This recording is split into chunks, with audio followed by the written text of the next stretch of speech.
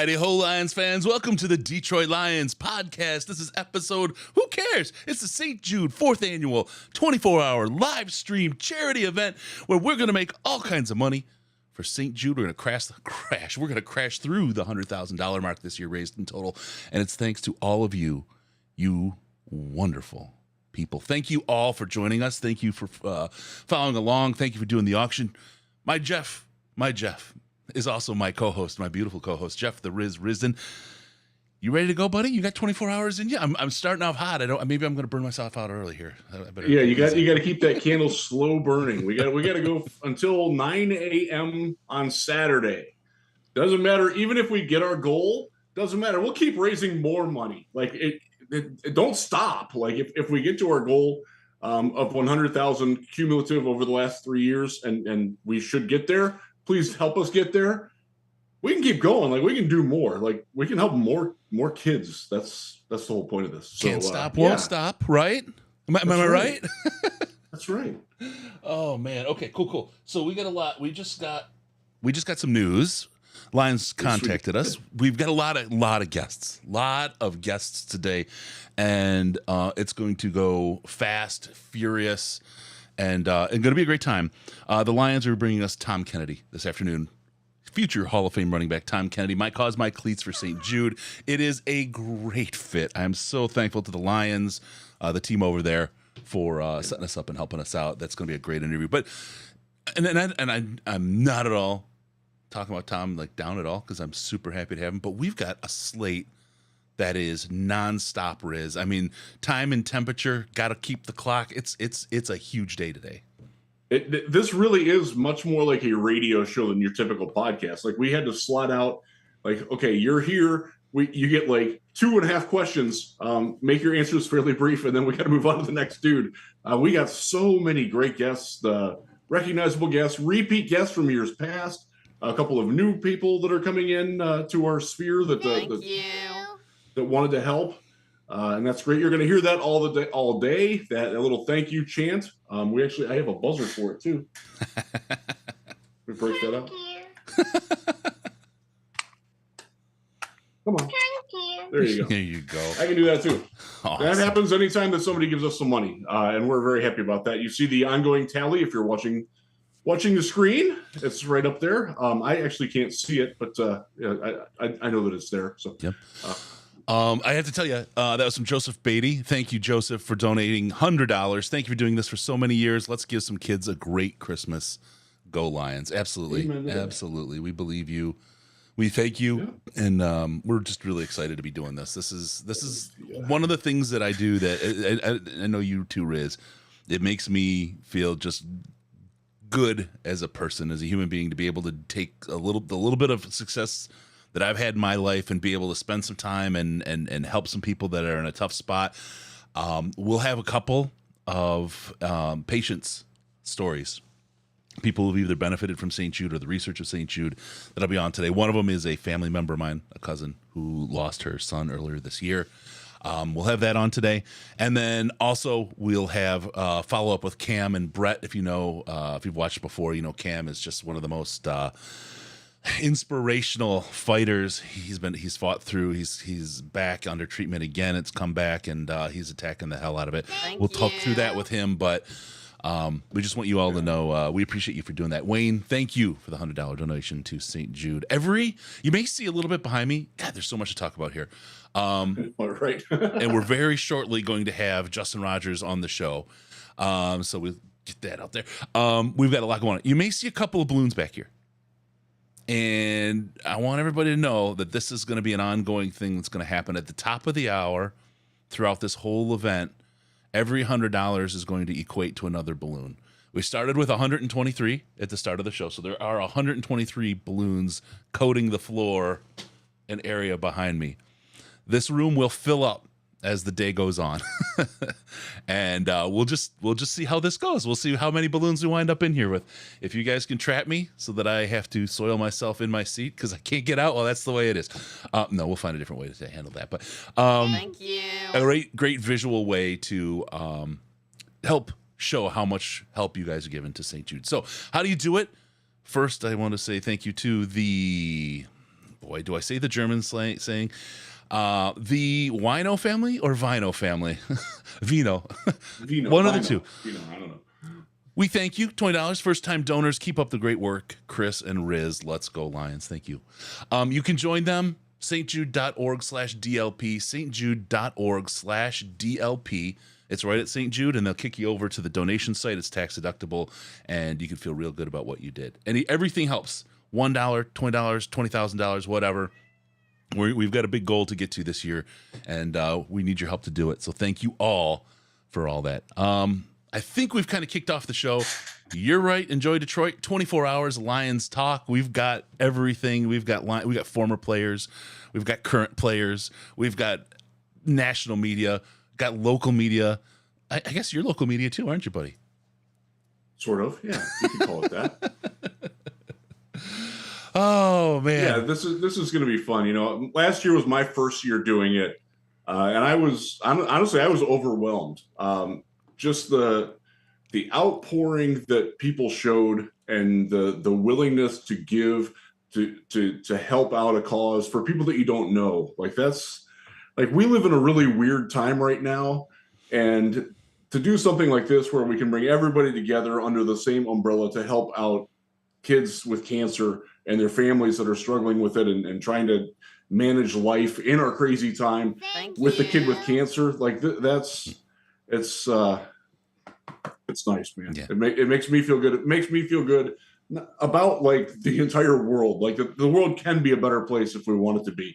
And this is a great way for you to help make the world a better place for a lot of people that need it to be a better place. Yeah, 100%. And it is all of you. I'm telling you ahead of time, you'll see tears, you'll see laughter. It's gonna be 2 thumbs up. The whole thing. I will cry multiple times. As I noted in our podcast the other night, I cry in every movie. I cried in Smokey and the Bandit, and I've seen it like 150 times. I still cry every time. Like I just get emotionally involved. So you will see me have some tears.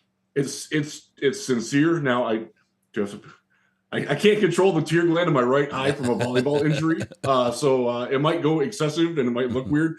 That's a medical issue. That's not an emotional issue. I seriously did lose control of that when I got hit in the eye with volleyball. That's terrible. All right. Why I can't see at night. Carter Bright, thank you. You're a great man. Jerry, thank you for the donation as well. We've got somebody here. I got to bring him in right now. It's local hero for us. We love our guy. It is, as he rolls in, Justin, the man Rogers. We always start every year. Justin comes in to kick this off. And here we've got 3 trees. What is this? Did you get the memo? Did everyone have like the 3-tree memo or the tree memo today? I think you're muted, Justin. We can't hear your mic, Justin. We're back. Hey, there you are. Yes, sir. So was it you really did it up well? That looks nice back there. As do you. It's good to see you. I've been writing all morning. I took no time to get ready for this, so me either. Couldn't tell. Yeah. Couldn't tell. Yeah. Threw on a hoodie and called it a day, right, Jeff? That's right. Yeah. That's what we do for a living. Oh, got about 15 different shades, and it's just a matter of which color I'm wearing that day. Let me ask you something. This was a great. You always write great stories, Justin. You know you're one of our favorites because of the balance you bring. I mean, it's really. You kind of draw this line of and I'm not saying you're old because I've got you in that department, but I think back to the old kind of the lark from the movies, the old black and whites, or the fedora with the press card on the top, just the facts, like going in and just really reporting the absolute reality and letting people walk away with their own opinions. You do some really, really great work. You're absolutely my favorite in Detroit media, and I've told you that before, and I don't want to butter your muffin too much here because your head will get bigger, but you did a great story about Jared Goff and the two minds of Jared Goff and people coming around. Can you talk a little bit about that? Because it was, some people, there's the paywall, they couldn't see it. I think if you talk about it, you might be able to get them on the other side of that wall. Yeah, it was interesting because it sparked a press room debate yesterday, and we kind of got going, and I said, damn it, guys, you've put me in a position where I have to defend Jared Goff. And it's not a spot that I ever wanted to be in, expected to be in, but here we are, right? And it's a complicated discussion when you get into the quarterback position. It starts with the individual talent, right? Can the guy do the job? And then you start looking at what are your alternatives.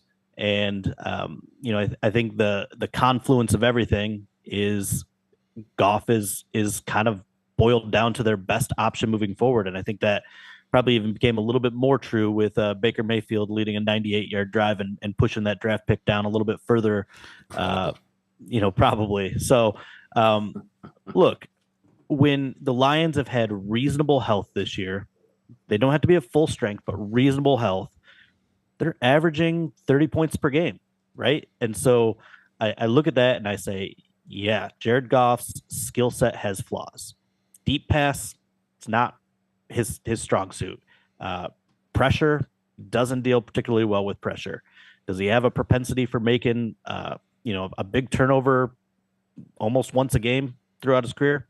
Sure does. But he's getting the job done. And he's getting the job done in a really effective way. And it's not just the recency bias of 8 drives, 8 scores that the show they put on in Jacksonville. It's the totality of this year when the lineup has been healthy. And people are coming at me from all different angles, but one of the common criticism is, well, he needs it perfect. Well, I don't think that's true, but I also think most quarterbacks need to be surrounded by the talent on their team to succeed, right? Like look at the reason Jalen Hurts and Tua Tagovailoa have taken off this year. It's because they were supported with the personnel they were given in the offseason. Look at Aaron Rodgers, MVP, all-time great, one of the most efficient quarterbacks in NFL history. You take away his best weapon, and he has fallen off a cliff. Yep. And so, yeah, the Dallas game and the New England game were terrible, but look at the circumstances. Amon-Ra St. Brown, busted up ankle, completely ineffective. I don't have his numbers in front of me, but it's only like 5 catches for 40 yards in those 2 games. No DJ Chark, so that's your number 2 weapon. No Swift, that's your primary back, top backfield option. Yeah. So if you give Goff a reasonable line, and the Lions have had a pretty good line all year, even with Vitae being out and some of the revolving door issues they've had at right guard, and you give him some semblance of a passing game arsenal and a backfield arsenal, like he can get the job done. He proved it in Los Angeles. I know we're 4 or 5 years removed from his peak there, but I think in a lot of ways, the Goff we're seeing this year is very similar to the 2017, 2018 Goff of those teams. Yeah, and his deep ball is a lot of people are critical of it, but he can't. It's one of those things he can. And does he always? No. But I think back to the Rams and the KC game, and he had a great deep ball in that game. That was one of the. I mean, if you think back, that was one of the most fun games I think I've watched that was not Lions over the years. And it was like NFL Blitz come to life. It really was. He could deliver it, and so the hard part about Jared Goff, and I think this is what really causes a lot of problems from people, is you don't know what you're going to get. That 1 per game you talk about, and it's bad when it happens. It's the 360 no scope throw. I get what he was after, but boy, it should have been a throw just straight to the sideline. He should not have tried to complete. He completes it. All of a sudden, he's a superhero. I get that, but that just was not the play. And that seems to happen with him. Like you said, that one time a game, and it's just people talk about Patrick Mahomes and folks like him. That's the kind of quarterback you need. Well, there's only 2-3 guys like that in the league. If that's what you need to win, let's pack it in, boys. Let's just keep drafting every year until we find Patrick Mahomes. Otherwise, you just can't play football. Well, and there's plenty of franchises that have chased that, right? And Cleveland and Buffalo are 2 prime examples. And how many times did Buffalo miss before they finally landed Josh Allen, right? And you bring it up. There's only a couple guys, and so I look at the top of this draft. I'll admit right now, I really like Bryce Young. I know the flaws, I know the size issues, but man, reminds me of Russell Wilson before Russell Wilson was in Denver, right? Like just the mobility in the pocket, the ability to keep his eyes downfield. And if you're drafting 1-1, which probably will be the Houston Texans, like I'd feel comfortable drafting Bryce Young as your long-term solution. The other guys, I don't feel it. I don't feel it with CJ Stroud. You talk about Jared Goff struggling under pressure. There's a guy that struggles under pressure at the collegiate level, and plays for a system where historically it's just been really tough for guys to adjust to the pro level. And I'm pretty fascinated by Levis, honestly. Like, that there's an Allen-esque skill set there, but it's a wild card. It's a coin flip on whether that development will go the right way. And I don't know if you want to risk what the Lions are building on a coin flip, right? Because if you set it back, then there goes that general manager out the door. There goes that coach out the door. Because that's how it works. Yeah. You saddle your horses to your quarterback, and if you flip from Goff to Levis and it fails, then the whole thing gets scrapped and started over. And I just don't think the Lions are thinking that way. Interesting. One of the things that and Justin, I know you deal with this a lot, even though you smartly took a break from social media for a little bit, was the fan reaction that everything has to be perfect. And specifically, like there's like a disconnect that Goff is going to make mistakes, but all quarterbacks make mistakes. Did you watch the Cincinnati, Kansas City game last week? Patrick Mahomes threw a wretched interception in that game, and it cost them. Like, I think there's a disconnect between a lot of Lions fans of what a great quarterback does, and that they will, in fact, make mistakes at times that cost you games. And I don't think that they process that in terms with Goff that well.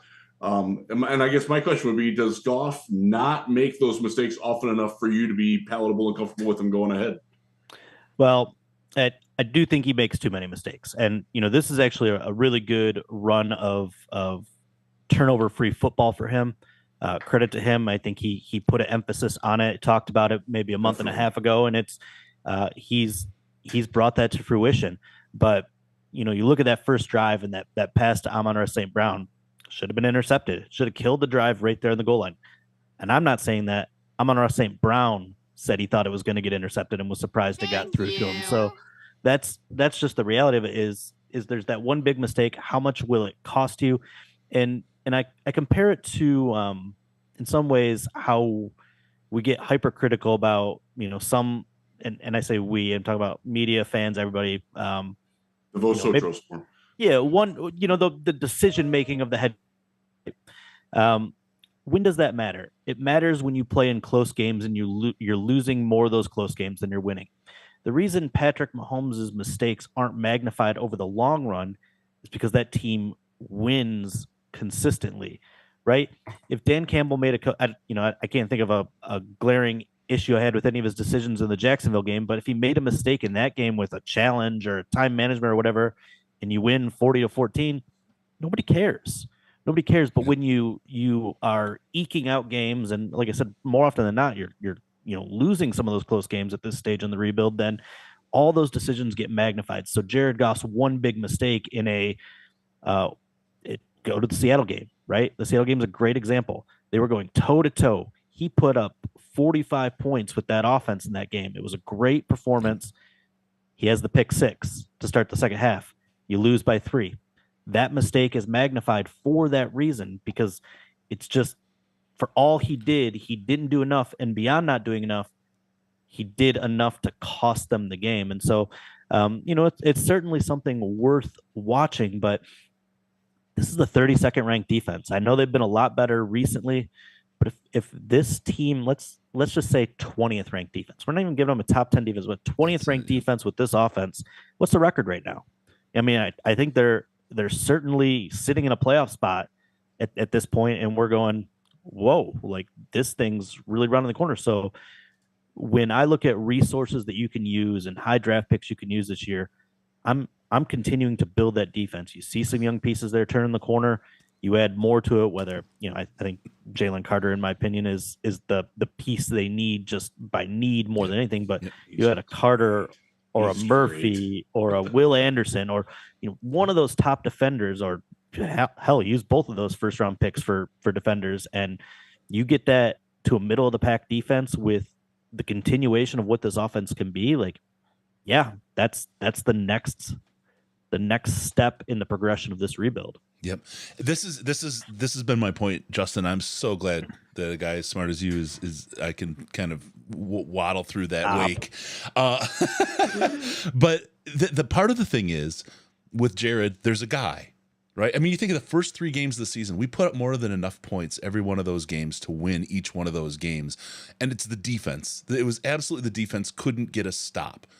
We couldn't make the other team punt, which, by the way, we haven't punt for 2 weeks. I don't know why we're paying Fox so much. But anyway, we couldn't make the other team punt. We could not stop them. Yet Jared Goff throws a pick 6, or Jared Goff makes a mistake. There's a name. You can attach a name. To say this whole defense is a lot harder than being able to put a name on it. And I think that's part of it because it's convenient and easy. And the quarterback is the person you see on the offense. And it's the big mistake that you see. So it's glaring at you. And I think it's really smart about how teams that win, Patrick Mahomes doesn't get called out for his mistakes. Tom Brady's under a little bit more scrutiny because I think people are between the Tom Brady and Bill Belichick, who was it really, versus, it was probably a pair. But I think that's a really strong take. One of the other parts about Jared Goff, I think people miss out on, and I think this is really important, and it's the separation of the football player and the man. And this is where I think a lot of people cross lines that probably they shouldn't. And I get there's passion and all that, but Jared Goff, when he came to Detroit, or when he was traded to Detroit, before he took a snap in practice, he had his people out here from his foundation setting up and figuring out, how can I help the city of Detroit and the people of the city of Detroit? And as a man and as a human being, that's why he's up for the Walter Payton Man of the Year award. He is a man of a great heart, of great, integrity, wanting to do what he can. It's his first step into the city is to try to help. He didn't have to do that. There's no reason. He could have taken all that money and walked away and just sat at his house and said, I'm going to play whatever I can play. I've got a supermodel wife or wife to be, and I'm going to move on. That's it, right? But he didn't. He took the extra step, and he's done a lot of work, and there's a man there. And I think that's the other part beyond Jared Goff, the other players. People, I wish they would separate the man from the game, because there's a lot of kind of overlap there that probably shouldn't be there. But Jared Goff is... I'm so with you on the draft side. Build out that defense, and I mean, just those 3 games alone, right? All of a sudden, we're an 8-win team right now, and nobody would have expected that. Nobody on the face of the earth would have expected that. Right. Look, if there was a viable draft option, I would be more flexible in this opinion, right? Like if the Lions were in position to draft Caleb Williams next year, yeah, that's a conversation you have. But he's fun. I mean, he really is, and like you look at the Colts when they grabbed Andrew Luck and bounced on Peyton Manning. Like there are certain times there are these clear and obvious number 1 caliber quarterbacks, and probably the last one we saw was Trevor Lawrence. I know it hasn't worked out quite well, but you're starting to see it kind of there. He played for Urban Meyer for a year, right? So you can just scratch that. That'll set. I don't know. Who knows how many times he got kicked. Burrow, Luck, like there's these guys that are just clear-cut number 1 franchise guys, and I don't see it in this draft. And we could talk about Williams in 2024, but if the progression continues to go the way it's going to go, Lions are going to be drafting in the late middle of the first round, and they don't have a second first-round pick. So it's just why I think that it's easiest to stay the course, and I think it's the best short and long-term solution. And if you get to that point where you're the Rams were, a year ago, and you're on the doorstep, and maybe you feel like he's the one piece holding back, then by all means sell out and find a way. We're seeing more and more teams are willing to put viable star quarterbacks on the trade block. There are ways to acquire them. You can go all in the draft in one way, shape, or form. So but the last thing I'd like to say about Goff, and it kind of goes to the person element of it, and I've certainly been guilty of kind of making this generalization myself, but you say, oh, the Rams gave up on him, so that says all you need to know. And I mean, I understand that point at its base level, but what I've slowly come to realize is the human element of it. And there was a McVay-Goff chemistry issue, right? And McVay didn't believe in him, and if your coaching staff doesn't believe in you, then it's just not going to work. And who knows how long Ben Johnson's going to be here? It's certainly looking like he's going to be deserving of head coaching opportunities, but the support that Jared Goff gets here, and he's a guy that needs it. Honestly, he's a guy that kind of needs to be emotionally elevated by his leadership, but he gets that from Brad Holmes, from Dan Campbell, from Ben Johnson. He is respected. His input is taken into consideration. I'm sure if he wanted to get involved with personnel, they would allow him. And I think that, is going to lead to you getting even a better Jared Goff potentially than even his best seasons in LA. So I want to talk about the defense for a little bit, because I think in all the talk about the quarterback, we're forgetting that this defense has really, really perked up lately. And I go on a lot of radio and podcasts, and I get asked the same question. So I'm going to ask it to you because I want to hear a different answer than my canned one. What's the number one thing that made the defense turn around from being terrible to being acceptable in your eyes? Jerry Jacobs, obviously. Yeah, that's it. That's right. I knew that'd play well here. Look, I think he's part of it. Yeah, I think Aaron Glenn's a smart guy.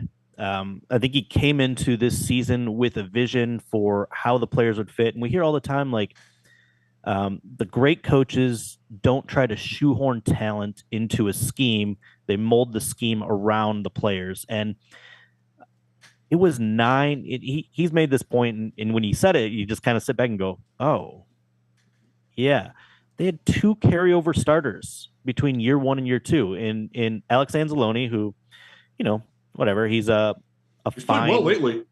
He's playing really well lately. I've long called him like a replacement level player in terms of skill set, but absolute leader on the defense, getting people organized, communicating. And he has flashes. Like there's a skill set there. And then there's Aleem McNeil, who second-year player, still kind of growing and developing, and honestly, he's playing a new role this year. So you got 9 new players, and you're trying to figure out all their skill sets, and it's a hypothetical at first. And I think what Glenn realized through 5 games, and I guess we all realized, was maybe my vision for how this all fit together didn't quite work on an individual level, on a schematic level, on a team level. And so they went in and they made adjustments. They made adjustments to the coverage schemes they were using, a lot more cover 3 and cover 1 versus cover 2 and cover 4, and a lot less man coverage.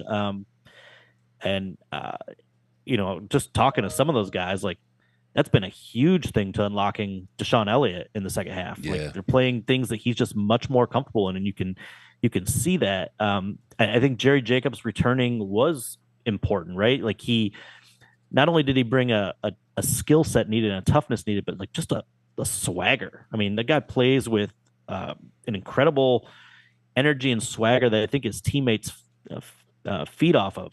And then you've got young players that are just kind of turning a corner, right? Like Hutchinson is playing better. Yeah. Derek Barnes, I might have been on like the edge of like just punting on Derek Barnes as like a viable piece.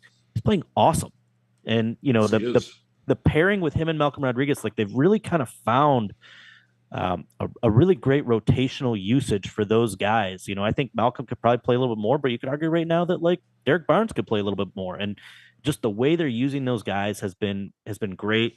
Kaminsky getting back and healthy has been helpful.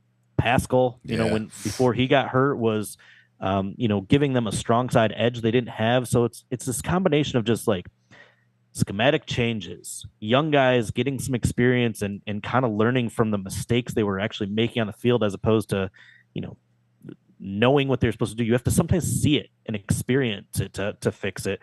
And so it's kind of just a combination of all those things. And, also doesn't hurt that maybe you played some a little bit weaker competition, right? And so what is it, 5 games? They're holding opponents to under 20 points a game during that 5-game stretch. Like, that's awesome. That's good for them. And, if they can sustain it, and it's really, really promising going forward, right? Because you're getting these guys, these Rodriguez and Barnes, and even James Houston in his 17 snaps, and Hutchinson, all this experience they're building, all this chemistry they're building. Those guys are all going to be back next year. They're all part of, maybe not the foundation, but at least what they're building right now. They're all going to be a piece of it going forward. And so, go into the draft and plug some of those holes, go into free agency and plug some of those holes. And we'll see what it looks like. Yeah. All right, I've got two more for him, Riz. I'm going to let you go, and then I'll hit my two, and we'll let Justin go.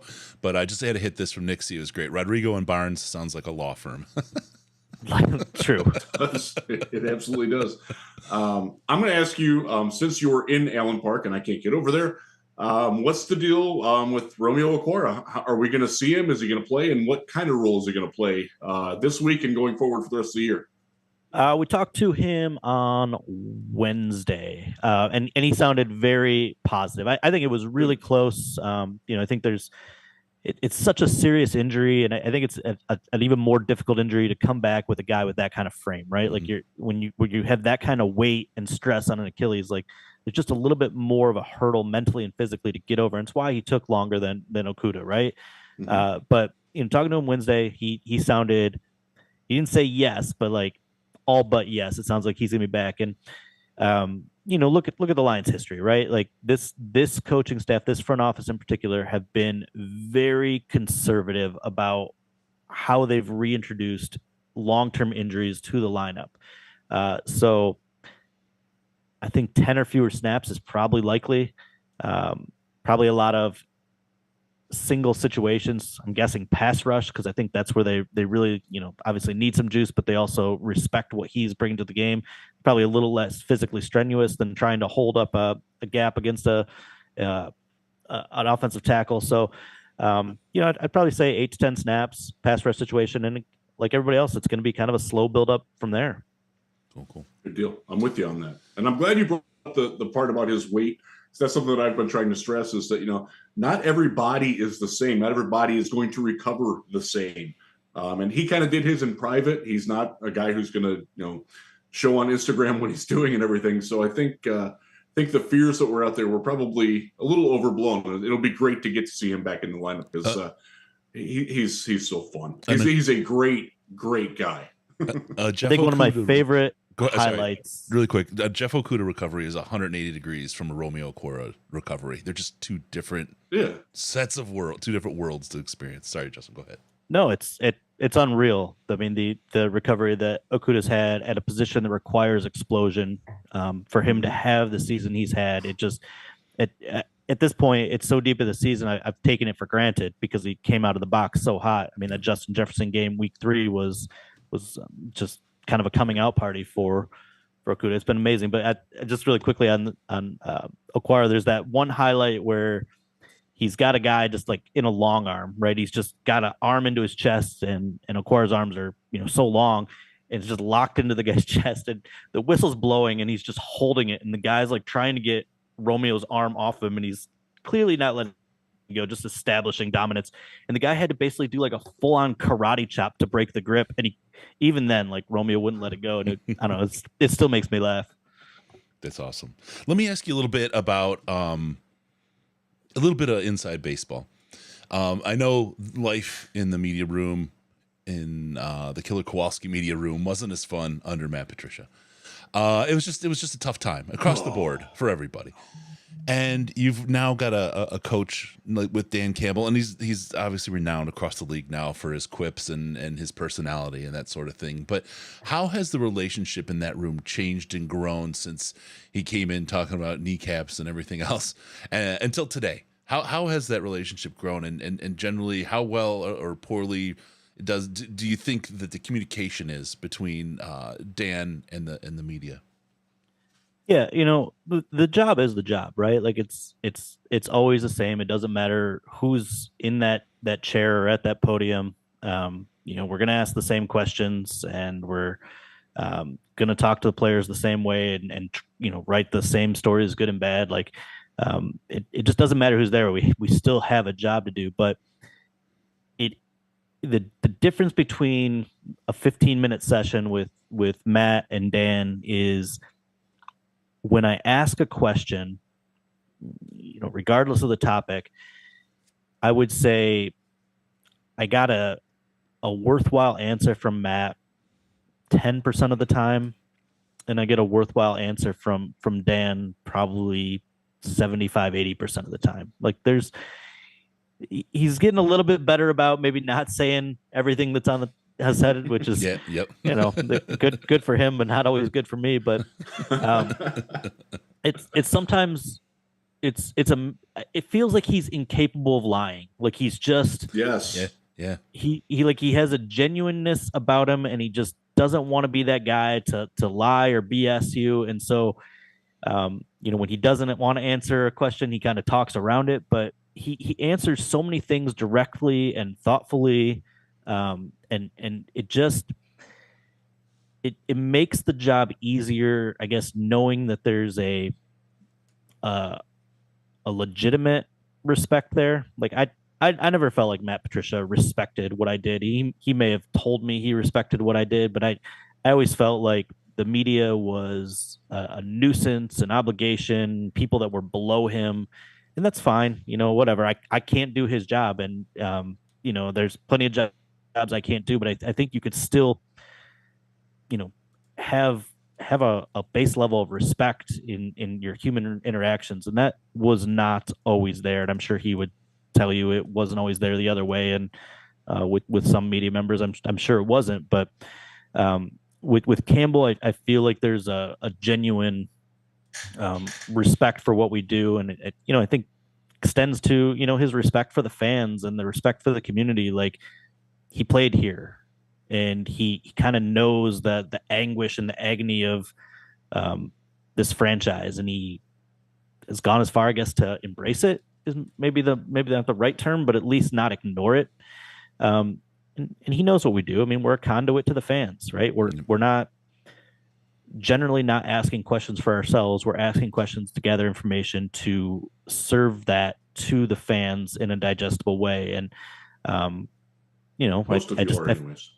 feel like the respect is a two-way street, and that makes for I don't hate going to work every day like I sometimes did with Patricia, just because it felt like a waste of time sometimes with him. But it's good. It's been a real positive, no doubt.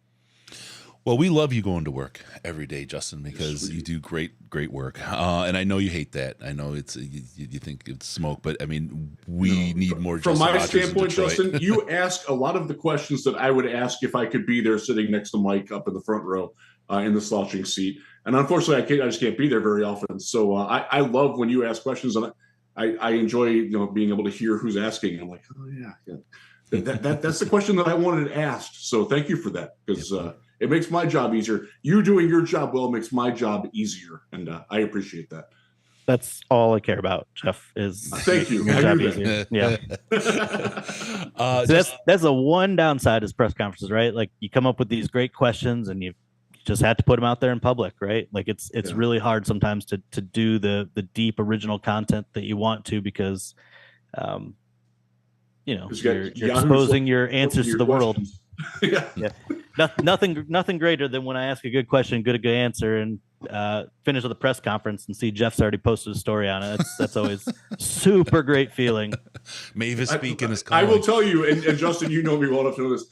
It's not easy for me to do that, because I do respect the journalistic principles of the men that are in that room, but unfortunately, I'm paid to do that. So. All right, Justin, one last, I'm going to have you put on your Karnak hat, the prognosticator hat. We watched probably the toughest part of the Lions schedule pass by. We're at the easier part now. How do you think this team ends up the year? I know a lot of people are talking playoffs. In the last show, I told I said, don't expect it. It would be great, and it would be awesome. And as a fan, one of the things I think you can actually take solace in is the fact that we haven't talked about just missing the playoffs because we could have done better in one game in what seems like 100 years. So that you're seeing real improvement to be able to even have that conversation. But as you look forward to the rest of the season, how these guys are from a health perspective, how they're coming together as a team, what do you see? What do you think the future holds throughout the rest of 2022 for the team? Yeah, I think I was doing the Pride of Detroit charity event last week, and Jeremy asked me, what would you give the playoff odds at this point? And I was like, 3%. And I don't know, that was before the Jacksonville game, and that was as impressive a performance as you can get. So maybe now I'm at 8-9%, but I really think that to get into the playoffs, they've got to win out. Mm-hmm. And actually looked like there's only like 2 times in like franchise history they've won 6 games in a season in a row. Like I didn't realize it was that rare.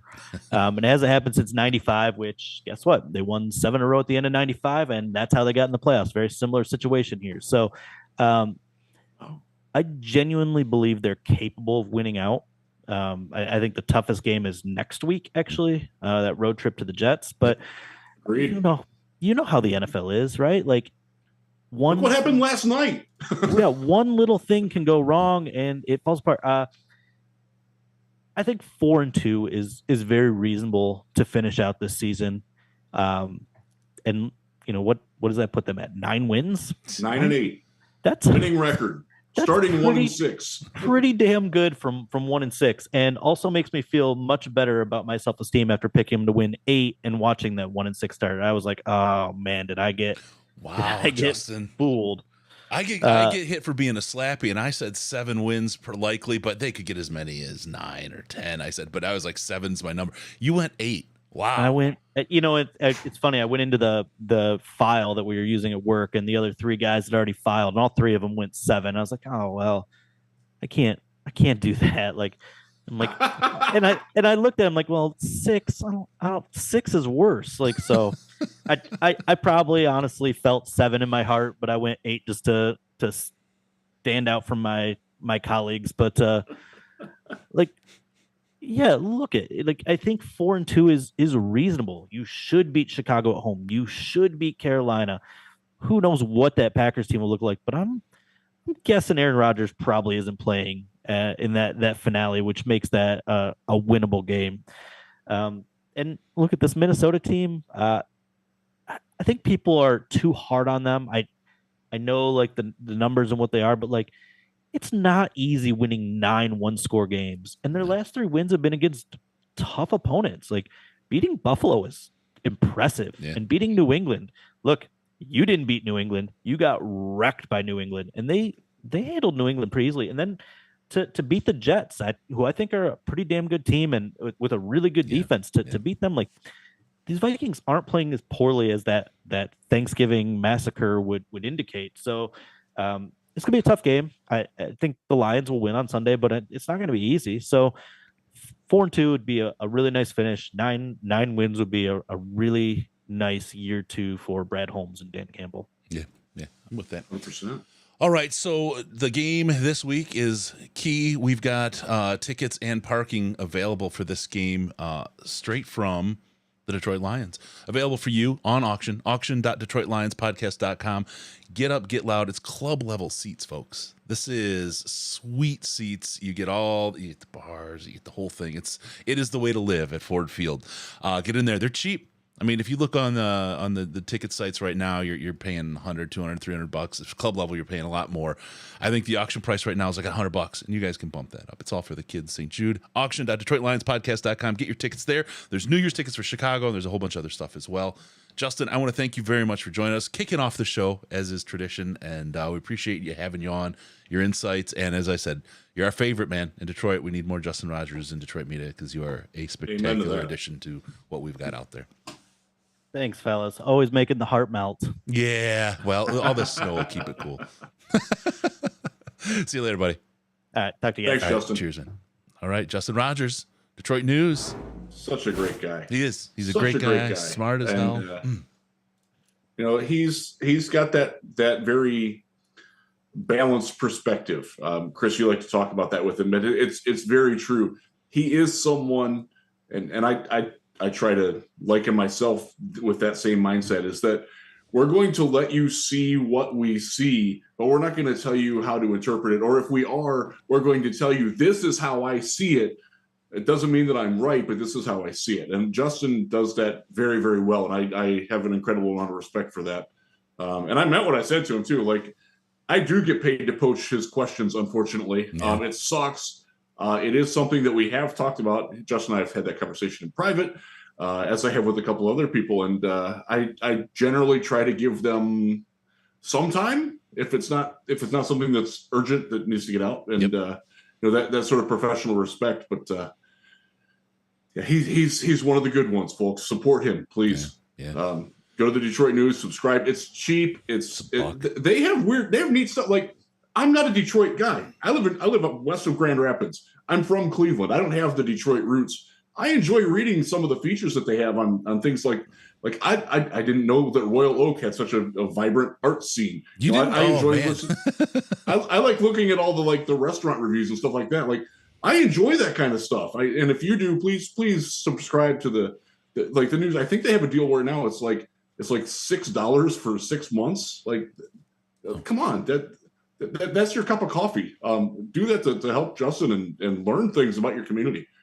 Yeah, it's great stuff. Justin is worth it. Justin's stuff and his content is absolutely worth it. A lot of good stuff up for auction right now. Check all that out. We've got Flounder, who is going to match everything up to $200 in the 10 o'clock hour. Sorry, 10 o'clock Eastern time. Got to do all my math here. Although I am in Eastern time, so it's not that. We are both on Eastern time. So here's the big scary part, Riz. I'm working on 3.5 hours of sleep last night, and we're gonna go 24. What are you doing? I couldn't sleep. So I went to bed last night at 8:30. I woke up at 2, and as you know, I like to have the BBC in my ear overnight. Yep. So I had that on, and I listened to some program about something going on in Ghana. I don't even remember what it was. And then I fell asleep again at like 3:30, and I woke up at 8-ish today. So I'm good, man. I'm refreshed. Now, I do have a crazy weekend. I do have to bug out for a little bit tonight to a prior commitment. I cannot avoid it. I will be gone from roughly 6:30 to roughly 9:30. Then tomorrow, after we're done with our show at 9 a.m., I have to run my daughter to somewhere in Grand Rapids, come home, nap for a little bit, and then my son has a basketball game at 3 o'clock. So, tomorrow's going to be a long, long day. All right. I love it, man. I love doing this. It's funny. I was talking to my wife, and my wife's like, "You're kind of into this, aren't you?" I'm like, "Yeah." She's like, "I like that." like I'm not normally someone who's like outwardly like I tend to do my giving and my humanitarian work very on the down low. Mm-hmm. So for this, like I'm letting the freak flag fly, baby. I'm loving this. Yeah. It's great. It's fun to give a little bit of exposure. And St. Jude's, they do such a great job, and it's such a great cause. And I'm so excited to have Cam come back on because, as you know, Cam is living my dream. He is a meteorology major at Ohio University, does a very good job with it, and that was my life path for a few years. So I can't wait to talk to him and Brett. And they came to our training camp party. It's great to hear, Cam having the cancer relapse, but still fighting and still being a student while he's fighting. It's unreal to me. Let me hit some of these donors really quick. I know Jeff likes what in his ear. That's good. Let's see. Carter Bright, go Lions, go Gators. There you go. Thank you. $50 anonymous $100 donation. Thank you very much. Jeremy Reisman, you guys have always been an inspiration. Keep killing it. Thank you. Appreciate that, Jeremy. That is Thanks, very kind of you. We do appreciate that. Nick Topin, love the show, fellas. Thanks for helping out the kids. As a cancer researcher, I can't overstate the importance of charitable donations for moving innovations forward and guiding us toward better cures and treatments for all sorts of illnesses. Nick, thank you for what you do.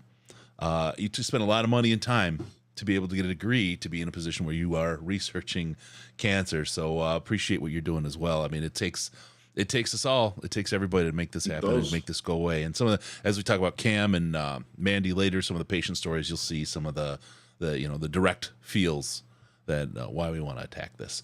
Dan Howard, thank you guys for your hard work. Let's smash this goal. Bo Gagrius, sorry. One Pride, baby. Bill Henning, been watching the show for years. Happy to donate for a great cause. Thanks for all you do. Thank you, Bill, very much.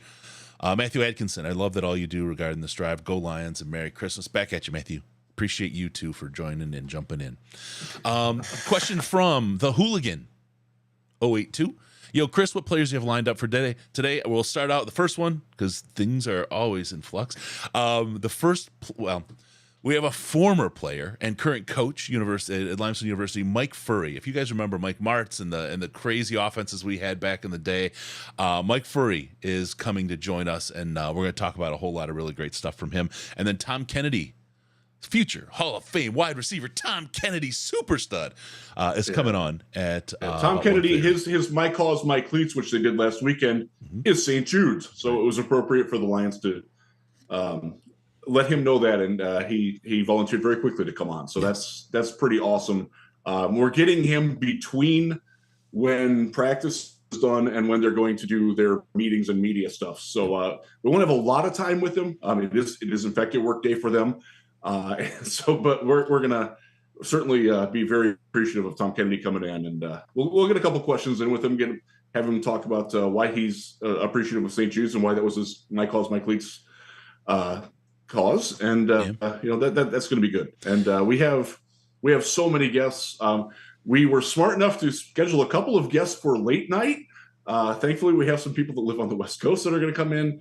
I actually just got confirmation from Kyle Krabs, and I'm telling this to Chris because he doesn't know this yet. He will do tomorrow morning. Awesome. We're trying to find a time slot for him, so we got him early morning tomorrow. So Kyle Krabs from the Draft Network is gracious to join us again. One of our favorite guests and one of our most demanded guests.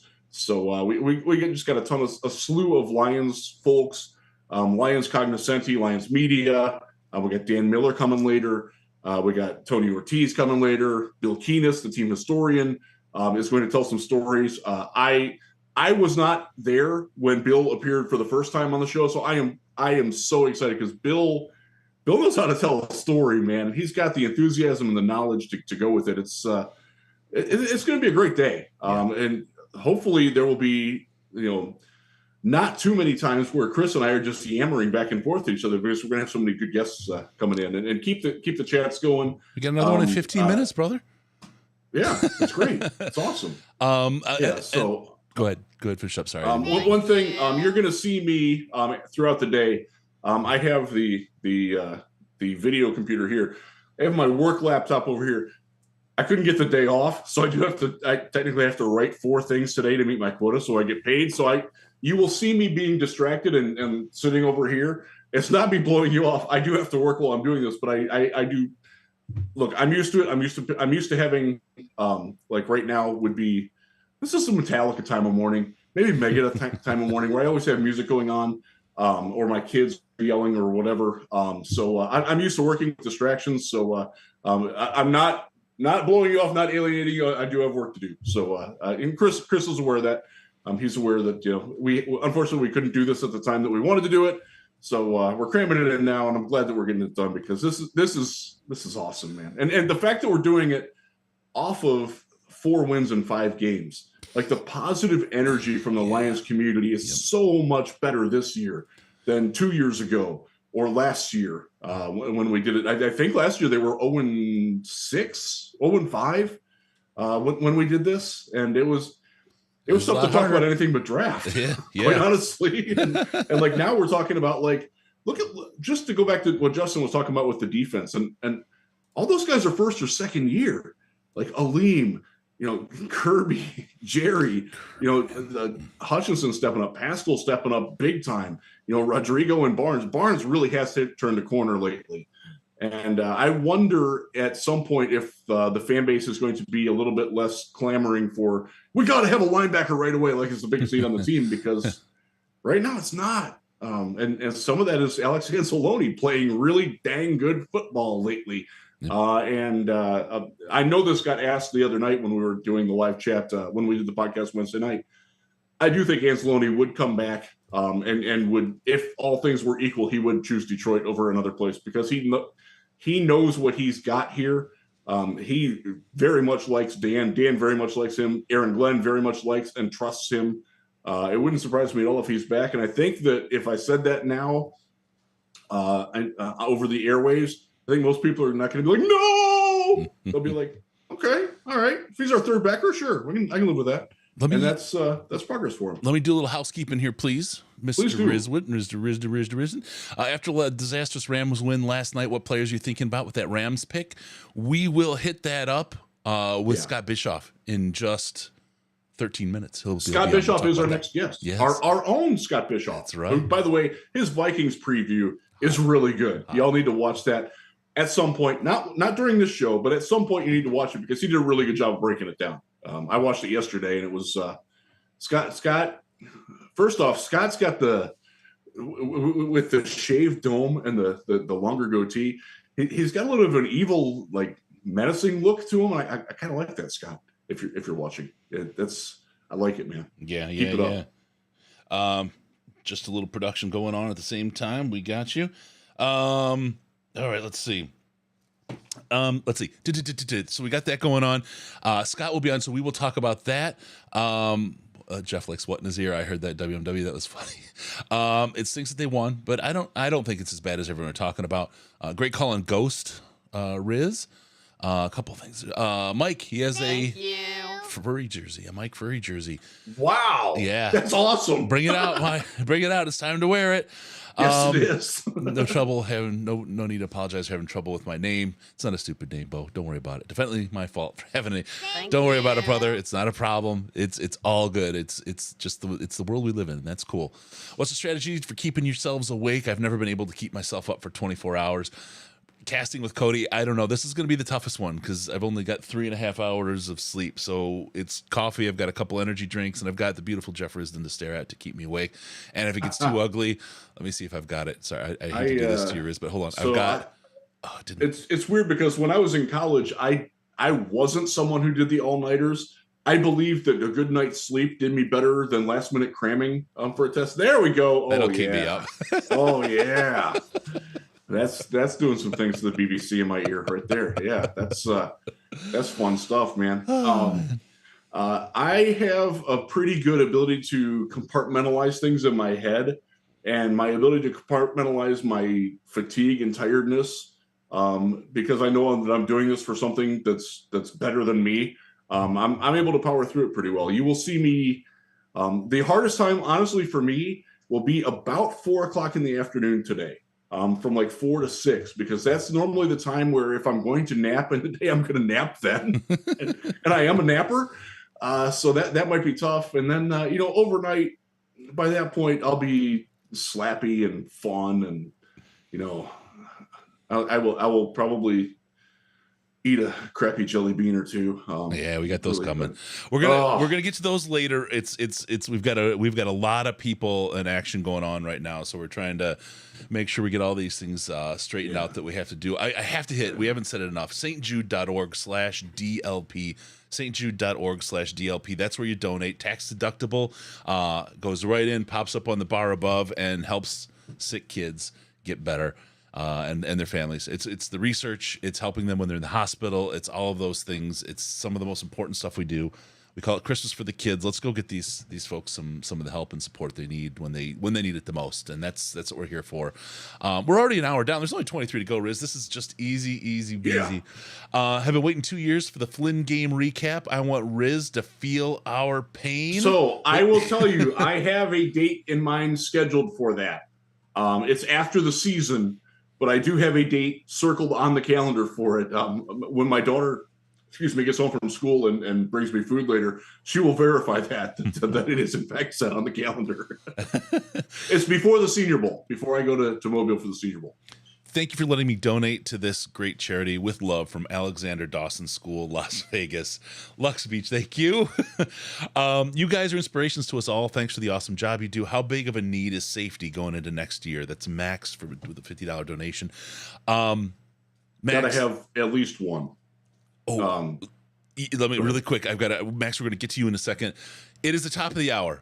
For every $100 you get donated, you can just see a little bit behind me. Thank you. Donate. We're getting. Go ahead. Balloons added to the room.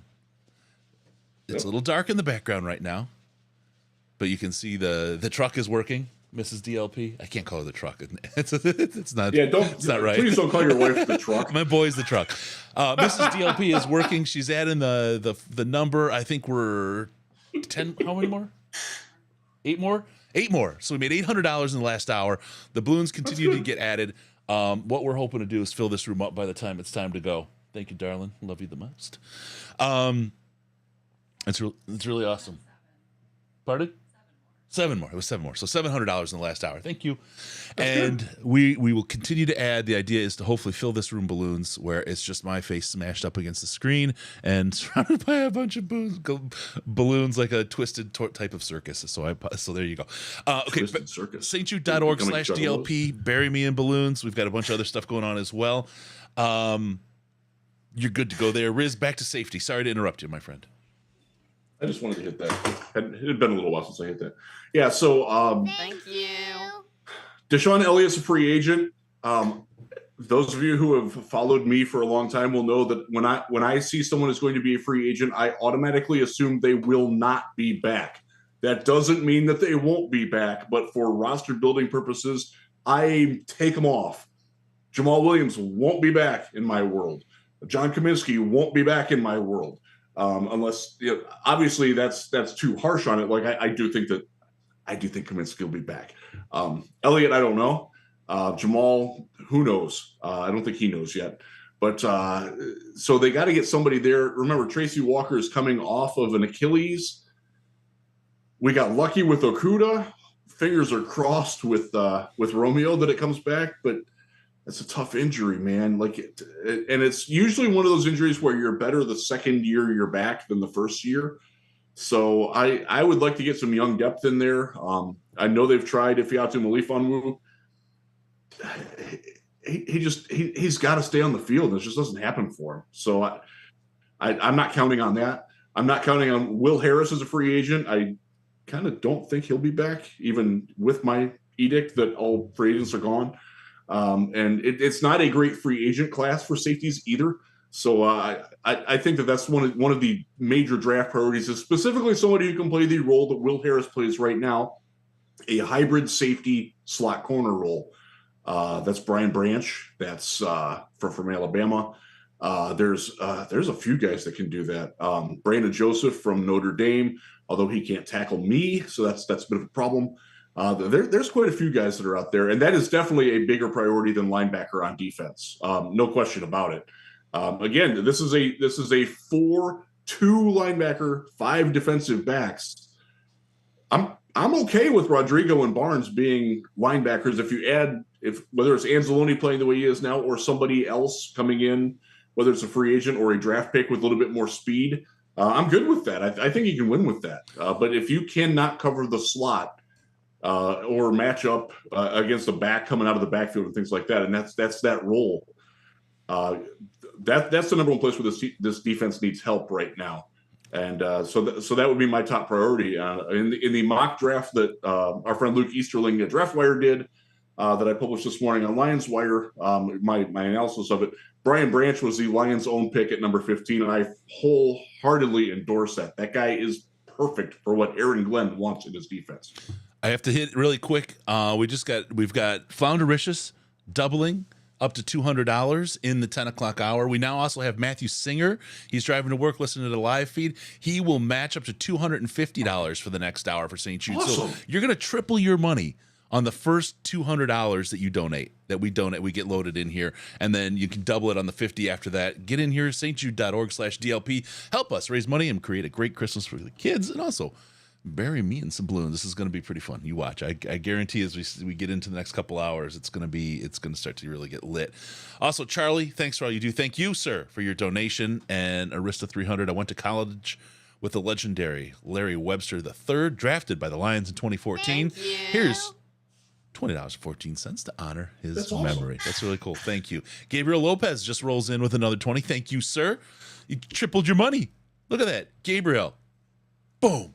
20 turns 60. There you go. Good work. Thank you, my friend. All right. Let's go. First question I want to put up here is, how is that humble pie, the James Houston humble pie? And then Riz, say worse things about Iffy. He needs you. And we got Bish in the wings. So. James Houston, it's a great story because he's doing exactly what he needs to do. And I love the way the Lions are using him in the limited duty, where they're not exposing him to the parts of his game where he really struggled all summer. They're asking him, go on the field, play 8 to 10 snaps, go get the quarterback. Don't worry about the tight end chipping you. Don't worry about that back coming out. Just go attack Trevor Lawrence. Go attack Kirk Cousins. Go put him on his butt. And that he can do that. That's what he's good at. And he's got that small guy speed and the closing speed.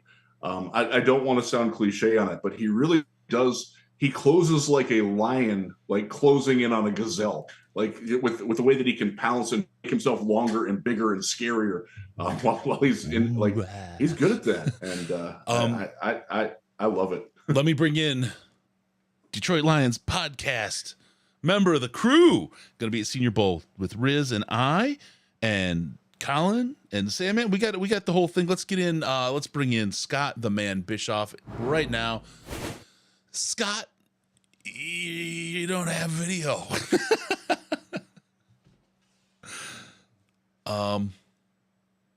Scott. Hi. You can put your camera on, bro.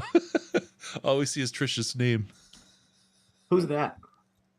Exactly. I don't know how to do any of this stuff. You Luddite. How about that? Hey, look at you.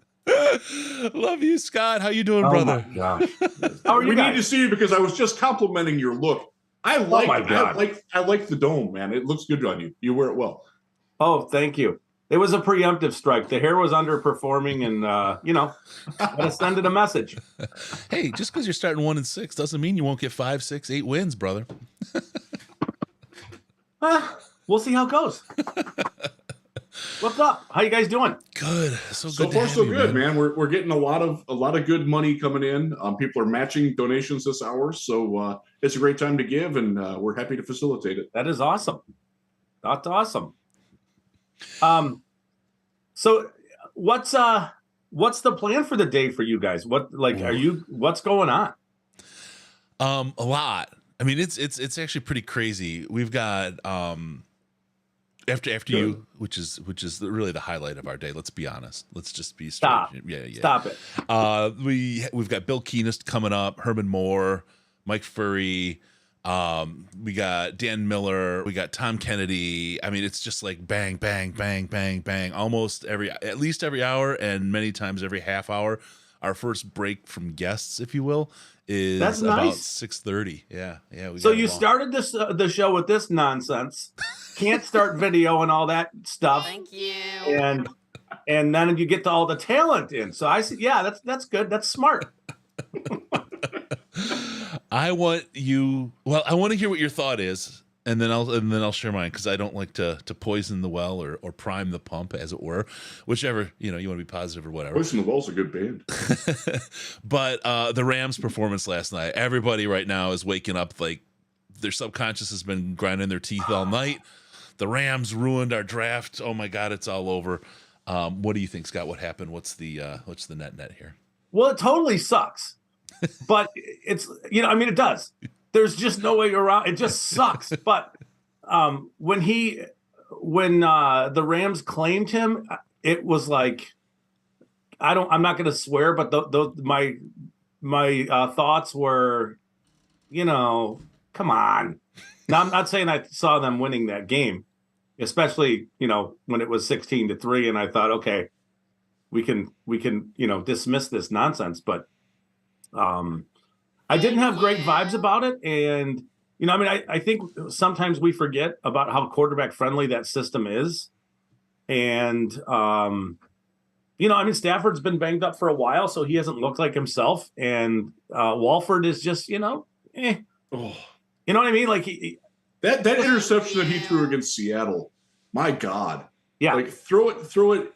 There's 5 guys between you and your receiver, and you throw it to the shortest one, even though you're like, yeah, he just freaked, right? Like, yeah. So that was a middle school interception. Yes, I saw that play. My son played 9th grade football this year, and I saw that throw a lot.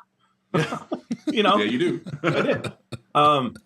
Yeah, so I'm not saying I saw it coming, but it definitely was a bad development for Baker to end up there.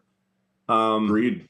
But I don't know what the Raiders were doing in the back end. It was he made a great throw, give him credit, but it's still, there's no other way to put it. It sucks, but the draft is fluid, and it'll end up what it is. Jeff, we have fretted for years about draft position and all that stuff, and it's like, the draft changes on a week-to-week basis. Today, yesterday, I'm literally having conversations with my youngest about Jalen Carter, showing him videos, and it's like, okay, 6 hours later, that dream is dead. So he wakes up this morning because he's going to football stuff this morning at 5:40, and he's like, Dad, the Rams won, and Jalen Carter's not come to Detroit. That sucks. You're teaching the boy well. Yeah, welcome to A, being a Lions fan, and B, being tuned into the draft on a weekly basis. I would just tell everybody just to not be so dialed into where they're picking, because they'll find really good players. They will. They're picking. They'll be fine. It's just you might not get the dream that we're thinking. But here's where I'm at. Just remember, 6 weeks ago the Lions held the number 1 pick. Yeah. Now their pick is number 15. And I don't think it's going to get any higher than that. Like I don't see them going to 10, 12. I think the Lions are going to be somewhere between 16 and 23, and that's a good place to be. Yeah, and the Rams, I think, will be in the 5 range. I'm not sure they're going to win again. I don't know if they will either. But I didn't expect them to win last night. And I will say, last night, I take that as more of a Raiders loss than a Rams win. Oh, without a doubt. Yeah. They screwed that game up badly. Derek Carr screwing the pooch in the second half. He was awful. Like I was only watching brief zoom through it, but how do you go 2 for 7 for 19 yards and a half and 0 targets? Devontae Adams on your team and Josh Jacobs on your team. Yeah. This is bizarre. Playing single high safety all game. That's the only coverage. Like, I covered Baker Mayfield, so I know what he does well and what he doesn't do well. You put him up against single coverage, it doesn't matter who he's got, or a single high safety, he's going to eat that up. He's good at that. Like, put split safeties out there, play some Tampa 2 on him. Yeah. He's going to throw you the ball. That's just what he does. It was terrible coaching by the Raiders. It was bizarre. And that reinforces the point that we talk about a lot, Scott. Chris and I do this whenever we get a chance. Dan Campbell is not the only coach that has game management issues. Oh, they all do. Yeah. And I think that's something that Lions fans get aware of it. It's not going to be perfect. Like, he's going to make mistakes, but he's not the only one. Yeah. Even Belichick has issues at times managing games. It happens to the very, very best of them, right? So I can't fault them. Now here's where I'm at on that, and I agree with you, Scott. It sucks. The Rams game sucks. It stinks. It hurts our draft pick by a win or whatever. But by the same token, there was no way the Rams were supposed to win that game. There was no way. And the idea they should lose out. The same can be said about Denver and Chicago right now. And frankly, I have just a sense that they're going to win a game. It just happens. People dumb luck their way in. I mean, it's the NFL. To get too flipped out right now about where the Rams won or lost last night, they got it out of the way. Don't worry. They got their 4-win season done, and that's it. I think the other teams are going to come along as well. I'm not freaking out about our draft pick yet. We've got a lot of time to talk about that. And that means we get to watch more film and watch more players and have more fun watching football, doesn't it, Scott? Oh, yes. Let's expand the scope of what we're going to deal with this year with these 2 early picks, because that'll be fun. No, seriously, the quarterback conversation alone is I am not excited about it at all. Just at all. I'm just not. We're gonna diverge on that, Scott. And that's gonna be fun. That's gonna make our draft season fun, because I like C.J. Stroud. I like Richardson. I like Max Duggan. I like. I'm intrigued by what we've got from Tyson Bagent. It's Shepard, who I know the Lions have looked at, and we will see in person in the Senior Bowl. Jake Haener from Fresno State is the guy that carries some intrigue for me. There's a whole lot of different. Where are you on Will Levis? Oh, I'm out on him. He's Paxton Lynch 2.0 to me. Not a chance in the world I'd take him. Okay. He will not be in my top 50 players. He might not be in my top 100 players. Is it because he puts mayonnaise in his coffee? Is that it? Is that just kind of enough? Yes. He doesn't know that. He puts mayonnaise in his coffee? Yeah. What the hell? I mean, my just, God. to me, that's just like a waste of calories. Like, eat a piece of pizza or something. Don't put. I mean, what are you doing? Like mayonnaise is the most This is disgusting devolved. substance you can put in your body, like outside of something that came from a human fluid, and that's Go to Whoa. go to Like, Belgium and Look, get it's yourself early, Jeff. get yourself some pommes frites over in Belgium and dip it in the mayo, and you'll be a happy guy. You'll be a happy guy. It sounds weird. But mayonnaise and coffee. Ugh. I will if it's tell not you, black, it's not coffee. Like, his film against Georgia last year intrigues me, but then I have questions. It kind of opens the door to a ton of questions. But looking at the way at his composure and his poise against that defensive front, and including the linebackers, it's interesting to watch. he did better last year against Georgia than Bryce Young did. That's all I'm saying, and that's the only place I am with him is that the Georgia film from last year is intriguing. Now, I'll buy that. Antonio Richardson, I mean, there's no way I can justify not loving his game if I even remotely appreciated Malik Willis's game. You know what I mean? Like, he's like Malik Willis, a Superman version of Malik Willis. Yeah. Really quick. I'm sorry, but I have to hit this up. This came up in the Slack, Matthew. So here, after Riz's assessment, it says, so Levis is going to the Hall of Fame, confirmed. Write it in pen. The back of your neck. The James Houston cloud will not clear for Riz. That's good. I deserve that. I can live with that.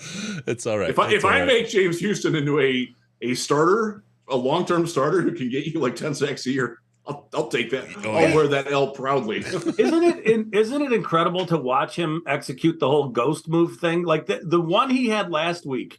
When I watched the game, because like I'll watch the game with my kids and that kind of stuff, and then I'll watch the game after. Right. Like, you know what I mean? Like, because they're like, stop pausing it. You know, so it's like, yes. You know. So when he watched that play twice, Dad. Yeah. I don't even know what you're talking about. I don't know what I'm talking about either, but I'm intrigued by it. So the skip that he pulls off into it is, I think that's hilarious. I know what he's doing. He's not confusing Cam Robinson, but he's giving him something else to look at other than, conventional stuff. And you can feel Cam Robinson going, oh yeah, whatever. I got you a lot. Oh. And it's like, where'd he go? Oh. Yeah, it's really so.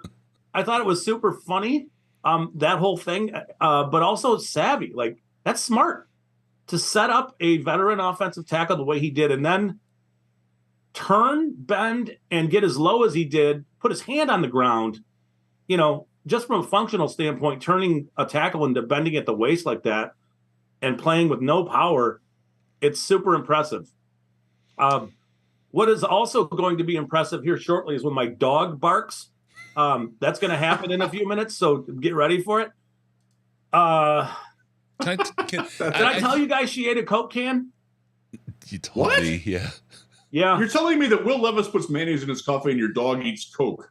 No, she ate a Coke can. I don't know how she did it, but she ate a Coke can. And she's a bull mastiff. She's like 125 pounds. There we go. It's been a week and a half. She will be fine. But good. It was yeah. Like, I watch enough Dr. Pol to know that like you when you eat something metal and put it into a soft tissue section, that's some scary stuff, man. It was a week and a half of with her. But yeah. No, back to James Houston. I just think that it is super impressive what he's doing, but we have to give him a bigger sample size, because what did he play? All of 9 snaps? Like, I think 9 snaps, a couple of hurries, the sack. It's very impressive, but let's expand it. Yep. And then we'll see where we are with them. Yep. Thank you. All right, let me hit through a couple of things going on right now. We've got a bunch of donations that came in. Boy, I'm already losing it. It's only an hour and a half in. For stjude.org/DLP. Help us out here, stjude.org/DLP's tax-deductible donation goes directly to St. Jude to help with research and help Christmas and life be better for patients and their kids at the times when they need it the most. Really quick, you got Mark Minier, Minier, sorry. Merry Christmas. Thanks for what you do all year long. That's from here on Mark. Thank you for giving me another name to use. Chris Kavlik, 69. He gives us an FTP. Dave Griffiths, 42069. Dave, thank you very much. My numerology's my antenna are tingling a little bit. Chris H, $100. Thank you, sir. Kula Great. Karma, thank you so much. She's I tell you, she's one of the best. Great job, guys. Love this. Listening to you at work. Thank you, Kula, for your support all the time. You are spectacular. You are absolutely the Lions super fan. We appreciate you very, very much. And Dave Griffiths comes back again. The numerology antennae are tingling here. 69 from Dave pushes us up to 14,000. I wonder what that means. Weird. That number keeps coming up. It's something. I think it just permeates the personality of our fan base. Just as a random coincidence, when I logged on to the live stream this morning, I was the 69th viewer. That's kismet, baby. All right, so Jalen Carter, Rams wrecked it. We crashed in the car. Life is over. We're doing a scenario here. Life is over. Oh, boo-hoo. Is there something else we do at defense up front early if we wind up picking 5th, 6th, or do we kind of look at a different place? What other talents are looking there after Jalen? Well, I mean, Will Anderson is a pretty electric pass rusher. And so that's been the conundrum in my head. One of them. Stop. I know there's a lot of them. Do you pass on a player like Will Anderson at any point in the draft? Should you, if you're not taking a quarterback? And I kind of come back to, thank you. Why would you pass on Will Anderson, even for Jalen Carter? Now, I think Jalen Carter fits where the Lions are and what their biggest need might be, but passing on Will Anderson is to me a potential mistake. Like he is that good. He would have been, Jeff, I don't know what you think, but I think he would have been easily the first pick in the draft last year and not close. Easily. I would agree with that. I would just say he did not have the production that you would expect. And this goes back to earlier in the season when a lot of fans were on Hutchinson. Do something, dude. Okay, he's done that. And there was a question about his high-end production potential. Will Anderson did not have he had 1 sack over 5 games, playing a lot in that Alabama defense. Now, if you watch those games, you'll know that he was doing a lot, but he wasn't putting up the numbers. Like, is that something that's going to scare teams? Is it going to scare fans? Like, when they look at his stats, they're like, how did you not get a sack against Mississippi State? Like, their offensive line was trash. Yeah. How did you do nothing for a month, basically? Do you feel like there's a little self-preservation going on, a touch? I'd agree with that. I do.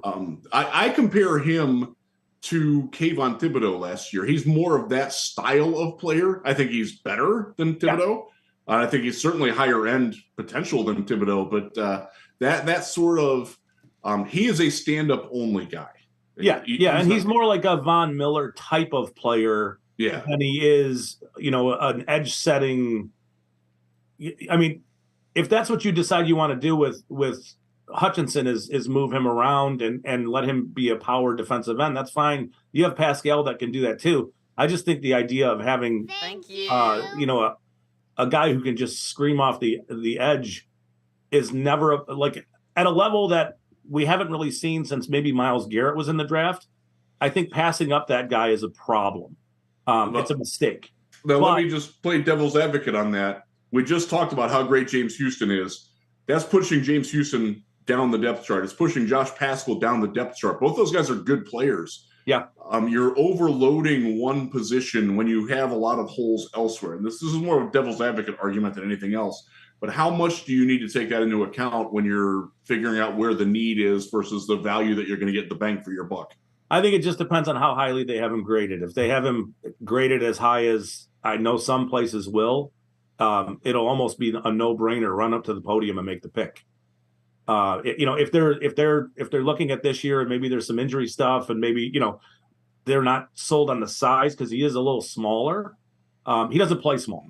but No, he does not. No. He is a little smaller, but if they're not sold on that component of it, then I could see them making that argument that we've already filled out. We already have some ends. We already have some productive players. But I think with Pascal, you're looking at a player who can play more as a 5 that you could play inside a little bit. And Houston is just a situational. I think in a perfect world, he's a situational productive guy, but Anderson becomes a player that you're deploying nonstop with Hutchinson, and then it's just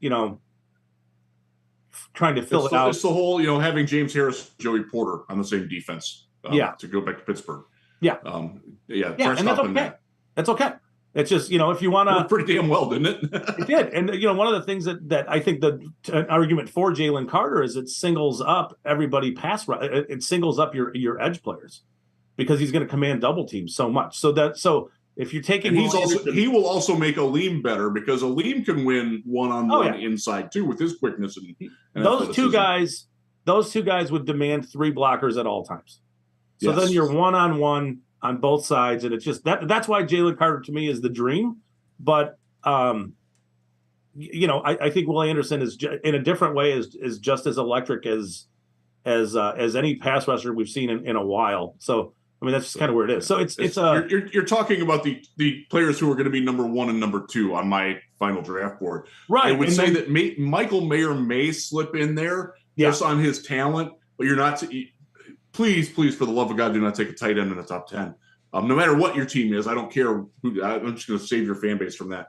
But he's really, really, really good. He is really good.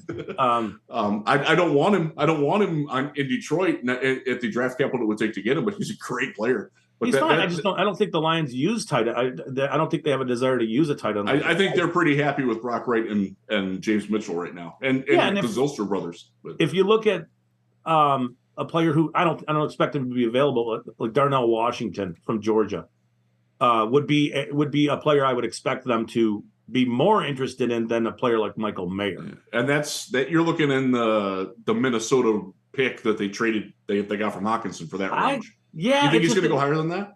He could, because I think he could play him at right tackle for like right now. Like he's that kind of player, like a dominant blocker who's athletic. He's like a Gronk type of player. I feel like this is nonsense what I'm saying, because I just compared Darnell Washington to maybe the best tight end to ever play. Just more play style. Like if you want him to just block and help your team, just run the ball, he could do that at an extremely high level. But he's also effective enough as a pass catcher to do some stuff. I think he's a more effective Brandon Pettigrew in both ways. He's a better blocker. He's a better pass catcher. That's my. Do not spend a first round pick on that guy, though. Yeah, just don't do it. That is my working comp for him, by the way. Is Brandon That's Pettigrew. fair. He's just awesome it is incredible to watch him play, because they have their own elite tight end too. They have Bowers is a great receiving tight end. He's so good. And if you look at Washington next to him, it's like, wow. Mm-hmm. I do think he will go high. I could see him being a late first type of player just because of the blocking ability. Wow. The rich get richer kind of thing. So let me not to preempt Chris here because I'm talking too much. No, you're doing good. I'm getting like a lot of production stuff done in the background. It's super helpful. Thanks, man. Good. So there is one quarterback under contract in Detroit after 2022 ends. That's Jared Goff. I expect Jared Goff to be the starter in 2023. I think you probably do as well. Do you prioritize signing a veteran backup that's going to, like, I'll use Case Keenum as an example just because he plays everywhere. Signing Case Keenum for 1 year at $5.5 million, or using let's say you're not taking a quarterback high, taking a second or a third round pick on a guy like, or even fourth round pick on a guy like Max Duggan or the dude from Shepherd, or where are you with Bo Nix? He was so bad at Auburn. I can't get past that. I was the same way with Michael Penix, who went back to Washington, thankfully. Yeah. Like, this is a guy who deservedly got benched twice at Indiana because he sucked so bad. Like, I can't get past that. That's a me problem, though. That's not necessarily a him problem. I'm weirded out about him, honestly. But would you take somebody like that, knowing that you've got somebody that you can groom as a backup in the mold in the offense that you want him to grow, or would you rather go a free agent route on that? I would. To me, I want to develop a younger player. I know that developing quarterbacks is difficult. There's just not enough snaps in practice to go around. But to me, signing a veteran backup who's been around the league for a while, who has really no ceiling, no upside, I think it's just wasting money. I also, but I understand the argument for it too, because if you lose Goff for any periods of time, then you're done. Yeah, and that's the rub, is because this is a team that we expect to be a playoff team next year, and if Jared Goff gets hurt and you are bringing in whoever is a rookie instead of a Case Keenum or a Marcus Mariota type, he'll be available. Then your season is a lot closer to being over than it is to being playing on. Correct, but to me the conversation it sort of drifts to, is Jared Goff the answer for you long term? And if the answer is no, then you need to find the long term answer sooner rather than later, and paying washed up veterans who, if you look at the baseball WAR model, do nothing for you, wins above replacement kind of stuff.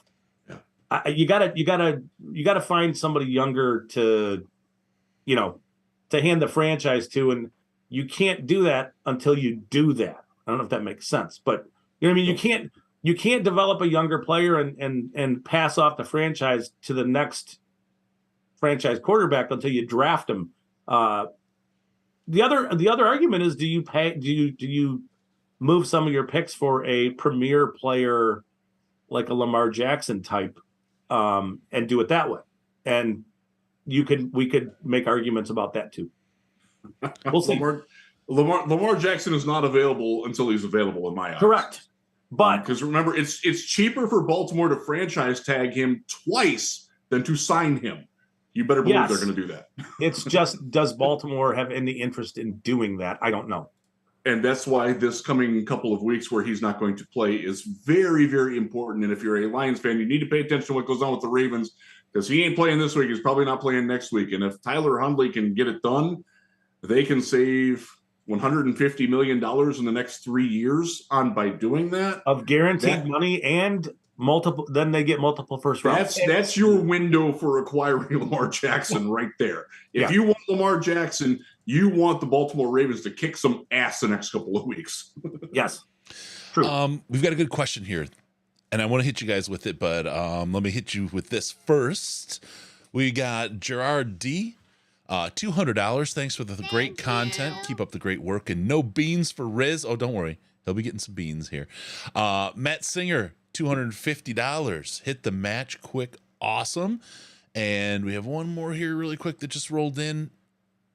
I want to be able to get to it. Matt G, $20. Thank you, sir. We are currently at $14,500. We're already nearing the halfway mark.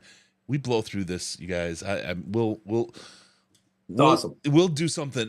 Riz, I'm going to tell you, just at this rate, I want to push a little, and I'm going to put your face on the line. But I've got an idea that kind of popped up here. And wow. Okay.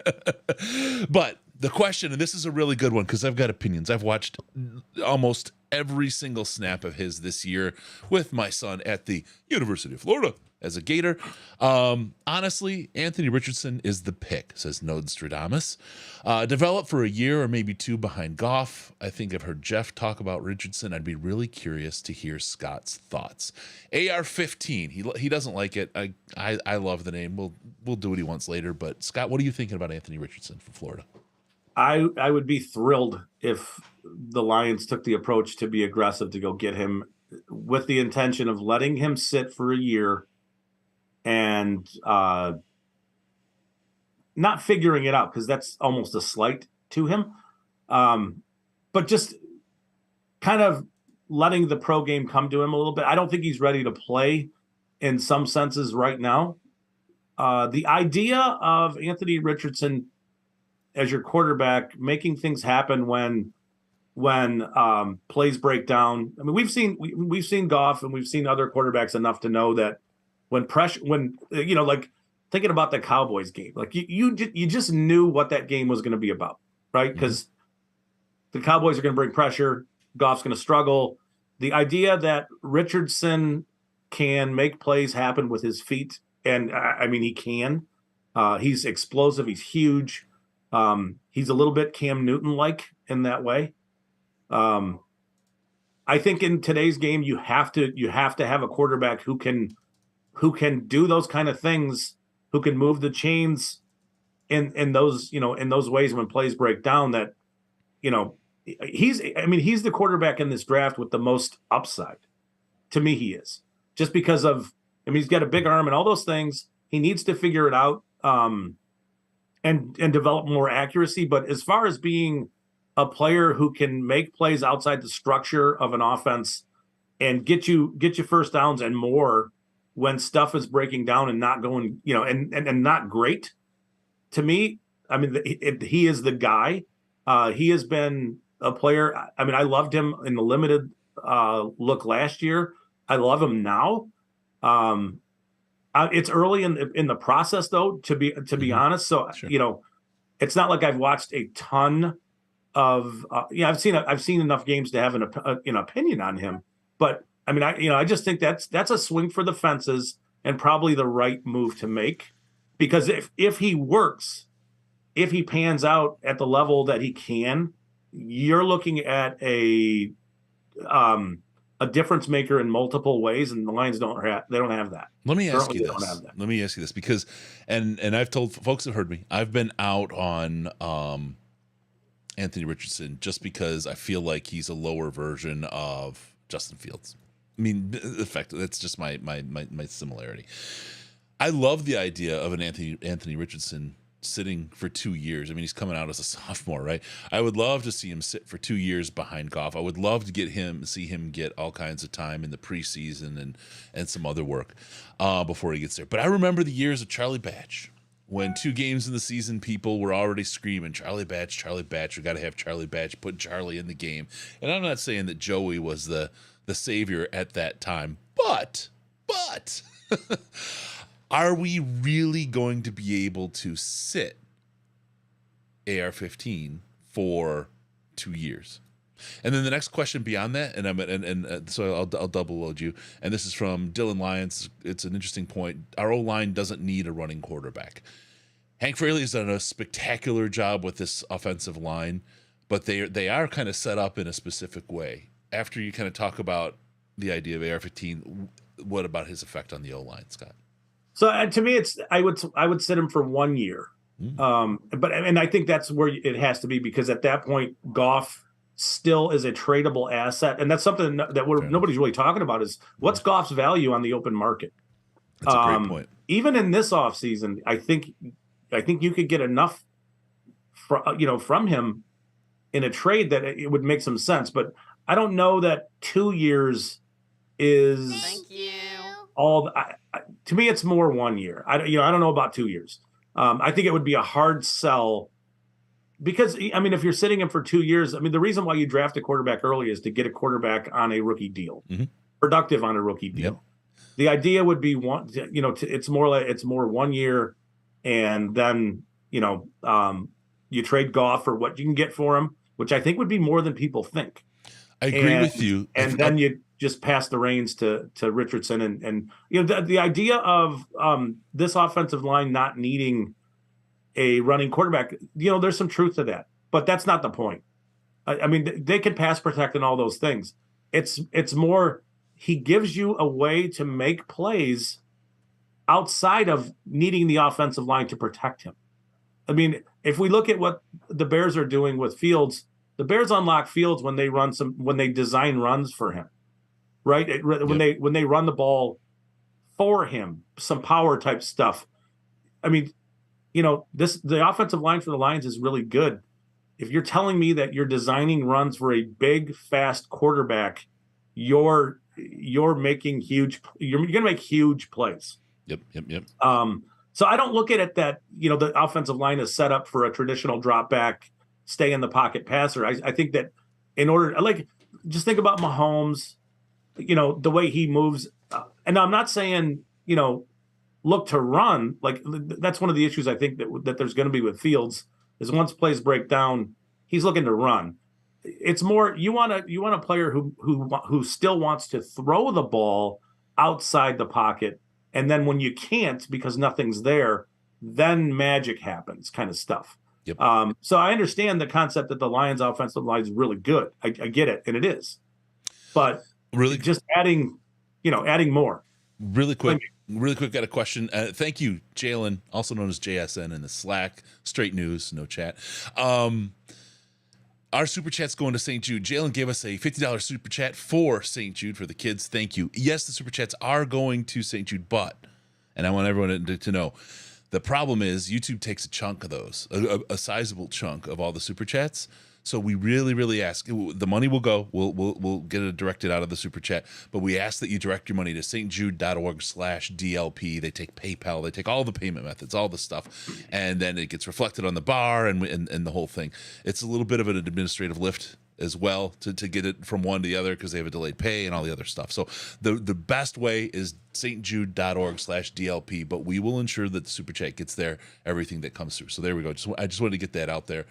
We lost the Riz. Let me bounce this over to Riz has to reboot. All right, let me do a couple things. You've become somebody else, but I can fix that. Yeah, it's okay.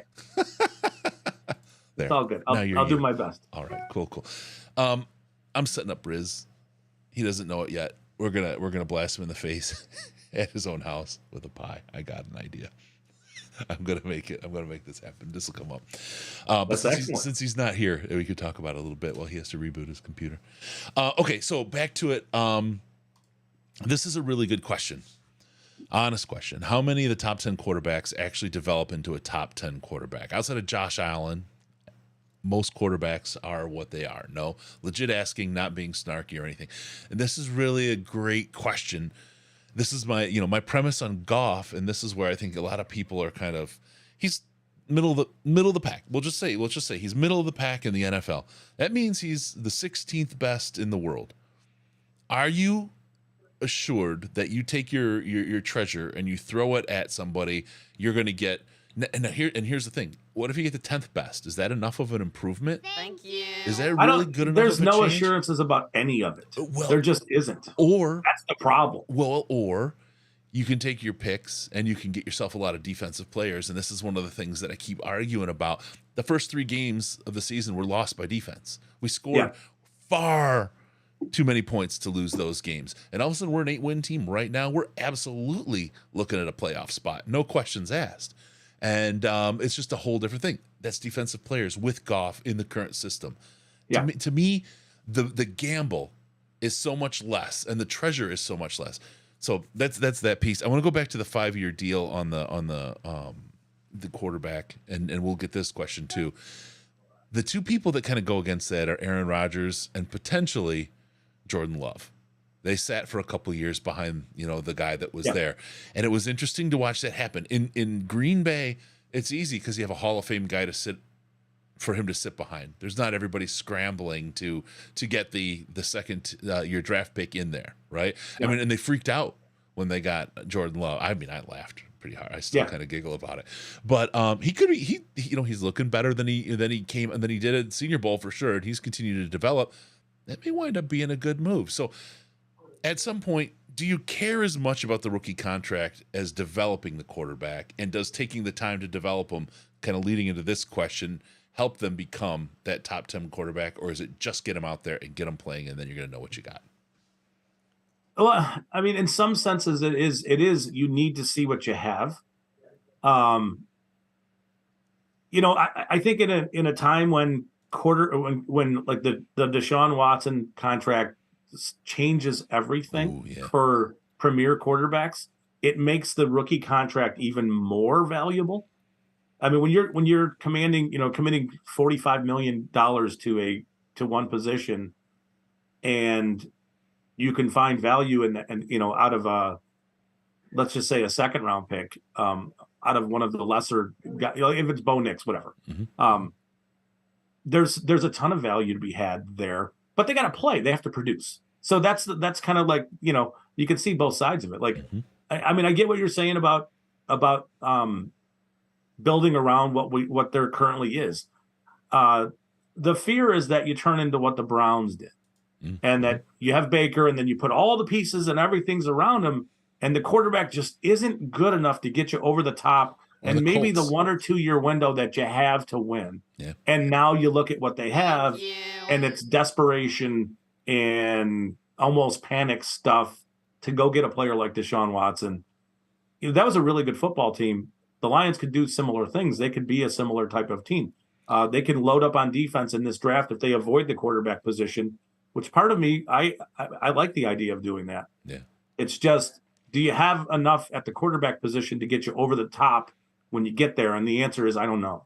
And the Colts, I mean, they're a similar situation. And the Lions are the other side. We had Matthew Stafford, a guy who obviously can win a Super Bowl. We've seen it. Yeah. But he couldn't win a playoff game without a team, Yep. right?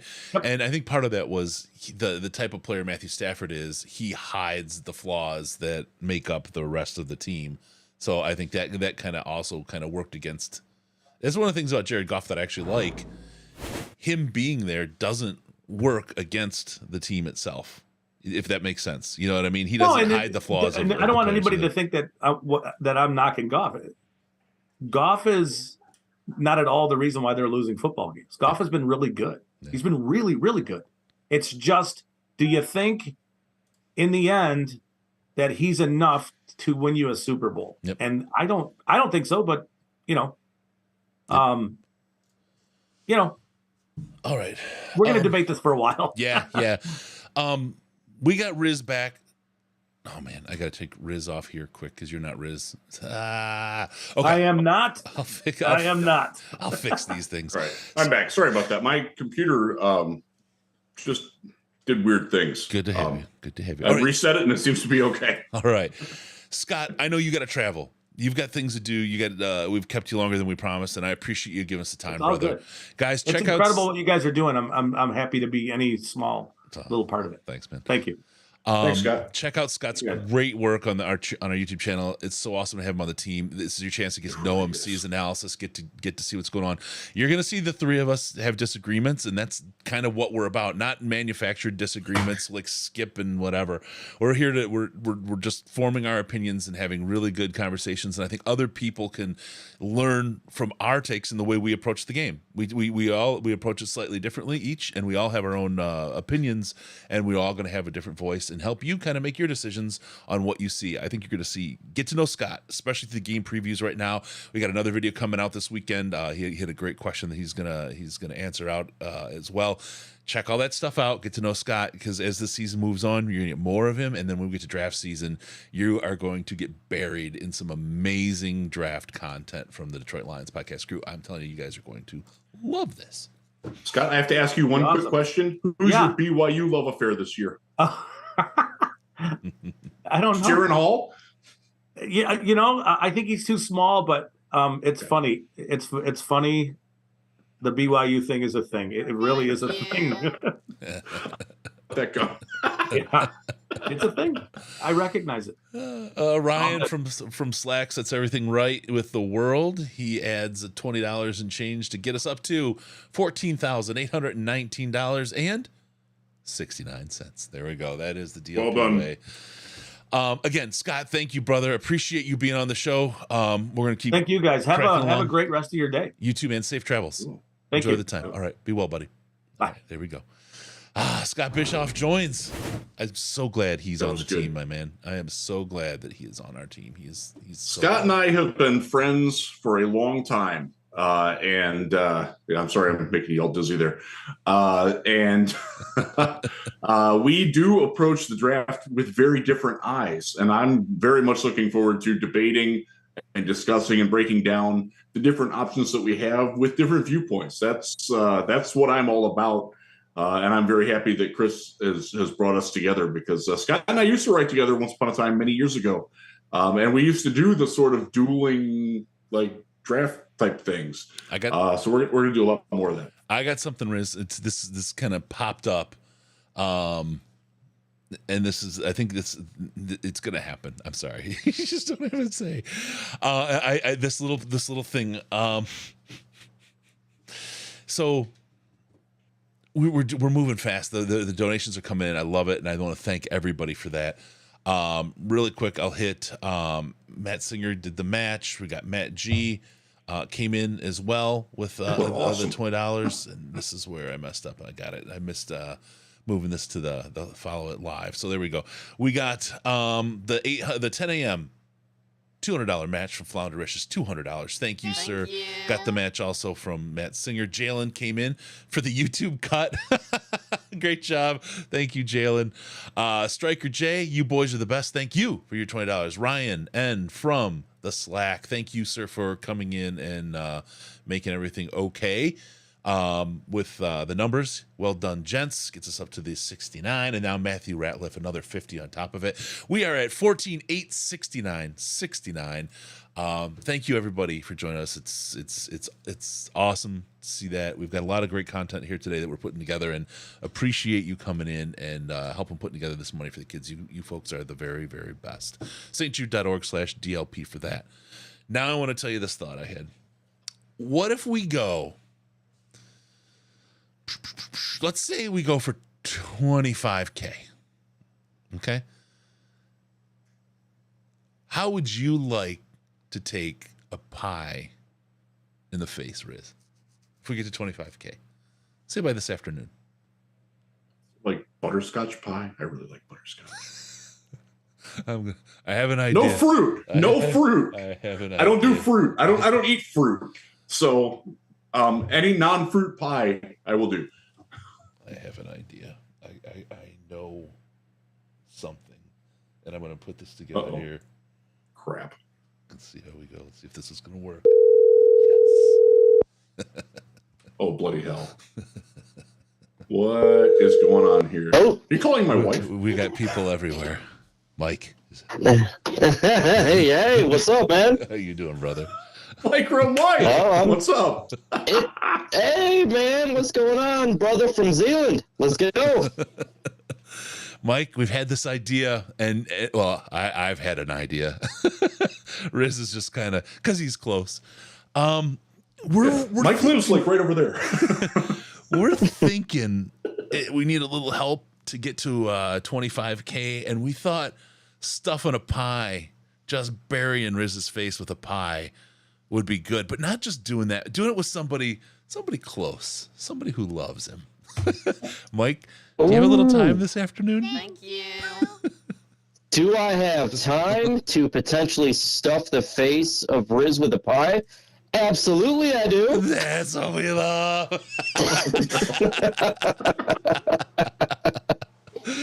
It's got to be filmed. Oh yeah. Okay. I'm going to send you the link. I'm going to send you the link to the Zoom. Okay, so we can do that. I've got Riz's address. Let me copy it. I'm going to get it to you right now via the old texticle messages, because that's the way we like to do it. Riz, do you have any last requests? No fruit. I don't eat fruit. So no pumpkin pie, no cherry pie. Oh God, no cherry pie.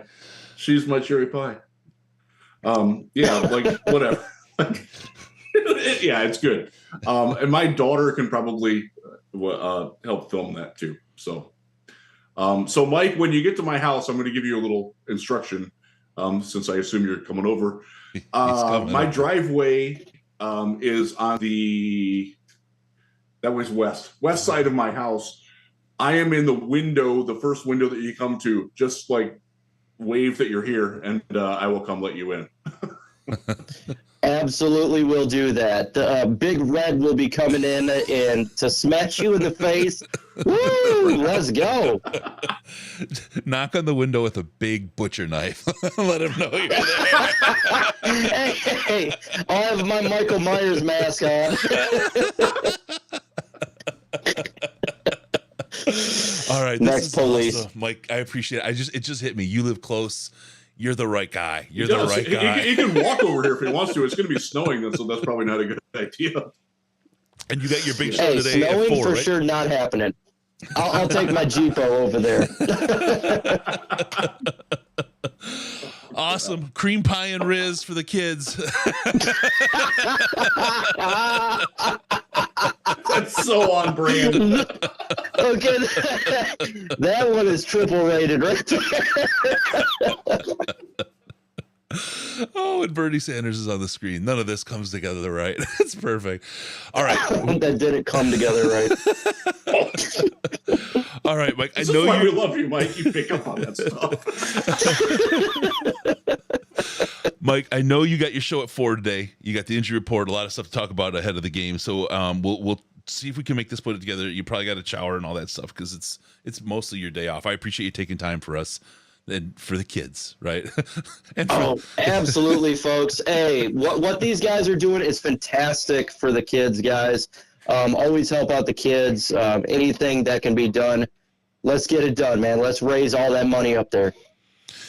Love you, brother. Thank you, Mike. This is gonna be fun. I love this is one of the best things. I love just like calling people on a lark because they're always like everybody I've met through this whole podcast and Lions thing have just been spectacular people, man, and it's so great. Mike, I knew you would. I love it. All right. Let's connect. Go ahead and get your stuff ready. I don't know if you have to get the stuff or anything. Or if I don't know. I mean, if you got pies laying around the house, I want to come over. Actually, I definitely don't have pies laying around the house. Not like American pie. So, well, if you have one of those handy, I'm sure Riz would love. Goodness. Hey, I don't have to buy whipped cream. All right, brother, we got you. Let us know. Hook up with us when you get an idea when you get closer or whatever, and we'll start to prep everything. But this is our half. The other half is we're asking you folks to get us to $25,000 by, we'll say, I don't know, 3:00. Does that work for you, Mike? Is 3:00 okay? 3:00 works perfect. Well, let's raise that money. Let's get it up there so I can smash his face in. Awesome. 3:00. All right, we got to get to $25,000. We got to get to about $10,000 here in the next 4 hours. We can do this. Is it 4?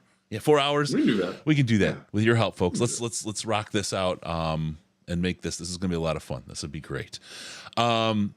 We have somebody with a cam and mic that could do that. Well, we'll work this out. We'll work that. This will come together. All right, Mike, I'm going to let you go. I know I surprised you. You're probably walking around in your underwear right now, and I don't want to wreck me whatever too you're much credit, man. Too much credit. It's always pants free, brother. All right, Mike. Be well, brother. We'll talk to you soon. I guess I'll see you soon. Bye-bye. Oh, jeez. So Mike, despite his micro Mike name, is not a small guy. Like I originally know Mike from the gym. He was a gym friend. Yep. And I haven't seen him in person in a little bit, but he's not small. I'm hopeful that he will take it gently. Yeah, remind him of the volleyball eye. Yeah. Oh, it's all good. I've learned to close my eyes. That's yeah. Oh, it's balloon time. Thank you. How many are we adding? 19. $1,900 more raised. You see the balloons coming in the background. They'll get lit up more as they fill up. Fill the room. That's the other part. We get another 10,000. That's another 100 balloons in the room with me. So it may start to get pretty crowded here. Thank you to the most beautiful woman in the world for helping out in the background, Mrs. DLP. We got that. We got a pie in the face coming up for Riz. We got Bill Keenist, Lions historian, director of communications for what seemed like a century with this team. He knows everybody who's walked through that building forever. For probably longer than most of the people's watching lives. We're gonna go through some really, really great stuff with the Lions history and the players and some of the other stuff going on. We got a lot of fun coming on. Thank you, baby. And it continues to grow. Oh my goodness. So yeah, we'll keep rocking that. A lot of good stuff. That was $1,745 in the last hour. Thank you, Flounder, we got the tracking going on. This is great. Okay, we got it going on. Crazy. A lot going on. Bill's going to be great. I love Bill. He's a really good dude. The first episode, again, I wasn't able to be there then. The fact that he took over the way he did was awesome. So I'm looking forward to talking to him and just hearing him wax poetic on some, like, I want to talk some older Lions stuff because we're focused right now on the now. I want to hear some things about like Billy Sims, the Silver Rush, Rodney Pete. That I just Chris Spielman, my football hero. That's I want to get a little of that conversation working. So yeah, it's going to be fun to have Bill come in here. He will be with us shortly. You just mentioned someone, Billy Sims.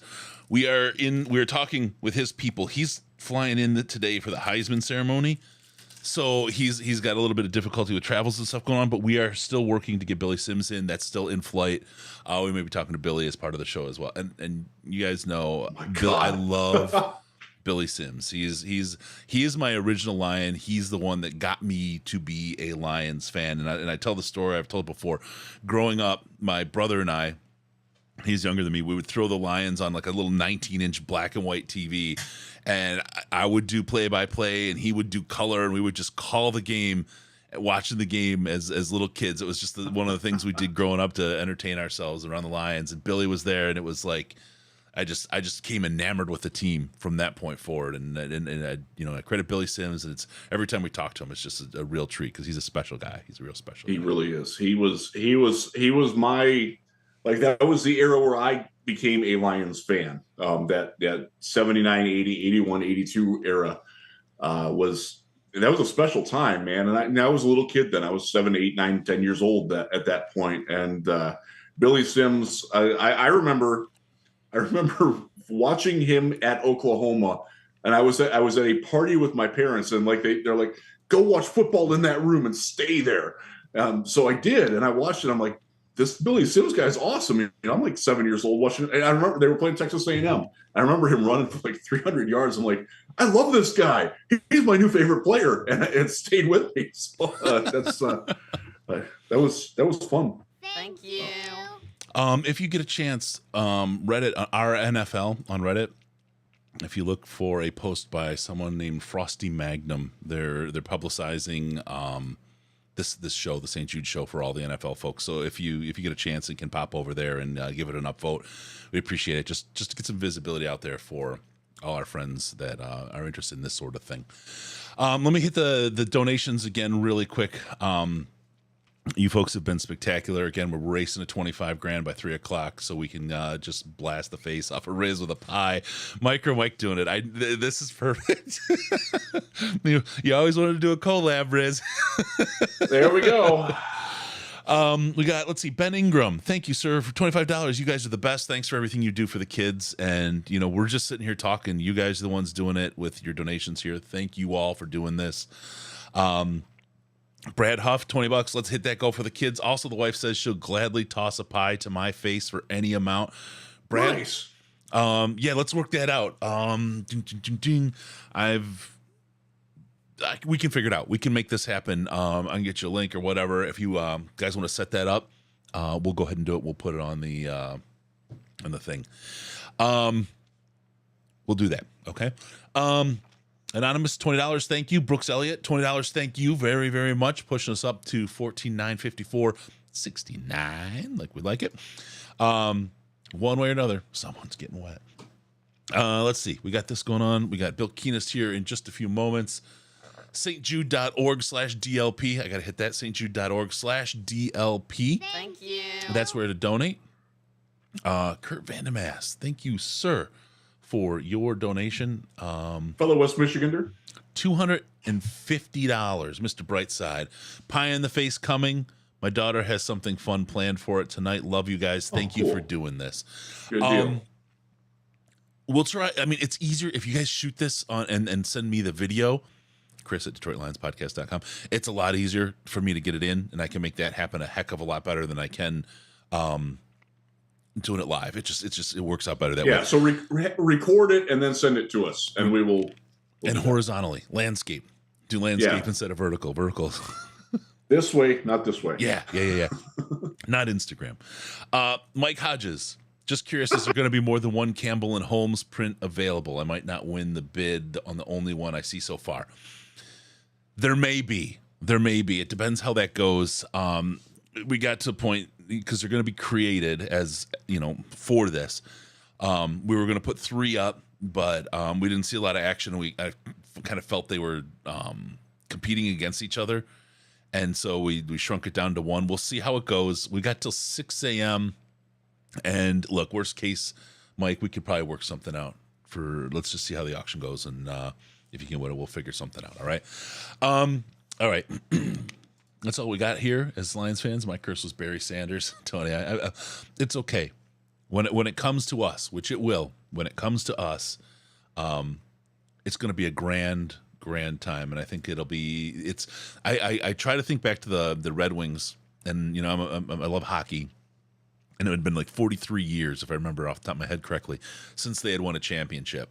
And they were so close, and they're heartbreaking. I mean, I remember when they used to give away a Jeep Wrangler at Joe Louis Arena every game, because only like 3,000 people are showing up. No way, really? Yeah.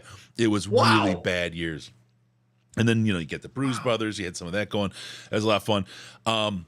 But finally they came around and they won. And I just remember the absolute emotional release that came when they won the cup that night, and how the town was alight, how awesome it was to see that happen. And when the Lions finally get to that space, I'm telling you, it's going to be like so much weight lifted off the shoulders of so many people. And it's going to be a high that you can absolutely carry with you for ages. It's going to be great. I can't wait. It's going to happen. It's going to happen. I've invested over 40 years now, but why give up now? It's not going to get worse. Yeah. I think, and we've seen varying degrees of worse as Lions fans. I think we're due for the better, and it sure feels like we're going the right direction. And seeing the results for the last few weeks was very uplifting, encouraging. Thank you. And just to go to what Dan said the other day, what Dan Campbell said was, they asked him what he did to change. He's like, I didn't change anything. I know that what I'm doing is going to work.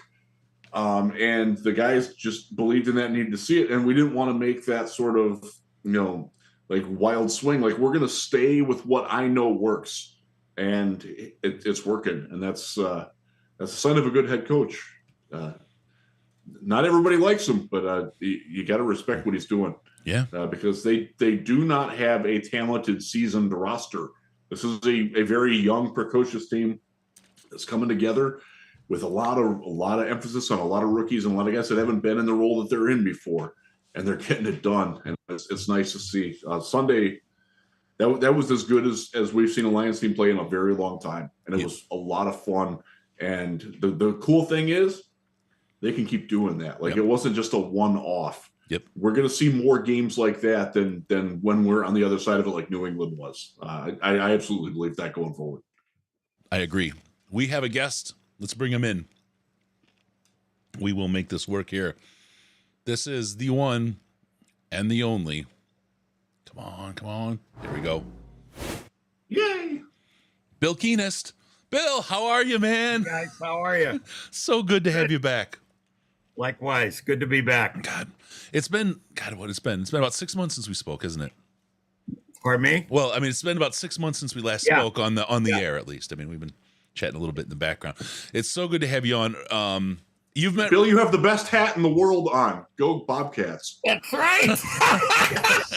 I remind people that there was one team in the state of Ohio that played for a conference championship last Saturday. That's right. Didn't go so well for us, but our Bobcats are doing well. That's awesome. Yeah, if they had the Rourke at quarterback, I think they would have won. I really 100%. He's Absolutely. a great player. Yeah. So, Bill, it's so great to have you back, and you are the guy who just knows everything Lions, and you bring so much to the conversation. I could listen to you speak. I mean, the last time we talked, it was it was magical for me. I mean, I to take me back and think about not just, hey, those were great times and it was interesting and fun, but the stories, the behind the scenes, the people, the whole thing. It's great. Let's just start out so people can kind of get acclimated to when we say how far back and we say way back, how far back are we going here? When did you start with the Detroit Lions? Well, my first year in the NFL was 81 with Washington for parts of 3 seasons. And then I actually went back home to Pittsburgh and was the PR director for the USFL team, the Maulers, whose shirt I'm wearing today. And then in 85, I had the good fortune to have an opportunity to join the Lions. So 1985, Darryl Rogers' first year as head coach. And it's been quite a ride ever since. Wow. Now, I think that was. Did you get a car when you started? Did the Fords give you? Sorry? Did the Fords give you a car when you started? Well, actually, there was an interesting story about that. My boss, who hired me, was I can't believe you asked that. Was the general manager of the USFL team. Okay, right. He had been PR director of the 49ers when they won their first Super Bowl. So he was pretty, and I say this respectfully and humbly with humility, he was desperate to get me up here. Okay. Because he was the GM in Pittsburgh, and now he takes, from an industry standpoint, a step back to become the PR director. He knew me. He saw what I had done in Pittsburgh. And so I was interested for sure, because the NFL is the place to be by far. I was working after the USFL team moved to Philadelphia. I was with the DeBartolo family, which was a great family. Yeah. And they owned the soccer team that played the indoor soccer, the Penguins, the arena. So I had some possibilities there. But he came after me hard, and I was making X in Pittsburgh, and he says, "Well, we'll give you 10,000 more, and you'll get a car." And all. So I get up here, and I find out. He goes, "Oh, I may have misrepresented some things." That's the last thing you want to hear on the first day.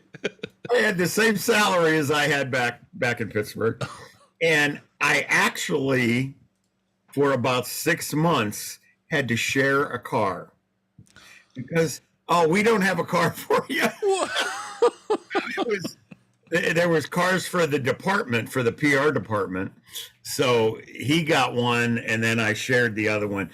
But it was an interesting first year, to say the least. But I will say that I obviously I've driven a Ford every year since, and I remain loyal to that brand today as well. It's really funny because I spent a period working for the company, and I've moved on to another industry and whole different world. And I buy to this day. I buy Ford products. I have friends that work there still, and it's this. It's like, I really like the BMW. It's a nice car, but my people, right, in my home, it's Sure. the thing. And that's where I'm at. My father grew up in that era, and I'm sure you can relate to this, when people, families, men were very loyal to a specific brand of automobile. I mean, it was a GM, it was Chevy, it was Chrysler, it was Dodge, it was Buick, or Ford. My father never drove a Ford until I got here. And then that's all he drove. And what it was about was what you said, loyalty. Yep. That's something that I think we've lost some of in every aspect. But if I can tell you one final story about the Ford factor. So my first year, again, 85, we are playing a game in Tampa, and I am advancing the game. Back then, the PR staff would go 5 days early, take care of the hotel, the airport, the buses, the equipment truck, all that stuff. So the business office at the Lions would make the arrangements for me. So I get to Tampa and I go to pick up my rental car that I'm going to have for the week, and the car that I am going to drive onto the tarmac to meet the team plane when it comes in on Saturday. And it happened to be a GM. And I'm thinking, how in the world did our people not reserve me a Ford? I mean, I'm like flabbergasted. And I said, I can't drive that. Well, what do you mean? I go, well, I need a Ford. We don't have any. So I was stuck. It's my first year. I'm a young guy. Oh, no. What I did is I took it, and then I used a photocopier and logos. I mean, this is silly, but I reproduced the Ford Oval and taped it over anywhere on the vehicle where there was the GM symbol. And that is hardcore. Sure that when the plane got there on Saturday, that no one could see what kind of car it was. All they saw was the Ford emblem, and people laughed at me, but I did what I did. So it seemed to work out for you. Yeah, it did. Goodness. Yeah. Wow. So I got to ask this, and this goes back to very early in your career, because this is something I'm a little young for this, but I remember watching Chuck Long at Iowa in college. And I was in middle school at that point. And I'm like, this guy's incredible. Why didn't he work out? Like, I've never understood that. And I didn't know football well enough at that time to process it. Just, was there something physical, mechanical, mental? What was up with that? Well, I have a pretty strong opinion of that, because Chuck's a wonderful guy. And I think his career with the Lions could be easily explained, at least from my perspective. Okay. So he's the top pick. I lost you guys. Yeah, we got you. You're still here for us. You're good. Okay. So he's the top pick. And in 86, he doesn't sign till late. Okay. In training camp. Mm-hmm. Back then, we didn't have, the league didn't have a rookie wage scale. Right. So players held out. He got in late, almost too late to get, into the rotation. And Eric Kipple was a starter that year. So Chuck doesn't play until another game in Tampa in December. All right. And I don't know if either of you know the Jeopardy answer to the trivia question that Chuck is a part of regarding his first game in Denver. No, Anybody? I don't. No. I don't know. The very first pass he threw as an NFL player was a touchdown to Leonard Thompson. He got put in the game late, and he threw I want to say it was 37, 38, 39 yards. I could be wrong on that. Down the left sideline to Leonard Thompson. And so you can imagine the excitement that went along with that. We got our quarterback. Okay. 87. And here's where my opinion comes in. 87 in training camp. He starts out pretty darn well. And then we have a strike. We have I remember that strike in 87. And we miss a total of 4 games. The veterans did. The first game of the strike was the Bears at the Silverdome, which would have been our only sellout of that year, unfortunately, because that game was canceled. So the league only played 15 games that year. And then we had the 3 replacement games. And then he came back, and it just wasn't the same. I mean, he's a young guy. He's, trying to win a starting job. And it just, that layoff, I think, really, really hurt him. I really do. So the rest of the season was pretty disjointed. We won 5 games that year. The following year, we go to Wisconsin for training camp.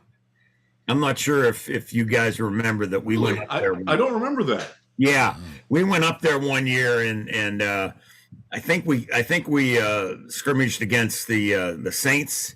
I didn't go because I was waiting on the birth, or I just had my first child. We had our first child. So I was able to stay back and deal with that. But it was up in, I think, La Crosse, Wisconsin, one of those D3 schools up there. And what I remember about that experience from afar was it was historically hot and humid, oppressively so. And that year, 88, ended up being Darryl Rogers' last season with the Lions. Yep. Okay. And I think Darryl put a saddle on Chuck beginning the first day of camp and just rode him. And the word, my recollection is, the word was Chuck took almost every rep. I mean, his arm was practically dead by the time that camp. Yeah, it was unfair to him, but Darryl, you know, he had a decent first year, a terrible second year, and he knew that this was going to be a pivotal year for him.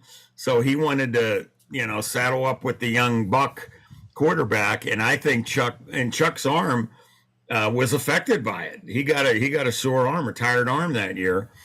And then, as you recall, Darryl gets fired. Wayne takes over as an interim coach. And then who does Wayne hire during his interim process? Miles Davis. Yeah. The run and shoot. I remember. I loved the run and shoot. Yeah. And so what happens is, you know, Miles had his idea of what a run and shoot quarterback should be or shouldn't be. You want somebody with a little bit probably more mobility than Chuck had. Chuck had great pocket presence. He wasn't a burner when it came to, you know, scrambling, but it just sort of trickled downhill from there as far as Chuck goes. You know, we had we drafted Barry the next year. Bob Galliano was on the roster, someone that Miles liked a lot for the run and shoot, and Rodney Peete was drafted. So I think Chuck Long's career journey could have been a lot different if it weren't for some things that he really didn't have much control over. So that's my thought on Chuck. I think that probably happens with a lot of players that we don't necessarily realize that there's a lot going on around just what's going on with it. Yeah. No question. I think that is so accurate. And, you know, I could even say the same thing about, oops. We got you still. Yeah, you're good, Bill. I could say the same thing, and this will probably shock you, about Andre Ware. Because Andre was drafted in 90. Yeah. Okay, yeah. Miles the second year. Yep. And he holds out the entire training camp. Yep. Lee Steinberg, and I could go into stories about that too if you want it someday. How that thing evolved. I want all the stories, Bill. You know that. Yeah, I know. Yeah, there's some good ones. Lee Steinberg still holds the annual party every year. I get an invite to it. I haven't gone at the Super Bowl. Yeah. Yep. I'll share this with you. So Lee has Andre, you know, the run and shoot NCAA record-setting quarterback from the University of Houston, and there was this image of Lee, and I give Lee credit. He did a remarkable job cultivating the media, not necessarily all with factual information. Okay. but it worked. Okay. So Lee had this, you know, reputation. I mean, it was his billboard, so to speak. Lee Steinberg has never had a number one pick that held out at training camp, that didn't sign on time. And he had, like, you know, I don't know how many number ones. I mean, it goes back to my USFL days with Steve Young. Remember? Yeah. Remember Sports Illustrated, the $40 million quarterback? Yeah. That absolutely. was about a $4 million annuity. That's what that was. That wasn't. But Sports Illustrated, right. That's what that was. That's all the money that was spent on that. But he got the cover of Sports Illustrated, the gold standard sports journal of its time, to put that on the cover. So anyways, so we have Andre Ware, and Lee's his agent. I did a little, I did my due diligence as a PR guy, and I uncovered, and this was astonishing. that his whole MO and mantra about not having anybody ever miss the first day of camp, ever hold out, all that. He had 7 number 1 picks that technically, by the definition of what he was trumpeting, wasn't true. That weren't there on the first day, that missed up to weeks. Okay.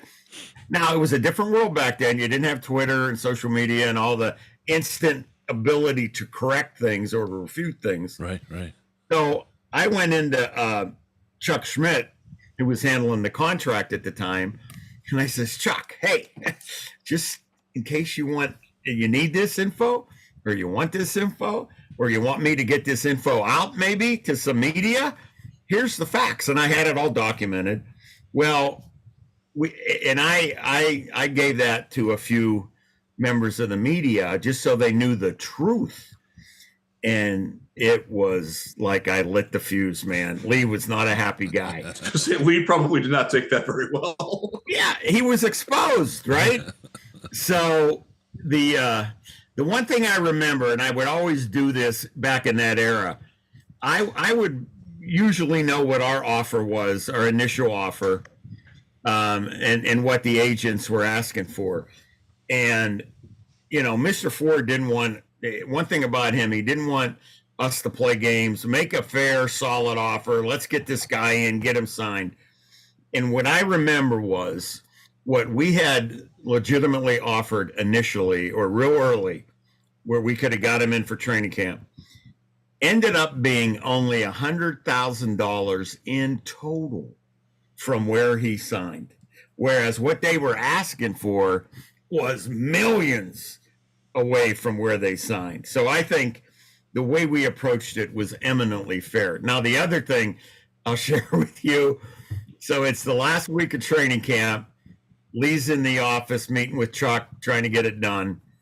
I get a call from Chuck, about maybe late afternoon, 5:30 or so. And he asked me to come down the office, and they're in a conference room. And God bless Lee Steinberg. I mean, I don't know how he did it, or maybe still does it, but he's sitting at a desk with about 18 Diet Cokes, 3 or 4 cans of snuff. He's wired, right? He's wired. And we exchanged pleasantries, even though that issue with you don't have all your guys in on time still was the black cloud sort of lingering over us. And Chuck said, I think we're going to have a deal. We got a deal, basically. And we're working on getting the I's dotted and the T's crossed. And I go, that's great. And Chuck asked me, says, what do you think about a press conference? And I had told Chuck at the beginning, here's the thing with Lee. He's the master of the manipulation of the media. So when we get a deal, we're going to announce it. I don't care if it's 2 a.m. I mean, facetiously, but we're not going to wait for him to scoop us, because he will. That's the reality. We all know that. Certainly today that happens all the time. But so Chuck looked at me and I said, we'll get it done tonight. I'll get it. You tell me when I can go, and Lee goes, oh, no. Let's wait till tomorrow. We don't want to. It's late. Andre's actually on his way in. Thank you. On a flight. He's coming in.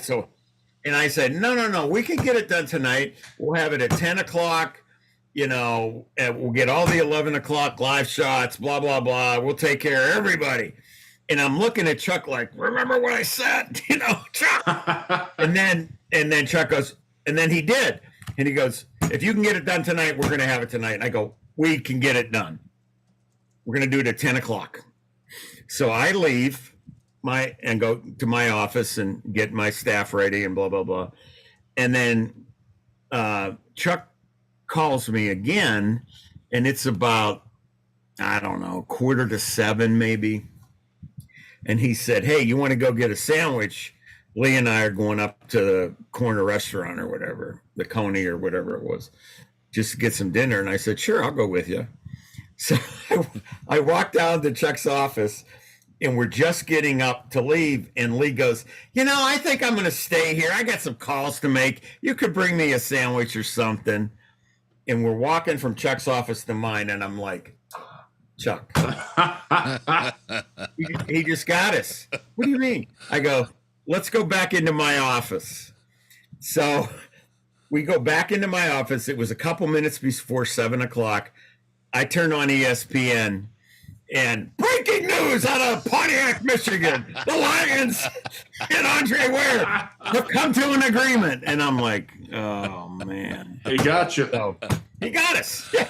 So that's why he's still doing what he's doing, probably. He knew the business. He knew, how to be strategic. And by all accounts, he's still doing a great job with it. So anyways. Let me ask you, do you ever speak with Joey Harrington anymore?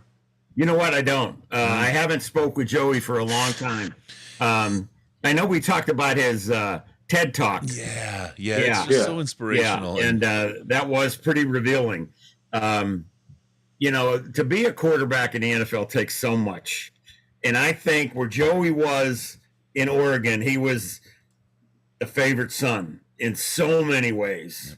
And to come to a place that was just dying for the savior, so to speak, at that position, I think it was hard on him. And, he had, I think I told you, Chris, the last time, the first game he started his rookie year against Green Bay went right down to the end. Yep.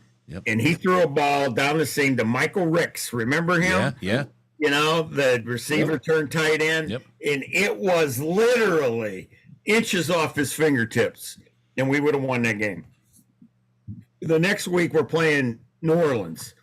And if you watch the tape of him, you'd have thought, oh, my goodness, this guy is going to be around for 10, 12 years and have, playoffs and who knows what. But it just didn't happen. It just didn't happen with Joey.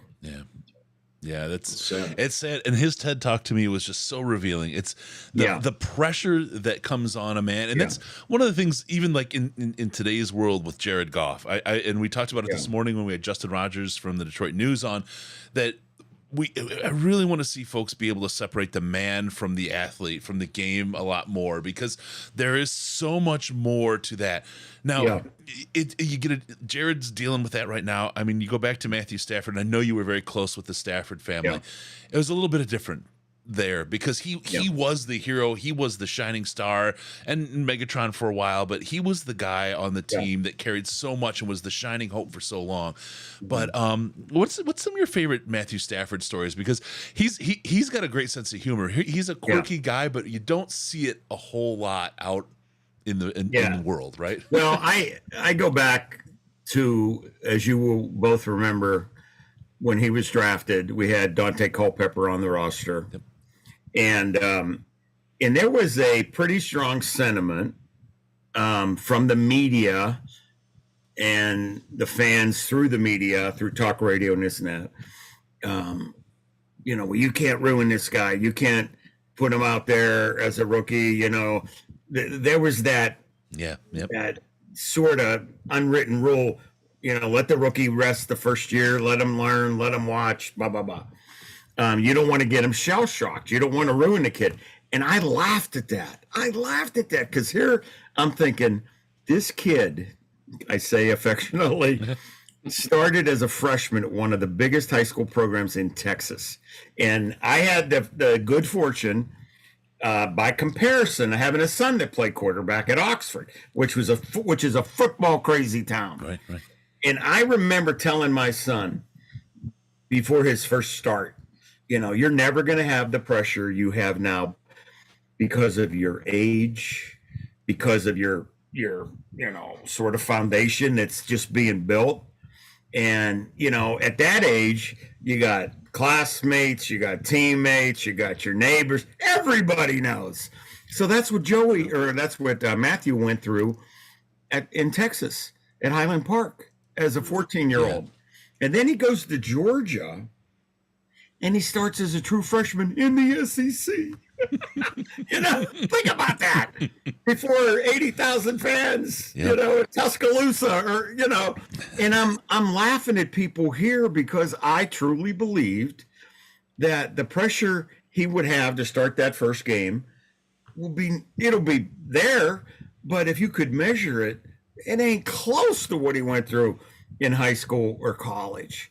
And you know what? Matthew was wired, man. He was wired perfectly, in my opinion, for that position. Did he get mad? Did he have, yeah, he's human. But he was the kind of guy that just, you have to have amnesia in that position. Quarterback and cornerback, you have to have amnesia. Forget that play and move on to the next, or that play will destroy you. That, figuratively, that play. And Matthew from day one was just, and then of course that rookie year we had the great NFL Films wire and all that for the Browns game. I'll never forget the look on his face. I'm sorry? I'll never forget the look on his face when he was looking at his shoulder like, yeah, I know, yeah. And I don't know if I told Chris this the last time, but the funny thing about that is Films has the right to wire a quarterback every season, the head coach, the quarterback. So it's Matthew's first year. They come to me in training camp to try to pick a date. And of course, what I want as the PR guy, I want the best game possible, right? Right. I want a game. Remember, the year before, we didn't win a game. So I want a game that we have a good chance to win, right? So they threw out a game early, and I said, nah, that's a little too early. I might have came up with some excuses. And then we had a game picked halfway through the season. And the week before, Kelvin got hurt. So Monday, now Films probably has all the flights because they bring a crew to the stadium and set up cameras and everything in addition to what the network has. So Kelvin gets hurt, and I think I went to our trainer, Dean Kleinschmidt, and I said, Dean, is there any chance Kelvin, he's not going to play next week? I go, okay. So I call Films. And I go, I'm sorry, but we're going to have to reschedule Matthew. What do you mean we're going to reschedule him? This is the second time. I go, I know, but we're not going to wire him Sunday. Why? Because we're not. I believed in my head and heart that this was not the game we want. So looking ahead, I finally, however, suggested, why don't we do Cleveland? Because they had a young quarterback, Brady Quinn, right? Right. And it was obviously at home and blah, blah, blah. So we finally settled on Cleveland, and the rest is history, as they say. Yeah. But what I was going to tell you, so that was the game before Thanksgiving, right? Yep. And he had a separated shoulder, the whole deal. And so I always spent the night before the home games at the team hotel. So I think we were at the Westin downtown. I think that's where we stayed back then. And I get to the hotel, and Schwartzy calls me over, and Jim goes, I think Matthew's going to try to play tomorrow. And I'm like, what? And then I go into a ballroom, and my recollection now is he's in there throwing because it was his left shoulder that was hurt, not his right throwing arm. Right. And then the next morning we get to Ford Field, and Jim has me find an area that's private because he doesn't want anybody to take a picture or film of it. And we go to a storage area off the tunnel, and Matthew's in there throwing. But to me, that was just guts. That was grit, whatever you want to call it. That was adrenaline. And he tells Jim he can start. And I don't know if you remember, but the first drive of the game, he took the team right down the field, and we scored. Incredible. But he couldn't continue. It was too serious an injury. But that was Matthew Stafford. I'm going to do everything I can, however I can, to help my teammates, to help my team. That's how you win over Detroit. That's winning the fans over right there. No, you're right, Jeff. I mean, that personified the people, and it showed them, hey, we may not be, X, Y, or Z, but we got heart, and we're going to give you everything we have. And there wasn't a day that Matthew Stafford didn't do that. for the Lions or for the people or the fans of this city. I want to ask you real quick. Chris Spielman is my football hero. I grew up in Northeast Ohio. Oh, okay. Do you have any story you can share about Chris that just are different or off the beaten path? Or I remember a production meeting his rookie year, and we're playing the Rams in LA, as I recall. And the former Rams or the former SC coach, I think, and then he became the Rams coach, Johnny Robinson. Okay, was doing some color for CBS at the time, and they want to talk to Chris. They want to talk to Spielman, so they bring him in the production meeting, and he and John are talking, football, this, that, and the other. And Chris says, "Well, when they're in this formation, look for this, blah, blah, blah, blah, blah." And I remember Chris leaving the meeting just, man, that's pretty impressive for a rookie. So wouldn't you know, and to John's credit, it's during the game and the Rams offense gives this look, and John goes, "Now, Chris, we talked to Chris Spielman and he told us blah, blah, blah." And it happened exactly how Spielman predicted it would, and he made the tackle. And Johnny, I think, was the happiest guy in the stadium. I told you. So Chris definitely had that intuitiveness and that football intelligence, football character that you look for, and his career certainly spoke to that. Here we go. All right, Bill.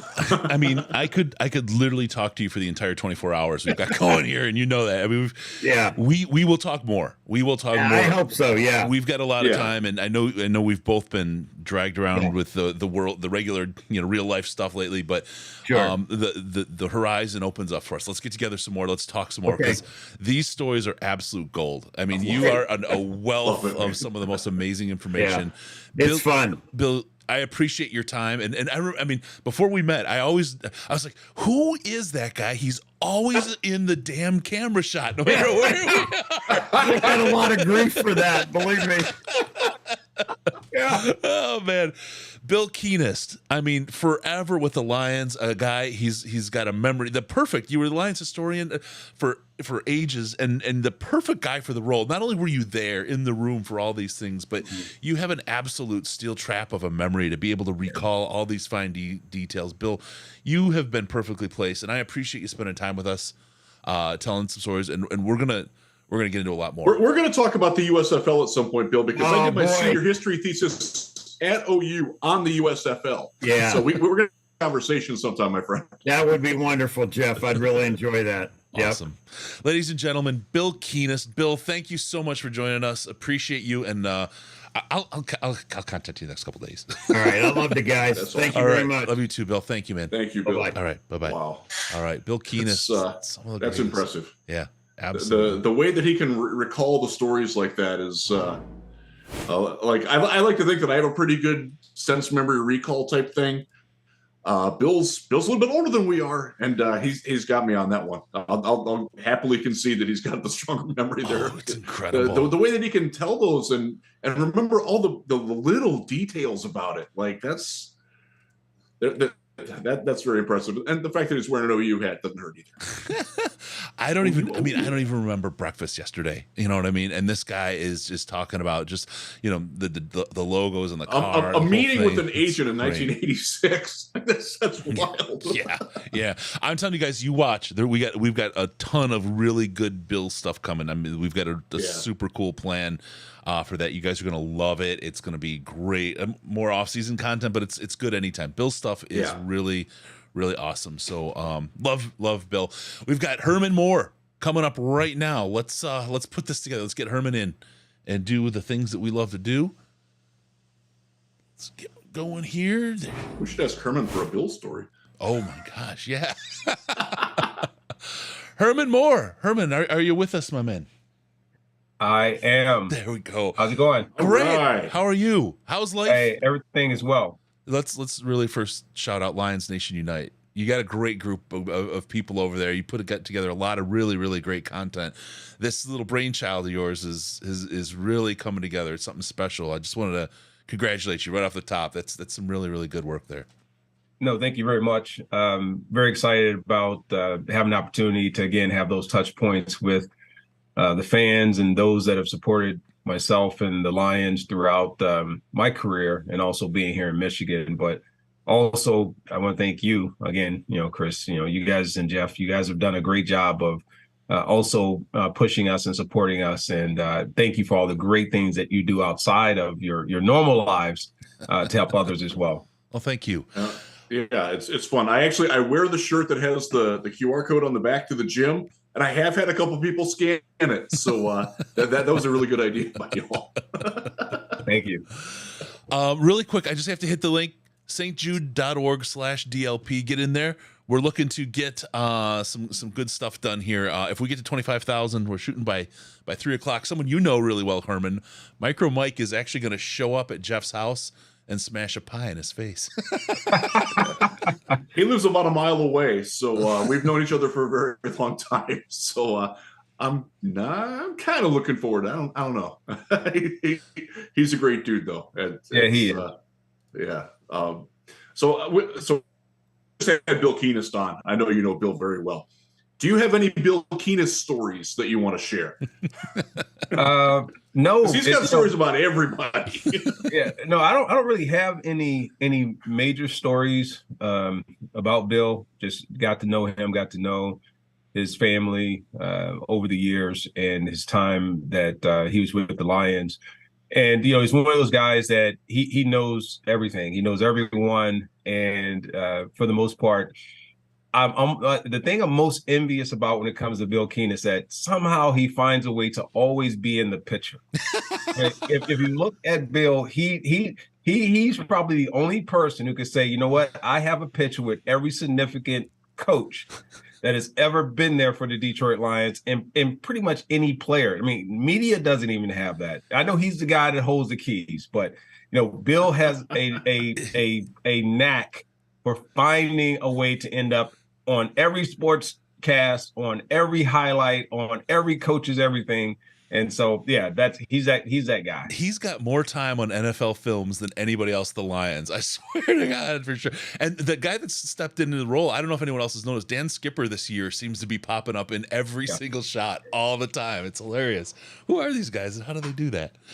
You've been doing a lot of coverage on the Lions this year and this year's team, Herman, and you've seen we had you on last year with Lomas and Wayne. It was for us still. I watched that. It's something special that watching you guys come together and the stories was the camaraderie still being there. It was really, really great. But I want to look kind of, where do you see the parallels with this team and where do you see the things that diverge? And I'd kind of like to get your kind of thoughts on where they're going. Is this the right direction where the Lions are heading with this coaching staff and Brad Holmes at the helm? I think there's an easy way to say that they are moving in the right direction. When you can draft players like Amon-Ra St. Brown, and you can pick up young players later in the draft that they're on draft boards, but they were looked at being value and or development players, and you bring them along so quickly into getting them to become starters. So think about this. A lot of these young players that they have that are draft picks that were selected later in the draft, typically that's reserved for the starting role for your first rounders and your second rounders. When you can take third and fourth rounders and free agents and you convert them into meaningful playing time and contribution to your team, now you're doing something to accelerate the growth path. So saying that they're on the right path and the right trajectory as a team would be an understatement, because that's what it's all about, building a great core unit of players. And then look at the youth that they have that they're doing it with. So I'm super excited about what's happening right now in Detroit. I know it's taken a lot of turns and things in the road to really get there, but for the fan base, I think you got to be pretty excited about what you're seeing right now, regardless of what happens. I mean, do I think they're going to win a Super Bowl this year? No. But do I think that they've made tremendous strides? I know that comes as a surprise to everyone that's on here. But I think when you look at where they are and where they're going, there's a lot of parallel you can have in seeing that you have to develop talent. You got to have players who can compete mano a mano against your opponent. And with that, that's what they've developed here. Yeah, it's fun. So I want to talk to you about one of the players who plays your position. Your early thoughts on what you've seen from Jameson Williams. I know we didn't see much of him last week, but you're around the guys. You know the coaching staff. You know the team very well. Where are you at on how Jamo's coming along and how high his ceiling might be? When I look at him and I've watched how they brought him along, you're having to be. It's a delicate process because he's a first round pick. You traded up to get him, and you want to make sure that he gets his career off to a great start. Because of where they are and because of the acceleration that's happened in the receiving core, I think that helps the process for him. He's not needed immediately. As he goes deeper down the line and the next few games, if he's able to get some meaningful time in, he knows the playbook because he's there. He's in all the meetings, so he's not behind in that sense. But, the first game, I look at it just like he saw it. You evaluate it, you get your legs up under you, you get in, you get some routes, you get the contact. And, they threw him up pass and they targeted him on one, and he got forced a little bit wide and towards the sideline, which is, definite no. But it's one of those things that gives him film to go back and look at and say, you know what, I know now not to do that. I know not to have that happen. I know the coaches are letting them know that as well. But he's going to be an exciting player if things, shape out what we've seen so far. We've seen how they've been able to get talent ready, and this is someone they actually picked as a starter. So now it's going to be exciting to see once they get them going, what that impact will be. Kind of relate that to yourself, because you started your first year. You were a little bit limited early as well. Do you think that's kind of what helped you become the incredible player that you became in the NFL? That kind of opportunity to kind of get your legs under you when you started? I was forced into a position, even as a first round pick, that came in. I did tremendously well in the spring camp and the rookie camp, coming into the preseason. Just had some struggles in the preseason that I think made them have pause in putting me in the regular season, because we had Willie Green, who was a veteran. We had Robert Clark, Aubrey Matthews, and then we eventually traded and got Brett Perriman. Yeah. So it was a very similar scenario that you see. The only difference is I wasn't injured, and I had an opportunity to just kind of watch and learn. But I was practicing, and then when the opportunities came, I made the most of it, and it showed when we hit the playoffs that I was game ready. Yeah. And from then the rest was history. So I see some parallel. I see some similarities. The only difference is that they are playing with a lot of young players who are having to earn their way, learn their way, whereas we had some veterans who were we're trying to continue to move the ball along the lines, and that's why we had so much success in '91. Sure. Yeah, go ahead, Riz. That was a fun team, man. That was so good. I still miss watching you guys. You guys were so much fun. Do you get the sense like you guys were tight? We saw it last year when you and Lois were on with Coach. Riz is breaking up. Do you get the sense? All right. There you are, Riz. You're back. Okay. All right. Repeat that for me one more time, Jeff. Okay. Yeah. Just like, yeah, sure. The camaraderie that you guys had, do you see that building with this team? A bunch of young guys coming together, with Goff being a veteran. And so just the culture that you guys had, do you get that sense that that's going on with this team? It's similar, but it's different. Different in that we had a lot of veteran players. I had Jerry Ball, Lomas Brown, Kevin Glover. You had seasoned guys, Rodney Peete, Eric Kramer. So they've been with the team for some years. You got Barry Sanders. You got some really solidified places. You don't have Wayne Fonts is somewhat, a new coach, but at the same time, there was a lot of expectations coming into it. And we were running in parallel with the Dallas Cowboys, who went, I think, 1-15, I think one of the years after that or something like that, but then eventually became Super Bowl champions. But I will say this, you got to have a good balance, a good mix. Unfortunately, they have to put it together a little differently in this day and age than what we had to work with back then. The way in which players move from team to team and the way you're picking up free agents and the money that you can expense and put out there is a little bit different. But I will say this, they have the potential and they have the foundation that is there. It's a matter now, will the team and the organization stick with it and not let the fans or the public opinion, sometimes when things are going a certain way, influence what they do or what they decide to do with this team, versus looking truly at the anatomy, looking at the interior workings and the chemistry and the camaraderie that you're mentioning, and seeing that is your foundation. And right now, you're going to have to let this team stay together for some time, and also draft right, which Brad Holmes has done, continue to develop talent, and continue to keep control of your locker room. You do those things, you have a chance. And we see that with this young team. Yep. I want to ask you something about your playing time, because it came up a little bit with Bill, and it just throws me back because I loved it. It was, as a fan, I loved watching the run and shoot offense, and the Lions run and shoot was just so exciting, right? You played in the run and shoot for a while, and then went away from the run and shoot. As a player, how much did you enjoy the run and shoot versus what you played later on in your career? Was one more fun than the other? Was one more challenging than the other? Where's your head at on that? Well, I'm gonna be honest. This is the first time I've ever commented on this, and I think this is good. And this is why people should make donations and give more money, because we're giving out the goods here only. So thank you, Herman. And it's for such a great cause. So with this, I absolutely did not like the run and shoot. I hated it only because it was really predicated on really short routes. And it was 3-step rollouts. It was getting the ball out early. And then if teams go man-to-man coverage, they forced you into having to convert your route all the time. So you never really had play development. Sure. And the other part with run and shoot is that you had to have a very specific particular type of quarterback that was playing in that system.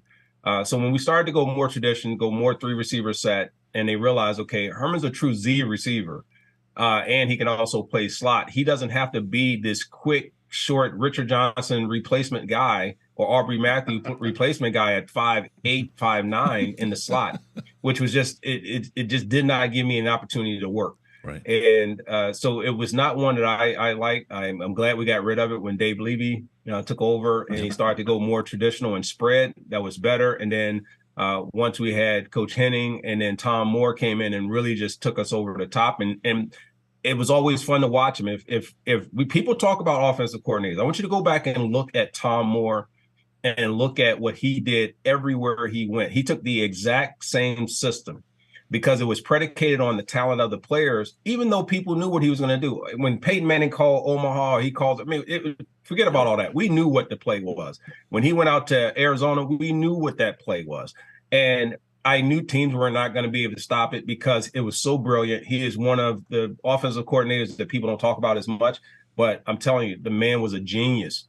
And if you look at every team he's gone to, you can find that you can find that 100+ catch receiver. You can find that definitive number A1, A2, and then that number 2 guy, and they all had success. Every single place he went, and he always had that Barry Sanders type running back in the backfield.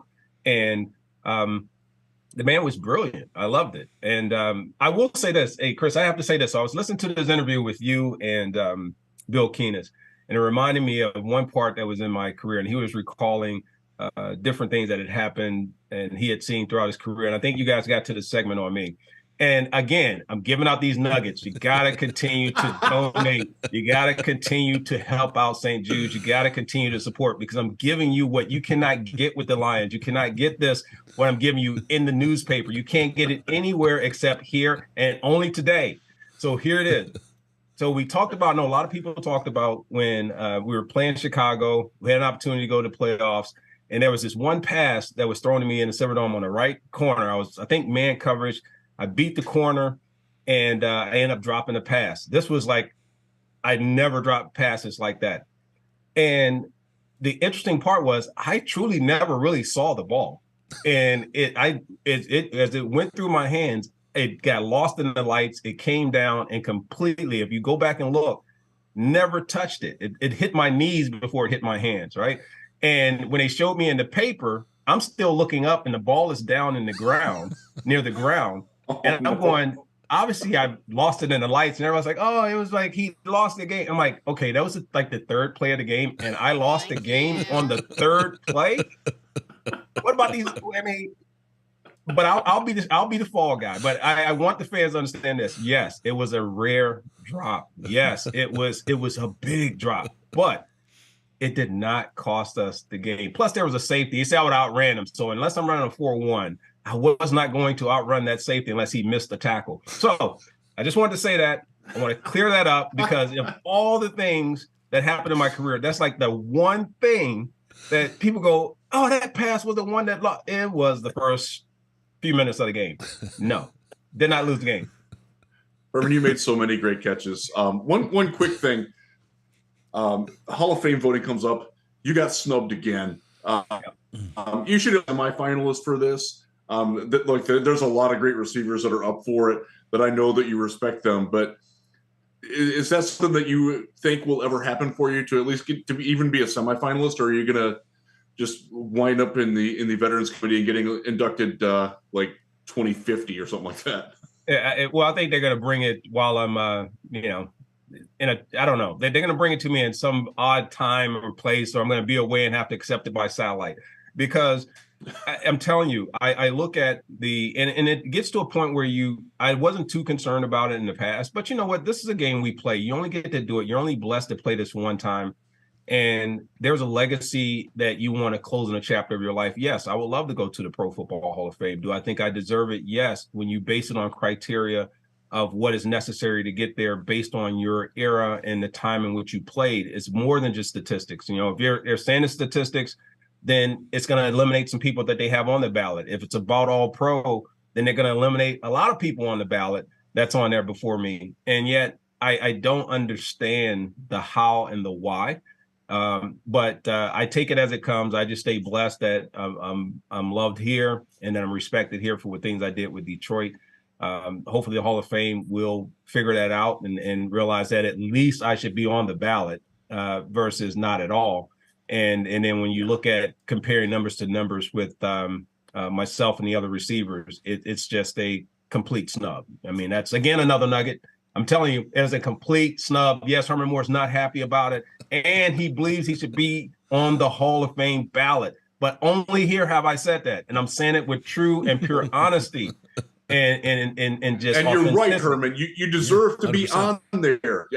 Like, I don't know if you would get in. I mean, like Torrey Holt, Andre Johnson, those guys were spectacular, but you were there too, man. And you always beat the drum for you that you should at least be on the semifinalist ballot. The fact that you didn't make it there is kind of sad. Jason Hansen too, for that matter. But y'all have big, strong cases. And we talk about this, and this is one of the things. I mean, we started the day with it, and we talk about the character of the players. And there's so many high character people that have played for the Detroit Lions. Herman, he's not from Detroit. He didn't grow up here. He played here. That's when you came to Detroit, right, Herman? You weren't here before your playing days, and right. he stayed. He stayed. He lives, breathes, and does everything. His family in the community. Herman is a Detroit guy now. It's more than just he came here and played and went. And, I'm not knocking on when I say this. He didn't move to LA. He didn't go somewhere.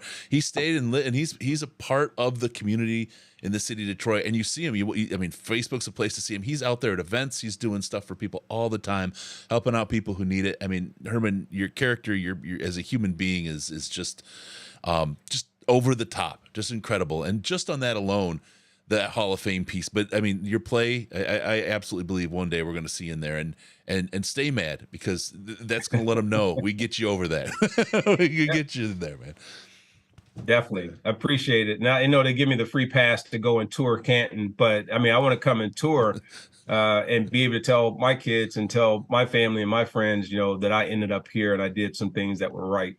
So yeah, I'll use that pass when I have a real good reason. That's right. I want my picture next to my bust. All right, Herman, I know we're at time. I appreciate you, man. Again, lionsnationunite.com. Check it out. The app, the whole thing. Herman's a great part of the community. Always support him. Really anything you see him do, anything you see him taking part of, get in there and help support. Herman is a really, really great man beyond being a great Detroit Lion and a great football player. Herman, I appreciate your time, man. Thanks so much for joining us.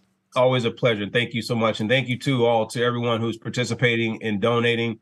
Thank you for having blessed hearts to help others in this time. So thank you all very much. Awesome. All right, Herman Moore, ladies and gentlemen, star of Detroit. Yeah, introduction. We all know how awesome Herman is. Yeah. And I will always beat the drum for Herman to be in the Hall of Fame. He belongs there. Absolutely, 110%. All right, let's get rocking and rolling. We'll do our. Oh, Herman's still there. No, wait, Herman's still here. Yeah. There we go. Okay. All right. There we go. Have to hit the right buttons. He's got a nice profile picture too. Yeah. Oh, he's a good-looking guy. He's not that much older than me, and he looks so good. Like, Steele, I said it wasn't a shot. I just used LA as an example because so many people think they want to live there. All right, I got to hit one. I got to hit a couple things. Fab, thank you, sir. $84 for one of my favorite Lions. One of the reasons I'm a fan to this day.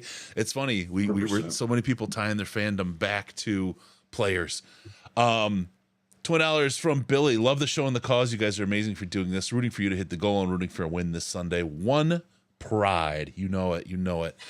Okay, here's another one really quick. It's balloon time. We're heading more balloons. How many we had? 6 more. We did 600 more the last hour. We got to get to 25,000 by 3 o'clock, folks. We got to get a pie in the face of Jeff Risdon. The balloons, the more we get, the more they light up. And the more you fill me in, the idea is to hopefully fill the room before we're done here. And I have a feeling we're going to because $100 gets one balloon. So every $100 is a balloon. Okay, last one. I got to get this one in. This was a donation. Super heartfelt. Ian Schaefer is the name. I am forever indebted to St. Jude is part of the name. My little sister in 3rd grade was diagnosed with a rare form of melanoma. They had her make a wish and were told there was little hope. St. Jude called and didn't want to give up on her. She spent a year doing intense chemo and they saved her life. She's still with us today only because of St. Jude. Thank you. Thank you, Ian, for sharing that. That's awesome. Thank you for sharing that. That's wow. Yeah, man. That's why we're here. That's a good reminder of why we're doing this. So yeah, thanks for that. That's there it is. Tier number 1. You got me. Thanks, Ian. Oh man.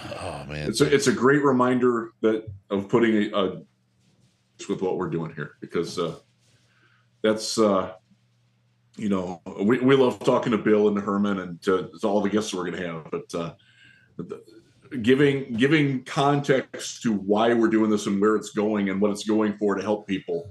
That's what it's all about, man. That's great. And to go back a little bit, I have to apologize for the internet connection. I'm fairly certain that my daughter got home from school and microwaved something, and we all know that the microwave works. I've got like the Boku antenna and everything like set up, but stupid kids have to eat sometimes. Yeah, why do they gotta eat?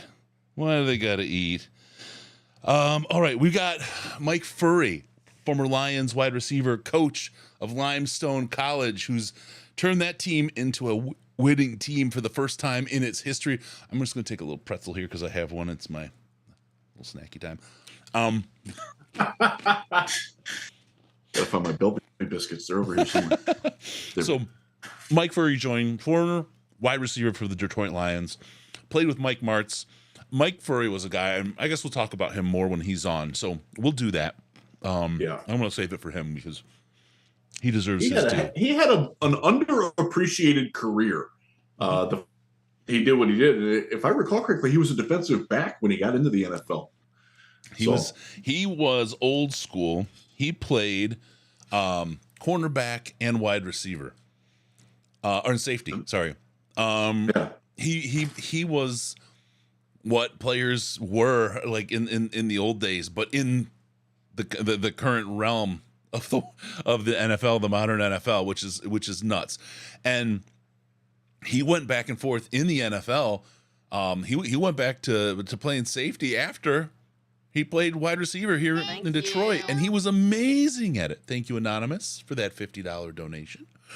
And it was for Cleveland because they're a depleted second. But we'll talk about that with him. I mean, Mike Furry's an interesting story. There's a part of the story that we're going to have him tell that nobody knows, and it's just incredible. Talks about the heart and the character of who he is as a person. Really, really an impressive individual, really special guy. Thank you. We'll get to that. Thank you, Mr. Hodges, for another donation. Getting there up there at 15,733.69 as we do, and we're rocking and rolling. She microwaved your router, my friend. The microwave operates on the same frequency as the Wi-Fi. Sorry, I don't want to get too nerdy here, but it does. That's where you get that. And unfortunately, where our router comes into our house is right next to our microwave, and there's no way we can fix that. So, yeah, that's that'll happen. Hopefully not too often. Looks okay. When I'm gonna have Micro Mike break that microwave. We just got the new microwave. That was our my wife and I for our anniversary this year. We got ourselves new appliances because we needed it. Yeah, that's good. Isn't that like that's how you know you've been married a while? Oh, it's our anniversary. Let's get appliances. Went to Home Depot, dropped some money. Like still paying for that, but yeah, it's that's what you do. So last year for Christmas, we got each other new dishes. So that's how you roll when you've been married for 25, 26 years. That's have to crowdfund. That's what you young folks have to look forward to. Have to crowdfund a wireless mesh network for Jess' house. I got him a mesh extender. That's the thing. I do. It works very well, but unfortunately, there's the logistics of where the internet comes into our home is suboptimal. Riz, you romantic fool. And Riz is a true romantic. You got it twice there, buddy. All right. So we got Mike Furry coming. Let's talk really quick. We're at 15.7 stjude.org/DLP is where to send your donations. The super chat, we'll get there, but the super chat makes it hard because there's administrative stuff. Plus, YouTube takes a big chunk of that money, and we would rather it all go straight to the St. Jude and not give it off to some major corporation. It is stjude.org/DLP. Donate there. It comes through. We see it. We hear it. We'll get you credit on the show. You can use the comment there to give a little story. You want to do donate anonymously. You can do that as well. But that's really the way to kind of connect and help us out here, trying to get the money together for St. Jude for some sick kids. We're very close. We're an hour away from our first patient story. You guys, you'll probably see me break. I'm not planning on it. I'll try very hard not to, but it's a member of my family who lost somebody this year. And it's a crappy thing. It's going to be a tough conversation, but it's important that we hear about it and understand the people directly that we're affecting and helping and trying to help. She's become a heck of an advocate for kids and to get over this whole wreck that we call cancer and try to get these kids and these families in a good shape and get them past this to a happy place rather than the alternative. So stjude.org/DLP. All of your help is much appreciated. It's a great cause, top charity, and they do great work. And even if you don't use their services, you're in this one of the situations. People are benefiting from the research that they do. So the money that goes to this research is directly related to that. My cousin, when we talked to her here, we're going to talk about it's medulloblastoma, and St. Jude has a clinical research trial going on it right now. I mean, they're doing this work, and I think it's really just important stuff. So stjude.org/DLP. Thank you to everybody who's donated. If you have a few bucks to spare, go ahead and toss it in and help us out and help us to help these. We know it's going to go to a good. And just to tie together the internet, my dishwasher just texted me. What? I don't know if that'll show up. Yeah, we're wired in now, so it's using the same network we are. Apparently, my wife's doing dishes. So yeah, the advantages of working from home. We both work from home now. Pandemic made that happen, and we're happy about that. Good times. Awesome. Wow. So the Lions. So by the way, we will keep you updated. The Lions are having press conferences today, fairly soon actually, and they will have their final injury report. We'll cover all that for you because they have had, excuse me, some illness issues this week. We're currently without 3/5 of our starting lineup. The offensive line has been out all week. That's suboptimal, to or that word again. Everything I've heard is that Taylor Decker is going to be fine. Penei Sewell will play. And Frank Ragnow he's Frank the Tank, man. Like he's hurting, but he's playing through it. And I dare say he played his best game of the year against Jacksonville. So yeah, and I'll tell you, he's more than hurting. My guy, I will guarantee you probably every other center in the NFL, if not 98 out of 100, even though I know that there's not 100, would not be playing with what he's got right now. Frank is absolutely a tank, and the Pro Bowl votes on Twitter are going on. I kind of let that kind of play out, but I'm telling you, I'm a big advocate for every single guy on this offensive line right now. This line has been incredible. Get on there, retweet, you get their names in there. Get them their Pro Bowl votes. It's worth it. These guys have played their hearts out this year, and there's guys playing with things that we don't know about. You don't know about, and they're doing a hell of a job, and their hearts, souls are on the line out there while they're playing. Thank you. I just saw a stat. It was last night. Jonah Jackson hasn't allowed a sack in a calendar year. That's incredible. Oh my God, that's crazy. It's funny. I didn't realize that this would be controversial. That I tweeted out that he was the best lineman on the Lions, and they got a lot of great ones. And people are like dogging like. I don't think y'all appreciate Jonah Jackson. Like that's nothing against Penei Sewell. That's nothing against Taylor Decker. It's nothing against Frank Ragnow.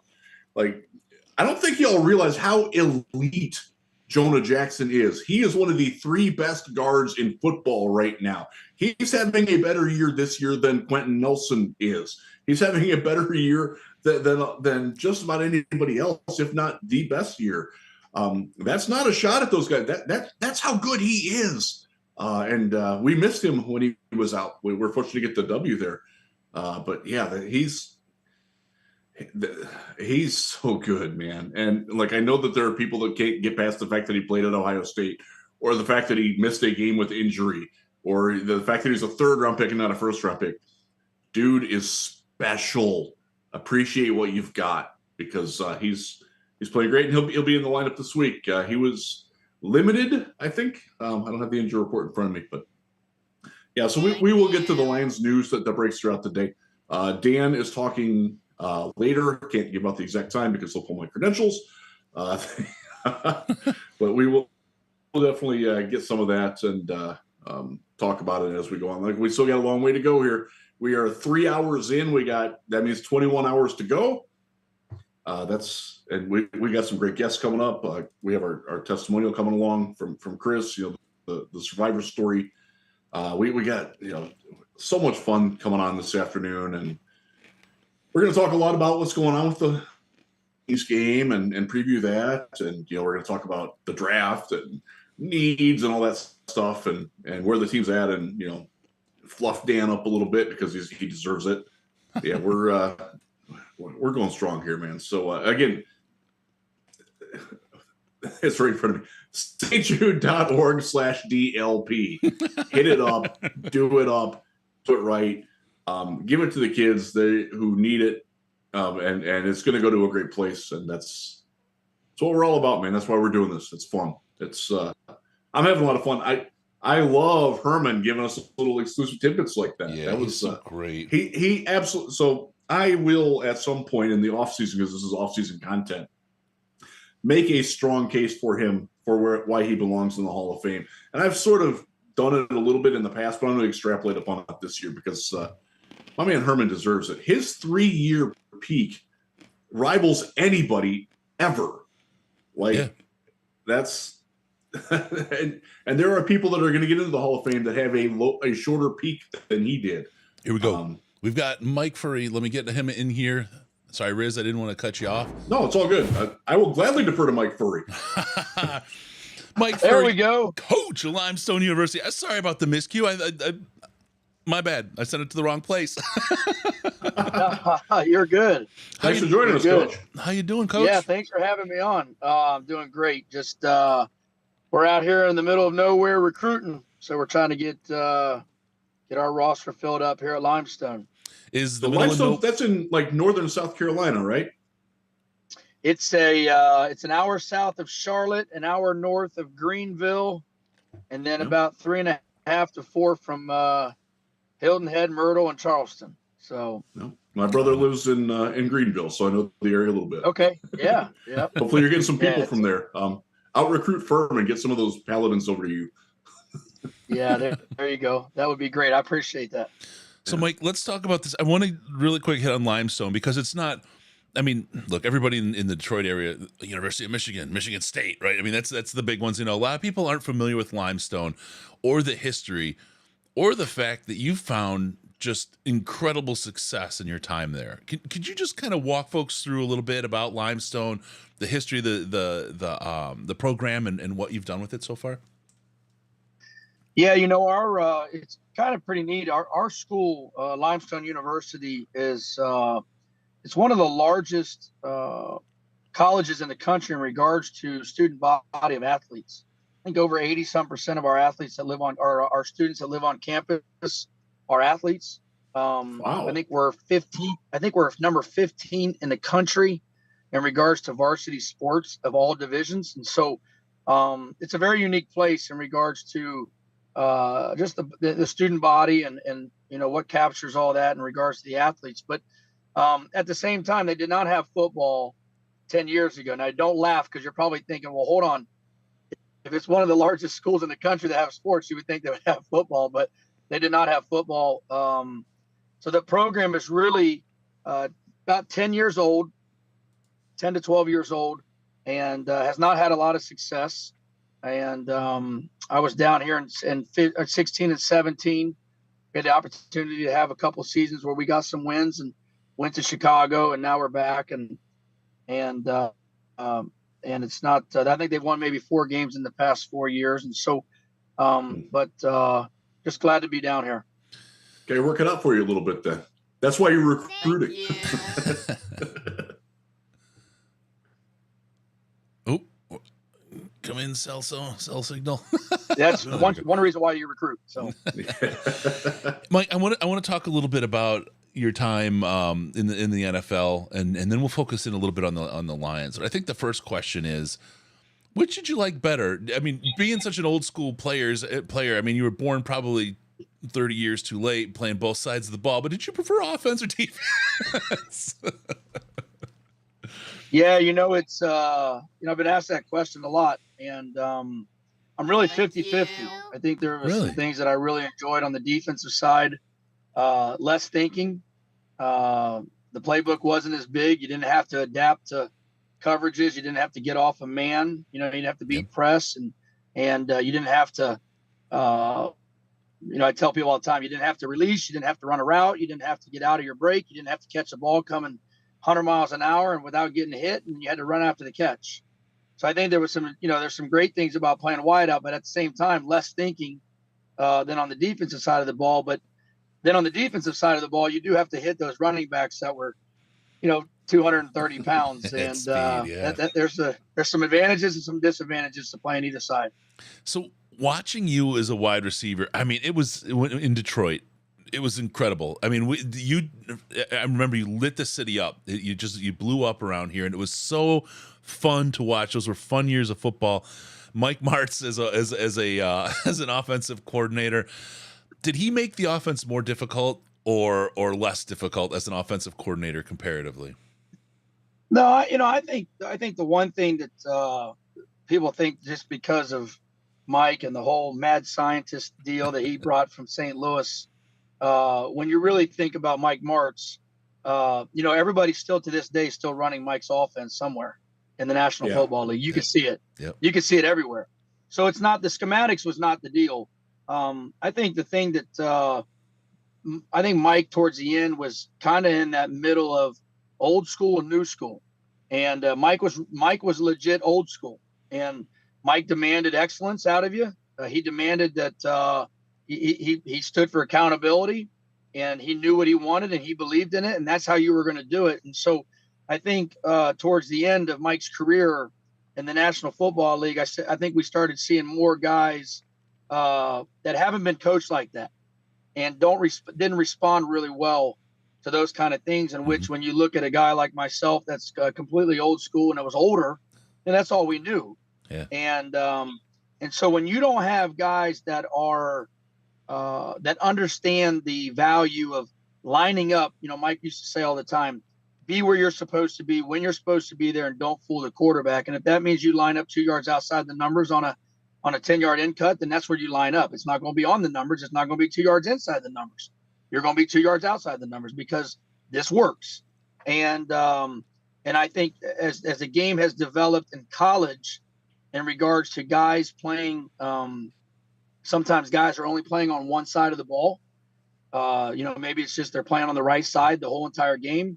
They have like maybe 5 routes that they run in the game. They got a smoke. They got a now screen. They got a 5-yard hitch, a 5-yard slant. They got a 9-yard stop, and they have a go ball. Like that's it. And so when you jump into an offense like that, and everybody wants instant success, I think that's where it kind of started hurting a little bit into the execution of the Mike's offense. Yeah. So you did a little pit stop with the Bears. We'll let you go on that thing. But your thoughts on like being in the enemy? We're going to consider them the enemy. To us, you're a Lion. Even though I know you played in a lot of places. What was it like doing that? Was that something that you had to get past, or was it pretty easy because that's just where the job was? Yeah, I think in the you know what, to be honest with you, my wife and I, my boys were born in Detroit. You know, my daughter grew up in Detroit, and we love Detroit. And I think Detroit, everybody always asks me all the time, what was the favorite place that I got a chance to play at? And it's always Detroit. And because there was just something there. It wasn't the fact that I tell Mike Martz all the time, everybody says that I probably was the most unknown guy that probably hit 1,000 yards. I tell him all the time, I said, no, you just finally gave me an opportunity. I was just almost 30 years old, you know? and I wish I could have played in Detroit. Like you mentioned a little bit earlier about being, you know, in the past a little bit. I wish I could have played in Detroit in Mike's offense and given an opportunity when I was 22, 23 years old, not when I was 30 years old.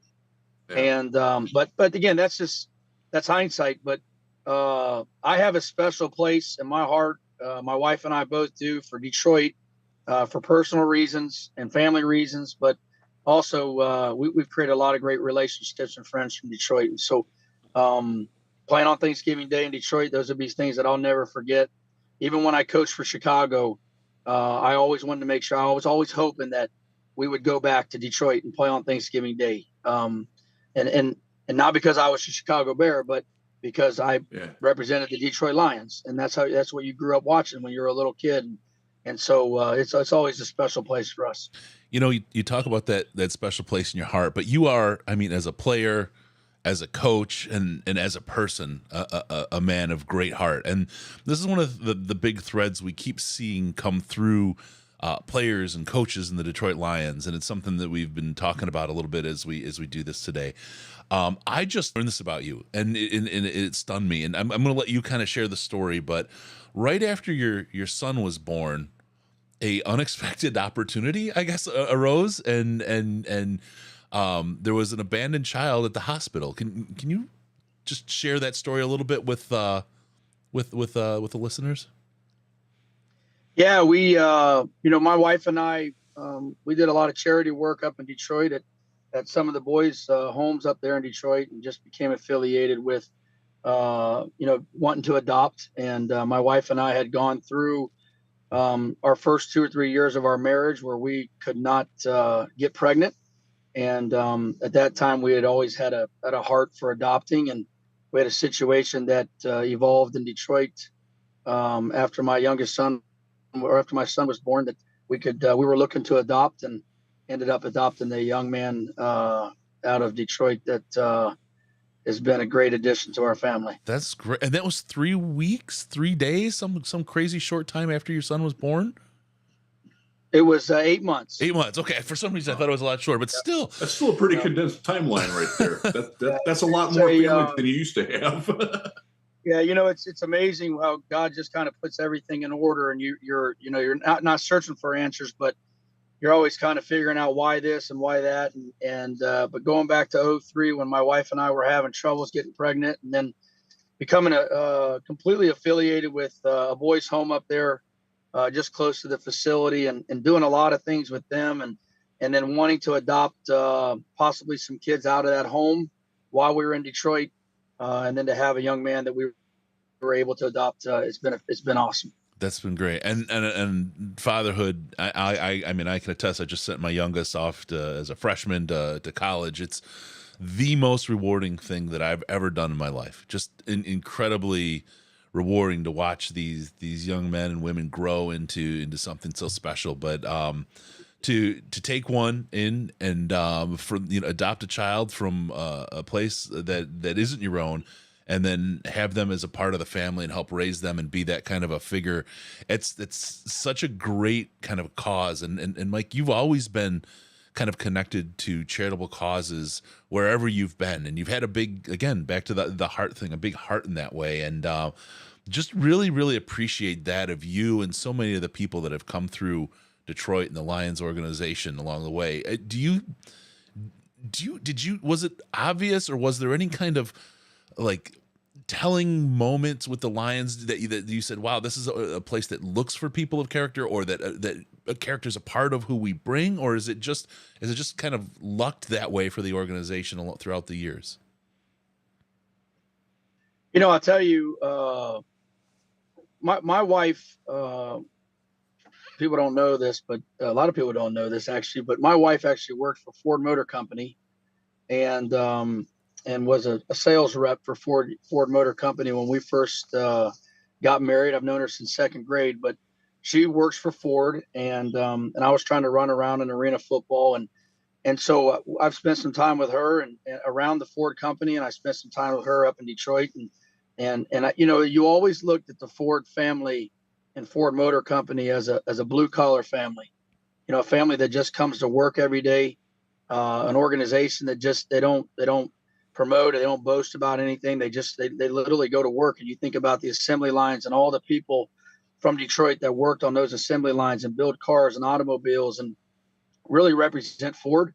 At that point in time, I think that's something that you really, it becomes a staple of who you are. And to me, I've always kind of been like that. My whole life, I've had to work for everything. Yep. And I wouldn't want it any other way. But I wasn't the most talented kid out of high school. I wasn't the most talented, most athletic kid, in college, but I did believe in work ethic. And I believe that the work ethic that I put in, not only on the field, but more importantly off the field, and just kind of having that passion to succeed by work ethic, is something that I felt that was kind of molded the Detroit Lions and myself when I was going through it. And I think that's why they've had a great opportunity when they've hired Dan Campbell, because Danny's the same way. He's a blue collar guy that just goes to work, and he's very passionate. Him and I, we're very passionate about what we do. We love, I don't know if you're born this way, or if it's just something that just evolves in your life as you grow older. But, we have a huge passion to make an impact on other people and help people. Our careers never were the most important thing. It was more the people that we were around, and making an influence on those people, a positive influence on those people, and trying to help them, which is why we're in coaching now. But, I just think all those things is a culmination of who the Ford family, who they are, who they represent, and, having the opportunity to, be around Mrs. Ford and the junior and all those guys up there that kind of solidified that that's who they are. And that's why I think I was so proud to play for, I was so proud to be a Detroit Lions member, because of the blue collar background. Yeah. That I felt at the Ford. That's kind of how I built my career. And it was a great opportunity to have that chance to play for him. Did your career overlap with Dan at all in Detroit? I think you probably missed each other by a year or two, didn't it? No. Yeah, he was the. Yeah, we did. Yeah, they were right on top of each other. Go ahead, sorry, Mike. We were right there together, and we were together, and I got two pictures that people send me all the time. One is with me jumping in the end zone with Megatron, and the other one is me getting lifted up in the end zone by Dan Campbell. So, kind of pretty neat thing. So let me ask you about Dan was he always this stoked up on caffeine? Because he's always been, and I say that, you know, partially facetiously, but I mean, he's a guy that's always seemed to have an intensity about him. You know what I mean? And was it the same way as a player? Was he that same way? You know, again, you know, I think when you go back and look at go back and look at Dan Campbell and just kind of think about, you know, was he the most athletic guy? Probably not. I know he wasn't the fastest guy. But I do know that when he played for the Dallas Cowboys, people didn't like to play against him because he worked his tail off. He outworked you. He had a motor that didn't stop. And he was very, very passionate about the way he played the game. And so to me, I think that transitions very well into coaching, because I know the one thing for sure, when I met Danny and got a chance to play with Danny at the Detroit Lions, it was almost like he just kind of takes you under his wing because he wants to help you. And but yet you can also see how he plays the game and how much he celebrates. I think that's the reason why I bring that picture up is because, you know, I just scored a touchdown and he was that excited that I scored a touchdown. You don't really see that too often in the National Football League because everybody's fighting for touchdowns, but that's who he is. And I think that's how that has allowed him to transition into coaching and become very successful very fast. And, you know, it's hard to win in the league. Yeah. Week in and week out, it doesn't matter what your record is. Yeah. It is hard to win in the National Football League. And what he's done and what he's doing is, you know, you got to give him a lot of credit, but it's not surprising. So when we get to talk to him, what's the insider piece that we can hit him with that's going to make him laugh that no one else would know? Well, you don't want to share the secrets. Yeah, we did a foundation bowling event one time, and I'm not sure a lot of people saw him dress up as Kid Rock, and he nailed it. And I literally thought Kid Rock might have walked into our bowling event. So it was pretty neat. That's awesome. That's awesome. So Mike Limestone, you're rocking it out there. You're doing a lot of charity work. We appreciate you coming on and kind of sharing some of the stories that you've had here. What's next for you with Limestone? I mean, is this the championship and then you're going to build on, or do you hope to kind of continue to grow your career from this point? Is Dan going to bring in Mike Furry as a coach along the way? Well, you can ask him that, but you know, right now I've learned, you know, I've learned even as, I guess I learned it as a player. Somebody taught me this a long time ago, but wherever you are, you better work your tail off and you better worry about where you're at that day. And yes, right now we love being down here and we love these kids that we're around, and the good Lord has us here for a reason. And so for us to be looking for anything outside of today it would be selfish. You know, do I have aspirations to become a head coach at the highest level? Absolutely. I would be lying if I told you that wasn't a goal of mine, or to be able to impact people at the highest level. But right now, this is where the good Lord has us. And like my wife tells us all the time, you know, I wanted to be a pastor growing up, and the greatest pulpit that I think you can have in sports is being a head coach. And you get a chance to impact everybody that's on your team. And we're going to do that right now until the good Lord has something else for us or tells us to go somewhere else. Yeah, no, that's great. I tell you, just to your a testament to your character, every single person I talk to, it's, oh my God, Mike, we and Riz, when we used to do the game preview with Tony Ortiz could not stop singing the praises of Mike Furry. He absolutely, and I was just talking to him 2 days ago. He said, "Tell Mike," I said, "Hey man, and I love you," the whole thing. He really appreciates you. Everybody does, man. Mike, everyone you've touched has been touched in a very positive way just by your presence, and really appreciate you coming on with us and kind of just being that right kind of person for the world. It's I think kind of the theme of today's show is that character and what makes people help elevate a world, because we all can look at the world and see it feels a little worse now than it did 5 years ago, and we want to try to reverse that, and it's through generosity and doing things to help the others around us that we can do that. So thank you for living that way and being that kind of person. Well, I appreciate it. as I mentioned earlier, and I didn't want to get too sentimental, but I think Detroit was the first place where, I hate to use the word accepted, but Detroit was the first place that really took our family in and created an environment for our family where we had people that were genuine and people that we loved and people that supported us like we've never been supported before. And as you mentioned with the Tony Ortizes and all the guys that, the Tim O'Neills and just everybody, those relationships have continued since the day I left. And, if I had one thing that I wish I could do my whole life, I wish I could have played for the Detroit Lions for my whole entire career and retired as a Lion. But it's a special place for us. Yeah. Good stuff. Well, Mike, thank you. Thanks for sharing that. I know we've only got so much of your time. I appreciate you joining us and appreciate you doing that. I hope to talk to you soon. And I hope you do great work and bring the championship to Limestone like right now. And we get to see you back in Detroit because Detroit is a place of very, very special people. I've lived around the country. I know you have as well. And there's a certain character. Every place has its own character. Detroit has exactly that one of a camaraderie and a brotherhood of people that like you talked about with Ford. There's just a certain personality that Detroit has, and it's the best personality of everywhere I've lived, and I miss it every day. I will get back. I know I will. Yep.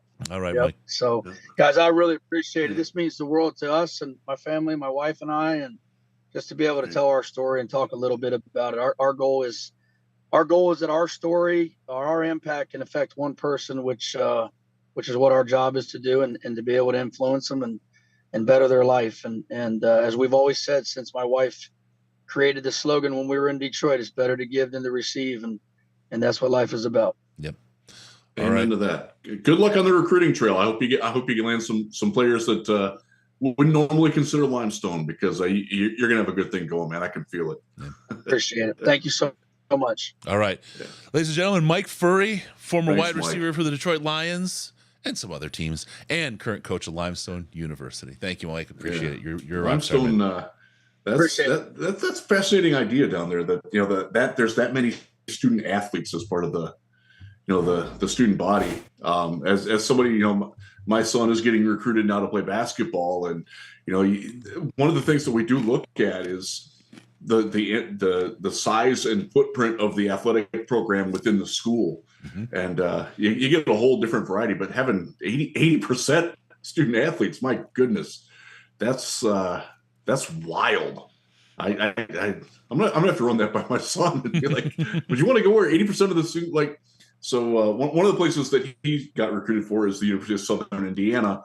It's a D1. They just moved up to D1 this year in basketball, and their big thing is that we don't have a football team, and we still have all kinds of emphasis on athletics. And it was cool. I wonder what he would react to with the Limestone thing, because that's fun. Yeah. We got somebody here on this one. I shared in the background from a call we had earlier. Let me see if we can make this work. There we go. Oh no. Yeah. This probably isn't good for me. This is not going to be good for you. Trying to leverage the cellular networks. Hey, how you doing, Mike? Oh, your audio, brother. I think you're muted. Mike is connecting to audio, it says. He's in. I know where he is. Hold on, you got to turn on your audio. Hey, Mike. Yeah. Hey, Mike. We can't hear you. We can't hear you. Oh. There he goes. He's getting it. Yep. Yeah, not yet. We're getting there.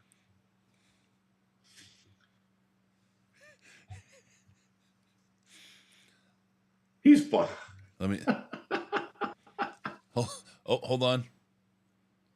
You getting it? He's working on it. Hold on. This is great.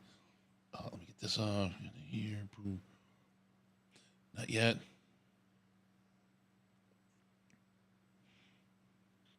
Oh. Nope.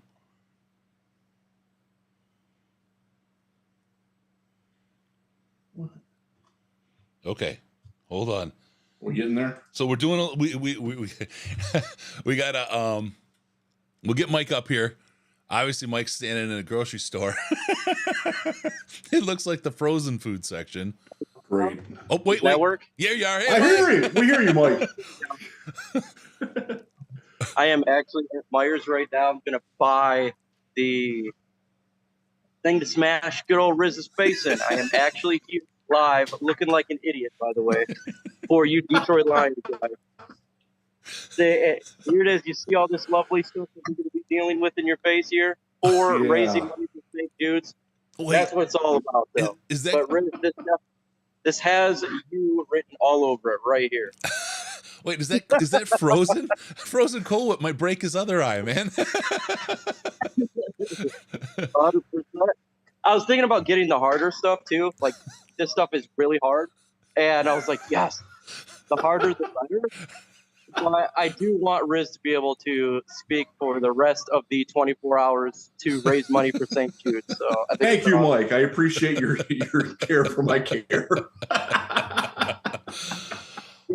Yes. I was thinking of you, and I was like, you got to have that smile to keep going for 24 hours. So I can't. We're trying, that. So baby. I was looking at the cool whip, and I think that's logical for sure. All right, let's see.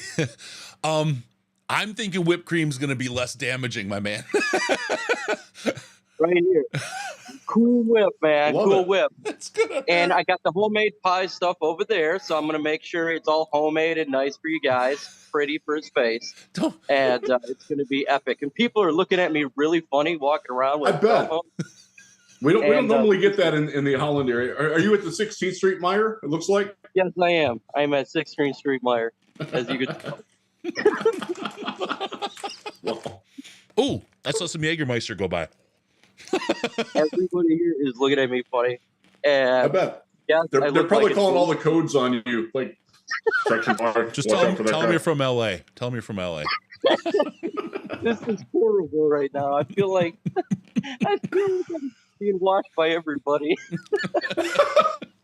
This is really, really embarrassing, but hey, you got to do it for St. Jude's and for the kids.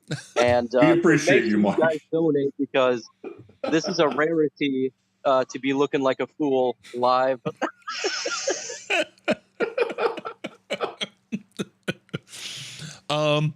People are saying shaving cream is the best. Shaving cream. Other people are saying a frozen Hershey pie. I don't know. I think something in I don't between. know. Whipped cream is great. I can don't know whip cream. Maybe whipped cream. Whipped cream. That's what I got right here. Cool Yeah, whip. cool is fantastic. That's great. Yes. I'll take that facial, Mike. Thank you.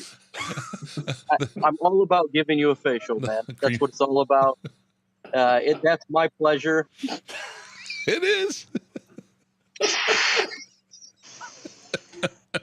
Oh no. People Riz are is definitely weird. I know our community. Oh, man, I'm trying to find like a spot where nobody can see me, but you can't. It's the biggest place we got in Holland. You should just start getting people in the camera shot and see what they do. See if they run away or hide their faces and stuff. Just start photographically molesting people. Start putting their hoods up. This is really.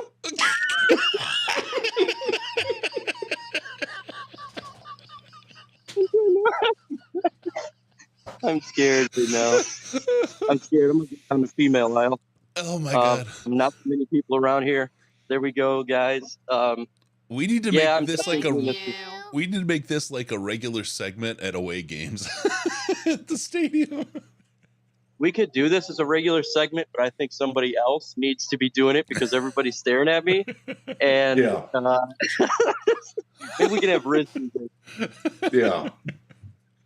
I'm fairly conspicuous to begin with, so yeah. Yeah, so if you're in the Holland area and you see a guy holding a cell phone talking to it, do not approach that man. Yeah, good idea. Oh my God, these balloons. Oh my God. All for the kids. I'm in that store all the time. Okay, all right, so we're getting there. stjude.org/DLP. Let's get a cream pie to Riz's face. The harder, the better. There's a kid right there, man. Their parents. Mom, what's a no? Talking about cream pies, and there's a parent and a kid looking at me funny, so I got to walk away. That's great. You're I mean, you do technically have cream in your hands, so yeah. I mean, you've got the excuse right in your hands. It does happen quite a bit, but yes, right now I currently have legit cream in my hands, not a homemade cream. Sure. Oh my God, what are we doing? What world are we living in? we're having fun with this. Yeah. Are you guys still awake? Are you still? Oh, we're good, man. How many hours it's been? We just talked to Mike Furry. He's a great guy. Had a nice story. We talked to Herman Moore. You know Herman very well. Obviously. Have you heard Herman before? I've never heard of this guy. I have no idea who Herman Moore is, but the Mike Fury, that's awesome, man. That guy's a legend. Yes, he is. He is awesome. He was talking about his time playing with Dan Campbell, because they both played here for 2 years together, the same 2 years. Ooh, that's awesome. You can make Mike Fury the wide receivers assistant coach. He used to be for the Bears before he took this job as head coach. He was at the Bears, yeah. Yeah, man, let's get it done. Let's bring Fury back. I'm telling you, keep your eyes open. I'm trying to keep my eyes open, because if I don't, right now, people they're thinking I'm a creepo. You know, one of those guys that. Yeah, don't head toward the dressing room, because the Meyer dressing room already is creepy, right? Oh, no. I'm definitely not heading to the dressing room with whipped cream and a pie. That would definitely look good. That would definitely raise subscription. Yeah. That is definitely going to be one of the things we add on when we do the scavenger hunt. I'm not going to be part of that scavenger. I'm telling you, not at Meyer here. All right. So, Mike, we'll see you at Riz's house real soon. Sounds good, man. Sounds good. Cannot wait to smash you in the face. Great. All right, Mike. Sorry. Try to squeeze some food in while I can. Good grief. Oh, my goodness gracious. He's actually doing this. Yes. I think someone's running your microwave again. Someone's running your microwave, Riz. Actually, I'm going to take a little nature break on that. All right, do that. I'll set you up. Let me know when you come back. I'll be back very shortly. All right, I got you covered. All right, Riz is on a nature break. I should have stopped chewing before he went. Holy cow. I've got a call coming in, and I'm just going to answer it. Hello? Hello? Hello, Chris? Hello? Chris? Hello? Hello? Huh. Chris? Oh, there you are. Hey, Coach, how you doing? Pretty good. I kept going, Chris. My bad. Hey, Coach, we're actually doing our 24-hour live stream right now. Do you mind just doing an impromptu talk, like online, like live right now? Yeah, about 15 minutes, because I'm ready to go to the shopping with my wife here. Oh, okay, let's do it. All right. Let's do it. All right. My co-host will be back in a minute. He just kind of left, but this is great. Ladies and gentlemen, we've got Wayne Fonts on the phone. Oh, my gosh. It is so great. We talked to Herman Moore about an hour ago, and we were reminiscing. Oh, my gosh. Wayne, it's so great to talk to you. My pleasure, man. So here's how crazy the world is. I have a friend who moved into the house 3 doors down from you. Let's talk about the Lions right now and your thoughts. Are we on the air? Yeah, we're going, man. We're here. We're live on the air. My God, I'm back. He's back. I'm not messing around. Oh, God. You know we love you, Coach. You know we do. Well, I appreciate it, and you guys don't know. I love the Lions, and I've always did, and I always will. And I'll tell you this, the Lions right now, I'm probably stepping on some of your questions, but the Lions right now are playing as good as anybody in the National Football League. This football team, I really believe they believe in this coach. They're playing extremely hard. I watch them every Sunday on TV, and you can see the great effort that this team is putting forth to win and trying to get over this hump of being a team that always loses in the end. I am proud of the Lions, man. You know what? If the season started right now, I'd take them to win the Super Bowl. How about that? Whoa. You know, I don't. That's a bold statement, right? But the way they're playing, I would absolutely say that they have an absolute shot at it. They could make that run in the playoffs. This is a team like we haven't seen since you coached the team, and this is one of the things like the folks in the chat are talking about right now. They're saying for the young kids, Wayne Fonts is the Dan Campbell before Dan Campbell. Oh, that's you know what, I take that as a tremendous compliment. Because I like this guy. I really like what this guy's doing, and I like the way the players are responding, and the fans. I mean, the fans are going crazy, and it's something that they really need in Detroit, and I think the Lions are ready just to break out. And in fact, they're playing Minnesota this week. And if I were a betting man, which I am not, LOL, I would bet the Lions this week. I'm getting ready to put my house up on mortgage to bet this game. But I'm not a bettor. Yes. Well, because we're in Florida, right? In Florida, we're not allowed to. Yes, absolutely. No, that's it. And I guess the spread's 2.5. Just so you know. Yeah, this is an incredible team. And the way they've come together after the slow start this year. And you're right, the players have not given up on the coach. The coach has not given up on the players. And I feel like, and as a guy who's been there, right? And we talked to Bill Keenist earlier. I'm sure you remember Bill. He never disappeared from anybody's side.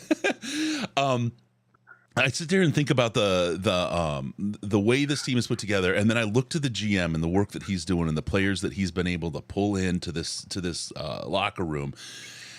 The connection between Dan Campbell and Mr. Holmes just seems to be like a direct line between each other, like of the same mind, and this kind of thing.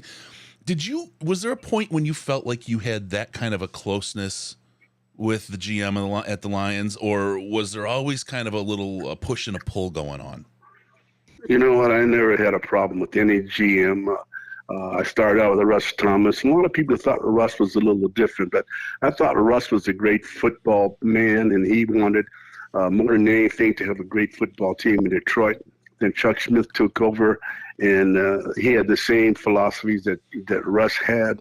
And the only thing, when we had a great scouting department, that's why we were almost in every game we played. The Dallas game, I'll never forget that game. It was one of the great games that I've ever been associated with. But I'll tell you, the big thing is that the coach, whatever they believe in what he's putting out, whatever he's putting, they're buying, and they're hanging in there. And I think that's a plus. I think, and also again, I'm probably rattling, which I always did. And I love it. I love it when you do. With a cigar, you know, I used to just rattle. Mm-hmm. But you know, this coach, like I said, I keep talking about the coach and the trade you guys made, the trade that the Lions made, and I love Matthew Stafford, and the trade he went to the Rams and we got Goff. I would have loved to have Goff. Goff to me is as good as anybody out there, and you can't. I always said this.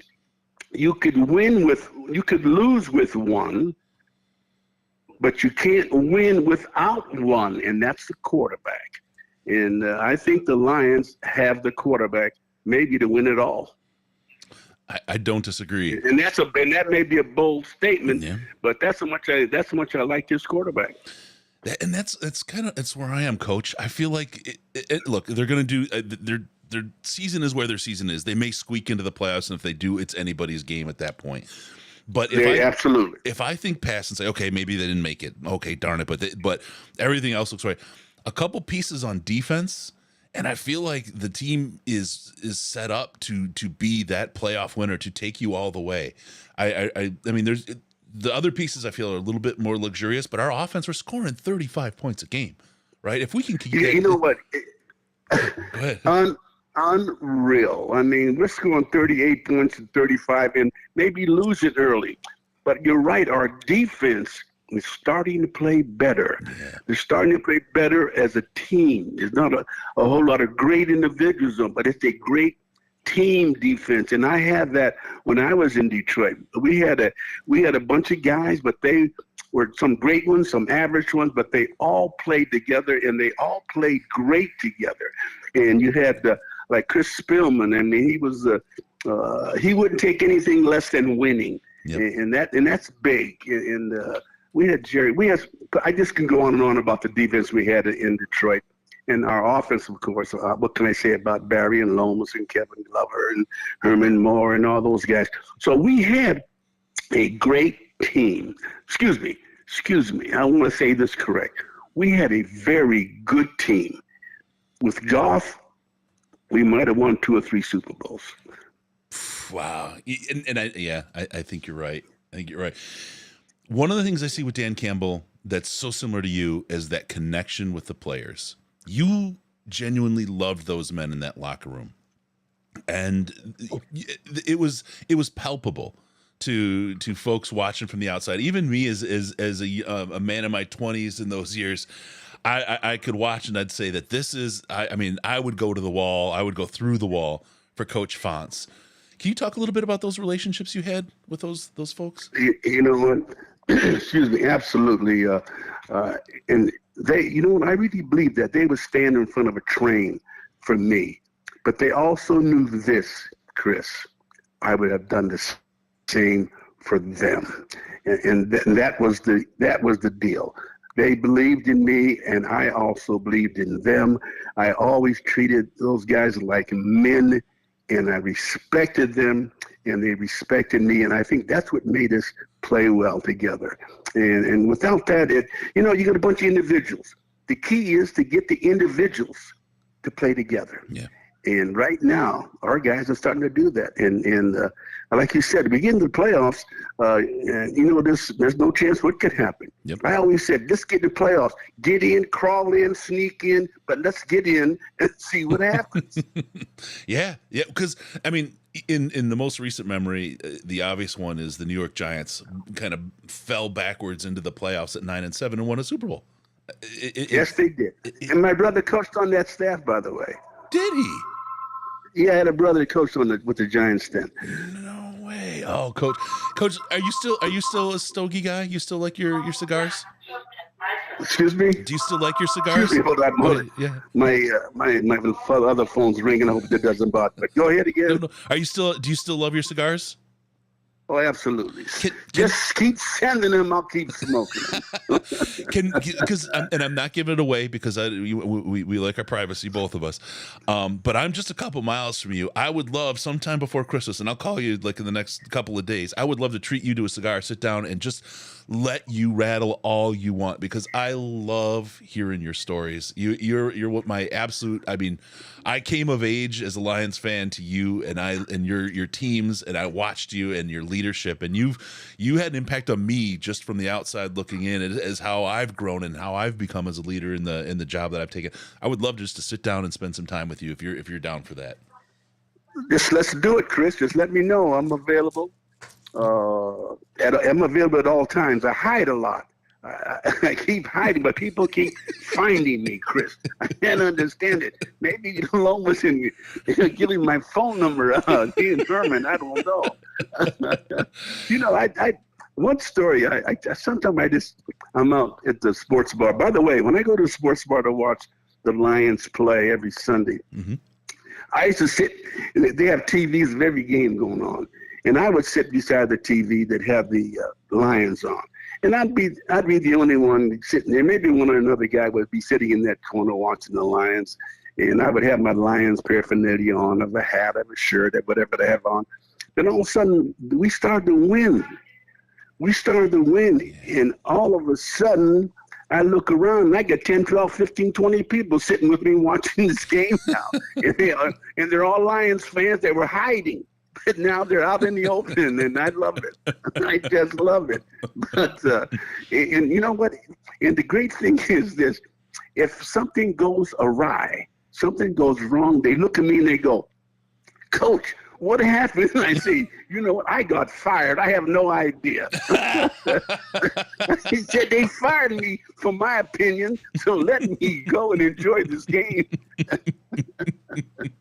We're on the right track, and Sheila, I call the Lions. I talked to Chris Spielman.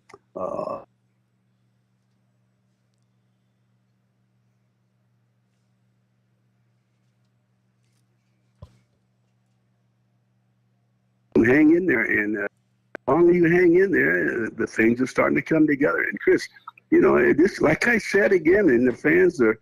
I think the fans are starting to believe it also, the way they're cheering and screaming. This team, if they get in the playoffs, we have a chance. Yeah. And we're going to beat Minnesota Sunday. Oh, gosh. Coach, I love to hear that. I have to say really quick, we have tickets. We're doing an auction. This is all for St. Jude. We're raising money for St. Jude. We've gotten to just over $16,000 so far today. We're shooting to get to 35. That'll take us over $100,000 total. But we have an auction going on. Auction.DetroitLionsPodcast.com. There are club level seats and parking for anyone who wants them for Minnesota's game. This game against Minnesota. But you have to be loud. If you're going to go there, you have to be loud. Coach just told you it's the sound of the fans. And Coach, I mean, well, the Lions are the only team to be penalized for the crowd being too loud. I remember that back in the Silver Dome. But I mean, how much of an effect does that crowd noise have on the coaching and the players? I keep going back to that Dallas win, and I always said in the people that I know well that the crowd noise in that game had to jack up the players. I mean, it had to. It was deafening. If we fumbled, the crowd cheered. I mean, it was one of those things where it was one of those afternoons that the crowd jumped up and said, "You know what? I'm proud to be a Detroit Lion." So it does help. Yeah, absolutely. Do you think the players find a little bit of extra juice there? I think so. And, I really do. People say, I didn't hear the noise. But you can't help but hear it. You can't help but hear it, and I think it kind of turns things a little bit. I think you dial it up from an 8 to a 9. I mean, it helps you go maybe one more point, whatever it is. It helps. It helps the team. So just tell them to keep doing it. Yep. Coach, one of the things Coach Campbell talks about, he made a statement about the ending of the Vikings game burning him. He made a decision that he knows wasn't the right decision, and it's just eating away at him. But and he felt like he let the players down. But it doesn't seem to keep them down. As a coach, when you make a decision, you're like, I let my guys down. How do you? I mean, and they don't seem to be, burnt by that. How do you come back from that? How do you take that? Do you put it in like a cornerback who got burnt on a play? You put that in the back pocket and kind of forget about it and work on it later, or how do you approach that? Listen, I told the players when I first got the job, I said, never will you hear on the radio or in the newspaper that Wayne Fonts said Chris Spielman, he was the one that missed the tackle. He was the one that cost us the game, which that never happened. But the players, I think they got to believe when a coach makes a decision and the team maybe loses because of that decision, I think Campbell puts it on his shoulders. He said it was me, and I think the team loves it and they respect it. And that was my deal. If things didn't go right and somebody just dropped the ball, I would say, you know what, that didn't cause us to win or lose. That was one play in the game, and maybe I could have done something better, guys. And I think the players respected me for that. And I think that the coach has that respect from the players. So whatever he does now, they're going to jump aboard. And I'm rattling, of course. I'm just rattling, but I really believe that. I've got someone in the chat. They're saying Wayne doesn't know how to respond to coaching errors because he never made any. What they say? Coach Wayne doesn't know how to respond to coaching errors because he's never made any. That's the love. That's the love you get. Probably one of my guys.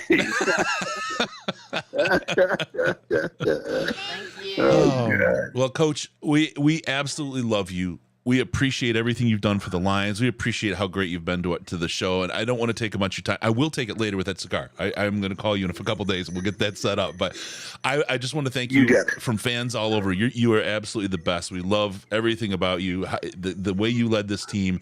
And no one forgets. Everyone throws back that last and only Super Bowl era playoff win was at the helm with Coach Wayne Fonts at the helm. And there is a heck of a lot to say. I think people are happy and ready for Dan Campbell to be the next guy to do it, but your name is written in stone across Detroit. People just absolutely love you. I appreciate that, and you just tell the fans to keep on rooting because this team, this team is getting better every week, Coach. It's a feeling that you have, that if this team doesn't make it this year, if they stumble, Chris, we're on the right track. Yeah. And you see teams that play well in the end of the season, and you say, well, this team is ready to take off. And the next season starts, and they don't. The key here, I believe, is to keep those players together and keep them believing. And this team has a chance. I really believe that, or I wouldn't say it. Now that they're all said and done, and I'm giving you 15, 20 minutes of my time, I'm going to light a cigar and jump in my jacuzzi. It's 84 degrees. I'm going to light up and smoke and watch golfers go by. Oh, Coach, I love you. Thank you so much for giving us a call and joining us, and I hope you enjoy that soak. You deserve it. Okay, listen, if you see any of my old players now, they're getting old. If you see any of those guys, tell them that Wayne Font said hello. I will do. Tell them all I said hello, man. I will. All right, you take care. You too, Coach. Thank you. Go Lions. All right. Love you, brother. Hey, Coach, man. That's great. What timing he has, too. He just called. Just decided to call. That was completely unplanned. Why? Phone's back on. I'm like, is that Coach? It is. All right, we've got somebody in the chat right now. We're just 3 minutes behind our schedule, so we're not too bad. But let's make this work. Okay, here we go. Mandy, right. How you doing? You with us, Mandy? Hello. Oh, there you go. Cool. Let me do one thing. We're throwing in for every $100 we raise. We're filling the room with balloons. They're harder to see, but the closer they get, the brighter they get. And by the end of the day, it's probably going to be my face in some kind of strange circus. 3 o'clock. We got about 2 hours. We're going to have to put some work in here. Get rid of the pie to the face, and get rocking and rolling. All right, so we're joined now.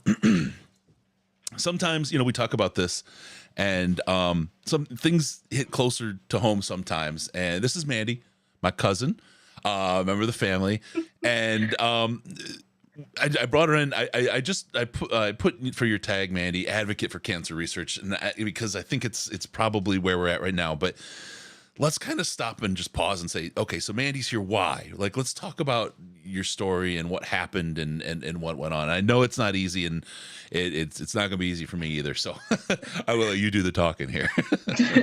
Well, great. Thanks. So my son, Kingston, was diagnosed with a type of brain cancer called medulloblastoma when he was 5.5 in July of 2020. So it initially started out with him telling us that he had headaches, and we would just give him Tylenol, didn't really think much of it. After a couple weeks, we took him to the pediatrician. They told us that since it was the summertime, he was outside all day playing, to give him some Gatorade. He was probably dehydrated. So we did that for a couple days. That was like a Wednesday or a Thursday. Over the weekend, he still kept complaining. So the next Monday, I called the pediatrician and told them that it wasn't getting better. He was still complaining. So they got us in the next day, squeezed us in for a MRI. And we went to the MRI. They told us it took forever. And we were at one of Cincinnati Children's satellite hospitals when they did the MRI. After they told us that they found something, they took us to the ER there, where we waited for an ambulance to transport us downtown to the base hospital, where we would meet with the neurosurgeons and everybody. By the time we made it down to base and got situated in the PICU, he had to be in the PICU initially because the headaches were being caused by hydrocephalus, because where his tumor was in the base of his brain, it wouldn't allow his brain fluid to filter through his nervous system. So he had to be on hydrocephalus watch overnight, where they would basically come in and check him every hour. So he spent the night in the PICU. The next day we met with neurosurgery at 8 a.m. They had a room already ready for him. They took him right away that morning, did surgery. It was, I want to say 8 hours long with surgery. They were able to get the whole tumor. He only had one tumor. He didn't have any metastases or anything like that, which was good. They said the tumor was about the size of a plum. So they got the whole tumor. They had to do craniotomy, laminectomy, take part of his vertebrae, cut into his skull, everything to get into it. So it was a pretty extensive surgery. And then after his surgery, he had a drain to help drain because of the hydrocephalus. And he had that for a couple weeks until they could put a permanent shunt in where it would drain down into his abdomen. Shortly after his surgery, he developed posterior fossa syndrome, which is becoming more common in kids with Medulo. And basically, he couldn't walk, couldn't talk, couldn't feed himself, couldn't do anything. And that was probably within 2 days after surgery, all of that developed. So he spent a couple more days in the PICU, and then they moved us down to the neuro floor until they actually put his shunt in. And then they moved us to inpatient rehab, where he would go to rehab twice a day. And he was, and basically once we moved to the neuro floor, they started with rehab. So he was in rehab pretty much immediately. His case of posterior fossa syndrome wasn't as severe as a lot of kids. He was talking within 2 weeks, back to speaking full sentences and everything. And a lot of kids that have posterior fossa syndrome don't talk or walk for year afterwards. They lose like all ability to do anything for themselves. So he was really lucky in that case. We ended up staying in the hospital inpatient for 49 days.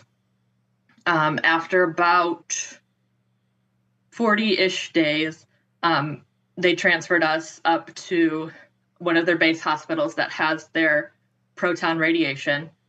So that way we could still be inpatient and they wouldn't have to transport us back and forth. So we were inpatient there. He was getting proton radiation every day. He did that for 30 days.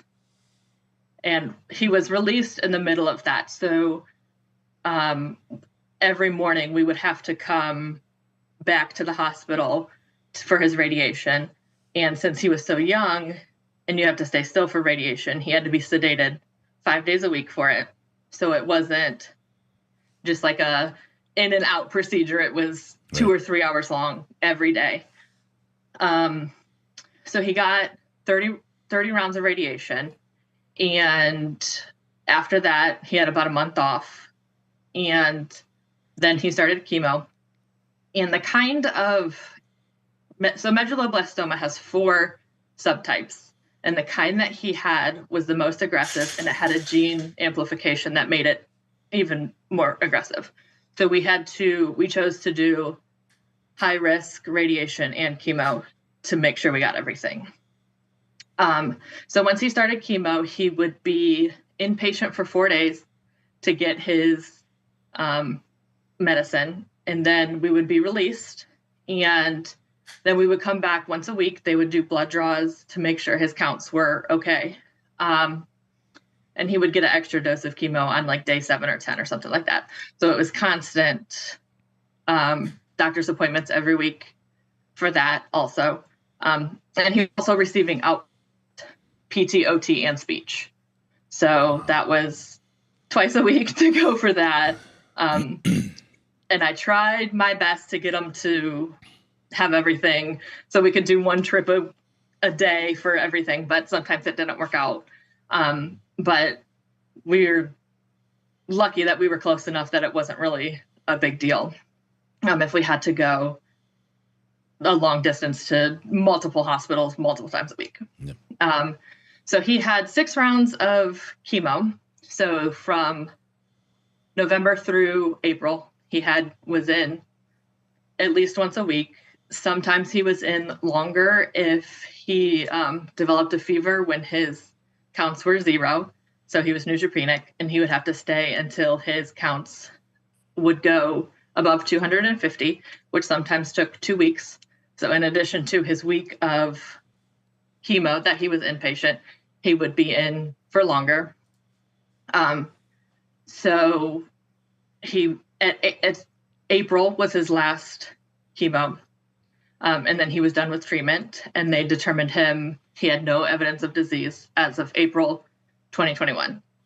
After that, he had every 3 months, he would get an MRI just to make sure everything was still clear. Still clean. On his 6-month MRI, they would do brain and spine. So they found a spot on his liver on his 6-month MRI. And they scheduled him for an abdominal MRI just to make sure. They said that it's probably just something like a fatty liver left over from surgery or something, or his chemo or something like that. So they scheduled it for like 3 weeks out. By the time we got in for his abdominal MRI, he had multiple metastases throughout his abdominal cavity and pleural cavity.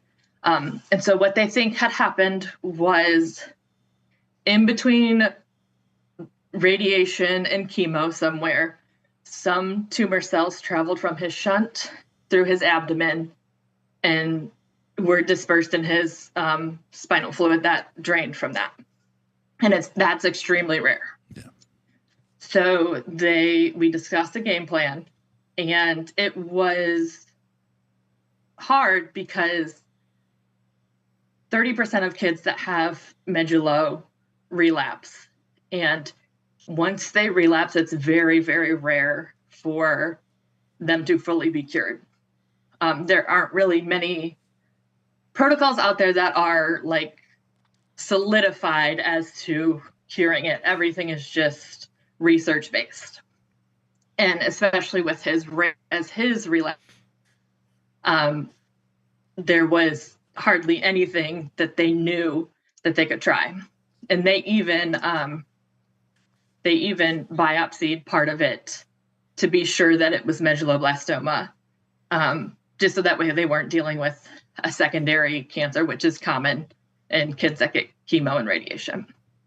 So once we decided on a protocol to try, they basically told us that it was not going to cure him. It was just going to buy us time. So we decided on a protocol, and it was an oral chemo protocol that we could do at home. He took pills every day. And we really didn't have to go back to the hospital for much. It was just blood work once every 2 weeks. And then they gave him an infusion that was like 2 hours long. So it wasn't, and that was one of the things that we were very adamant about, was that we didn't want him to spend lots of time in the hospital. Yeah. So around, I want to say February or March, we had another scan, and they determined that it was still progressing. So we got him off of that protocol, and we had already lessened some of the medicine a little bit at that time, just because his counts weren't recovering. So we were already doing some medicines at 75%. And so it wasn't really advantageous to keep doing that protocol. So as a last-ditch effort, we tried this drug called Lutathera. And basically what it is it's a injectable radiation that targets certain cells that he had for his tumor. He did that at the end of March, but at that point it was already too much. We did notice some differences because he was like jaundice and stuff because of the tumors on his liver were so big. Right. And about a week after his Lutathera, he did start looking better. So we were hopeful. But then he just developed ascites, and it was like too much fluid in his abdomen. And then he unfortunately passed away April 29th of this year. So he had a 1.5 year battle. That is one of the most difficult stories to hear. And I appreciate you sharing it because I know how hard it is. And nobody should ever have to go through what you or Kingston went through. And it's heartbreaking. And I'm working here. It's everybody's touched in some way. Their family, friends, someone they know has cancer, and it's just so much harder with children. And it's one of the key reasons we started this whole thing. That's why we do this every year. And, Mandy, you guys weren't patients at St. Jude. You didn't use the services of St. Jude. But, like, they have research going on right now with medulloblastoma. They have a clinical trial going on right now. And all this money that we're trying to raise and put together here is to help kids like Kingston and people like Mandy to be able to not have to be here in a place that makes us unhappy, to have a little bit more fun, a little bit more smiles and all that. So, Mandy, I know it's hard, and I appreciate you sharing your story. It's close. It No problem. Because when he relapsed, I actually went to the website that has all of the trials out right now and went through each and every one of them and tried to see if he qualified, because there's all kinds of parameters that you have to meet to qualify. Yep. So I picked out every single one that I thought he would qualify and discussed it with his doctors. And we talked about a whole bunch of different options. And so it's good that there's options out there for parents to be able to put their kids in trials to help other kids. Yep. That's exactly it. That's all we can do is keep working to get there. And hopefully one day, things like this will help other people avoid this, and we can be the people that help break ground to save others. It's one of the few things we can take away. Mandy, universally, the folks watching, sending prayers and love and everything. Sorry for your loss, and remember Kingston. Keep him. We'll keep him in our heart. I know you will. And the good news is you're still a mom to a bunch of kids, and they're great kids, and you get to still have the joy of parenting. You never make up for the loss. Nothing ever fills that hole, and you know that. But family, friends, and trying to do good for in the world is what we get. So I just want to thank you, Mandy, so much for coming on and sharing your story. It's hard and it's brave, but it's something that we want to do so people can really see and understand why we do this and what it means to the people that are out there and suffering and having a hard time. So, Riz, I don't know if you have anything to say. Just thank you for sharing. I know that can't be easy. It's funny, as you were talking, I have a 17-year-old son. He just walked by my window here. I just thought about what it would be like to go through that. And I can't even imagine. All right, Mandy, I thank you. I'll save this. I'll share it with with the family so they can see as well, and they can make fun of me and Riz. I wouldn't expect anything less. That's who we are, right? Thank you so much for sharing that. That's Danielle. And to get through it the way you have and having other kids, like I can't imagine how your life just like stops. And it's like you talked about, like you go to the doctor one day and then the next day he's having like, that's unbelievable that he can, that it goes like that. But that's and what you cancer never does. expect it to happen to you. Like that's the last thing in your mind when you're taking your kid to an MRI. Yeah. Wow. All right, Mandy, thank you. We're gonna move. We're gonna go to try to do some silly stuff. I don't know how you go to fill in a room with balloons and stuff like that, but we're gonna try it. I appreciate you again to bearing your soul and bringing your heart, and look forward to seeing you soon. Okay.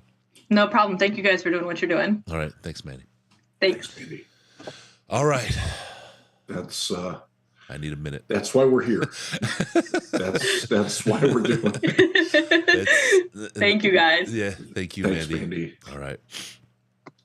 That's exactly right. That's why we do it. And I'm gonna need to grab a little something here. Just the idea of, we're both dads, and a lot of the people that are playing along with us today have kids, and our kids are older now, but just the thought of GE 35150, thank you. Anonymous 20, thank you. Lost Cause 64. For Mojo, Dave Blaylock, he passed on December 25th, 2022 from December 5th, 2022 from colon cancer. He was a great friend in person, the life of the party and everyone's friend, unless you hurt someone that didn't want to be hurt. One of the Mojo brothers and co-founder of the Holy Order of the Knights of Mojo. Hokum on Facebook. Lost Cause 64. Thanks for the $100 donation there, guys. 1714 bills by a billion. Dave Griffiths 6969. Evan Schnautman. Danielle, you're the sweetest. Thank you so much. In memory of Kingston, $500 donation. That's your special person. In many ways. Nick Freeze, it's got to be Freeze, $100 as well. Thank you all for donating. And look, Jesse makes a great point talking about how St. Jude covers expenses for families. And he doesn't know that many people know that they cover everything. They cover the full garbanzo. They do everything. And families just the medical part, but like taking care of the family, the transportation that's needed, the home care that's needed when the kids at home going through whatever, like what Kingston did, or that they do take care of all of that. It's not like your medical insurance where they're just paying your bill, and they wait a year and a half to pay for it. They're there every step of the way for every single thing that they do. And that's part of why we are here representing St. Jude's, because that's something that's, they're going above and beyond what most places would do. And that's why Chris got turned on to it. The more research I did on it, there are definitely other organizations that do it as well.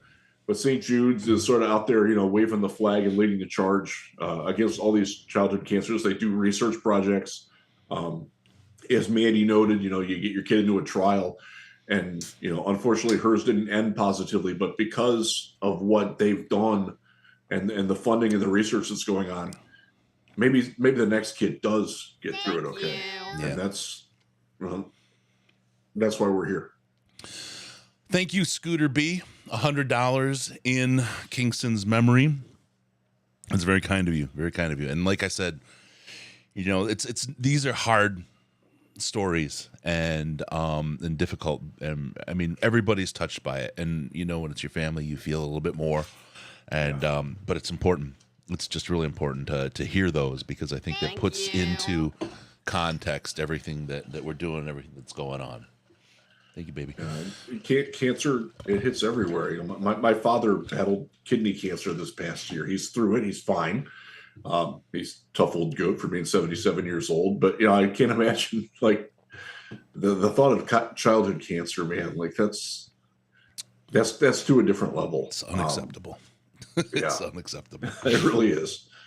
It was a great reminder. I'm glad you invited Mandy on, so thank you for that, Chris, because That really puts a face on why we're here and why we're doing this. Yeah. And why Mike's going to hit me in the pie, in the face with the pie. why we're going to eat weird things and be made fools of. Like, who cares at that point? Like, we have the freedom to do that. And if we can make that translate into helping people like Mandy, then bring it on, baby. And that's the thing. We're lucky to be in a position that we are. I mean, not to say we didn't work hard, right? But we got lucky in life. We hit a lot of a jackpot, and so here we are. And when you do that, and when you get to that point, you turn that into something. If you can help the world, we want to make the world a better place. That's what this is all about. That's what we talk about all these years. You know, things aren't as good as they used to be. It seems like people aren't people like they used to be, and we want to change that. And I don't know how to get people to flip, to treat each other better and treat each other with more respect, other than to try to treat people with as much respect as possible and do the good in the world that we can. That being said, there's somebody else. We're having him he's joining right now. And this is a person who, here we go. All right. Tom Kennedy, Detroit Lions wide receiver, another guy who has worked hard his whole life. We'll get the video here in just 1 second. We're working with the PR team to have him on, as we do. But Tom Kennedy is a heck of a player. He's a favorite amongst fans, amongst the podcast. He's a guy who spent a lot of time working hard to get to where he is. He's fought his way to the top. Tom, can you hear us? Are you with us here? All right. Ladies and gentlemen, Tom Kennedy, wide receiver for the Detroit Lions. Tom, so great to have you on the show. And there's a reason for it, right? The whole St. Jude connection. Yep, that's right. Yeah, so you did your Mike caused my cleats for St. Jude's. Can you tell us why you chose to do that? I remember when I think it was even like elementary school, to raise money for it. We did like this like online math computer game. That's how I remember it. But and then it's just a cause that I think just kids and families in really tough situations, stuff that's completely out of their control. So I think that's where I empathize with it. And luckily for me, I haven't had any crazy tragedies. So there's no foundations that hit really close to home for me in my life, luckily. And I know I'm very fortunate for that. But yeah, I just think it's really sad, and it's really tough situations that those kids and those families are in. So anything we could do, like, I appreciate what you guys are doing. Somebody with the Lions came and said you guys are doing this. So I figured it's an easy yes for me to come on. It's awesome what you guys are doing. So I appreciate it.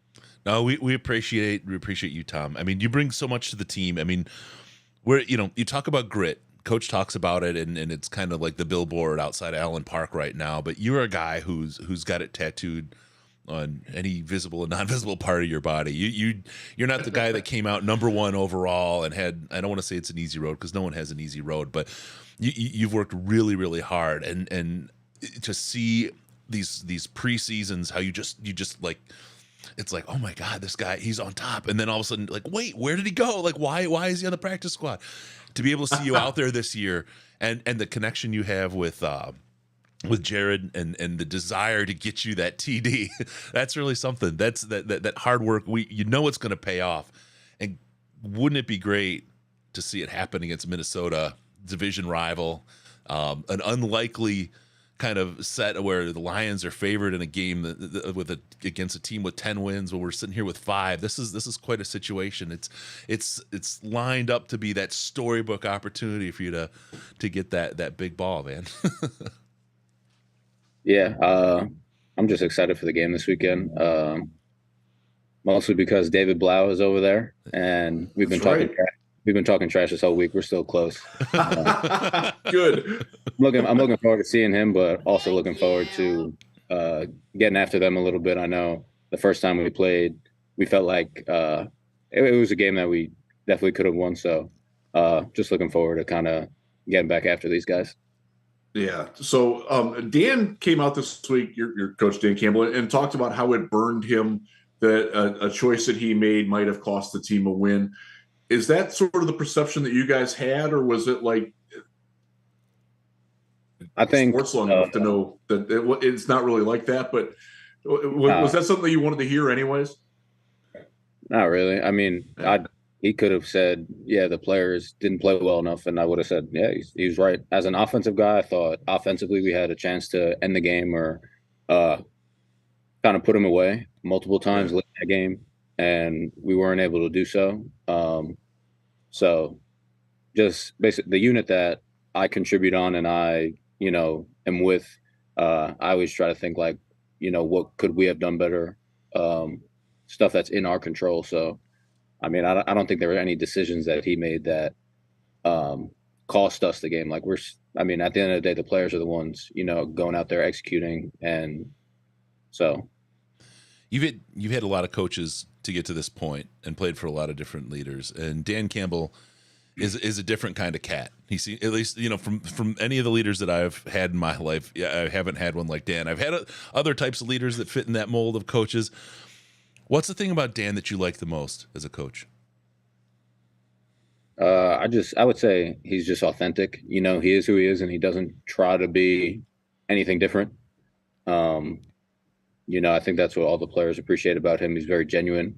The stuff that he says, the stuff that's like quotable and funny, that's just who he is. He's not trying to be funny. He's not trying to, say something that everybody remembers. It's just who he is. So I think the guys really appreciate that. And he's also very, very smart when it comes to football. Like, I don't know if people realize that. I know he has the persona of this like big dude, meathead guy, but he's very, very smart. There's a reason he's the head coach in the NFL.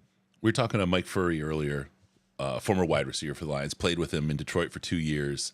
And he talked about him as the guy that will just outwork anybody. Nobody liked playing against him when he was a tight end. He may not have been the fastest. He may not have been this, that, or the other thing, but he was the guy that would outwork everybody. And it seems like that's very much the kind of a coach he's become. I mean, people often underestimate guys like that, but he talks about the grit and that whole thing. And it seems like the team really understands and starting to really get that.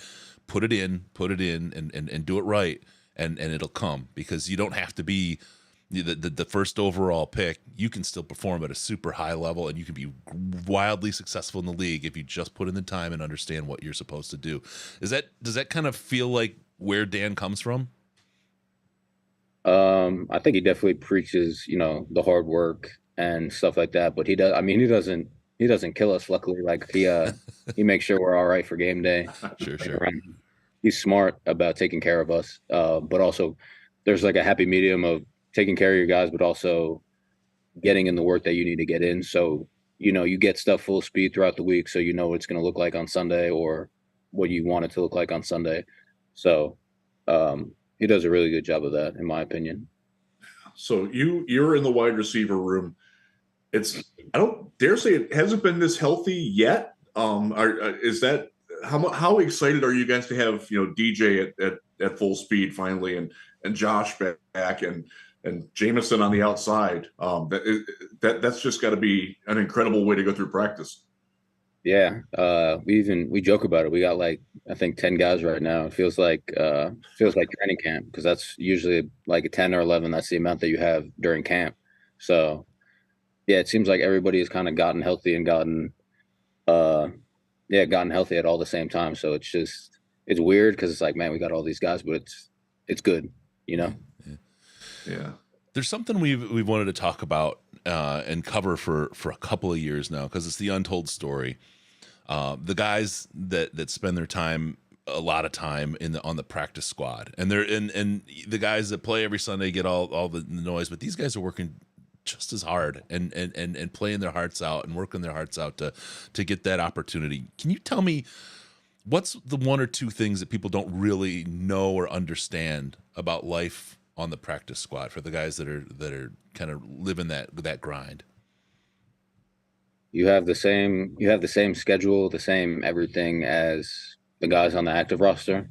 You just don't play on Sunday, unfortunately. Wow. But you practice just as hard, or if not harder. You got the same amount of lifts, if not more lifts. I mean, you're in all the meetings. You're expected to know all the stuff in the game plan. God forbid somebody goes down, you got to be able to be brought up and go in the game and execute, and not have a huge drop off. So, do you think there's a difference between the last staff and the current staff and how they utilize the practice squad? Because from an outside looking in, it truly feels like the practice squad is more of an extension of the roster with this group of coaches. I think since COVID hit, I think the practice squad went from 10 to 16, Yep. so it bumped up whatever 60%, and then you're able to have those practice squad elevations. So the movement from practice squad to active roster, there's a lot more of that than there was in the past. So what you guys are saying is probably true, but it's also true because of the circumstances that and the rules that have changed.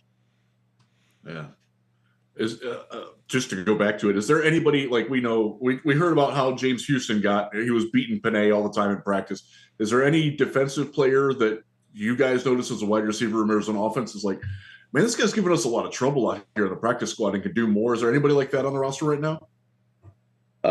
Nobody that comes to mind, but again, it's tough for me to say. I mean, just like I'm in meetings, we're focusing on the stuff that we're trying to work on.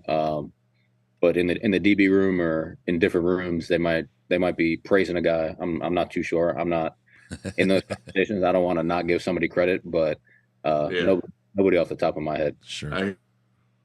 What's this question from the folks in the chat? And now remember, we're doing this for charity. We're gonna keep it clean. What's some of the best trash talking you've heard on the field? I don't know. I really haven't heard much, unfortunately. I'm sorry. I don't have that's okay. That's all right. When I see people out there, John, half the time it seems like, it's complimentary in a way and it's not derogatory. And then other times it's like, oh, that guy's eyes, I can see something is being said. Majority of it is playful, and it's not playful, but it's, not from a place of like extreme disrespect. Sure. You're not saying something nice to the guy, but you're not, you don't hate the guy. Yeah. You probably get a few times where there's some bad blood from past years or past games, and you get some guys who have who say some stuff that is probably a little bit worse, but I haven't experienced it too much. I don't hear a lot of stuff when I'm out there. I kind of block stuff out and just. That's because you're a renowned trash talker, right, Tom? I'm just putting silly stuff out there. Go ahead, Riz. You go. All right. So when you're out there, you're looking. You're playing Minnesota this week. You guys are practicing for a game this is a really big game for the team, right? I mean, it feels like one of the bigger ones of the season. You've got 4 out of the last 5. The Buffalo game was a heartbreaker, but it feels like as a player base, you can feel the energy and the achievement ramping up as you come into this Minnesota game. What do you guys think are some of the keys to come out on top? I'm not looking for any strategic stuff, but what do you think is, as players and getting ready for this game mentally, what are some of the keys that you're trying to bring into this game? I think just taking care of the stuff that we can control, and also understanding. I think we played a great game against Jacksonville last Sunday, but also kind of knowing that in the NFL it's week to week. Like, really doesn't matter what you did last week. So kind of just being able to put that to bed and being able to handle success and going back to work this week, having a good week of practice, and just kind of putting the game plan together, studying the game plan, and just knowing what we want to do against this team, and not getting too high because we've won a few games in the past few weeks. So I know we're getting close to time here, so I want to get one more question in. The difference in catching balls from Matthew Stafford to Jared Goff. It feels like Jared throws a little bit more of a catchable ball, and Matthew sometimes wanted to take your arms takes down another 10 yards from where your shoulders were. As a wide receiver, how do you adjust to the difference between those two quarterbacks? I don't think there's a huge difference. I think Stafford could definitely step on it and put a lot of zip on it, but he wouldn't, at least in my experience, he wouldn't do that unless he felt like he had to, if it was a tight window. Sure. But I mean, I've been in situations in a tight window when JG kind of like steps on one and has to really fit it in there. And it's like, maybe he doesn't do it as often. I don't know from an outsider's perspective, but he's got a strong arm. Like he's got some zip, doesn't he? Yeah. That was the first thing I noticed in the practices when I saw him. Like, his arm's stronger than you think it is, isn't it? It was just that Matthew had this whistle, like it's at training camp every year when that ball would fly. It had this different kind of whistle as it sailed through the air. He could chuck that ball hard, and it just sounded different. It was interesting. But I know, Tom, I know we're close to time. I want to thank you so much for joining us. I mean, loved your cause, your cleats. I mean, obviously we're aligned with the St. Jude piece. A lot of folks, they really benefit from this. I mean, families don't pay a dime.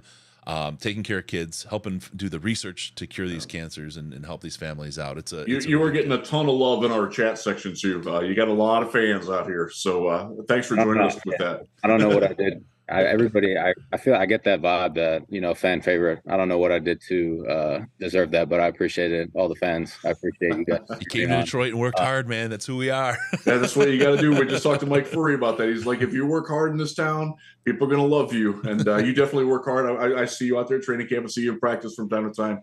You are always giving your all every time, and that's all we can ask from you. So thanks for that. I appreciate it. Thank you guys for having me, and thank you guys again for doing this. I think it's awesome. The cause, like I said earlier, it's just, I really appreciate it. And I know everybody who's involved, they appreciate it as well. So thank you. Appreciate it. Thanks, Tom. Good luck this week. Tom. Stay healthy. Thank you. Get more than one. Get 10 more TDs this year, brother. All right, we got you. That's great. Tom Kennedy, Detroit Lions wide receiver.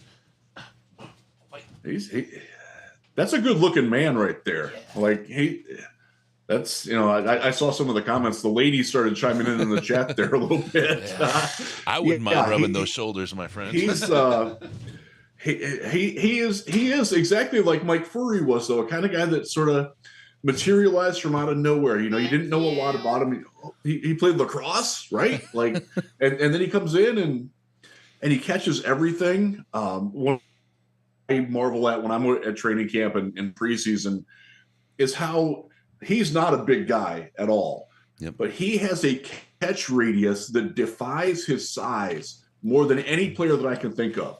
Like, he is able to contort his body and extend his arms and use his strong fingers and make himself bigger than he is. And that's one of the reasons why he's stuck around. Aside from the fact he's also a very good special teams player. And we didn't get to ask him about FIP, but we'll have some FIP stories later. So thanks to Tom Kennedy for joining. Thanks for the Lions for putting him in touch with us and setting that up. Thanks to Eamon and Solomon and Ann and those guys who took care of it. That was we thank you very much for that. That was really very cool. much. It was great. And okay, Riz, I have to go adjust my liquid levels. That'll happen. I'm going to find my way through these balloons, which are going to become more and more of a problem as the day goes on. There's a question: who's Riz's favorite man crush in the league? I'm going to leave with that, and I will be back momentarily. Remember, we got Dan Miller coming at 10 after, and more balloons arriving in just 6 minutes. We do. So my man crush now. Wow, nobody tops Brady Quinn. Nobody will ever top Brady Quinn. He's just breathtakingly beautiful. Wasn't a very good player, but Myles Garrett, the presence that he has. And actually, when I was covering the Browns full time, I stalked him a little bit in training camp one day, and he was like standing behind me. And he just had like a muscle shirt on and holding his helmet, and I sort of like took a selfie over it. And he actually turned around. He's like, "Dude, do this right, man," and put his arm around me. We got a picture together. So I'm partial to Myles Garrett. He's a physical freak. The fact, if you haven't seen it, he did a 50-inch box jump with a 55-pound dumbbell in each arm. That's the most remarkable thing I've ever seen physically. So he's up there. Obviously, Jimmy G's a beautiful man. I'm trying to think of Lions guys. Like, there's Jared Goff's a good-looking dude. I don't know. It's and by the way, this is all like in jest. Like, I'm happy for 26 years. I have a ongoing, as anybody in the Slack knows, I really like Julianne Moore a lot. So this is all done in good fun. But you gotta appreciate beauty, man. Like there's some beautiful people in the world. Some of them are men, some of them are women. There's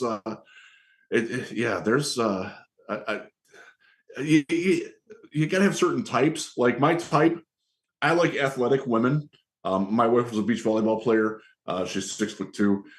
So I'm into the more slim, trim, athletic body, not necessarily like the girls that are starving themselves. You know, I want to on that. So that's good. Let's look for some other questions here because that's we're going down a weird spot here. Oh yeah, Alex Anzalone. He's a good looking dude too, and got the hair. It's an ongoing gag for me to appreciate hair, but there. If that's what it takes, man, like that's a tiebreaker in a positional battle, then I'll take that. What do we got here? I'm just to get caught up on a little bit. You know, I'm not gonna scroll up that too far, but just to go back to what Mandy brought in, like I really do. I'm so appreciative that everybody is doing this, and like. I'll use this opportunity to promote Chris because this is Chris's brainchild. I'm just along for the ride. I'm happily along for the ride, and I will do whatever I can. But Chris organizes all this. He got Bill Keenist. He contacted the Lions to get a special guest, which wound up being Tom Kennedy. He's put so much time and effort and energy into making this and doing it every year. He was heartbroken when we couldn't do it on the bye weekend. Just didn't work out work-wise. So if you get a chance, please thank Chris for doing all this because I couldn't pull this all together. I don't have the organizational skills or the attention to detail that he has to get this done. So I'm very appreciative of Chris doing this, and we all owe him a thank you and a round of applause. Apology. Yeah, I'm tired already, and we've only been doing this for 5 hours. Yeah, 5 hours. We're 5 hours in. I actually can't read the screen in front of me for how much we've raised, so that's kind of sad. And I don't have my reading glasses with me. As you get older, these things happen. Let's just talk real quick. The injury report that I saw. Let's talk about that for a second because I did see. I'm here, Riz. I'm just digging some balloons. I'll be a second, bro. All right, no problem. So I saw that Jeff Okudah practiced today. That's a good thing. He had not practiced this week with an illness. That's very good. I assume the injury report, the official injury report at the end comes out at 4:00 today. I will need a couple of minutes at that time to get a little bit of work done. But he's back, so that's great. That's a huge worry. Like the job he did on Justin Jefferson in the first game. Like Justin Jefferson is one of the two best wide receivers in football right now. I will say I'm on that, and you should absolutely be getting Amon-Ra into the Pro Bowl, and he is going to get some All-Pro mention. I saw that the Pro Football Focus had as the second team All-Pro through this point of the season. He deserves that. But him, Jamar Chase, they're really, really good, man. And to be able to have a guy like Jeff that can get out there and go after it, and now having Jerry on the other side, I asked the question to Justin Rogers, our first guest of the day, about where he thought that the turning point was for the defense, because they went from being dead last and very dead last to being they're a top 10 unit over the last month. Excuse me. And one of the things that I said, and when I answer that question, is Jerry Jacobs coming in massively upgraded the second corner, and it restored order to the depth chart around it. It allowed Mike Hughes to be a third corner. It allowed Will Harris to go inside and stay inside. And he's played some pretty good football lately. Doesn't look good for Will this week, unfortunately. And that means that they're going to have to do a little bit of shuffling. Mike Hughes is not a slot corner, even though he's small. So we'll see how they finagle that. But that's certainly one of them. And Jeff Okudah playing at the level that he is. As I said with Justin Jackson earlier, or I'm sorry, Jonah Jackson. Justin's good too. But Jonah Jackson being underappreciated by the fans in general just because he doesn't get the hype. Jeff Okudah he's every bit as good as Darius Slay is right now. He's right there. He's not at the elite level, but like that next level down where you're getting like 5 to 10. He absolutely is in that range, and he's played there consistently all season. And that is not something that the Lions have had just for 55 yards. And that could very well be what happens. Like that's a huge win. Keeping him out of the end zone, keeping him under like 80 yards, like that doesn't happen very often to guys like that. And the fact that Okudah can do that that's special, man. So I'm happy that a lot of the fans back the other way, like, oh, he's a boss. I don't hear that anymore, thankfully. But yeah, it's been nice. It's nice to see redemption arcs like that. Okudah's got one. Hopefully we can get one with Romeo Okwara coming back and contributing a little bit over the Final Four. I am legitimately excited for him to see what he can do, to see if he can still bring it, because he brings a very different dimension than Pascal does, than James Houston does as a pass rusher. And if it means that Aiden Hutchinson doesn't have to play 90% of the snaps, get it down to 75% so he's fresher, that's a win right there, because then you're going to get more of Aiden at his best rather than just more of Aiden. And I think the Lions are surprised that they do need to rotate the depth around. So, all right, yeah. Riz, you've been talking a lot. Take a drink. I heard you need in there a little bit. Yeah, I did. Honestly, I'm still like verklempt over what Mandy's story was, man. It took a lot. That was powerful, and she told it so like that was good, man. Yeah, that was good. Thank you for that. I made a mistake with the balloons. I didn't realize how difficult ingress and egress was going to be.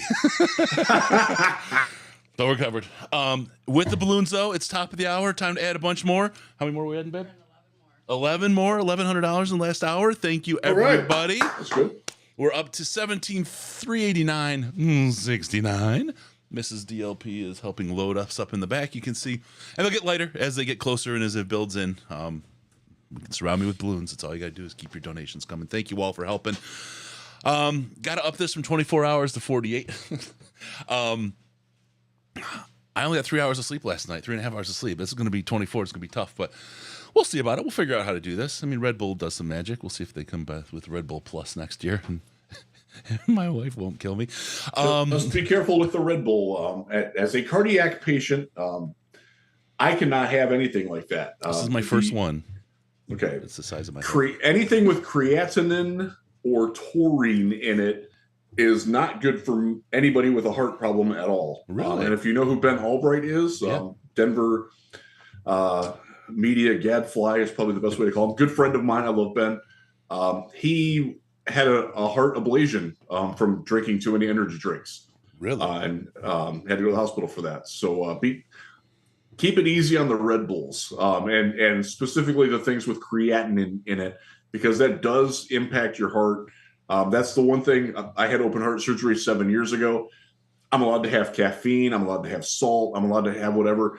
The only thing I'm not allowed to do, I'm not allowed to like lift heavy weights to build myself up, because that will change the size of my heart. And then the artificial valve that's in there will not fit anymore. And the other one is creatinine specifically, because that impacts the way that the heart processes energy. And my cardiologist could explain it a lot better than I can. But just be aware, they're fine in limited dosage. Moderation is the key, as in everything. You don't see me drinking 12 beers in a day. I'll drink 1 or 2, and I'm good. Today we are armor lighting and water and coffee. Hopefully my wife got the message to brew more coffee. Hopefully. No, don't drink 3 Monster Energy drinks in 24 hours. I didn't know that. Yeah. Shit, I messed myself. It's legitimately really not good for your heart. So there's my PSA for you. By the way, it's snowing pretty dang heavy out right now. Is it really? Outside? Yeah, I will turn the camera around here. Okay. Let's see.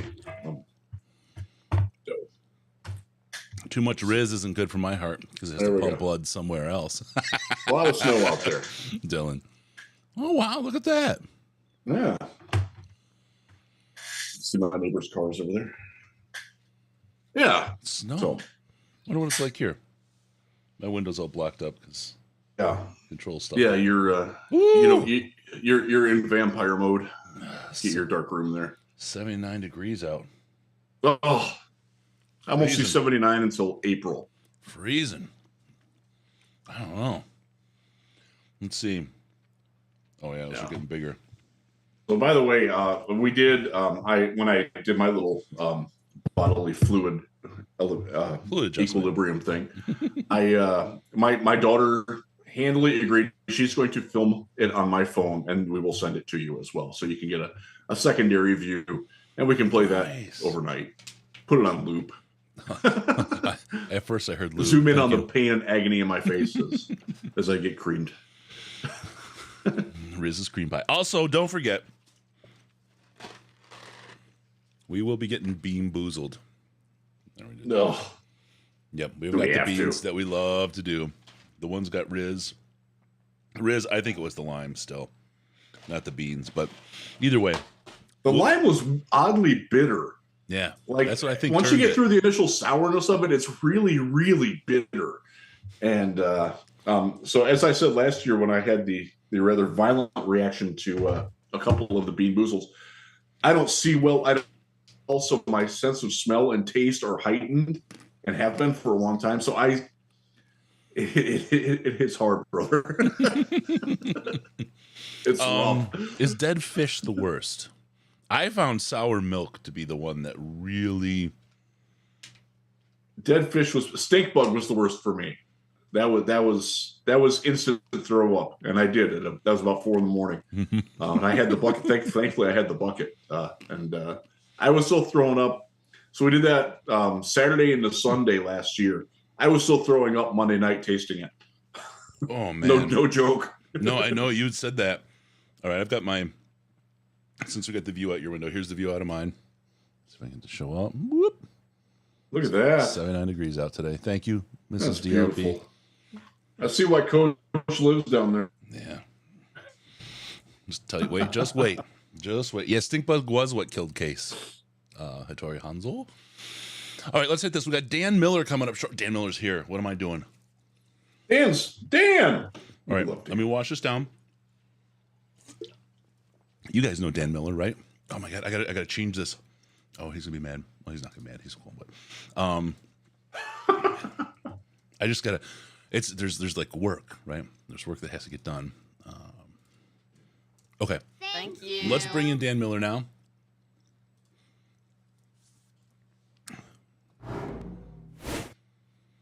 Oh God, when you want gorgeous, you tune into Dan Miller. That's how things get done. Dan got the memo about the tree in the background too. Good on you, buddy. Yeah, you can thank the wife for that. She day after Thanksgiving every year, she knows I set it up and she takes it from there.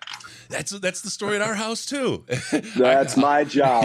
Yeah. I don't even ask because I know if I do it ahead of being asked, I'll score a couple points. That's right. And then they're not having to do all that stuff because I call it the museum. Everything else is her. Yeah, exactly. Yeah. It's the museum. It's got to be, the curator has to do the thing. So how are you, Dan? So great to see you again. It's been just a little bit. Hey, great to see you guys. Appreciate what you guys do here. And this is always a terrific event. You're doing it for the right reasons and appreciate what you guys do all year. Well, thanks for making time. Yeah. You always. We just had Tom Kennedy on, so you have somewhat big shoes to follow here. Tom was great. Tom, as you know, did his Mike Calls My Cleats for St. Jude's. And explained why he did that. So that was fun. So I'm going to ask you the question I asked him. How weird is it that all the wide receiver room is healthy now, and how good is that to watch? It almost feels like team wide. It just feels like, and Dan Campbell said it last week, where they're kind of getting healthier, other teams are kind of fading a little bit. So I think it's great. I think it's certainly. In particular, seeing Jameson come back, he's going to get a heavier load this week. I don't know what that means, but we saw how kind of things bogged down a little bit when Chark wasn't right, when Reynolds wasn't right, and they had to kind of find a way through those middle games. And then to see last week when you can see how Chark opens up the field, still don't know if Reynolds is 100%, but it just, health makes a difference, guys. I mean, I know in this league you got to get going either way, but health certainly allows you to at least envision the vision that you, or at least, you know, fulfill the vision you had for a particular room at the beginning of the year. I have to say, Dan, I think universally people think that whoever's idea it was to put the camera in the radio booth this year to get your plays of the game deserves a raise and a promotion beyond any they've seen before. It is spectacular. I mean, we've seen you work. You know, some of us have some people are just completely unfamiliar with it, but with your spotters and all the folks up there helping out, it really, I mean, it's amazing to watch. It's like just a perfectly tuned machine, the group of you working, and then the energy, not just like a guy with a headset on watching the game and calling it, but you're up, you're moving, your body is into this. It is so, you know, it's already energetic to hear you on the radio, but then to see it, it's almost, you know, I would rather watch the game and have you in the bottom corner in like a pop-out window just to watch you call the game. That would be spectacular. That's, somebody does that, it's better than a Manning cast to me. Yeah, I'm pretty sure you get kind of sick of it after a while, but I think that no, look, it's been interesting for me too, because I knew I moved around up there. I wasn't really sure what it looked like. I've told people I know that I get into it and move my hands and things like that, because there's a couple times where I've thought that I've broken my finger, because in good moments and bad moments, I will, as I'm making the call, I'll pound the desk. And again, it can be good or bad. And then I'll like stop talking and Lomas will talk or Brandy will talk or back in the day or whatever. And then it'll be like, I feel this throbbing in my hand and I'm like, oh no, did I break my finger? And so, yeah, definitely know that I move around. But look, you touched on it too. I'm the thing that I'm really happy about with these videos. Number one, the reception has been unbelievable, but that's Lions fans. They're just the best. They have made me feel nothing but welcome, appreciated, and part of the team since I started this 18 years ago. But just that people get to see that I'm not the only one up there, and Lomas isn't the only one up there, that we have the most amazing team. I will say it flat out. I think of anybody in the league, Al Rosenberg, our engineer, is the number one sports play-by-play engineer in radio. That's not even up for debate. If he's not working for us, he's doing the World Series or the NBA championship or NFL playoffs and Super Bowl. I mean, he is the best in the country. And then Joe Abramson has been by George Blaha's side for 30 some years, maybe 40. I don't even know. Joe started when he was like 15 or 16, and does national stuff. And Mike Bratta, same thing. Mike does a ton of national stuff. So I'm just blessed to have those guys. I've been with Joe for 23 years. I've been with Mike for all 18 years. I've been with the Lions. And I always say they're my right and left arms. I mean, they are every call that I have and every game that I have, they're a massive part of. And if there's one thing that I'm really, really happy about with this, it's that people get to see them and how important they are to what we do. Yeah. So you get animated, obviously. Does it ever scare you that Loma's a small man? So, you broke up. Yeah, there. no, Lomas. You froze for a second there, but Lomas, no, he's a little more laid back than me. But you know what's interesting is that you find with Lomas, and you can see it sometimes in these videos, is his knowledge and vision is so much ahead of mine. Just because, and I've found this with every ex-player that I've worked with, they've watched tape for so long that they can almost tell the moment they go to the line of scrimmage if this play is going to work. And then as they see it develop, he's ahead of where I am in recognizing success or failure. So oftentimes where I'm making the call, I mean, you go back to Amon-Ra's touchdown last year against the Vikings. Lomas was ahead of me. Lomas had a yes out when the ball was barely out of Jared's hands. I mean, he knew right away, just by having seen it so many times, that it was going to be a success. So Lomas is kind of just laid back. He doesn't jump around a lot, but he has such great recognition of what's going to happen. And I sometimes don't even hear it until I go back and listen to the game again. And then it's like, oh man, he knew that was good before it even happened. And that's why, sometimes, and quarterbacks say it all the time, they come to the line, they'll look at the defense and they'll say, we knew based on that defense that we had seen before that this play is going to be a success. And if you listen closely to Lomas, you can hear it as the play develops, whether or not it's going to be successful sometimes. I've spent a lot of time in the last 6 months, like doing film, studying how to read defense, all that. And I mean, I'm countless hours, hundreds of hours, starting really trying to get kind of immersed in that. And they come up to the line, and I'm like, okay, so we're too high, snap. Like I'm like, so I mean, how fast these guys can do these reads, and I don't know that they get credit for it. When you start looking at what's going on in the field and how they're adjusting and watching how the defense reacts, it's incredible the chess game that goes on and how immediate it happens. It's really something to see.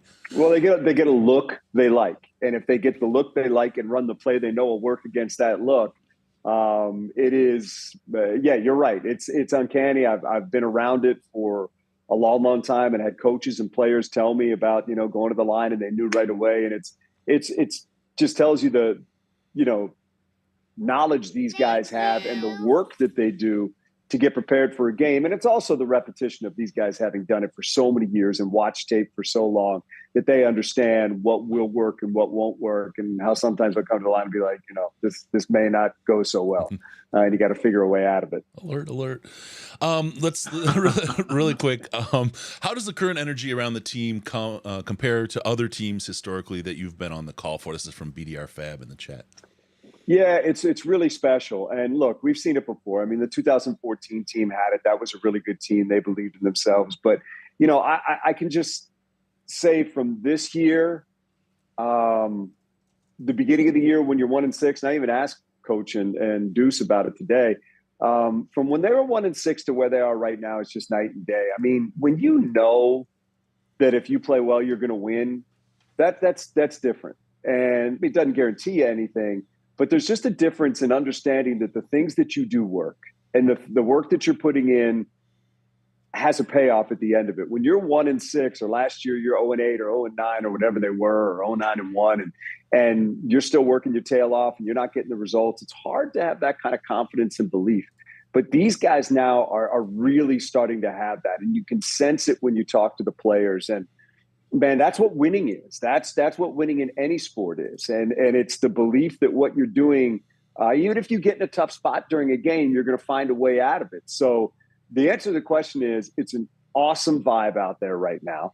And that's what you're looking for. It doesn't guarantee that you'll win on Sunday, but it gives you the best possible chance. And it gives you the best chance to endure some of the crap that might come your way along the way. If you have a bad play early, or you have something that goes south and all of a sudden you look up and the scoreboard's not going your way, there's just a belief that you can still get it done. And that's a byproduct of winning. Winning brings confidence, and these guys feel good about where they are right now.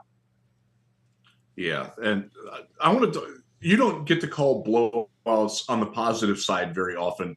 What was it like to be up by that much and to have victory formations?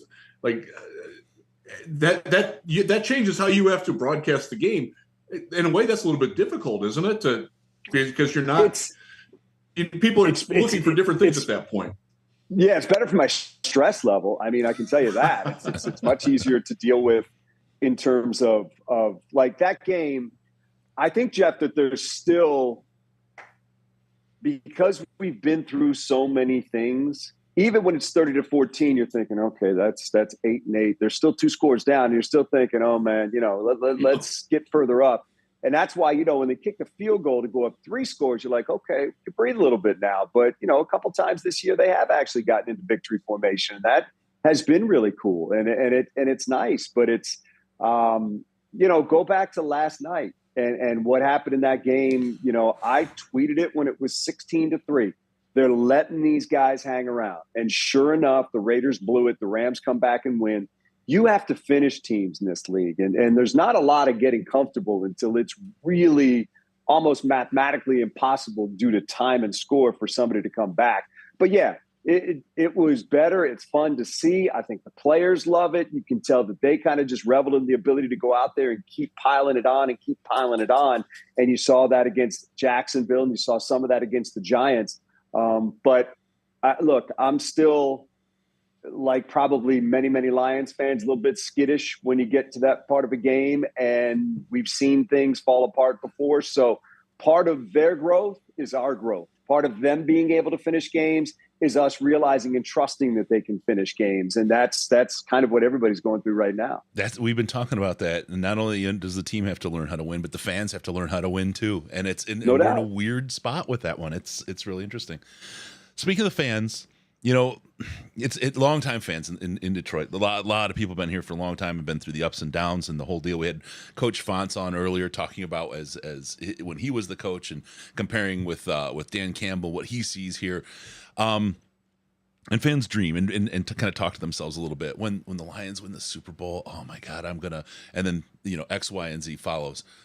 You're calling the game, the Lions in the Super Bowl, and it comes out and they win on top. Have you ever had that thought about what your reaction might be, how you would react to that?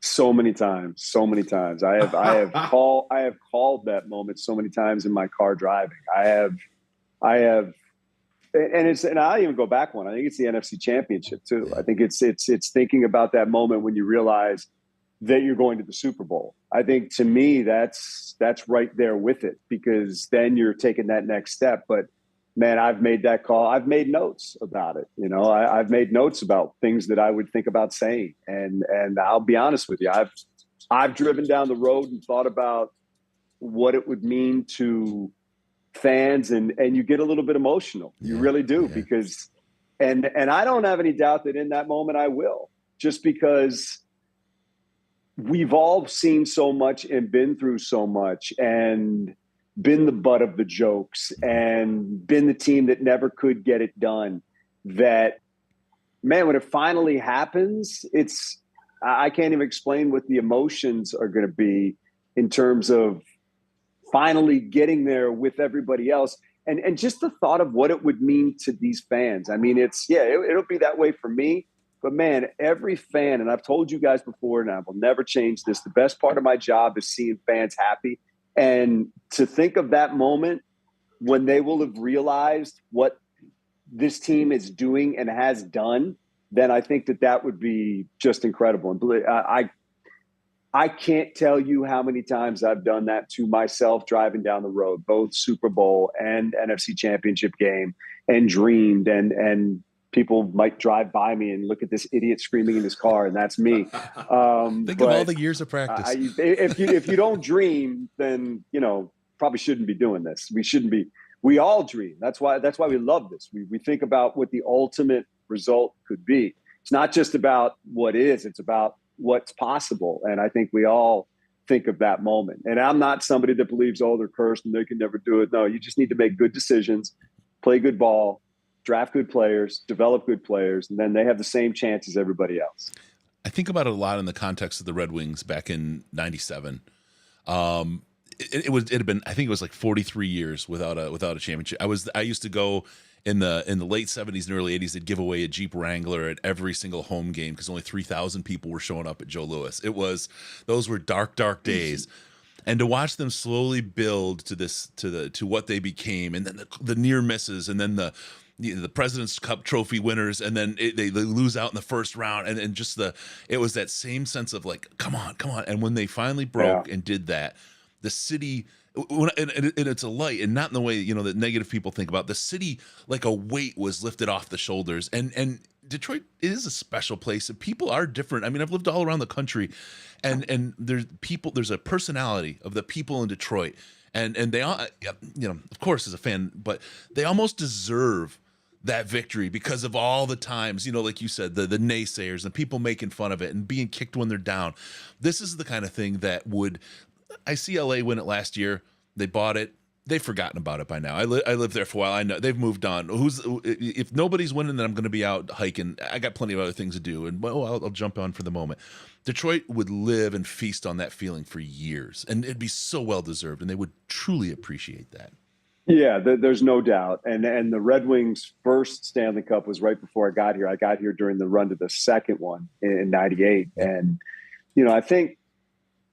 Being there for that, being there for their subsequent couple couple more Stanley Cup titles, being there for the Pistons run, but I think probably the outpouring when the Tigers beat the Yankees in that playoff series, with the ability to put the 119 loss season behind them, and just the incredible scene at Comerica Park.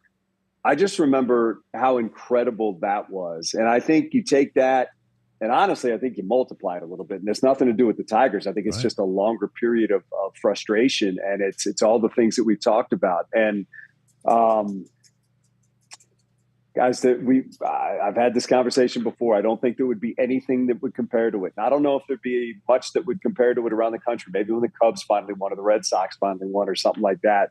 It was it. But here, man, I just think of Hart Plaza and what it would be like, and the number of fans that would turn out, and the sheer joy that they would have to see this team finally do it, and what it would mean to so many people. And, that's part of it, man. That's part of the satisfaction of doing it. But the legwork and the wins and the figuring it out, that's all what's going on now. But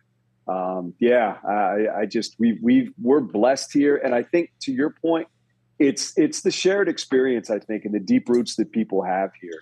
As somebody who grew up in DC, which is a very transient place, you didn't have as many people that had grown up their whole lives there loving Washington football, or I have a baseball team when I grew up, or the Bullets or the Caps or anything like that. But it didn't mean they didn't love the championships. They did. But here, so many people, this is where they were born. This is where they rooted for teams with their grandparents and their parents and their dads and their moms and their brothers and their sisters. And they're all still here, and God willing, many of them are still alive. And it's the generational thing, I think, that makes Detroit special, and that makes the roots run so deep. And I do think it's different than a lot of places in that regard, excuse me. And that's one of the reasons that people are as passionate about these teams as they are. Yeah. So I would take it that you would happily accept if they asked you to MC a championship parade or a championship gathering. I'm from Cleveland originally. I've been a Cleveland Cavaliers fan my entire life. When they won the title in 2016 is about the only thing that I could compare to what it would be like for the Lions, and like fourth sport there in Cleveland. Like football is God.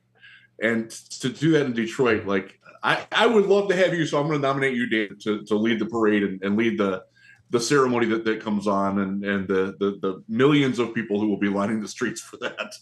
I would do anything I was asked, and believe me, I've thought of it. I mean, it's just it would be unbelievable, because I've sat and watched and looked at other guys who do my job at their parades, and I'm like, man, just one day I want to be able to do that, and I want to be able to be in right next to the stage when the Red Wings won, and looking out at just that massive of humanity and sports fans and stuff like that. I want to see that with people dressed in Honolulu blue, and it would be incredible. It's just everybody's so happy. Everybody, when you get those situations, and I've been lucky being here, for so many parades and championships, and what we've been able to do here with the Wings and the Pistons and the Tigers getting close. It's just one day it'll be the Lions' time. Let's hope it's sooner rather than later. And look, I think we all feel like there's a lot of good things happening with this organization right now, but you just got to keep moving forward, keep getting better, keep developing your guys. And then one day you look up and you are that good. Yep. You don't know when it's going to come. The windows in this league aren't huge in my mind, and it's the league that gives you the opportunity for the quickest turnaround in any sport in my mind. So just gotta keep grinding. And you guys talk about this all the time, and we're seeing some of the fruits of their labor now. But it is any of these guys would tell you, because a lot of these guys have lived the life. It's just about every day getting a little bit better, and people think of that as a cliche, but it's absolutely true. It's absolutely true. It's just every day, everybody in that building getting a little bit better. Last question for you, Dan, because you give us so much time, but I got to ask you one more. 18 years of doing this, you've seen a couple GMs and a whole lot of coaches. How well do you think this group compares? What's your level of confidence compared to the others that this is the group that can actually get it done for us? Well, I mean, I think to Brad Holmes, you have to look at these young players. We're seeing young guys develop, I think, at a clip that we haven't seen before. Ever, yeah. I mean, we're seeing guys that are coming here and getting better, and that's. Go ahead, Jeff. Just the emphasis on the teaching. Gotta You're be right. It's got to be. If you're not drafting and developing your players, you have no shot. If your guys don't get here and become a part of your program and become, the guy who steps in next, it's like, I go back to Baltimore, I go back to Pittsburgh, the teams that to me have sustained it. New England's kind of on their own with Brady and Belichick and stuff like that. But, Baltimore and Pittsburgh, with the way that they develop players and do it year after year, and they don't have huge fall offs for the most part. I mean, you're going to go through it like Pittsburgh's going through it now, but their level of consistency over the years has been unbelievable. It's because they draft well, they develop well, they understand their program, and they do it year after year. And I think that's what the Lions are trying to put in place right now, is that type of thing. And when you look up and down this depth chart and you see all these young guys getting better, that to me says, okay, they're doing things that we haven't seen other regimes do before. And I think that's vitally important. That's everything. That's where it starts. If you don't have that, we're not even having this conversation because it's meaningless. You can't build your team with free agents. It doesn't work. We know that. You have to draft and develop. And look, you can talk about Campbell and some of the decisions that he's made, and I get that, and I think he gets that. He's answered some of those questions this year. But this coaching staff is making these players better, and that's important. And as he gets experience, I think some of his decisions will get better. I think you can argue some of his decisions haven't been that bad. The Minnesota one's the one he just grinds on him. It's one play to win a game. If he had to do it over, he would go for 4th and 4 and try to get that play and then run out the clock. But look, these players love him, man. He's good for this organization. He is good for this city. He gets it. Are there things he has to refine? Sure. He's a second-year head coach. So he is getting better, I think, on the job. But he checks pretty much every box you would want a coach to check here. You got an offensive coordinator who's young in the job as well and looks like he is doing great. You got a defense that has turned things around and playing much better of late. And you're going to be adding a significant amount of talent here in the near future. And some of the young talent that you have is just going to get better. So I love what I see. Am I a little bit biased? Yeah, I am. But I think there's tangible things that you can point to say, you know what, there's some good things happening and good things might point you in the right direction. I think right now, winning 4 out of 5, going into a big game against Minnesota, it does have you pointed in the right direction. I think Brandy, when you guys were together, he said it best. He said, people accuse us of being homers. Heck yeah, we're homers. That's all right. Look, I never hide that fact, but I think if you listen on Sunday when something's not right, we'll tell you it's not right. 100%. But at its core, we want this team to win. And, we're rooting for this team to win. I've never hidden from that at all. But I think over 18 years, we've also had to break some bad news to folks along the way from play to play or game to game. And we're willing to do that because I think if you're right and you're fair, nobody can say anything about it. Yep. Well, I'll tell you, I know, and we're seeing it in the chat, and there's no one else anybody would want to hear that winning call from than Dan Miller from the Lions game, heart and soul, top to bottom. And I'll tell folks something we've talked about all along. You get that NFL Plus app, you put the radio on, and it's real easy to sync to the TV. I listen to Dan Miller call every Lions game, and I'm in Tampa, so it works out. Appreciate it. We appreciate that greatly. It's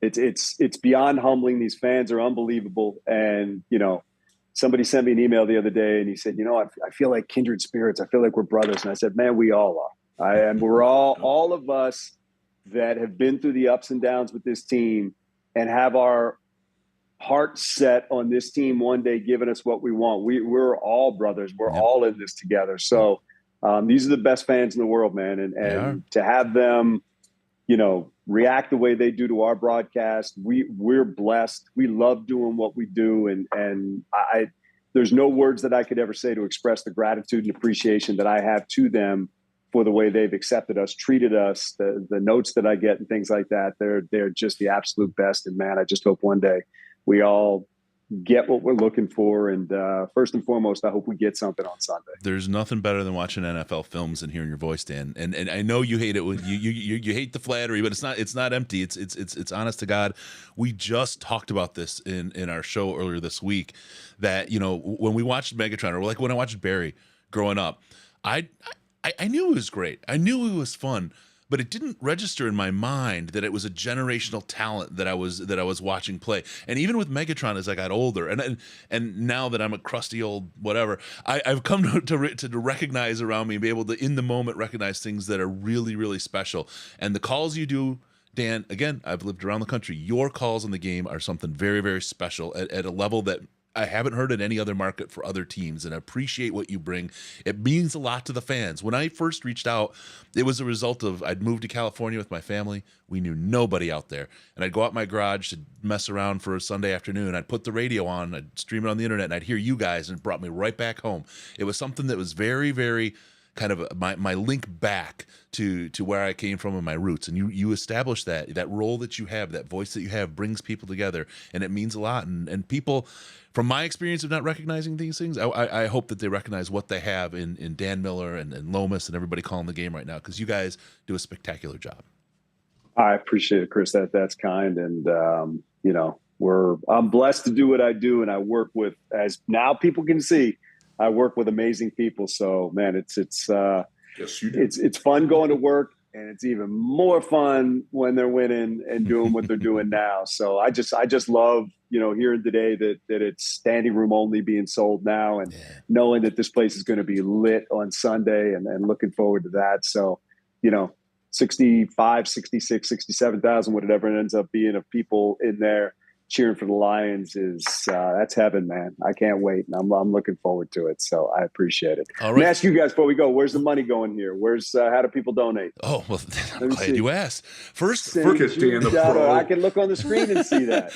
First, we got to say, speaking of the Minnesota game, we've got tickets at the auction.detroitlionspodcast.com. Lions donated 2 club level seats, folks, nice. Club level seats plus parking for the Minnesota game. We have them electronically. They're on my phone. It could be in your pocket if you win the auction. 6 a.m. We're gonna look at all the winners and announce them. So get in there, auction.detroitlionspodcast.com.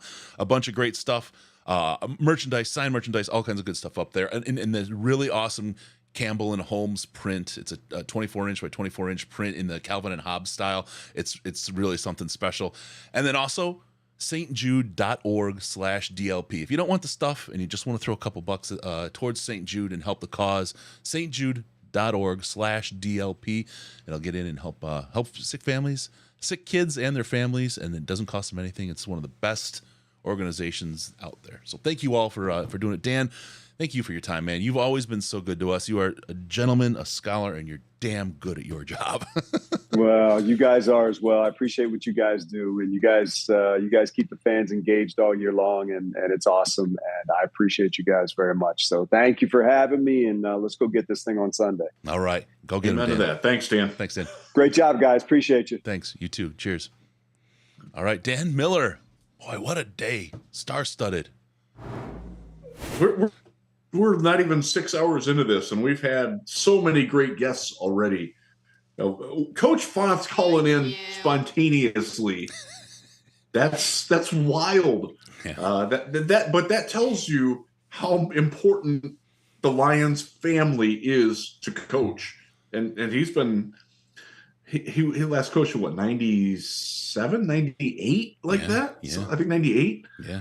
Like that's a long time ago. That was when Dan got here. Yeah. He was here after Coach Fonts. Fonts was gone before Dan Miller got here, 18 years ago. So it was in 2004 he got here. Or he's been calling the games since 2004. He got here in 98. You said so. Yeah. That's crazy. Oh, Dan is awesome. Yeah, so it's been awesome. Like Fonts calling me like that. Like I'm like, hello, I couldn't hear him because I didn't even have it set up to go through. Everyone on the show can hear him, and I can't. They're like, people are like, that's Wayne Fonts. I'm like, how do they know? Oh yeah, completely. I mean, he's so great. I'll tell you right now, we have someone else working in the background. No promises. I'm not going to give any names, but another member of the Lions organization. I'll leave it at that. So we're working. We've got our schedule, but we've got irons in the fire, and we're going to make as much of this work as we have. Because you know why? Because we have really great people, and the Lions have really great people. It's incredible. It's incredible what we have. So let me rack through some of these donations really quick because I haven't hit them in a little bit, and I want to make sure people get credit for their great work. I think we should be hearing from Mike here. Well, he should shortly. Be driveway. Yeah. Actually, I'm gonna go. set things up with my daughter so she films it and we get all that straight. So I will set that up. Okay. So like the Mike isn't like stalking my house like he was stalking mine. So we'll do that. Okay. So I'll go take care of that. I'll cover you up. All right, there you go. And I'll give myself a little caffeine here because why not? What a great list of guests. Hello, guys from Australia. How you doing, Riley Jane? Nice to see you outside of the Slack.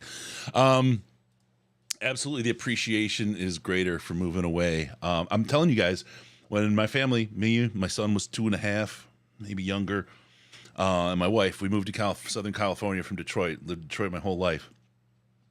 And we moved out there. We knew nobody. I moved for work. It was, the world was collapsing with the housing crisis and everything else, and nobody was out making friends or doing a whole lot of social stuff. And it was a tough time. And I mean it when I say that I'd go out and putter in the garage and just stream the radio, Dan doing the calls because we couldn't get it, couldn't get the game in California, and it just warmed my heart. It truly was a lifeline back to where I came from, and it meant so much to have that grounding from home with Dan and Brandy. That's actually how I got to start to know Brandy. Even long before this, we started writing back and forth, but emailing, not pen pal stuff. But anyway, so that was some fun times, and it's these kinds of things that really start to mean something over time. What else do we have? Jim Shorts is here. What? Does Dan do score predictions? I don't put him in that. I don't put him in that role. That's not his thing, right? And I just think he is a great observer, and he can predict and he can look ahead. But I think his great job is analyzing, reporting, and giving you a honest to goodness picture of what's happening. He gives you the truth. Really, there you go. All right, let me roll through some of these. We got a lot of stuff going that have a lot of donations that have flown by, and I haven't been able to call them out because of everything going on. Okay, I'm back here. All right, 200 man. We gotta go. Oh, did I go the wrong way? I did. Hold on momentarily. I think there we go.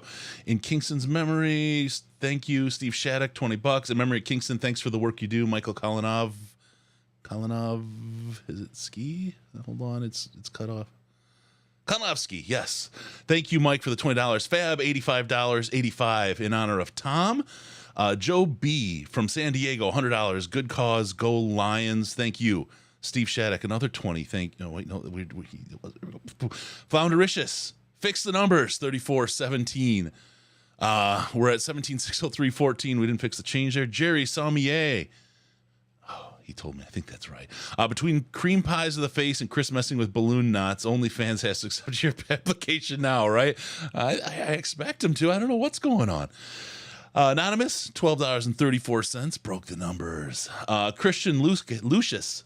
Merry Christmas, gentlemen. I miss Detroit every day because of human beings like you.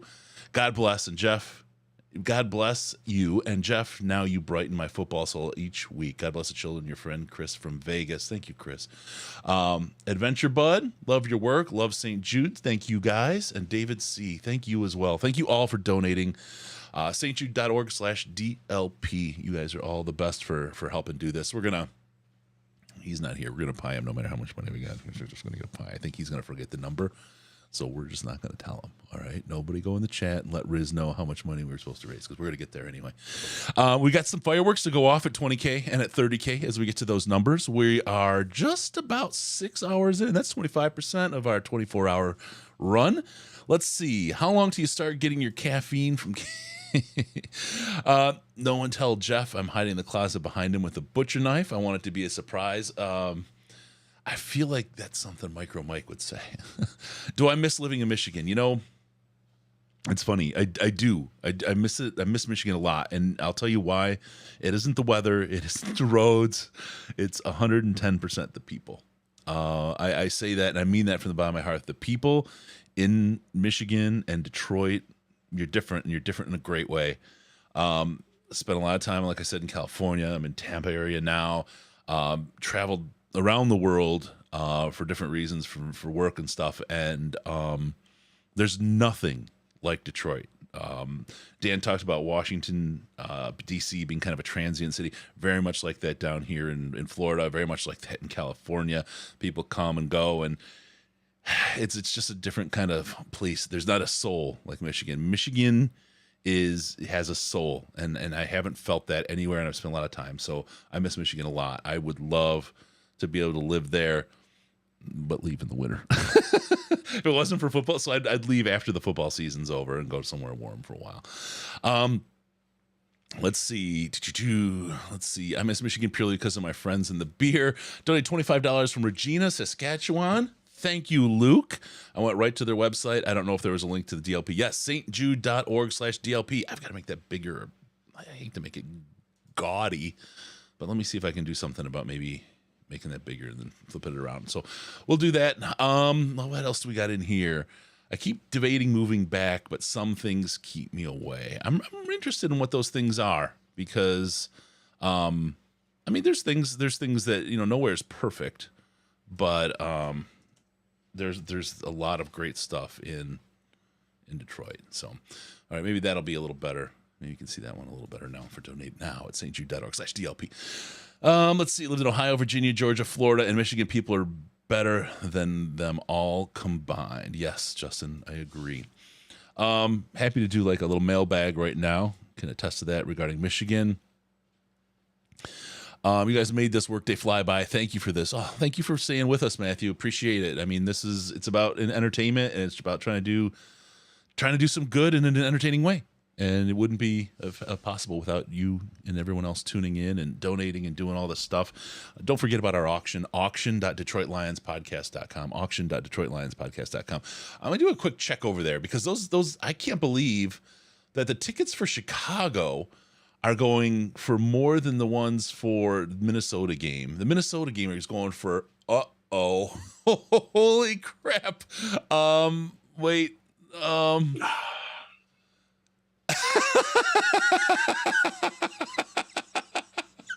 Mike got me. Did you get surprise attacked? Good times. Thanks, Mike. I know my daughter got it on video. She's going to send it to you, and we'll watch it in a little bit. I'm going to go clean off.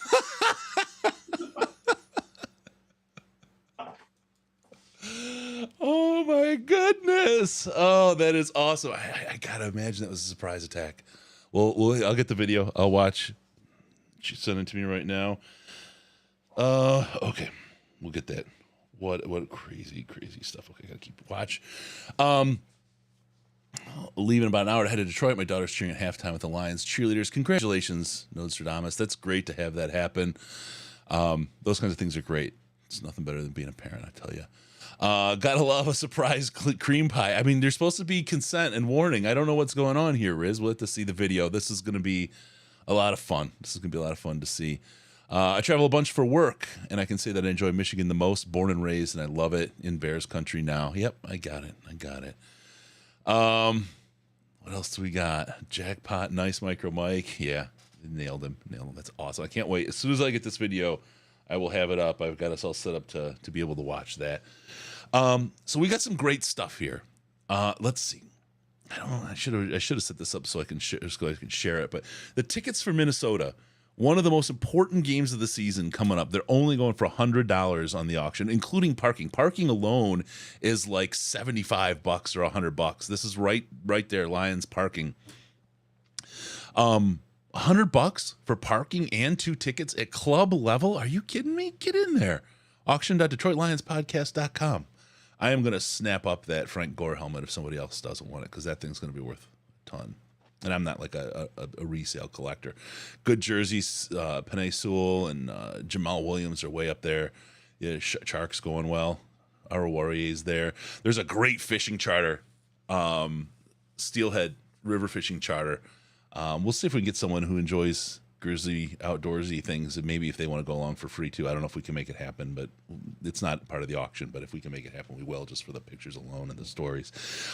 Dinner with Riz, Sandman, and myself at Prime Proper downtown. Who doesn't want that? That's up for bid. I'm up for auction. This beautiful play body. Lieutenant Box, Chris has got to be the coolest dude to hang out with. I don't know. I like to have a good time. I like to have fun. I like it when other people have fun. Probably I do. I laugh at my own jokes, just like you see here. This is truly who I am, who you see on the show. I mean, the people that know me know. Riz will tell you I'm no different on or off the air. I love hanging out though, and love having a good time. So I don't know if I don't hang out with myself. So we'll see. I mean, when I hang out with myself, it's alone time, right? Assuming we finish the season strong, anything less than a playoff appearance next season is a disappointment. Yeah. No, I agree. I mean, look, it could be disappointment because injuries. I mean, look what happened to the Rams, right? You talk about a disappointment. That's a house burning. That's terrible. The situation in LA. Nobody called that. Nobody expected that to come out of the Rams, but there they are.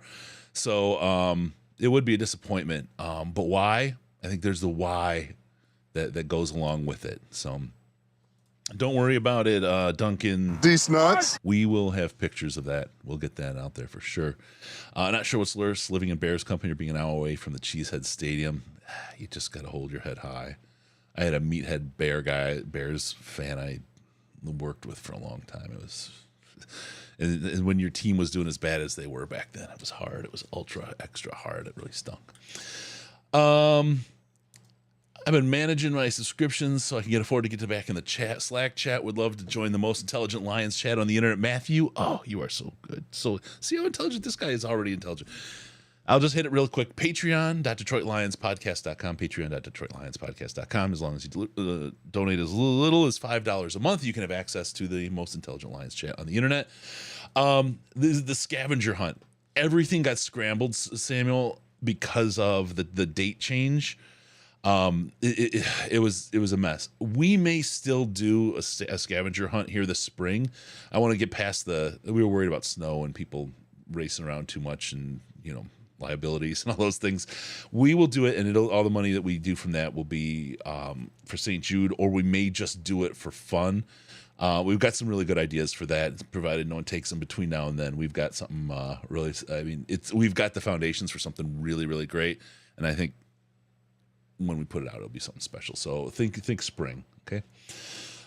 Baker Mayfield, GD Baker Mayfield, and I'll never forgive the Raiders for last night. I'm not as worried about it. It's the whole blind squirrel gets a nut any given Sunday thing.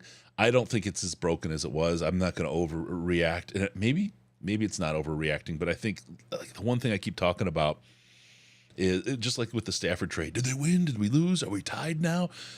It's overtime. Overtime. We'll know in time what this whole thing with the Rams means. Look, yeah, I'd love them to win out. I'd love them to win out and watch the Houston Texans lose out, and watch the Houston Texans go on a winning streak, and we get the number 1 overall pick. It would absolutely be historic and all those things. But there's so many great players that are out there and available. I'm not worried about it. We'll be fine. To be able to pull out a guy like James Houston. So this one's from Riz. James Houston, even Amon-Ra so late in the draft. We went through the guys that they had picked and how well Brad Holmes had done. I have full faith. I am not worried about what Brad Holmes will do with this roster and who he'll pick up, whether we pick 2nd or we pick 8th. I don't care. I'm comfortable. I'm fine. To be quite honest, if Dan Campbell is the coach, there cannot be any disappointment in a season. I know that man is doing everything possible to bring a winner to Detroit. Yeah. Chris arriving at your bars like Baker arriving at the Rams. Instant win. I hope so. I hope people feel that way. There's evidently, if you go to Reddit, you can find the people that hate me. It's fun there. Set my alarm for 2:50. I missed it.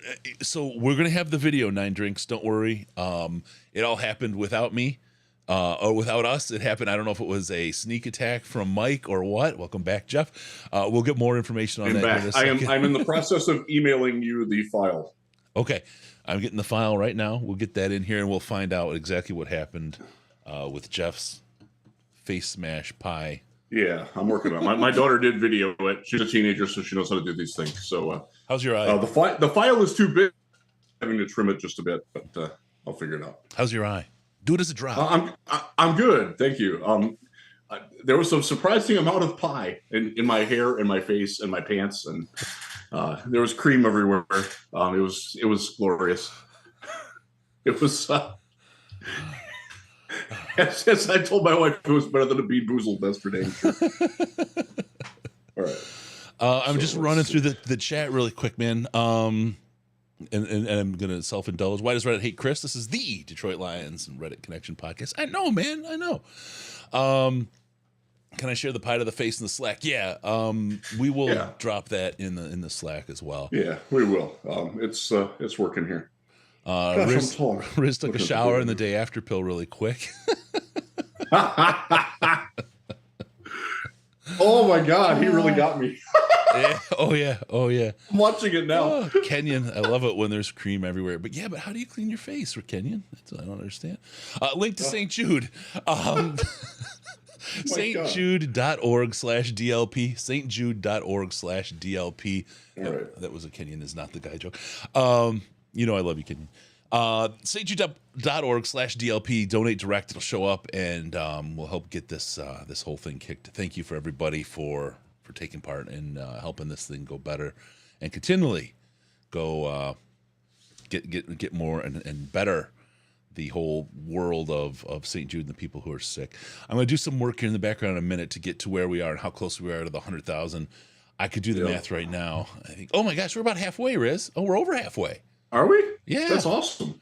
All right. That's do fantastic. I'm working on this thing here. Okay. You work on that, and I'm going to put a challenge out there. Mike, I can't wait to see this. This is going to be awesome. Did I miss it? Did Mike try to put it on his phone? And I missed it, or I don't know. Okay, I don't know about that. All right, I'm sending it to you in Google Photos, so hopefully you will get an email that says that. Yeah, something like you do the it should be good. Let's see, pie. I'll just title it pie. I'll know what it is. If I get anything from you right now, I know what it is. I'm gonna take some penicillin for it. So hopefully it'll come through. It's a 45-second video. Ignore the license plate. My car is visible. It's okay. Okay. You want me to edit it out? I can do that really quick. If you can, that'd be great. If not, no big deal. Yeah, I can do that. Yeah. So pie was good, by the way. I wound up eating some of it. All right, let me get this. I will get set up so I can. Thank you. Oh, another one comes in. Sean Shelley, thank you so much for the $20. 170, 17, 623, 14. We gotta get those numbers fixed. Get your beans. I can't read that. Pie is greater than the jelly beans, right, Riz? Oh, you better believe it is. Well, get your beans open because we're gonna put a number up there and we're gonna put a challenge out there. At? My beans are right here. Chuck and Vicky, thank you for the $50. Oh, hold it in my hand. Get that ready. And then I'll do the editing here. Don't worry, we got the Riz pie coming. We're just gonna fix this a little bit up so that Riz can remain private. Yeah, you got the video. I'm opening up on another machine so I can edit it really quick. So it'll take a minute. Good idea. Good deal. Oh man. Let's see. Speaking of Reddit, the Vikings subreddit banned me, and only because of things I said we do to their team's skulls. I can't imagine. All right. Skull is all the same. Yeah. Skull. I will have to give them credit. I would love to go to Minnesota to a game where they do the skull chant. I think that's pretty sweet. It's interesting. Obviously, I don't like it, but that sort of thing I like that. That's pretty cool. Man, I was a Viking in high school. Was a Columbus Northland Viking for 3 of my 4 years of high school. So I've always been partial to that sort of Norse mythology stuff. We actually had to learn Norse mythology in high school. Believe it or not. Oh. So. Is that what got you into Dream Theater? Oh, you don't even know, man. Yeah, that is my jam. We're gonna talk some music overnight when we're tired of talking about the Lions because are we? I don't know. I mean, bro, we don't really get. There's so much more to talk about this year from a standpoint of like positivity and like actual. Because last year we did it on a bye, and so we didn't have a game to talk about. Like, there's a game Sunday. and we're going to roll into it, from Saturday into Sunday. So we do have some game preview to do, and if you're looking for a break from us over the 24 hours, please go to the other parts of the Detroit Lions podcast channel on YouTube. Watch Scott Bischoff's preview. You can catch up and watch what we talked with Scott earlier this morning about it. He was one of our first guests, and it's good. So we're definitely going to break down some game stuff tonight. We will have some draft talk later. It will not be all quarterback. Trust me on that. We got some interesting stuff coming on. Really quick, we got to hit top of the hour. More balloons. How many more are we getting this time, darling? I saw a few. 3 more. $300 in that hour with Dan Miller? Are you kidding me? stjude.org/DLP. Come on, folks, help us out. Get us there. stjude.org/DLP. Donate it all. Let's see. Okay, I'm opening things up on my side, Riz, to get this going. All right, good. Hopefully we've got audio with it. I'm sure. Yeah, let's see. Joe Dexter, #1 Lions podcast on the planet. Thank you for what you do, not only for fans, but the kids and families going through the roughest of times. You guys are the best. Thank you for the donation, Joe. Chuck and Vicky, blessed with healthy grandchildren. Keep up the great work. Chuck and Vicky, thank you. Yes, love your work for St. Jude. Thanks, guys. Wow. Thank you all for those donations. We're getting there. We're about halfway done. Nice balloons. Let me tell you about those balloons, can you? Thank you. This is how we get them. Flounder, 4655. Thank you, sir. Pushing the numbers up gets us up to 17,769.69. Flounder knows what's going on. The balloons are here because we every $100 that gets donated gets dumped into the room here with me.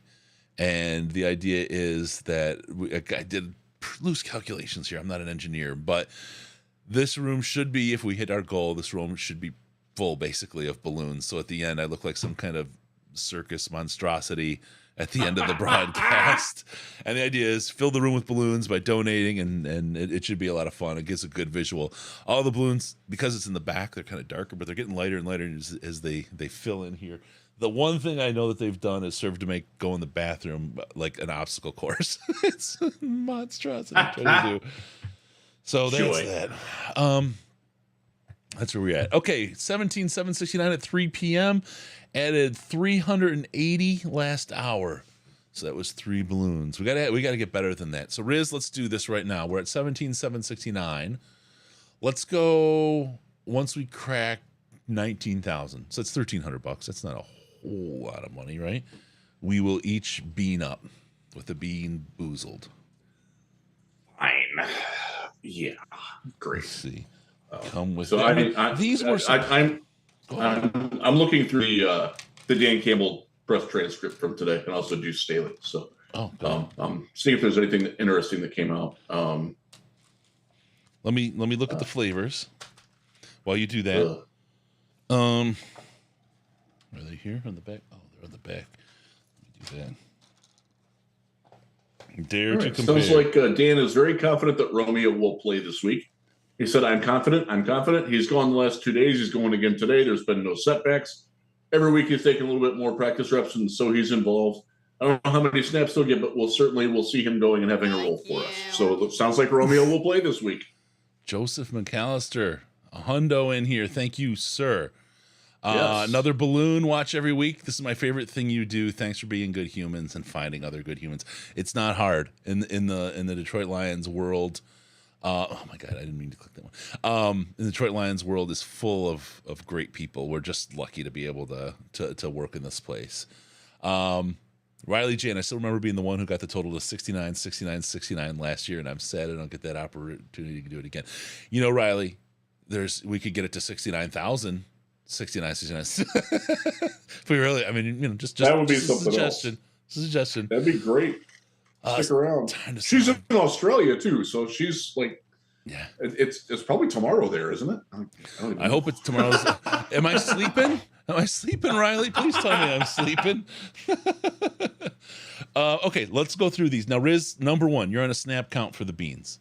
We get to 19,000. We're going to do beans together because the first time we have to at least. Yep. I still have like cream up my nose a little bit. You can still smell it and taste it a little bit. leverage that to your It's kind benefit. of nice. Let's just the dark ones. You can see the colors on the back. It's either stink bug or toasted marshmallow. If I'm you, I just take that color out of the mix because that's the one that you know absolutely broke you, right?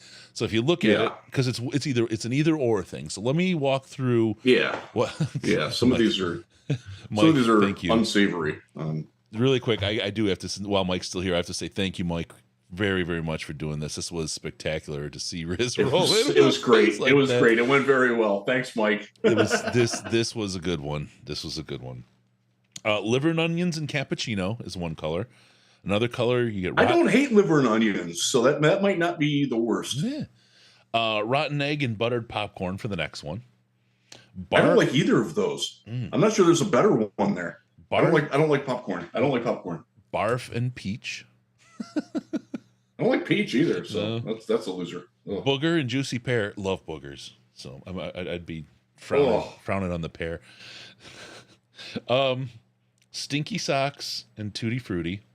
That's a win-win. Because I remember those. Those taste literally like stinky socks. Yeah, smell. stinky sock, and I get a ton of that with my riding with my kids and being athletes. I know that smell very well. You get a little bit used to it. You know what I mean? Yeah. Old bandage and pomegranate. Old bandage. Toothpaste and berry blue. Stink bug and toasted marshmallow. And when I put these together, well, it's supposed to be 50-50, but it's not 50-50 at all. It's bullshit. There's the bad ones way more than the good ones. But they look exactly alike. And I think last year I got 2 good ones and 6 bad ones, if I recall correctly. We'll keep track again. Dirty dishwasher and birthday cake. Or dirty dishwater, sorry. And dead fish and strawberry banana smoothie. Dead fish is really bad. Dead fish or Smoothie King, brother. And you don't want to be expecting Smoothie King. No, I'd kill Smoothie King right now. Somebody wants to go to Kalamazoo, bring me some Smoothie King. I'll pay your DoorDash for you. That's the closest one. It's an hour away. That stinks. I got one like 5 minutes away. Yeah, I know. I'm jealous as heck. So last weekend I'm in Indianapolis. We don't have Waffle House or Smoothie King here. So where do my son and I go? We go to Waffle House for breakfast both days. We go to Smoothie King for dinner both days. That's what we did. It was awesome. He loved it. That's one of the things I really can't wait for when we get to Mobile. I get more fruit in Mobile from our daily Smoothie King stop than I do most weeks. That giant Caribbean way. It's like, oh my God. And it's on the way out to the stadium from where we stay downtown, which is great. Let's see, did Riz Holt show up in my junk? It doesn't rain this year. It was suboptimal. Okay, it hasn't shown up yet. All right. Interesting. Let's see. Let me see if I can zap it another way. It should be saved now. All right, we're working on it. All right, let's see. We are working on it. All right, let me upload let's get to the chat. Jeff Riz is definitely the guy you want to take shrooms with and listen to Michigan or music from the 72 to 89. Schuberg, $20. Yes. Thank you very much. Liver and onion smoothie. I don't know how down I am with that. Like my grandfather used to eat liver and onions all the time. I didn't hate it. I like onions, so. My dad was a big liver and onions guy, and I was growing up. I was never into that. Lions need a sweet chant. This is probably back from when you were talking about the skull thing, Riz. Yeah. You know what I miss from the Lions? It was always the Silver Dome. It was short-lived at Ford Field, but after they play forward down the field, it's like Lions victory, go Lions. And then always they had the Lions roar. The roar. And the roar is gone. And they say, restore the roar outside. Restore the roar. Restore the damn roar. I want that roar back. I still roar after we do the Go Lions after forward down the field. I'm like the only one. I'm like, nobody knows. Nobody remembers it. And I was like so programmed by it. That Go Lions roar. That's what we need back. That was awesome. It is now uploading to my drive, so hopefully it will come quickly. That should be it. I'll get on that Smoothie King rush. Riz, I'll be there in 36 hours. Thank God. I'll be sleeping. Actually, no, 36 hours from now is almost game time, isn't it? Yeah. 48 hours from now, the Lions will hopefully be polishing off their 5th win in 6 games and heading for keeping Minnesota from clinching in our building is a worthwhile cause. Oh my God, yeah. I fully expect that the Vikings are going to win the NFC North. They just have too big of a lead. But to not let them do it in your house, there's some motivation there. I probably should ask Tom Kennedy about that. Now that I think about it, but Flounder, he says the Lions cheer should be These nuts, except like long elongated D's nuts. That'd be fun. Yeah. Defense, D's nuts, defense, D's nuts. That'd be kind of fun. That would be fun. That would be fun. That's not bad. I'm trying to get that one going. Most random Lions player you can think of. I was thinking of Juan Roque. Wow, Juan Roque, left tackle, Arizona State, was a fantastic college football player. Did not translate to the pros. He was on their team that had Jake Plummer that won the Rose Bowl. They beat Ohio State. Jake the Snake. I loved Jake Plummer. I really did. You like him? You'll like Max Duggan. Same kind of guy. Really? Yep. Isn't plucky leader? Like every play is balls out. Not the most accurate passer. Just wills his team to victory, and elevates the play and the attitude of everybody around him by the way he plays and the style that he plays. That's what you're getting there. Jake Hader at Fresno is the same way. Jake Plummer's same kind of guy. son plays, doesn't he? Yes, he does. Cal? Yes. Look at me. Yeah. Jake Plummer is now a mushroom farmer, I believe. He might not be anymore, but I remember reading a couple of years ago, like that they were talking about, like it was one of those clickbait things, like what are your former NFL favorites doing now? And I clicked on it, and Jake Plummer was growing mushrooms in Colorado. Like, okay, all right, little psilocybin maybe. I don't know. There's a lot of talk about that. Someone here, casting with Cody and driving to you right now, Riz, with 2 grams of shrooms. Be there in 15. Just now leaving the Rivertown Mall. that is right up the road. Riz would be a mess. Riz would be a mess. He doesn't. That's not his game at all. No, as Chris knows, I don't even take like Tylenol. I just don't. So a couple weeks ago, I was pretty sick, and I took 2 Tylenol, or whatever Sudafed, like with the painkiller in it, and I was gone. It was like out of body from over-the-counter pain meds. I just don't do it. My dad has never taken painkillers. I don't really do it either. The only time I did was when I had my heart surgery, and I got off the opioids from that as soon as I could, because I really didn't like the feeling of that. So you can show it at my house, Cody. Oh man, Riz seems more like a cream pie guy for his enjoyments. All right, go Bears, California Golden Bears, Elizabeth. All right, that's all right. All right, let's look ahead really quick. We have Michael Gray showing up at 4:00, so we got 45 minutes. This is good. Give us time to talk a little bit about the Lions, just you and I. We haven't. Those of you who don't know who Gray is, Gray was on the radio in West Michigan before Big Drew and Jim, before Huge moved into the studio that's there. He was the morning and afternoon drive time host on what is now a country station. They changed the format on him. But he is the guy who really gave me my first break in terms of like talking about the Lions on the radio. Then Sean Belegian quickly picked up on that. And Sean got me, actually Michael faded to oblivion. Then he moved to Seattle, covered the Seahawks for a while, was the host of their coaches show with Pete Carroll for a time. He got out of the radio business. He now lives in Montana and doesn't do media anymore, but he is still a Lions fan. I still text with him all the time. So I just want to get his perspective on what it's like from being and following the Lions the way he does, knowing that he knows what he knows. So That's who Michael Gray is. So I mean, anybody who's in West Michigan is just like, Gray! Like, yeah, that's my dude. Oh, man. All right, let's see. Just gotta clean up a little bit of stuff here. Let's talk about the draft pick. So what happened? The Rams pick is number 4 now. And we have football still to be played. Who's Denver playing this week, Riz? Denver is playing... Stand by. I got that. All right. I got that. All right.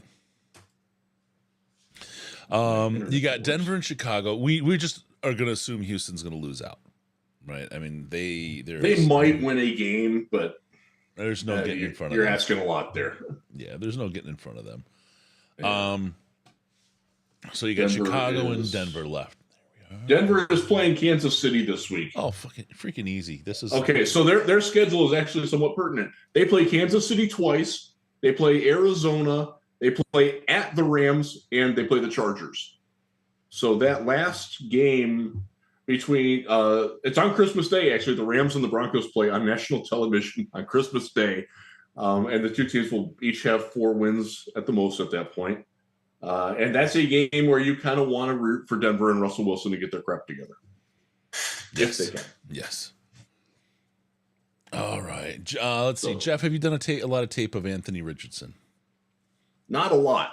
I did watch, was it South Carolina? I watched Tennessee. I watched the first game that everybody got turned off on. I don't remember who they played in that. But I'm like 3.5 games in on them. I'm getting there with a lot of the quarterbacks, a lot of the draft picks. I have watched the most, believe it or not, is TCU. My son is a Frogs fan. He chose that because he wanted to be neutral. So I've seen all but one TCU game and like broken down through it, breaking down Duggan, breaking down the running back. They have 3 cornerbacks who are all NFL worthy, although they're all short. One of them is LaDainian Tomlinson's nephew. There's a lot of work to be done between now and Mobile when I get there. What I normally do when I'm doing it is after the season's over, I usually spend I'd go through a day where I will binge watch one team and focus on all the players. So I will do a day of UCLA. I'll do a day of Ohio State. Ohio State will probably take 2 days. Florida, a day. And I go through that way. That way it's all fresh in my mind and I'm not like going back and forth. Like I'll get a feel for like, okay, I understand what they're going to be doing on this particular player. I understand, maybe what the set is better. And that's how I go about and do it. During the season, I'll take little notes, but I don't like get in depth with it very much. I just don't have the time to do it. All right. Look at the Rams schedule. I'm peeking at your. This is gonna sound funny. I'm peeking at your pie, Riz. Yeah. So the Rams. I'll go through the Rams schedule here. Next week they are at Green Bay. They play Denver. Then they're at the Chargers and at the Seahawks. They might get a win out of that. Like maybe Denver they beat. Maybe the Chargers are going to Charger. That's what they do. So I could see them getting one more win, which would put them at 5-12 at the end of the season, which that's right around where Denver's going to be. There's not many teams that have less than 5 wins now. Let me look at the standings here. Conference. Denver's 3-9. Chicago is 3-10. We know Chicago has to play us yet. Let's see what they got. Chicago has they're on their bye this week. Then they come back and they play Philadelphia, Buffalo, at Detroit, and home for the Vikings. That's brutal. Oh my God. Like they're not winning. If they do win, it's going to be probably Detroit. I hate to say that, but like we cannot overlook them, even though we did beat them in their place.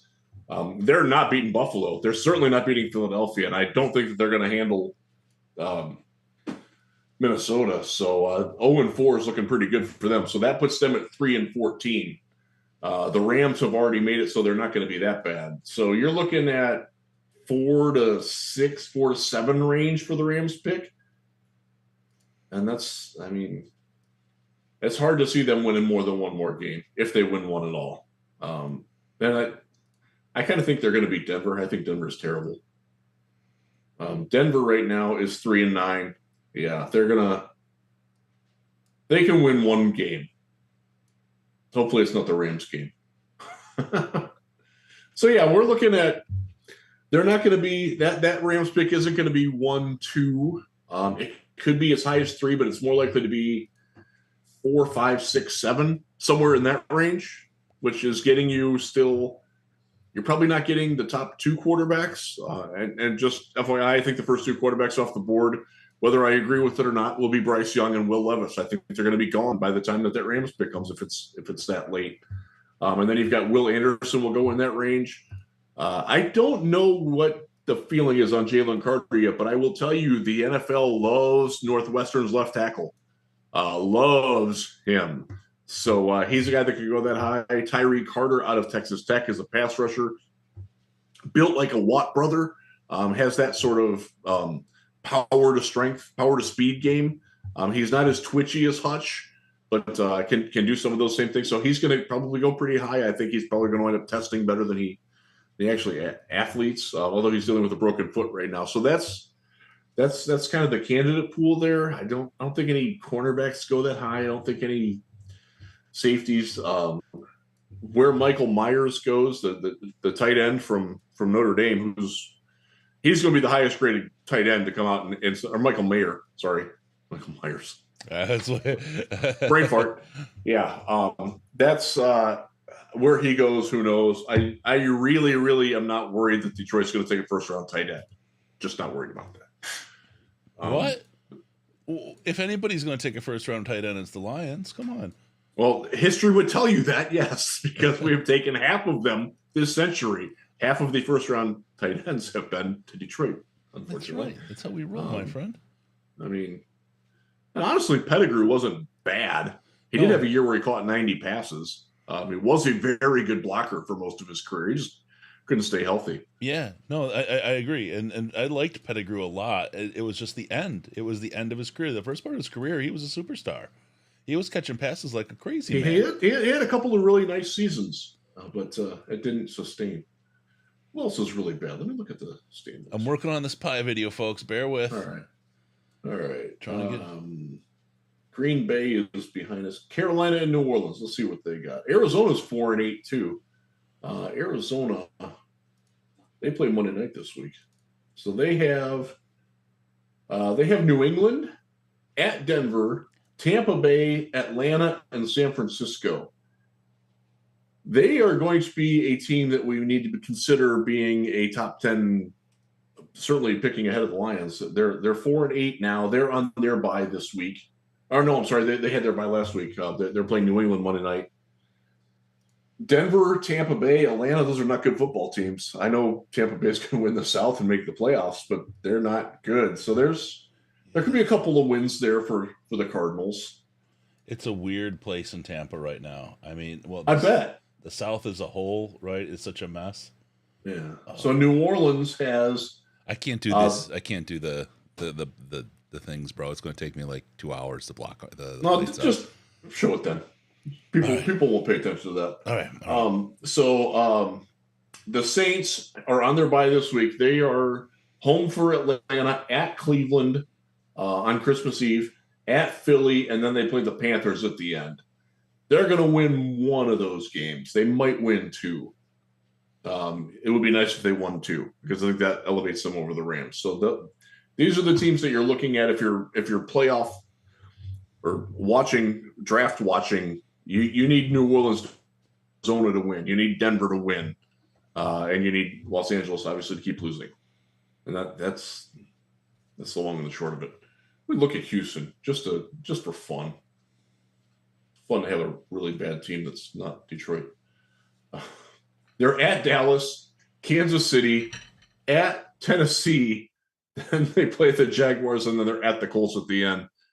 They tied the Colts earlier this year, and they beat the Jaguars. So they maybe have another. They're not getting more than 2 wins, so they're pretty solidified as the number 1 team. That's a team, by the way, that hasn't scored more than 20 points since week 4. Wow. Who needs to score? Oh man, what a like again, like the Rams situation, the Denver situation is just such like unpredictable. Who would have ever thought Russ Wilson forgot how to quarterback? I know. Like he was the example up until this year. He was the example of you can get a quarterback anywhere. You know, blah blah blah blah.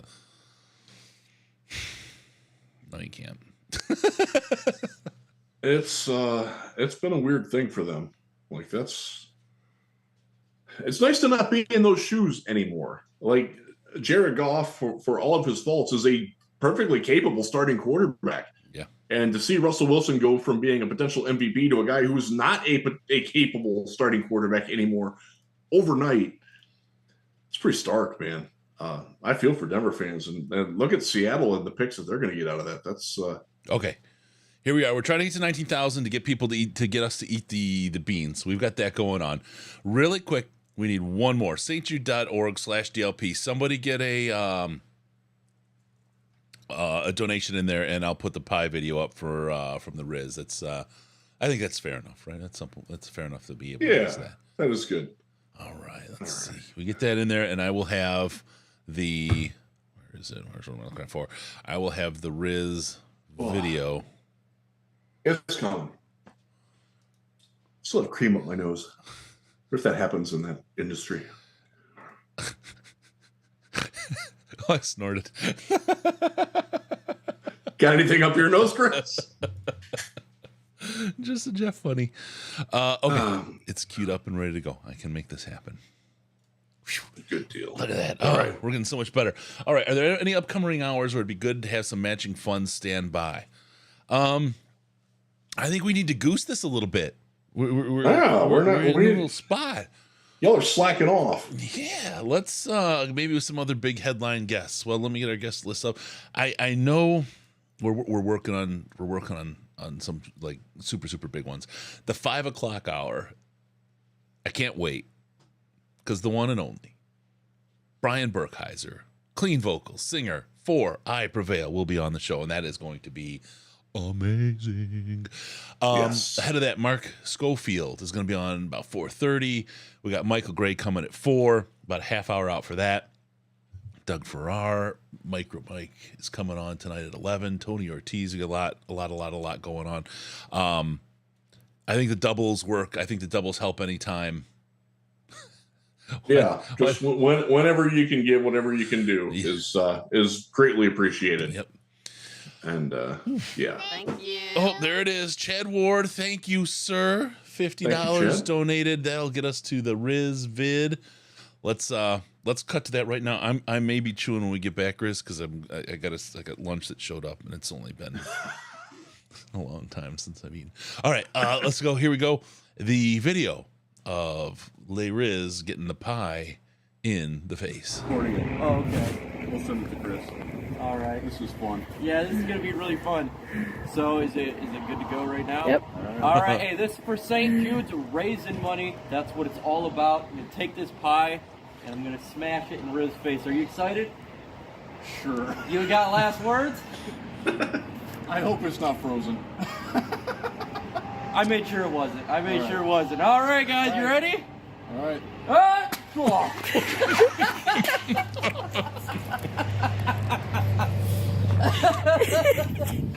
There we go, folks. Smash the pie in the face. We got some good food for you guys if you want some extra right here.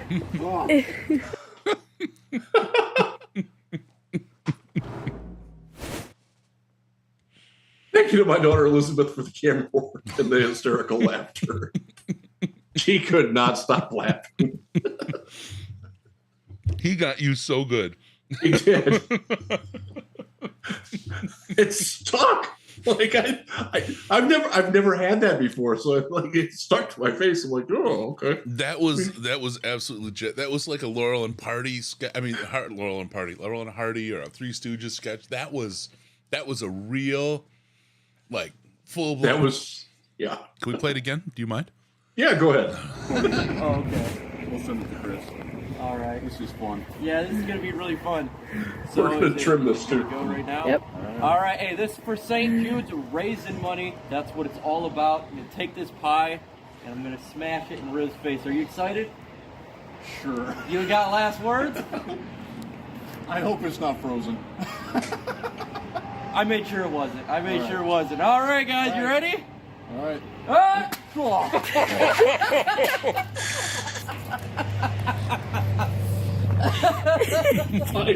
There we go, folks. Smash the pie in the face. We got some good food for you guys if you want some extra right here.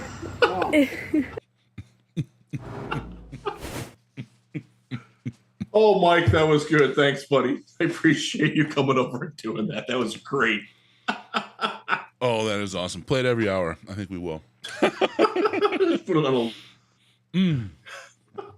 That was really great. Logan nails it. Hearing your daughter so happy about her dad being pied was the best part for sure. Great dad moment. Yeah, she was pretty excited about that. She wants to hit me with one now too. Like, who will hold the camera? That was great. Riz, thank you for playing along, man. Yeah, it was good. I'm still like, I probably should have actually taken a shower. I just wiped off, but I have like little like residual cream around my eye and like up in my nose. Smells kind of good, actually. Again, I see Mike's in the chat. Mike, thanks so much. That was awesome. Yes, thanks, that was Mike. so That was fun great, for you to dude. put that together and do that. Great. That was ideal. That was yeah. I mean, I'll see if I can edit some like chunks of this together here real quick while we're flying and talking. By the way, it's snowing hard that I can't even see like the tire tracks from where Mike parked in my driveway. It's snowing hard here now. Are you guys supposed to get buried today? Was that no? We're only supposed to get like 2, which isn't all that much. So 2 inches is a lot. That's what she said. Well, that's true. To me, it's a lot. I don't know about you. Well done. My dishwasher texted me again. What is your dishwasher telling you? Dishwasher's wash cycle is complete. That's nice.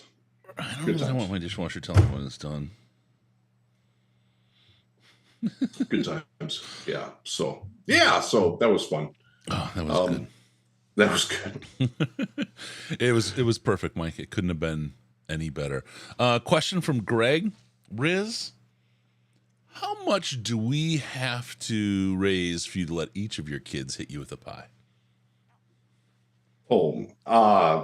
Let's get, so they're going to bed early tonight. So it would have to be something very quickly.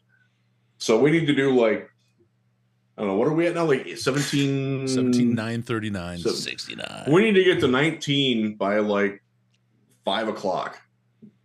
Oh, I think you're being too generous. Yeah. You think so? Yeah, I'd say 20 by 5. 20? Okay, let's go to 20. Yeah, because my son has a basketball game tonight, and I won't see him afterwards. So we got to get that done. He's not small, so if you want to see me look small, you can get that going. There you go. Yeah. All right, get us to 20 grand. If Jeff kids get to hit him with a pie, I think they might raise the money themselves. Yeah, they might. I might have to improv some pie, though. I don't think we have pie around here. Nick Burke says, Mike, at the end, you should have said same time tomorrow. Yeah. That's good. That's really good. Riz has got the microwave going.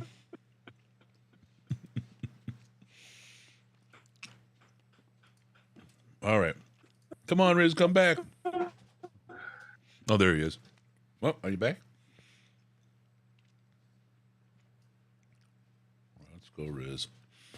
All right. Oh, you're back now. All right. Am I? Yeah, you're back. Yay. That's good, because I was just going to... Okay. Just about to start... I'm putting the... Weird. A little lag there.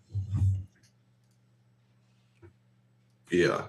Oh, hey, what? I'm putting together a fun... Sorry, that was me. I'm putting together a fun edit right now of just the moment the pie hits your face. Just whap, whap, whap. Great.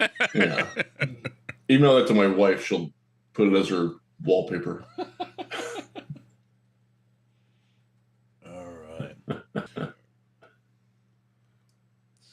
this one is. It may be too long. Yeah. All right. We don't want like a whole 60 seconds so you get hit in the face, right? That's probably too much. That would be too much. Yeah. Oh, I don't know. Now that I'm seeing it. Oh, man. Yeah. Good stuff. All right. Let's see here. I'm going to trim that up a little tighter. All right. We'll get to that. All right. 4 o'clock. We got Mike. Michael Gray. Michael Gray coming in. And things are gonna move pretty quick there. So let's hit some of the draft talk right now. Again, I'm sorry, you were going off on that pretty well. Yeah, I was just looking at the remaining schedule for the teams that could be threatening the Lions, or threatening the Rams rather, for that high of a pick. Although right now the Rams do have just 1 win less than us, so they're 4-9. The Lions somehow lose this weekend. They're 5-8. I mean, that's not that huge of a difference. $61 from Greg Warren. Thank you, sir. Thank you, Greg. $18,069. So Jacksonville's 4-8. The Colts are 4-8-1. Vegas is 5-8. Steelers and Browns are 5-7. Packers are 5-8. Falcons are 5-8. We covered everybody else pretty much here. Yeah. No, I'm looking at just the way that the Rams played last night, and the spark that Baker Mayfield gave them, as weird as it might be and as strange as it might seem for a lot of people who just don't like him, they can get another win on that schedule maybe, but I mean then you're looking at 5-12. Thank you. That's So you're looking at that pick. It's not going to be 1 or 2, probably not 3. But like 4-7. So again, that's in the range.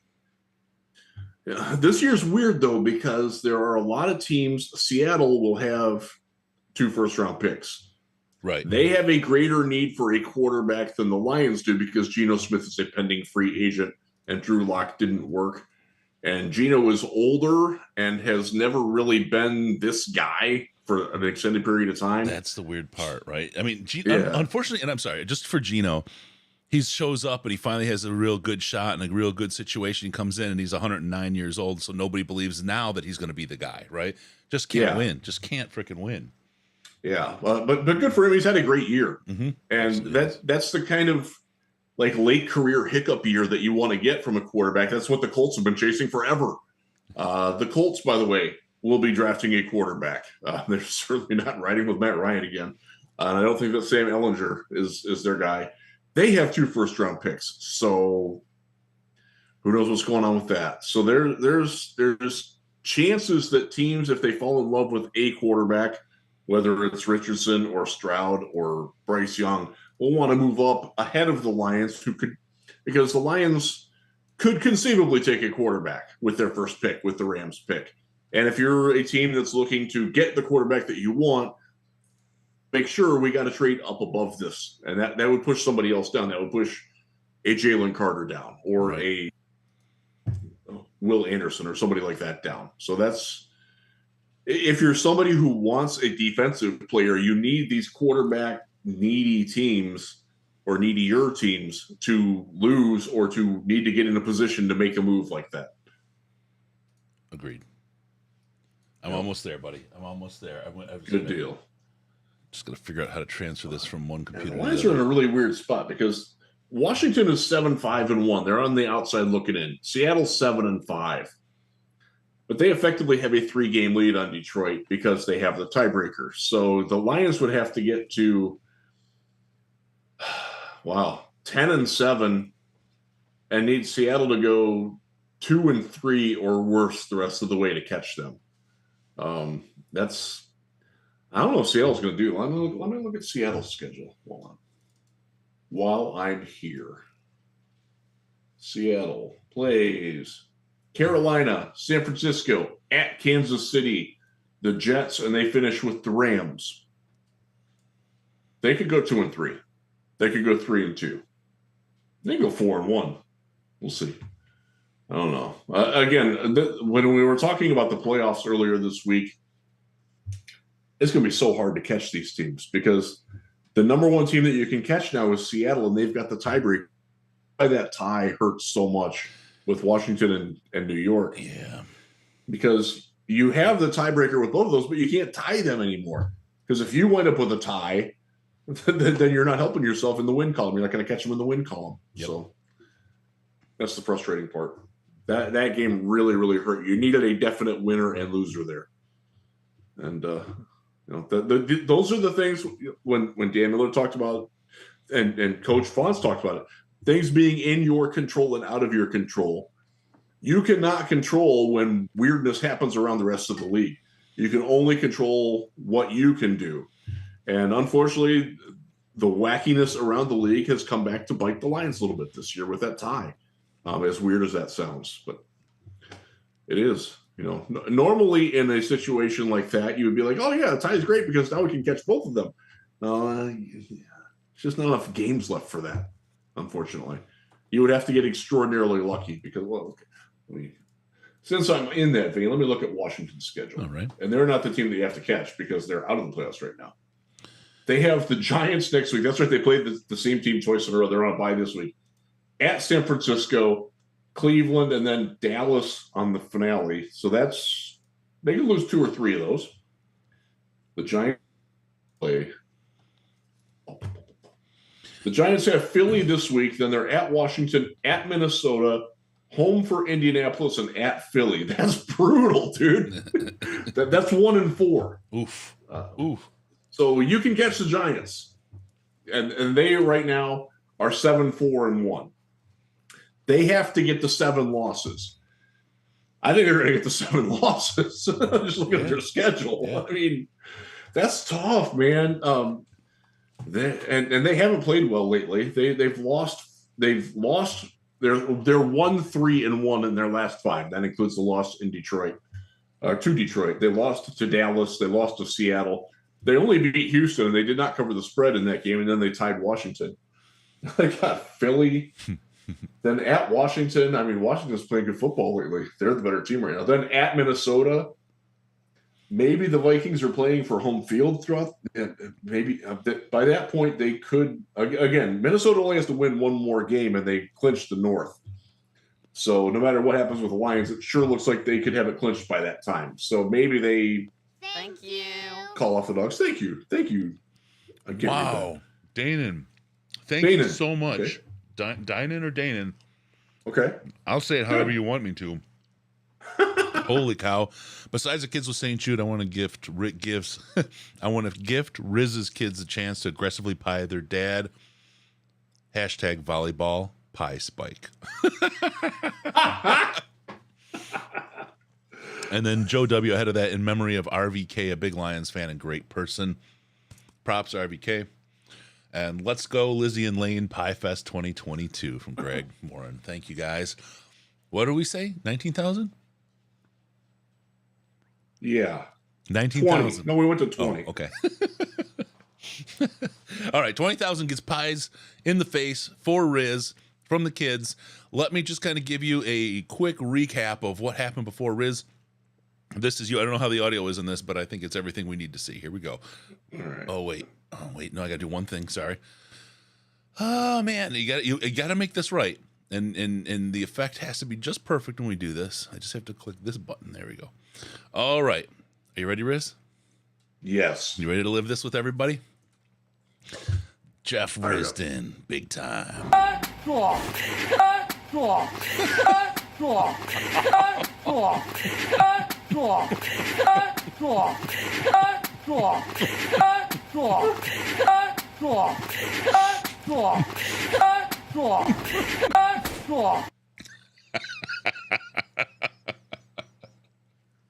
Who needs a sound effects machine? You got reality right there. Hey, Fab. We may need you to help out because he doesn't have any pie stuff in the house. if that's actually for real. Yeah, it is. My daughter just texted me we don't have whipped cream. Mom and Dad use it all. If you can hook up brother up, that would be killer. If it's real. If not, no pressure, no force. I know you had some pie stuff going on too. Waiting for the lyrics to come. Yes, he did. Waiting for the lyrics to come in for that sick beat. I'm gonna put on one more time. It was so good. Hold on. Fab's got you. Cool Whip is thawing right now. Love you, brother. Thank you so much. All right. This is the Slack. All right, one more time.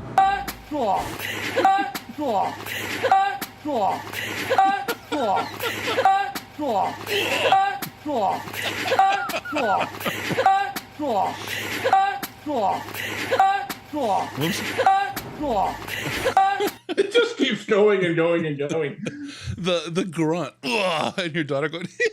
It's so perfect. It's like that. I did that without knowing what the audio was. I literally just cut because the video was about the right. Oh, jeez. Mike busting out his inner Bruce Lee on the sound effects. Oh my God. That was great, Mike. That was great, dude. That was awesome. That was so funny. It is a drop and a dance mix somewhere. Yeah, we're going to do something with that. Yeah. Go listen to that audio while I fell asleep tonight. Oh, man. Yeah, that's going to be a regular on the show. Just not just today, but that's going to be we'll a seeing more of future. that, I think.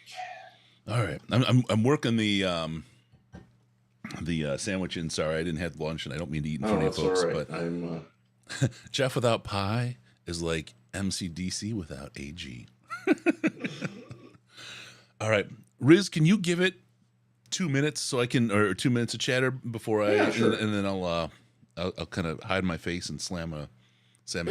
Not a problem. So I'm waiting. I'm anxiously awaiting the final injury report for the day. I haven't gotten that yet, but I'm looking at the Dan Campbell quote sheet from today, and there's a little bit of that going on. Hold on here. Okay, my daughter is collaborating here. Just the pie tin. Be okay. All the production stuff is hard work, isn't it, Jeff? Yeah, it is.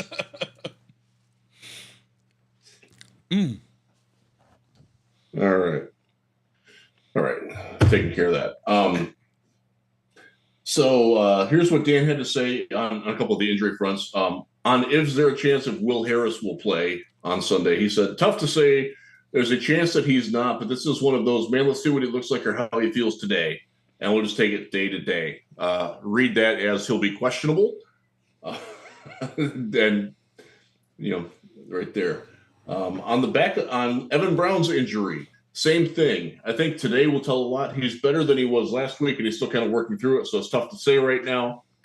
I mean, I think he is, as of right now, he is truly questionable at this moment. On their backup plan, if both Coyote Awosika and Evan Brown cannot play, and Awosika, I think, is going to be ruled out. Well, I don't know who that is. We've got about 3 options already, and I mean, I feel good with what we've got. I would hope that he's talking about Dan Skipper and not Logan Stenberg there. But Dan didn't give a lot today. We talked to Justin Rogers about how Dan is learning to be a little bit more diplomatic and talking around certain things that he doesn't necessarily want to talk about. Mm-hmm. And reading the transcript sometimes gives that impression a little bit clearer than when you're watching it. And I'm getting a little bit of that vibe from this. And it's neither good or bad. It just is what it is. Yep. So, yeah. Oh, okay. Here it is. On what he expects Ford Field to be like Sunday. It's been electric, and I expect it to be at a minimum the same that it's been, which has been very good and then some. So I know they're going to get us an advantage. They're going to help our defense a lot. I do know that it's a loud place to be at. And just from the vibe that I've had, and there were I knew a lot of people that went to the game last week, people that don't normally go to games. Excuse me. And a couple of people did comment, like, I do not remember Ford Field being that rocking for that long in a game.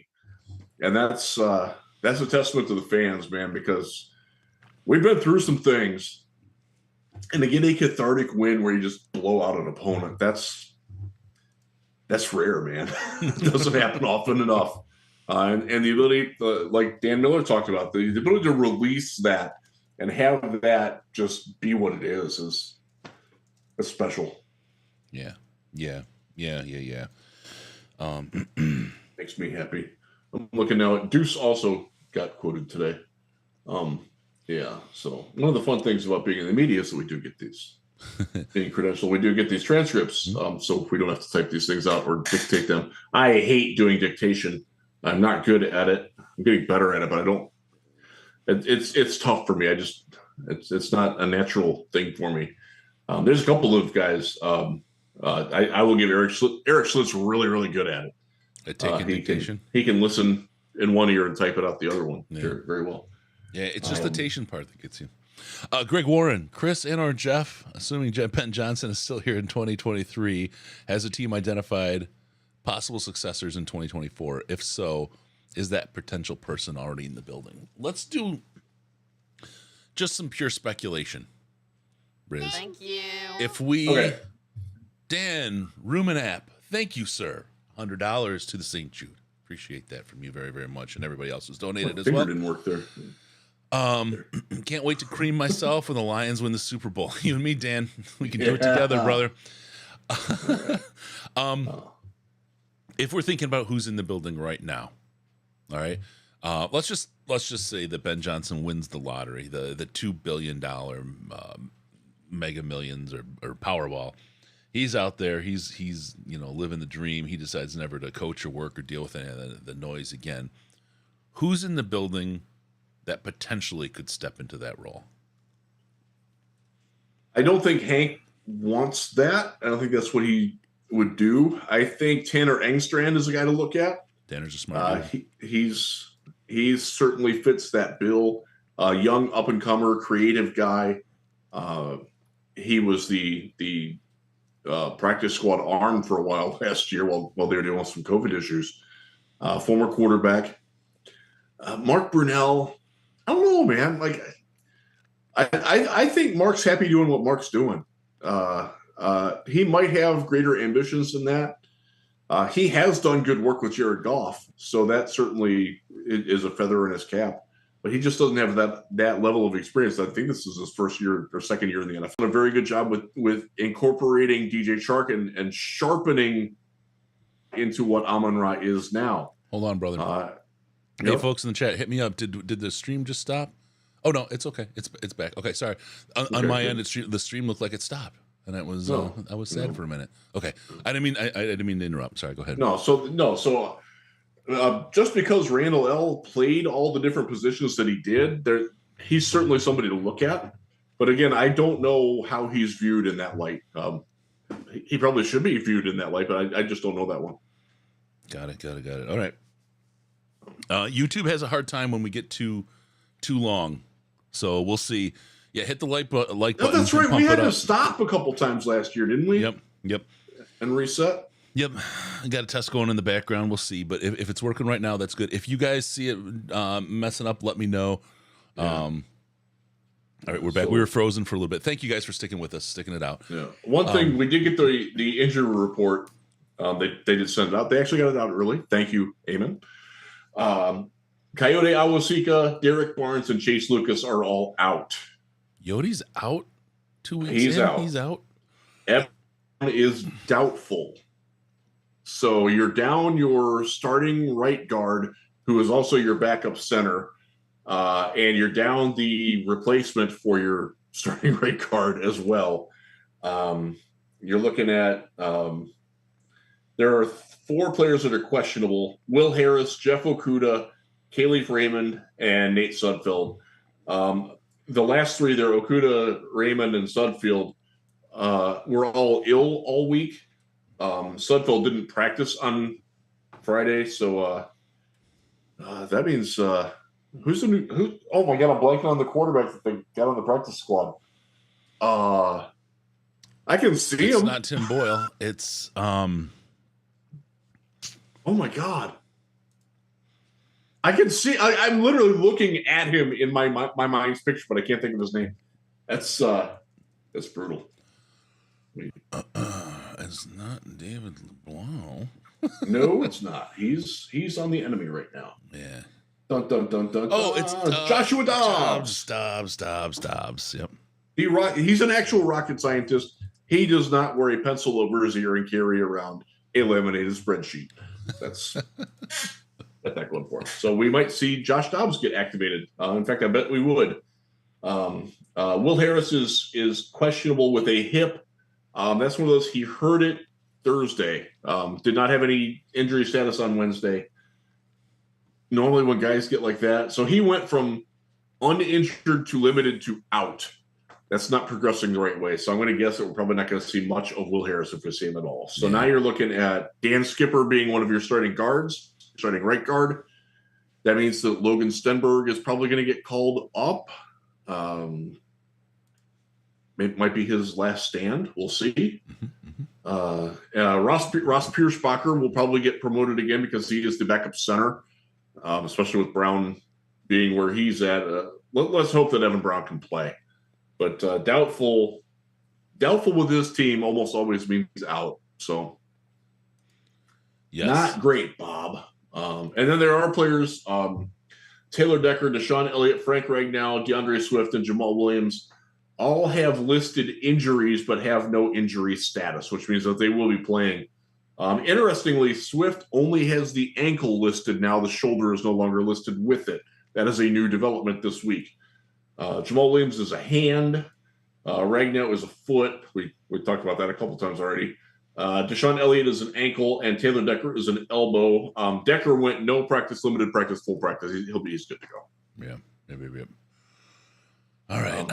From the Vikings side, they only have one player out. That's Jonathan Bullard, who is a reserve defensive lineman for them. He's been out all week with a bicep. They have two starting offensive linemen listed as questionable. That is their left tackle, Christian Darrisaw, and he's a good one. We saw him progressing in Senior Bowl, through the right? What's that? We saw him in Senior Bowl, if I remember right. Christian Yes, Darrisaw. we did. Yep. He's good, folks. The guy can play. He is coming out of concussion status. He went through a full practice today. If he doesn't have cleared tomorrow, and he will be playing, so that I would count on him being in there, but he has to be listed as questionable. Their starting center, Garrett Bradbury, is questionable with a back problem. We'll see what happens with that.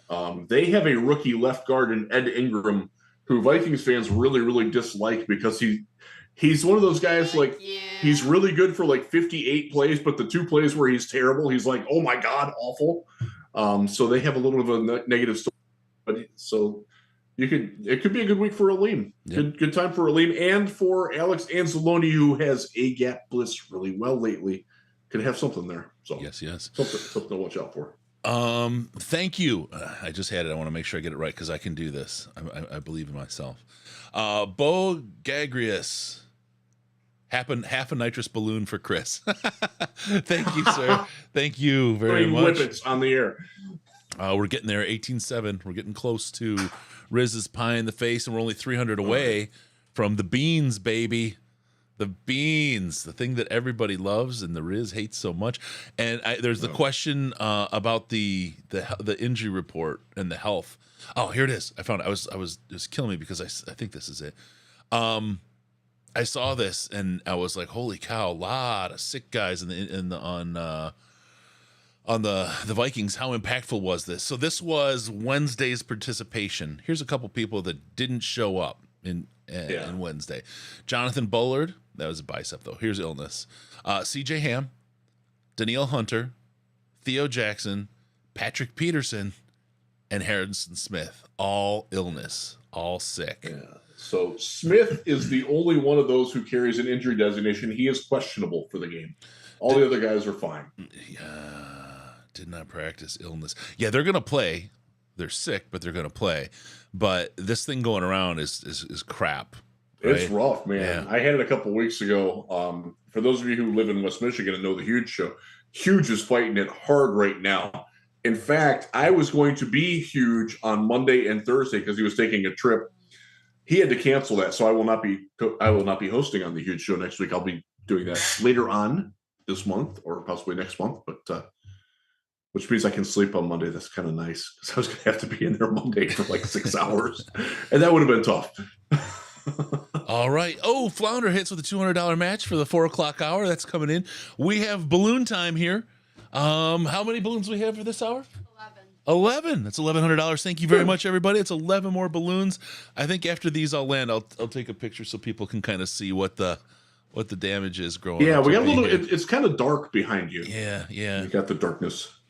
I am the darkness. We got 10 minutes until we hit. Mike, is it okay if you send him the Zoom link, Riz? Can you do that? I will try. I think you can just copy it from where I sent it to you and then paste it in. But I just don't have his. I don't know if I can do it on my my phone. Is the only issue. No, I don't. I have to hand out his number to add him. All right, where's that at? How do I copy that? Oh man, they're still coming. I don't think I can actually. All right, I'll add him. I know I saw your text come through. Yeah, I sent you a text with this number on it, and then we got Schofield. I don't know if I can send it to him either. There's an okay. There we are. Yep. Yeah. Oh yeah, I can do this. Ooh, weird.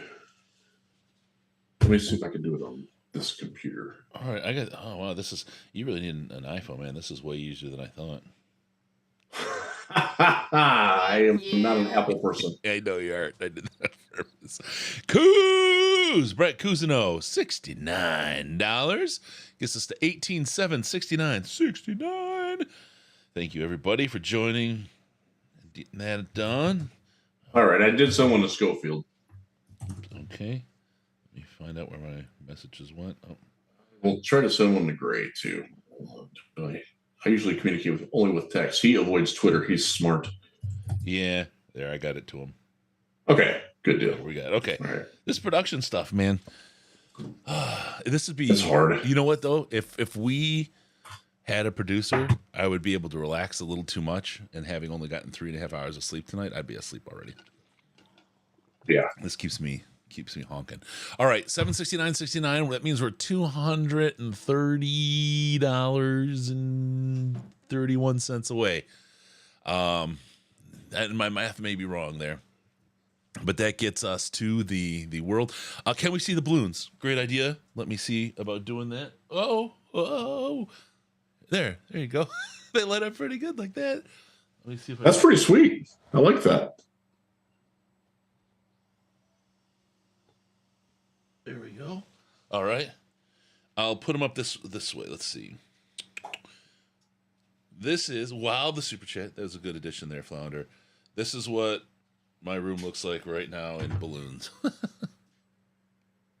Wow. That's a lot of balloons. Yeah, they're growing. So bring it. Bury me.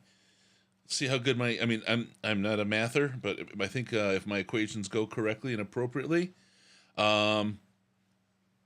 this room will be full if we get to our goal. So let's fill it up. Let's see. Oh, Wayne in the Twitter says, been with you guys since the start of your stream today. I had a general question. Do we see roster expansion with the addition of the 17th game? And do we see practice squad and active changes along with it? Also, I live in Holland if needed. We are going to deliver so much shit to your face, buddy. Great. Oh, Joey and Nicole. I know who these guys are. We know Joey and Nicole. I know this Trouble Factory. Thank you so much, both of you. $500. Riz, I made a bold prediction with Training Camp Party that the Lions are going to go to the Super Bowl. You looked at me like I was off my rocker. That's very true. I remember the conversation. I still think I was close. This is for the kids of St. Jude, but getting to see your offspring pie in the face would be pretty sweet. Thank you, guys. Great. Appreciate you so much. Really do. That was had a blast at Prime and Proper with you guys last year, and it was that was a time. lot of fun. That was a really good night. That was awesome. I enjoyed that very much. You all made it very worthwhile. I always wonder if I'm going to be a victim of an axe murder when we do this. And they were just couldn't have been sweeter people. It was awesome. Yeah, really enjoyed hanging with you guys and having Joey. Actually, I carried on a conversation with Joey beyond that about some things, and it's good dude, man. Real good dude. Yeah. Made from quality stock. There you go. Man. All right. So, Nick, there we are. We had a blast. It was great. Yes, you guys were the very, very best. Thank you for that. We're at 19,289, Riz. You know what that means? Crap. Time to bean your boozle. So again, you're on a snap count. You can ignore the stink bug color because we don't want you to. All right. All right. We got Mike going well. Oh, Mike's in the thing. Mike is in the call. Let me get him in here in a second, and you get a stay of execution, Riz. Really? Or we can, or Mike can watch it. Let's see what Mike wants to do. No. Let's see what Mike wants to do. I think he might want to have a little part of the party. Go, Mike. How are it's you? Gray. Gray. His audio is connecting. Okay. Yep. How we doing, boys? Hey, Mr. Gray. It is good to see you, sir. Yeah, Thank you for good to be joining seen. us. Thank you for joining us on this joyous occasion. This is great. I don't get to do this. So I was telling people, those of you who don't know Gray and was a fixture in West Michigan radio for a long time. Now you're in Montana living the life, man. I'm a little jealous. I'm a little envious, but very, very proud of you. So just tell people a little bit about what you're doing right now and where you've been from. Yeah, well, I mean, it was funny in thinking about doing this. I was like, when was the first training camp I was in Allen Park? And it was 2009. Stafford's rookie year was the first time they sent me to Allen Park. And then I was there. And then 2 years of that. And then out to ESPN in Omaha for 2 years of Bo Pelini and the Huskers.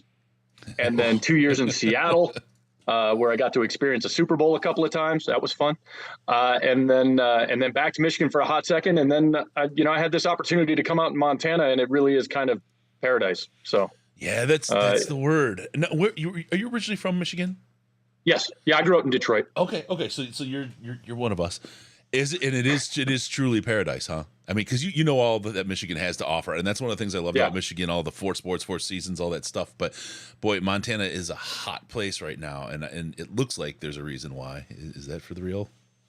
Oh, it's all real. It's there are times you got to look around and remind yourself that it's happening. But kind of like living in Narnia. But I'm actually 3rd generation of my family to come out of the Flint and northern Detroit area to come out here to Western Montana and then just put in the call and say, send my stuff. I'm never coming back. It's in the blood. So yeah, I've got a ton of family around here, as it turns out. I've met a bunch of cousins since I moved out here. That's awesome. That's wild. I want to do something really quick just to kind of help you get up to speed on what's been going on. We're raising money for St. Jude, trying to help families and sick kids and the whole thing. We've gotten to just under 20,000 so far. At 19,000 we had a goal set up where we have to eat these. They're called Bean Boozled. They're like jelly bellies, but there's like stink bug or toasted marshmallow, dead fish or tutti frutti, right? And you don't know, it's the same color. So we do this. Right. It's like roulette, but it's like 8-to-1 version of the bad versus the good. So you're pretty much guaranteed the bad stuff. So we're due to do one of those, and I thought, hey, that would be great. Just for Gray to see this and see Riz have to suffer through one of these beans. But I also want to set the tone because there's something else coming up. We have another kind of milestone coming. So let me show you what happened earlier today. And this is just the short version, but I think you'll get a good feel for how things are going for Riz.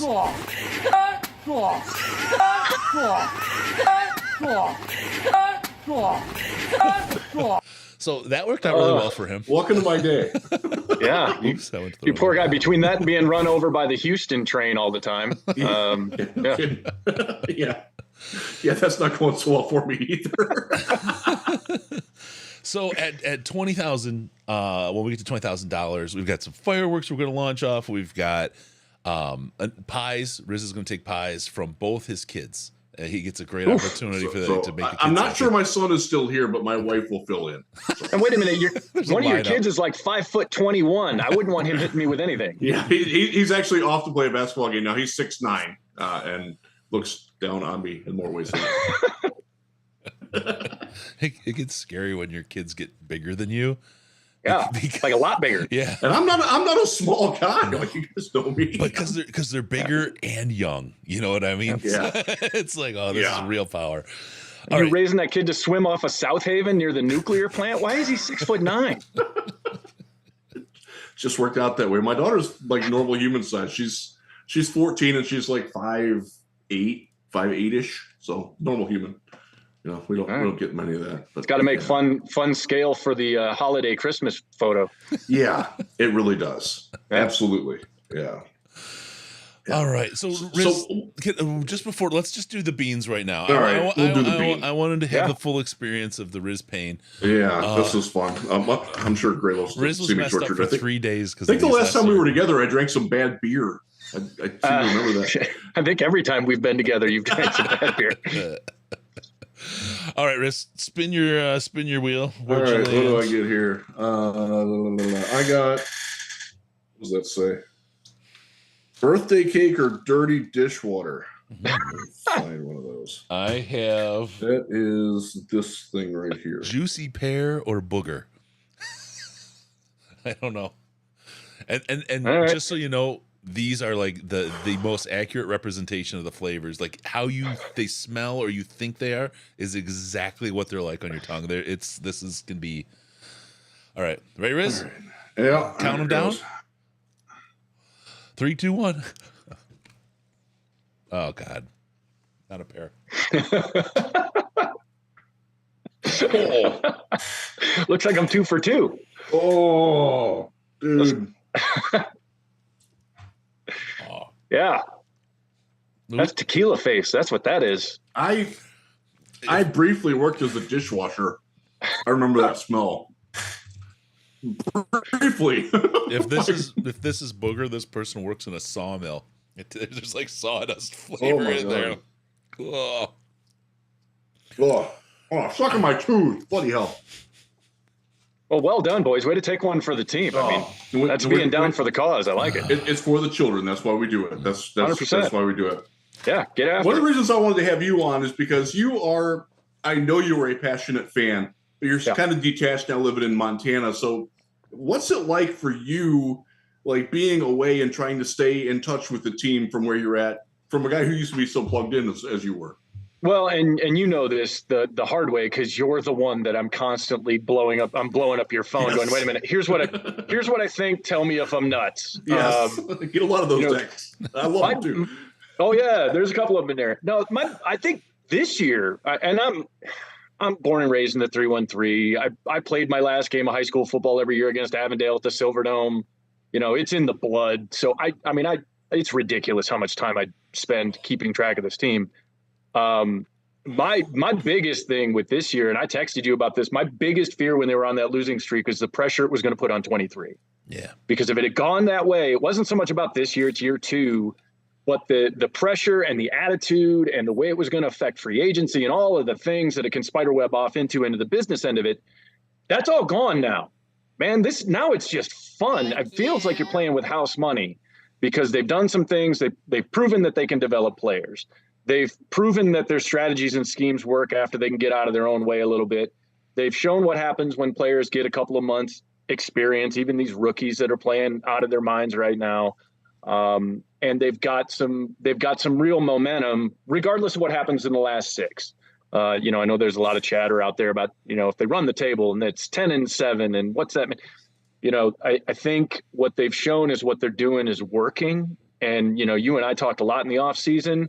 Man, come on, please. Just somebody show me a year 2 that isn't a steaming dumpster fire where you've got some answers, more answers rather than questions. And I feel like they've done that, man. That's been the exciting part of this is you're seeing a confident team playing confidently. And that's just not something as a Lions fan you've seen a hell of a lot of.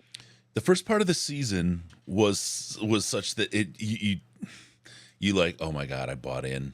I bought into it again, and I'm a fool again. And this, I think this time, especially with Coach Campbell and how well he's connected with the fans, the Hard Knocks stuff. People felt like they were sold a bill of goods. They were terrified that this was they got the shell gamed again. They got bean-boozled. Yeah, I think they got bean-boozled. The fans. I got the dirty dishwater. The fans, maybe even the play. I don't. A lot of people needed what this season has turned into, and it's set them up so much better for next year. It really, really has. I mean, people are still talking playoffs this year. As much as I hope and pray that they can get in there, I just don't see it happening. I don't believe it's happening, and I'm okay. The consensus was 6-win game, coming out of the season. I think the place where we need to get, and we had this conversation a couple times on the podcast, but and with Dan Miller again this year, we got to get to a place where fans start to get used to winning. You know what I mean? Because I think people just don't know how they're not used to it.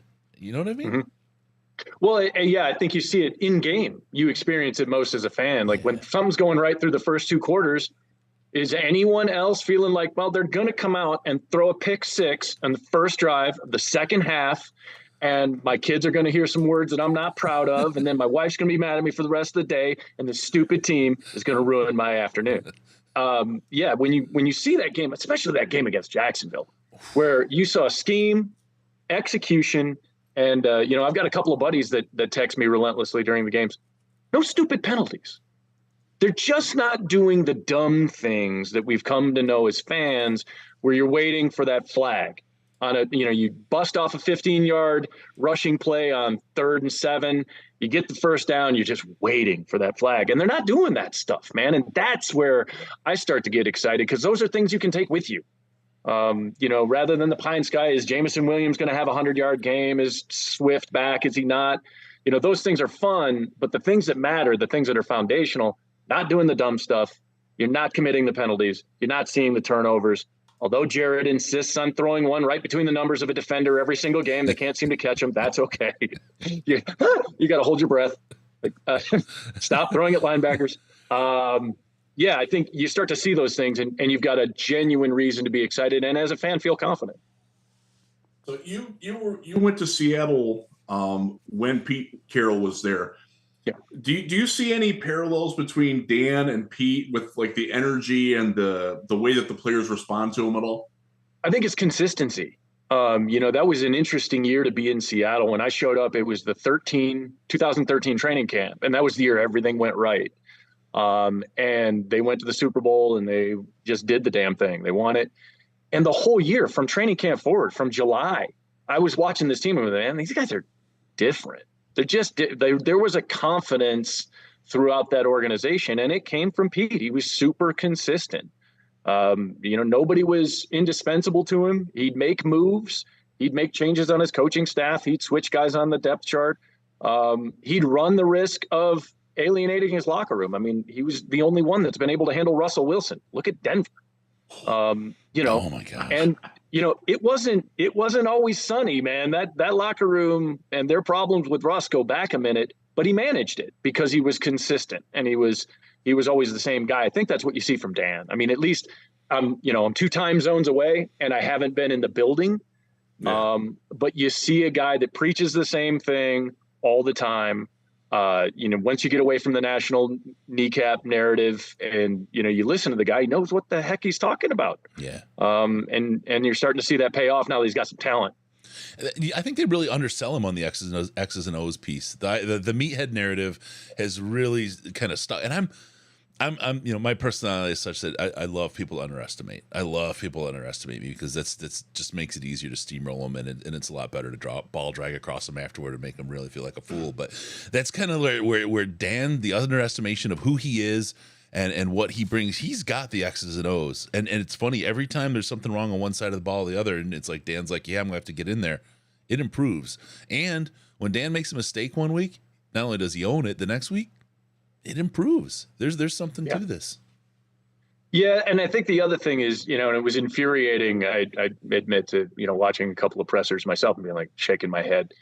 But when he told you they were close, even though they were losing, because he's looking at the film, and he's watching these guys, and he knows, okay, we had a safety that was in man when we were supposed to be in zone, and that's why that play fell apart. Yep. But it's one guy on one play. It's a communication issue. It's not a schematic problem. Right. The scheme's not broken. The execution's bad. which is born of, a number of things. Injuries are one, playing a bunch of kids that are 19 is another. They got so many rookies running around out there, and they're starting to round into form. But when he would say, I know we're close, I believe in what we're doing, I'm not changing anything. It's been a hoot watching the local media, the last couple of weeks. Like, what's changed? What are you doing different? What's the magic secret sauce that you're suddenly putting on everything? And he's like, nothing. Like, we got our players back, and they're all 2 months into their careers now, and there's a lot of growth to be had in that. With you on that. And he said, when he said this, because he was asked that question directly, and he said, I haven't changed a thing, and that's why it's working. And that was quite the coup foray in a lot of faces there. I'm glad that came across to you. So you got to watch a little bit of Jared Goff being in the. What did you see from him in Los Angeles, and compare that to where he's at now? We're not going to have the debate about whether Jared Goff is the long-term future or not. We will have that conversation on our own, I'm sure. But just where are you think you're seeing a Jared Goff that's getting back to where he was when he was a Pro Bowler and leading that team deep into the playoffs? Well, I think you see a Jared Goff that's got confidence in his coaching.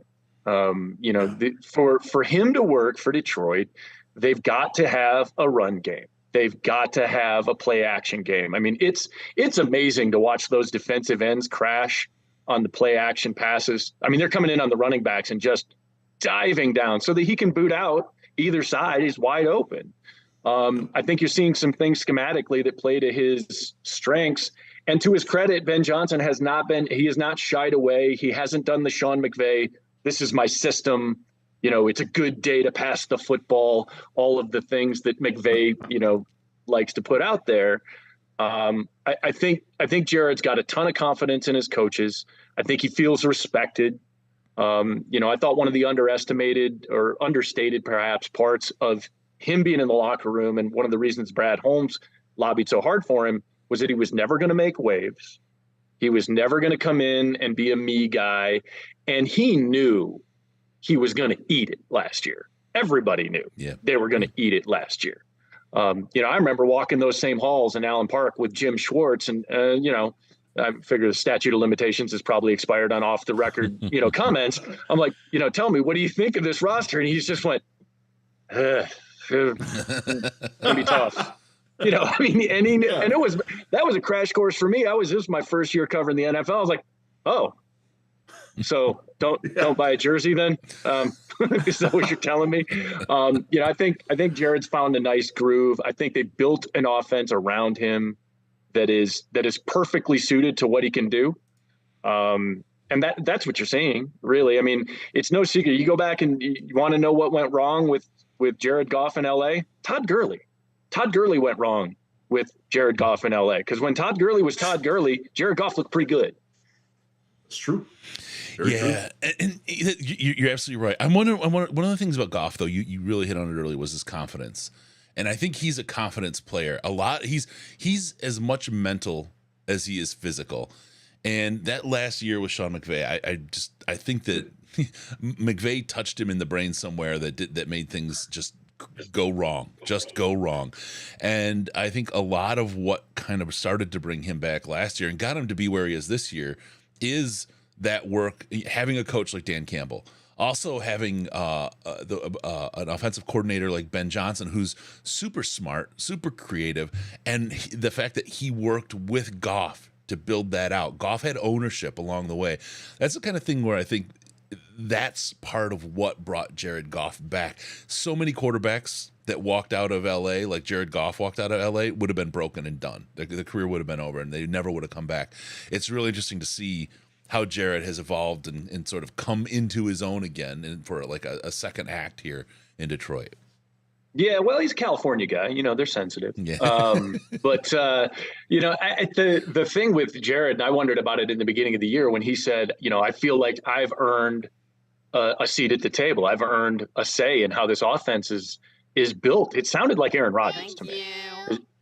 Aaron Rodgers made a ton of that noise, talking about wanting to have a voice active in designing the offense and what plays are called and all those things. And I think what you've seen this year, what happens when that goes too far.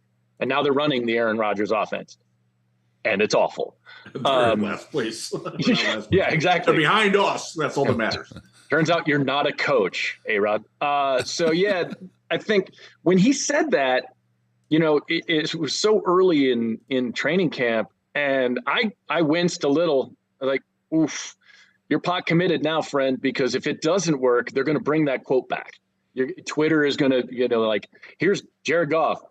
I deserve ownership. I think I've earned it. Also, Jared Goff throws his third interception. So you're going to get memed if you're not right. And, he put it out there. He put it on the line, and he's delivered so far. Yep. There we go. Great. Oh, it's fun, man. The just the energy. Like, I can feel it in your text when you text me on Sunday. Like, you're not a negative person at all. I know you well enough to know that about you. But when you were like frustrated with the end of the Patricia era, like I could just feel the energy suck coming out of you. And now I feel the life like you're proud to be a Lions fan again. And it's easier. Yeah. I mean, because when you move around the country, Jeff, man, you wear Lions gear. People look at you like, why? Are you sure? Exactly what you get. I got that in Houston all the time. Yeah, did you break a chain letter or something? Like, why? And I'm guilty of it too, because I've had people here in Montana. If I've got gear on, they're like, "Hey, man, I'm a Lions fan." I was like, "Are you from Michigan?" And more times than not, they're not. Those are the they're ones. Like, no, I'm not from me. Michigan. I just like the Lions. I was like, huh. Okay. Oh, that happened. Those are the ones that scare me. Those are the ones that got a little something, Yeah, it's like, I just hate my life, and I wanted to inject more misery into my day. No, the end of the Patricia era was everything I hate about Boston, and boy, oh boy, it's a long list. If you were to put it in just make it an ambulatory bag of cells and put a pencil in its ear, everything I hate about Boston is Matt Patricia. He was just the fake tough guy, the unearned doctrine, the Belichick thing, all of the stuff that you can do wrong. It just seemed like he was checking off a list. Like, how can I alienate the players? Check. How can I piss off the fans? Check. How can I lose another game? Check. It was something to see. He just drove the life out of everybody. So you covered. Do you have any short stories, like any like I have my story where I met him because my ringtone was Hangar 18 from Megadeth, and he was within earshot. He's like, "Don't answer your phone." Do you have anything like that with him? We talk to him every week. I actually delivered him his truck because we had a sponsor for his interview segment. Yeah, we had a Ford dealership sponsored him, obviously. And we had to take him a truck from West Michigan to Allen Park, and I actually drove it out there. That was when I got the tour of the facility and everything else. I liked Jim Schwartz. I think he was probably out over his skis a little bit, insofar as understanding just how big the hole was that he was in, and then finding out a little too late that he wasn't going to be able to dig his way out of it. I thought, the way that DC addressed that right off the hop to say, I know, I know where this team has been. He was on that 0-16 roster. My first year in sports talk radio, by the way, 0-16. Wolverines went 3-9. Tough year to start. Rich Rodriguez and Rod Marinelli. Thanks for nothing. Those are lean times. Those were really, and I'll tell you, my experience, I had just moved to Southern California. It was my wife, my 2.5-year-old son, and myself, and we knew nobody, and I had a new job.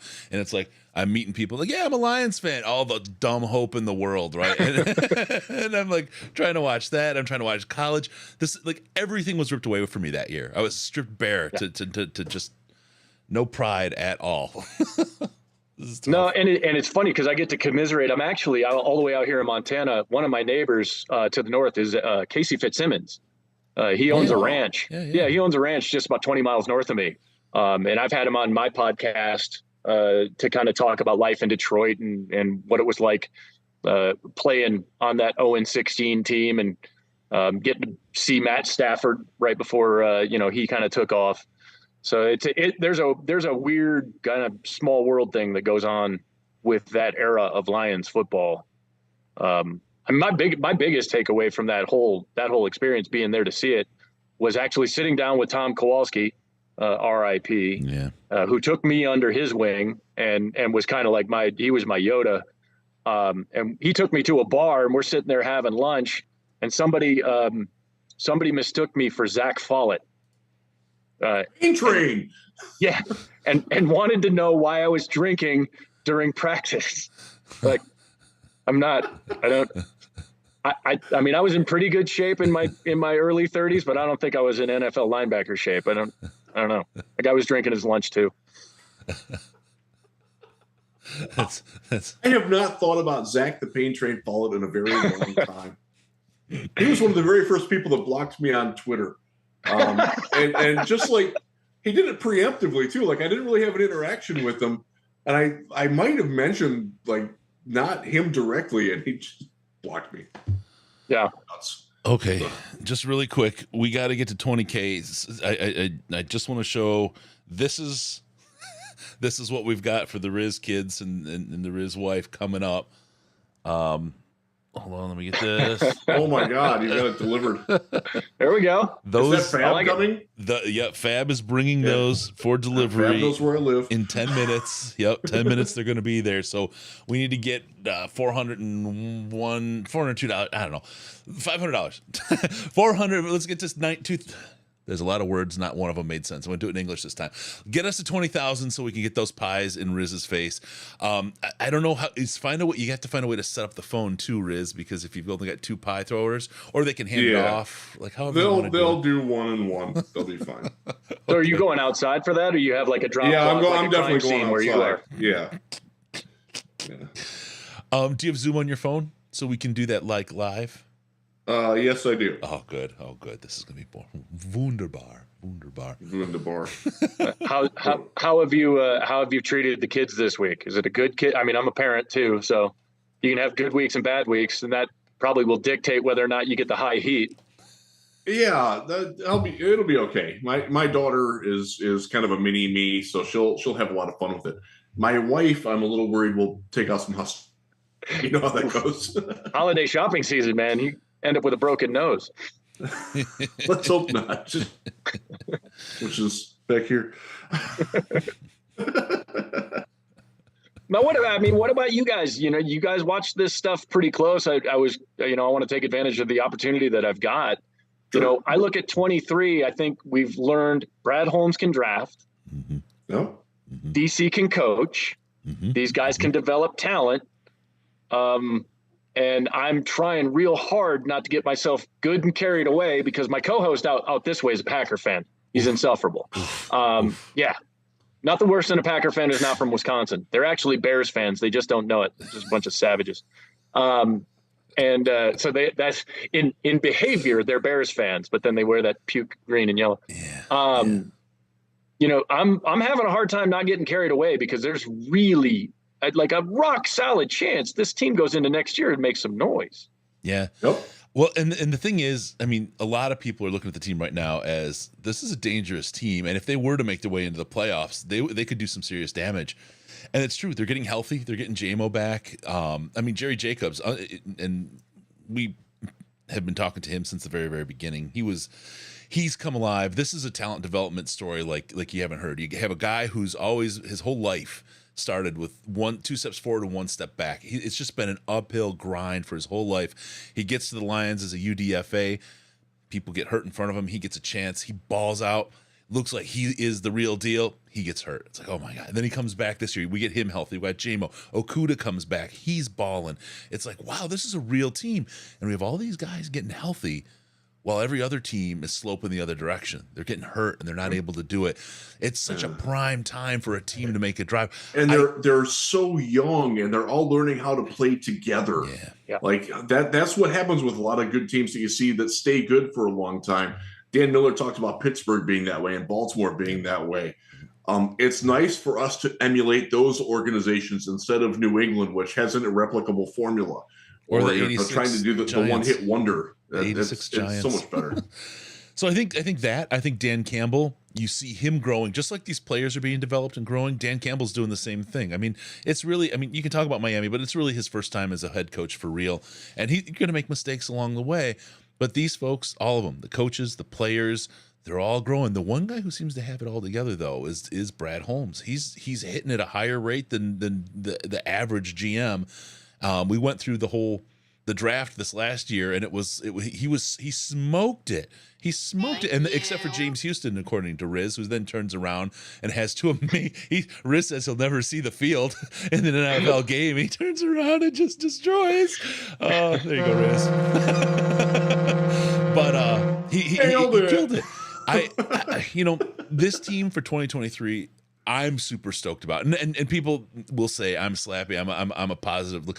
I'm a guy who really looks to what could be, like trying to understand the strategy and the thinking behind it. Okay, well, what would that look like? How does that work, right? And generally, even when Patricia was there, I said, I see what he's trying to do. And it can work. I can see how it can work. It's just he was terrible at executing it. He drove people away. He couldn't pull a team together. He separated. He was just like, polar opposites of a magnet. Or like size. I don't remember how they work. It's magnets. But the whole thing is that I think the whole pack of these guys are just the perfect fit together. And with another draft, I mean, a lot of people are talking, well, Jared Goff, we got to get a quarterback, You'll never be good unless you get a quarterback. I think the window's starting to open for the Detroit Lions. And frankly, my most obvious example is go defense. Because if we would have had a defense the first 3 games of the season, we scored 38 points at minimum per game, if I remember right, or 35, I forget what the number is. We would have won every single one of those games if we'd had a mid-tier defense or a number 20 level defense. That's 3 games. There's 4 to 5 games we could have won this year had we improved the defense. You have a higher hit rate on defensive players. You can put a lot of treasure in there, and you could turn this team very quickly into something that's going to make a whole lot of noise and do a whole lot of damage in the NFL. So, I mean, again, I understand it's super positive. I understand a lot of Lions fans don't know what to do with that. But from a leadership perspective and an execution perspective and a talent perspective and the growth of it, I've never seen all these things line up like this in the Lions before my entire life. This is crazy. Well, yeah, I saw a thing. I think it was ESPN. They did a redraft. 2021, they redrafted the first round. Amon-Ra St. Brown was taken 12th overall in the first round of the NFL draft, according to everybody after they rewatched everything. I don't know the last time anybody did that. Took a 4th rounder and in a season and a half have everybody convinced that this guy's a top tier wide receiver. And he's only going up. He's getting better for sure. I mean, not to beat a dead horse, but you've got James Houston and Malcolm Rodriguez out there making plays for you. 6th round draft picks, 6th round rookies. They've proven with guys like Jerry, they put him on the practice squad. That's not to mothball somebody. That's not a break glass in case of emergency. We need a carbon-based life form situation. They're developing those guys. Yep. They're putting in the time. They're making them players.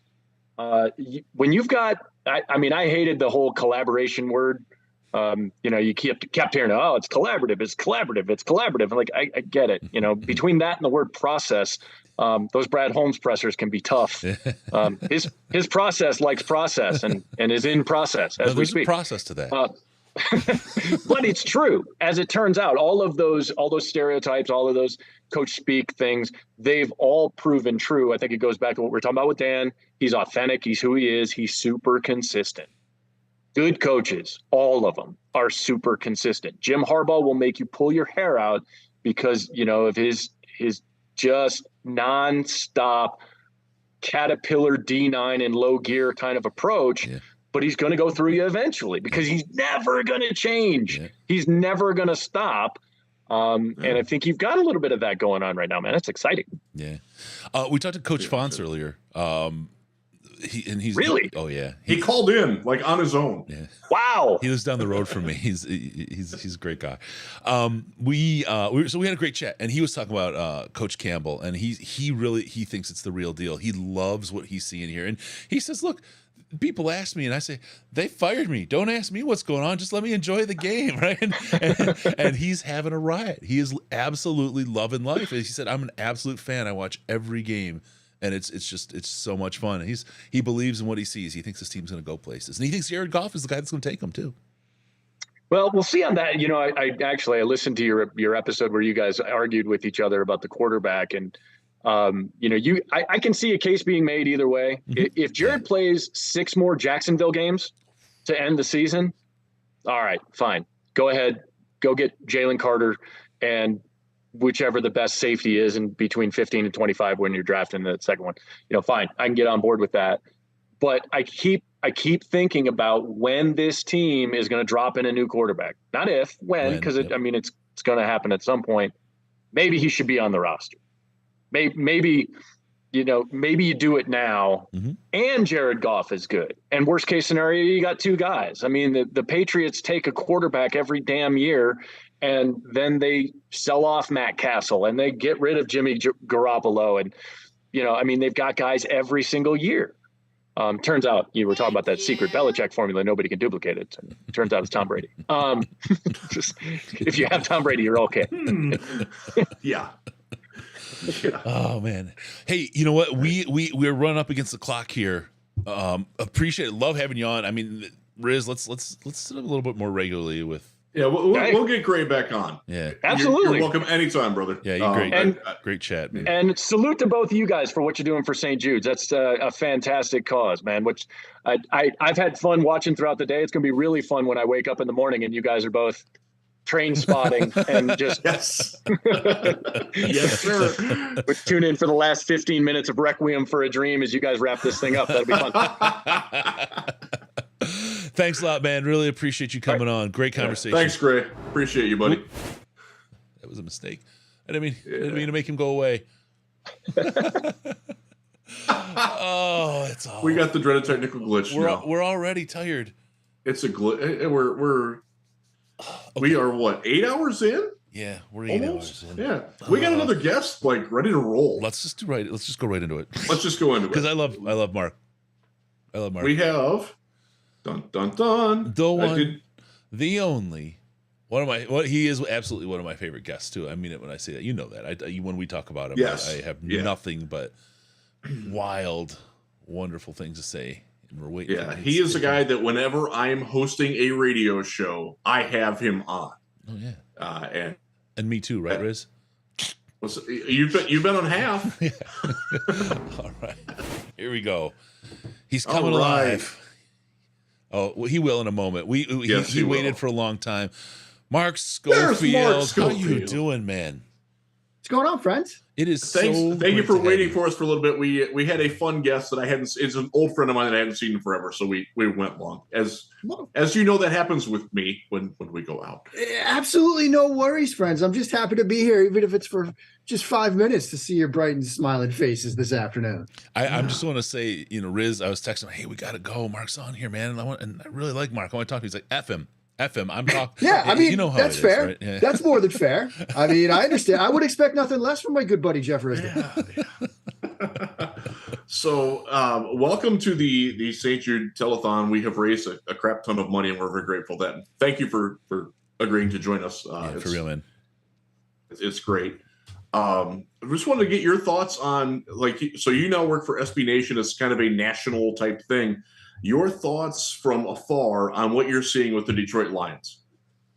Let me put it this way. As most of you probably know, I am a Patriots fan. You can see over my left shoulder here, lots of Patriots paraphernalia.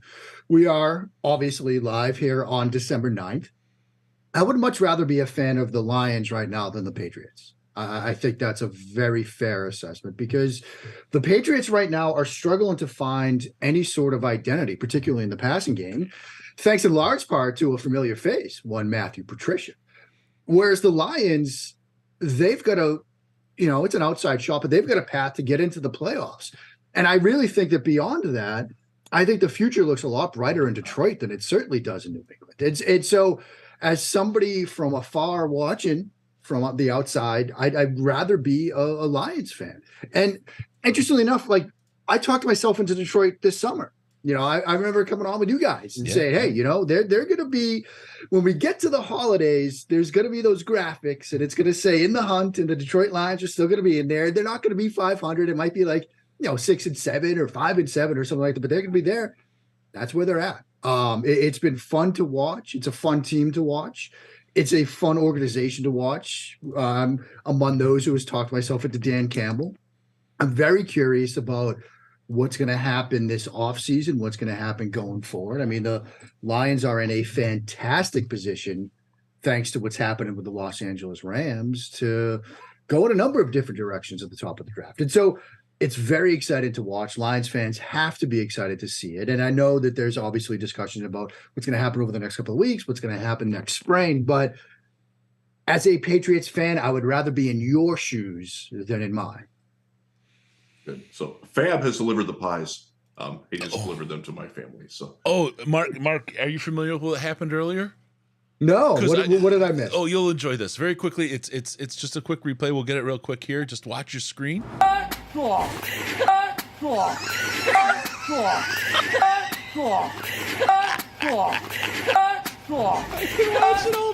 can watch it all day. That's going to wind up in a DM we're in. I was just going to say, can I possibly get a copy of that clip, Chris? Like, that will come in handy immediately. Yeah, follow me on Twitter. I know if DM works.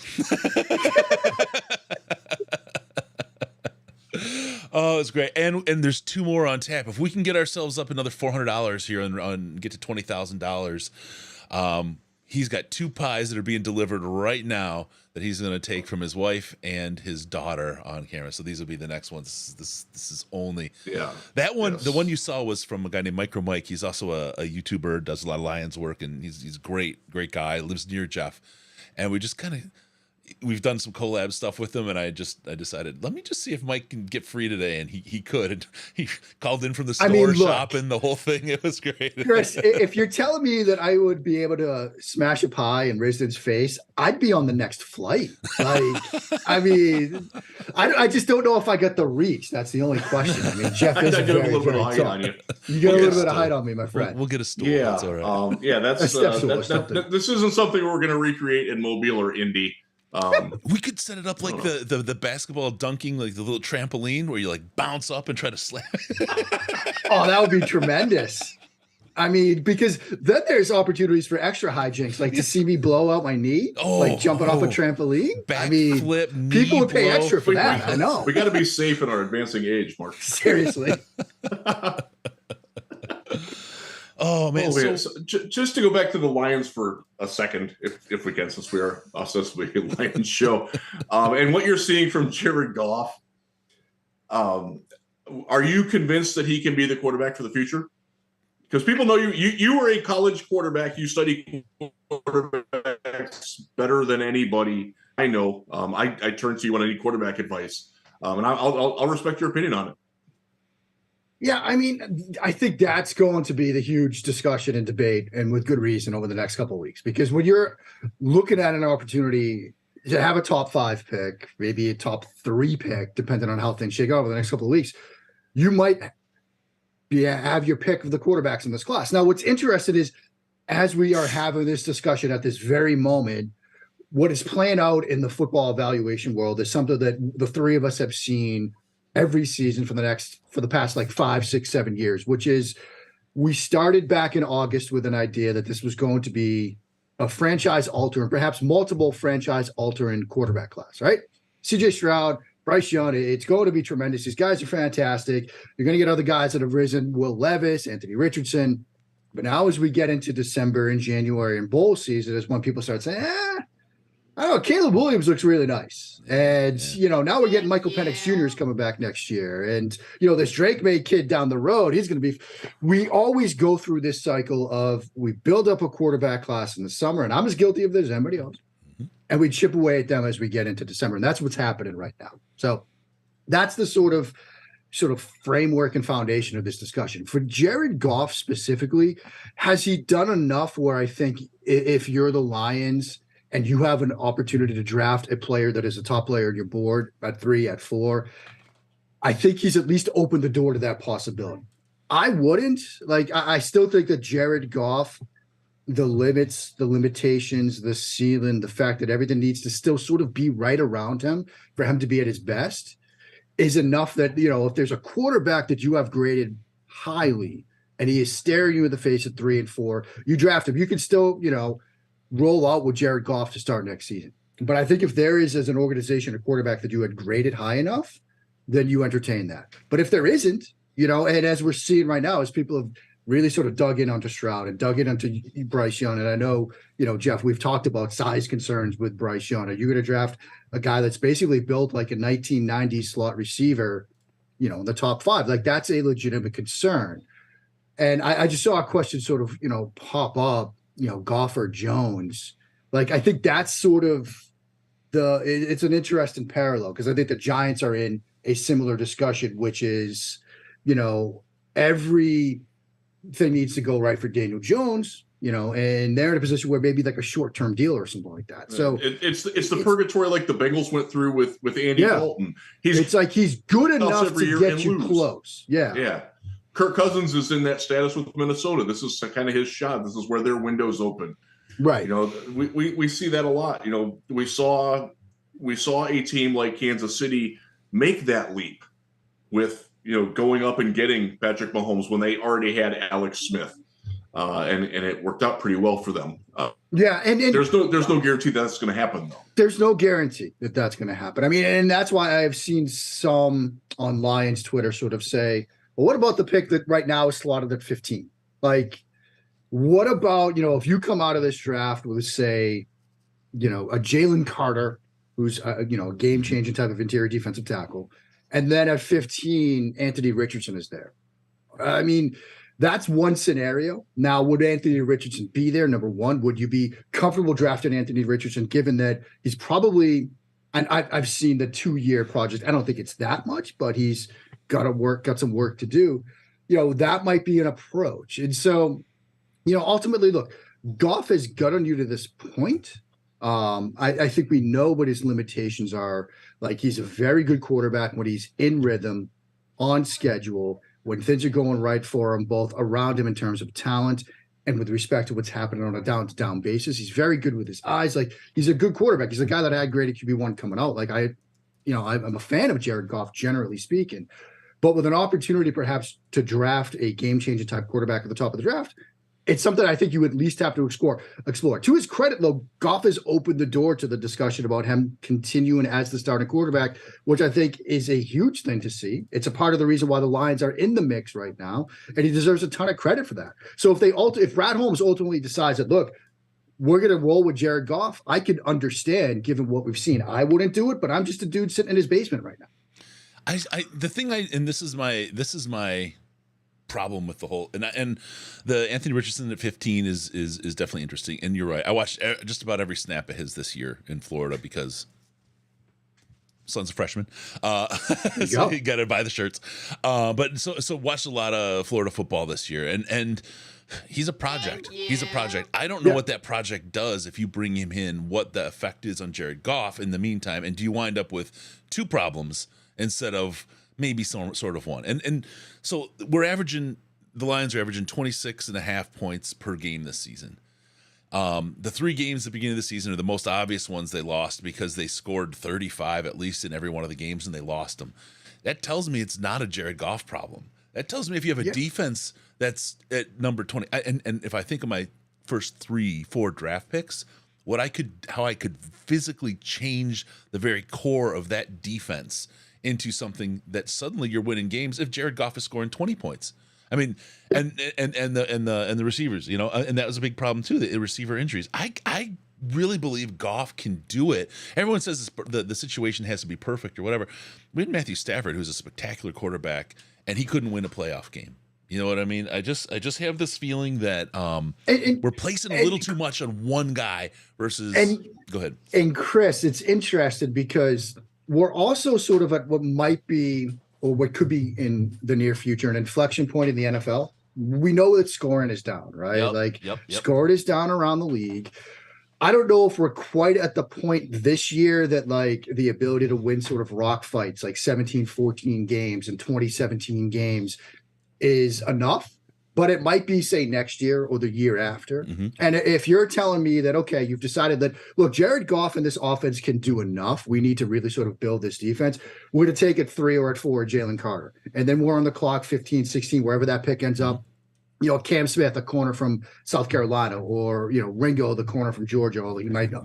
But you just take two defensive players to really sort of put your defense in a position where at all the levels you've got talent. That sets you up to, in the year after, to be even closer to winning those rock fights. And then you don't have to put up 31, 35, 28 points. Your defense is better. That's a path. And that feels the fact that the NFL discussion is changing, where that's more of a possibility than it was, say, 5 years ago, maybe they do go that way. And then I feel like that at that point, the pressure is off nailing the quarterback. Right. Then you don't, because the other part of it is Jared Goff. I'd say he's right in the middle of the NFL. He's number 16. Right now, that means he's the 16th best in the world.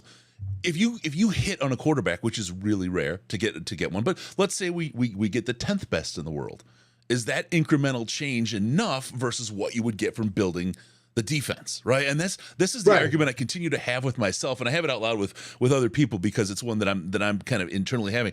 How much better do you have to get at quarterback to really make that pick worth it versus creating an infuriating defense for other teams that allows your offense? It's proved it could put points on the board to work at the level that it works at, and that's kind of where I keep. Yeah, no, it's a fascinating discussion, especially given the context of the NFL writ large right now, where the game seems to be trending away from, like, say, 4 years ago, 7 years ago, 10 years ago, like the difference between QB 16 and QB 8 might have been a Super Bowl. Yeah. Now it's like not that much, given what we're seeing league wide, given the fact that defenses are figuring some things out. They're keeping scoring down. The sort of too high world that we're living in, it's forcing quarterbacks to be patient and take what's there, which is the sort of quarterback that Jared Goff is at times. And the other thing is, of course, the thing that makes my job easy, and the fact that I can still have one, is we get quarterbacks wrong all the time. We get quarterbacks wrong. The league gets quarterbacks wrong. I mean, we're doing this again on Friday. We just saw Baker Mayfield on it, fly cross country and have a good game, but it's for his third team in 2 seasons. He was a first overall pick. We get quarterbacks team in wrong. 5 months. Yeah, I mean, look, we get it wrong. Teams get it wrong. The Detroit Lions might have quarterback X, Y, or Z graded as their top quarterback on the board, but there's no guarantee that if you draft him at 3, if you draft him at 15, that it's going to work out. I sorry, Anonymous just pushed us over. And Mark, you're absolutely. I love your analysis. I love talking to you. I say it every time, but you are one of my favorite people to talk to because you bring a really good. You got a good head, and you don't dismiss me like Riz does. It's an okay head. It's an okay head. I mean, let's be honest. But we just crossed the 20,000 mark. 20,000. Even, except for the 69 cents, because that's who we are. That's what we do. It's like that all the time. People will break it and it always winds back up. $20,000.69. Thank you all so much for getting us there. This is 2 pies in the face for Riz. If you want to kind of work with that in the background, Riz, I'm on it. Okay, good. I have to sign out here, but I will get in on the phone. I got it up here. Okay, let's do it after Brian. How about, is that okay? Because we got Brian at 5:10. Yep. Well, no, I think actually my family's going to have to leave before then. So we'll have to squeeze it in between. Okay. If we can. All right. Hopefully Brian will squeeze with us. Yeah, let's hope so. He's a rock star. He's not used to going on time anymore. Yeah. So because we are NFC North related, I want to ask you real quick. Aaron Rodgers, is it over? Maybe. Is it over? It might be. I mean, he seemed at times sort of checked out this year.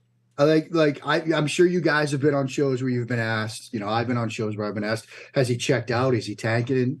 I was at the bus stop picking up my daughter a couple of nights ago, and neighbor down the street is a Packers fan. He's like, is Rodgers just tanking it? He has seemed checked out at times.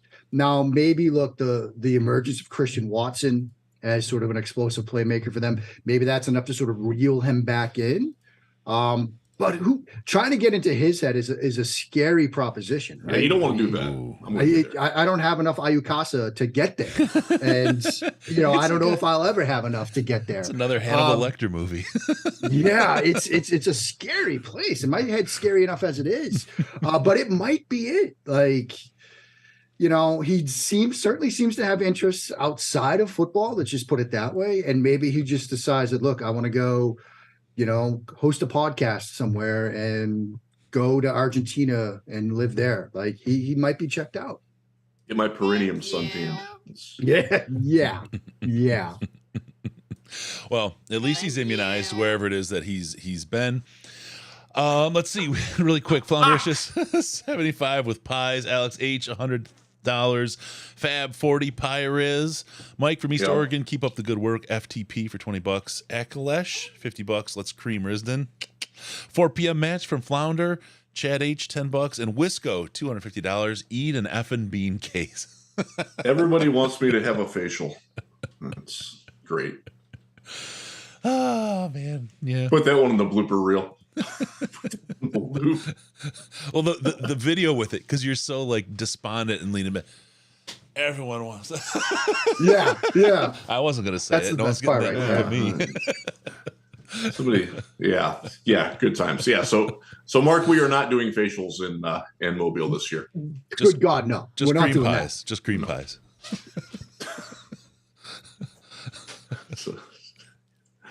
Oh yeah, good balloon times. time in the background. How many balloons right now? 13 more. That means $1,300 All right. in the last hour. Cool. Thank you very much. Fill in the room with more balloons. It gets bigger and bigger.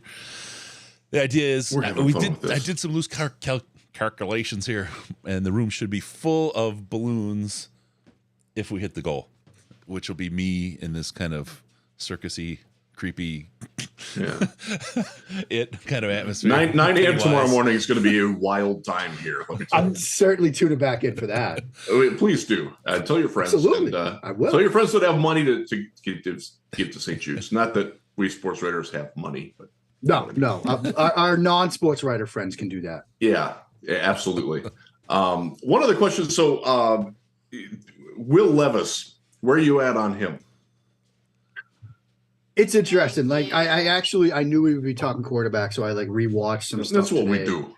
like, because that's what we do, and I can understand, in some sense, the allure. I think it's kind of the idea that like the idea of Will Levis is interesting because he has a nice arm. Like he made some throws under pressure this year that I rewatching him today. I was kind of impressed by, but there again is work to be done. Like he's, less of a sure thing than some of the other guys in this class. Now, the idea that he could be the first quarterback taken, that one doesn't quite sit right with me because of, again, the work that needs to be done. But I get the allure. I know that you see the Josh Allen comparison, right? And people are saying, oh, he's the next Josh Allen. Well, Josh Allen might be one of one. Like Josh Allen had a lot of work to do. And if Josh Allen gets drafted by another franchise, he might not be the Josh Allen that we see today. And it's not a sure thing. Like, if you think you can get Will Levis to where his ceiling is, you better have a proven track record of development. It's a situation where if I'm a general manager, I'm walking into my offensive coordinator's office, my quarterback coach's office, and I'm telling you, how confident are you can really get this kid to where he needs to be? They might tell you they can. They probably will because they're stubborn. They're NFL coaches. They're not going to say, look, we can't. But I'm not so sure if you ask those people if they've had an adult beverage or two, if they could guarantee they would. And that's the issue. He's got work to do. The talent is there. But are you sure, particularly if you're going to do it at 3, at 4, at 5, are you sure you can get him where he needs to be? There you go. So Riz, how do you want to do this? Do you want? I can keep Mark on for a few if you want to run out and fire up your phone and Mark. And I will do that, and then I'll Mark do can that. see it actually happen live. If you still got a few minutes, Mark. I do. For this, I got a few minutes. Absolutely. All right. So I will sign out and I will re-sign in on my phone. Okay, I'll you be sign back out and I'll fix your name for a minute, Mark. You're going to be Jeff Risden. So. Might be the best couple of minutes of my day. Oh man, I'm not sure about all that, but quick, somebody take a screen cap of that so I can just have that one in the little memory bank. Oh, it's gone. I hope we grabbed it. I wouldn't do that to anybody, especially you. So let me ask you. Let me put you a little bit on the spot. Is Matt Patricia in New England actually that bad? I know the offense isn't flowing the way you guys want. Yeah. He was basically run out of Detroit on a rail. There's a lot of dislike for him. I have to say, this whole thing started when he was at the combine. I was sitting in a hotel room in California, and at the combine when he was first becoming coach of the Lions, he came into Eisen, gave him what Eisen said was a substantial check. And Eisen's like, "Oh, cool, let's talk about it." He's like, "No, I don't want to. Just take it and go." And he left. And Eisen was like really taken aback that he didn't want to sit around and take all the credit and mac at the camera or anything. He just wanted to give the money, and that was that. So there's and I met him at Senior Bowl one year. Class dude, really nice guy. I mean, he was generally a guy that I thought was good. I felt like Matt Patricia as a head coach, though, tried to be something he wasn't. He was very inauthentic, and people saw through it. Yeah. But he's in a way he's a hero in New England. So you guys have to be kind of two minds over there, right? What's kind of the sense? No, not anymore. I mean, look, he is a nice guy. Like everybody that I know who has talked to him and interacted with him, that is interacting with him now up in New England, speaks the world of him as a person. But the offense is not working. I think part of the problem, Chris, is he's trying to be offensive coordinator and play caller for the first time in a long time, ever. Right. And also be the offensive line coach. Those are two big jobs. And the New England Patriots, for years, they had Dante Scarnecchia, one of the best offensive line coaches ever. Like, probably could get into the Hall of Fame as an assistant offensive line coach, because of the work that he did. And now with Patricia trying to do both, it's proven to be a lot. Yeah. So I think that's part of it. Also, look, you watch that Patriots offense, whether it's me, whether it's Dan Orlovsky, whether it's, Kurt Warner, like everybody that's watched this offense and studied it has come away with the idea that, look, they're running a lot of day one install stuff, like your basic stuff over and over and over again. Orlovsky has basically criticized it for like being boring. Warner basically said he would be bored to tears running it. There's a lack of attention to details. And that's kind of the problem right now. And another thing, and I know people like me, we say it all the time, it's the easy rote answer. Look, run more play action, right? Patriots, Mac Jones, he has an adjusted completion percentage of 86.2 on play action plays this year, which is sixth best in the NFL. Like, that's good. Yeah. When you're an offense that is struggling to create in the passing game, that's struggling to create explosive plays, you would think, hey, guys doing that at that kind of level, and the film matches up. Like, you watch the Thanksgiving night game, the play action seam throw to Hunter Henry, for example. It's like, wow, this is great. Mac Jones has also attempted just 51 play action passes, which is 32nd in the league. Taylor Heineke, who has played in 7 games as opposed to Jones's 9, he's attempted 77, and he's like league average. I'm not even saying you have to get to like the top of the league in it. Just get to league average. Now, there's a feeling around the Patriots that, like, look, they're not running the ball like they were last year. Last year, they were one of the best run games in the league. They're like league average right now. There's a thought that like maybe they feel like they can't run play action because they can't run the ball well. No, we know you could still run play action. So, yeah, it hasn't been great. I think, look, if they hire an offensive line coach and let Patricia be offensive coordinator, it could work better, but it hasn't been great, my friend. Yep. All right. Let me turn off Riz here again. Sorry, he turned into Riz at the last moment. Okay, Riz, we've got you. And you're here for it, Mark. This is great. How's it going, Riz? This myself. How's the snow, buddy? Uh-oh. Wait, don't do anything until we get... Let me switch that around. This is Western Michigan living. Hold it this way. There we go. Hey, Riz. All right. First, we got to show the pies. I've got the pie. One says, "I love James Houston." The other one says, "No problem." No problem. Great. I earned that. So this is vindication for you, James Houston, and all you James Houston, the problem fans. Oh, please. Is this okay? All right. Yeah, that's good. Yeah. Oh my gosh. Oh no. here we go. Is he still in the picture? Can you look to make sure? Lovely. All this money is fake. We only do this to Riz. He doesn't know it yet. Yeah, it's the best part, though. You want to get in the towel? That's for the children. That is great. It's for the kids. Mark, I'm so glad you got to see that, buddy. Look at that. I got it here, too. All right, I think we're going to sign out and I'll clean up and be back. We recorded it. All right. Awesome. Yeah. All right. Thanks, Riz. I think you can kill it. He said they recorded it, so we'll have the unbroken copy too. Awesome. And I will distribute that again. Just give me the follow on the Twitter, and we'll make sure we get that to you. Stand by. All right. Yeah. I'm gonna kick you off, Riz. Okay. Should be out. All right.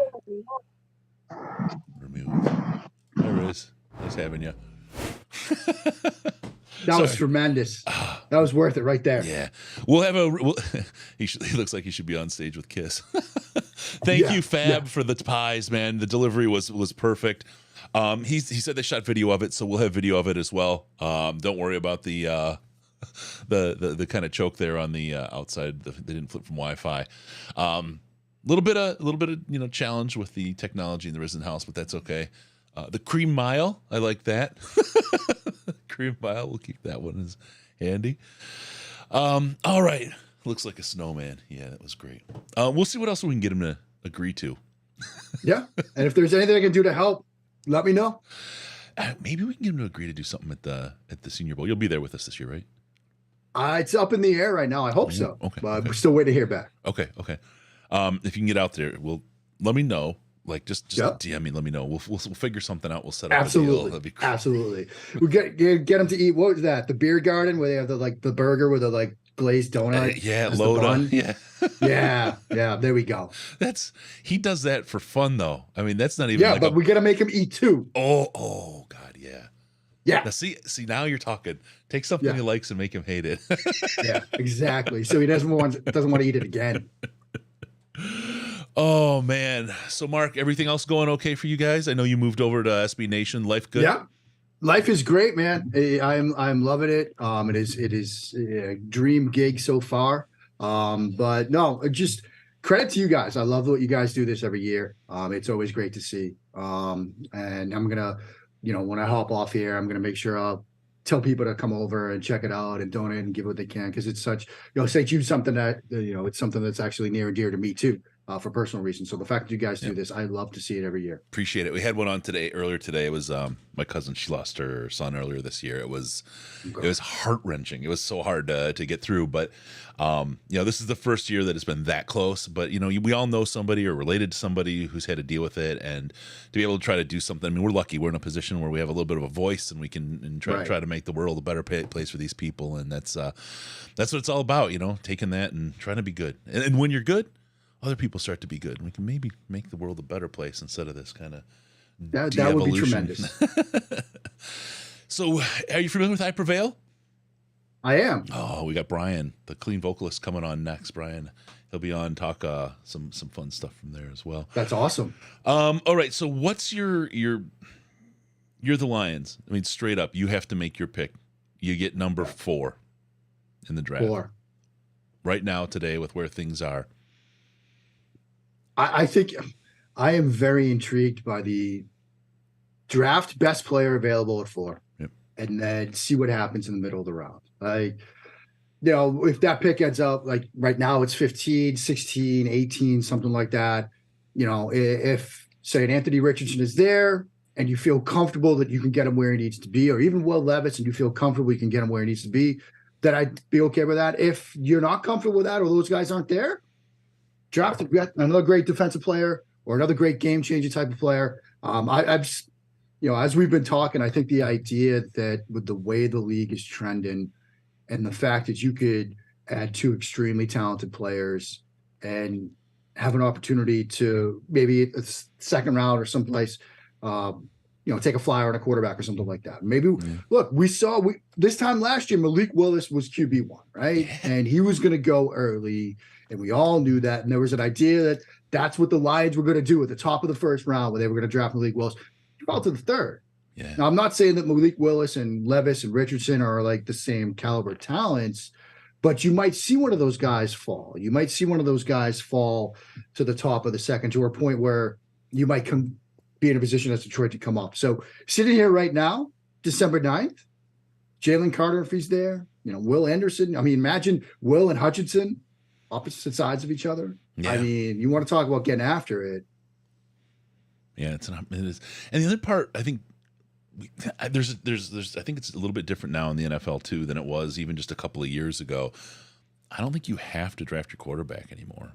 I think the trade world for draft picks and other gold we saw it with for a couple of reasons. Like, teams are willing to move on from quote unquote mistakes earlier. Mm-hmm. We've seen that.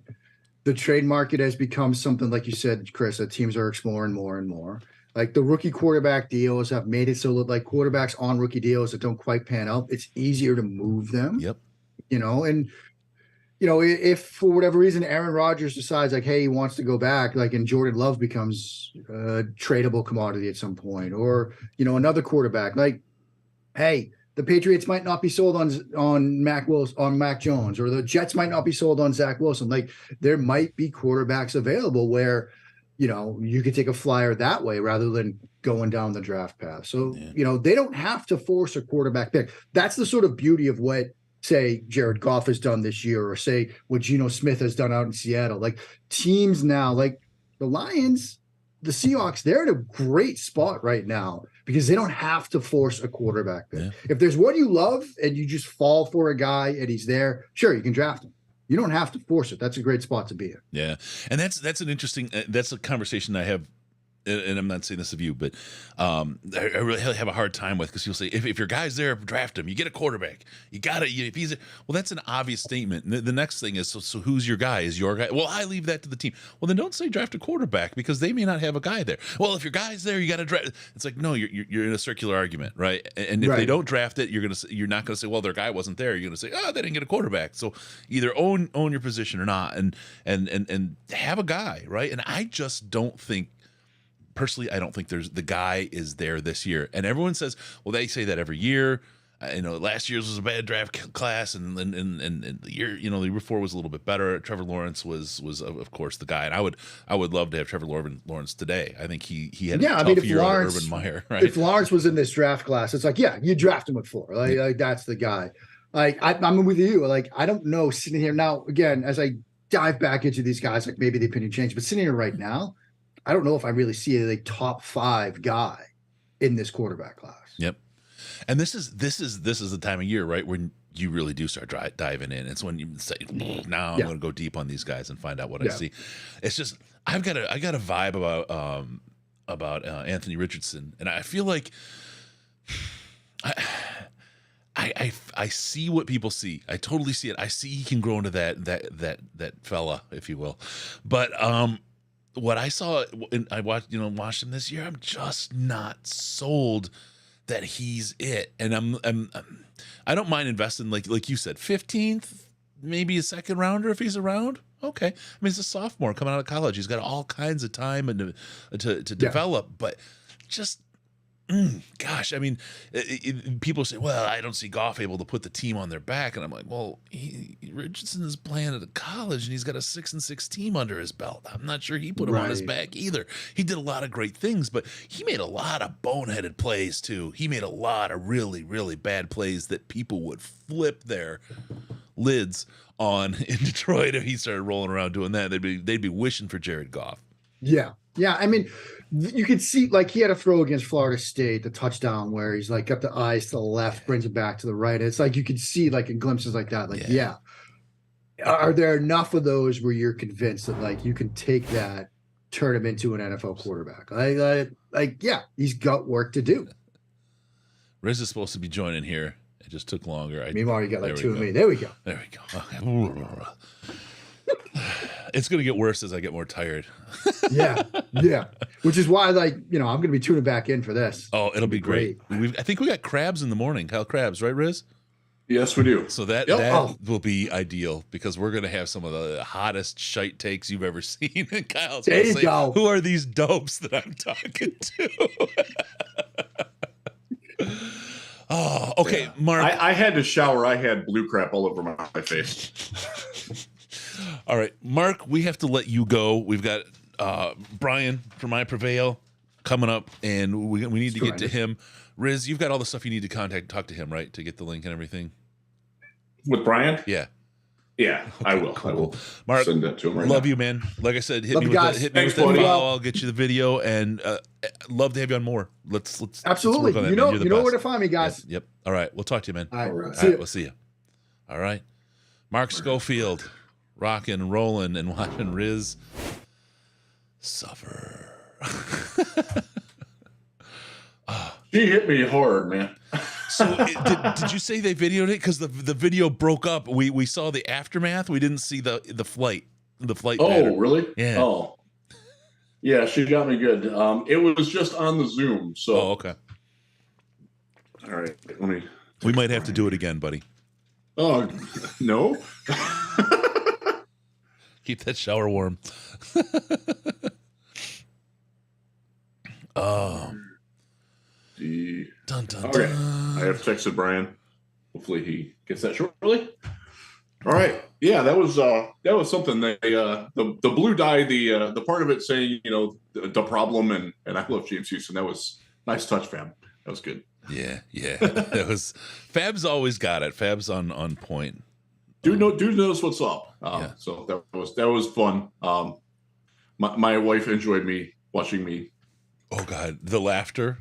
The family, the family laughter. I mean, buddy, that's a Christmas card. Get that in the Christmas card because that was. So the people that live in the house that was to my left were watching from their like patio, and they just cracked up. And now, actually, their dog, I think, is overeating all the pie remnants. There you go. You got it. It's full. Someone get Q Circle of Life over here. You're a great sport, Riz, but hey, it beats beans. Yeah. Yes, it does. All right. That was something else. Yep. We've only got an hour left of Riz. The James Houston writing made it better. Absolutely. It absolutely did. That was fun. So yeah. That's something that we can share with James. I mean, we could put that into a couple of clips, like the original prognostication, then the you eating humble pie on the show, and then you eating James Houston pie here. I have a feeling he'd like that. Yeah. Like we could get in touch with the Lions social media team and they'd show it to him. I'm pretty sure he'd be a pretty good sport about it. He's from what I understand, I don't know him well. I met him once. But I think he gets it. Like he knows what's up. That was a conversation that we had to have.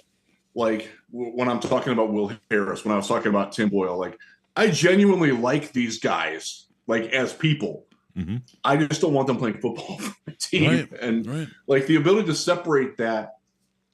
Not all, and there are certainly notable exceptions, but most athletes get it. Like they understand what my job is. They understand what Justin has to do. They understand what Schofield has to do. They understand the radio talk that has to come. Like it's got to be inflammatory. Most of the guys get that. And if they don't get it right away, they get it in time. Because I think they realize that most of us are generally not hateful, evil people. There are a few. Except you. Yeah. Like, and I've always said, this going back to when they drafted Will Harris, when I talked about him, I'm like, I don't think he can play, but I really like the guy. Like he's a smart guy. He's a great teammate. He's a good person off the field. I just wanted and thankfully it is kind of working for him a little bit right now with the big slot corner role. It seems to be wearing him pretty well. It's as well as he can wear a role. And I'm happy for him. I'm very happy for him to get that. Yep. But, sorry, it's not gonna crunch you one most players get that. Jared Goff certainly gets it. Taylor Decker certainly gets it. I know he does. I actually have had the conversation with another Lions player. I won't talk about it because I want to break the confidence.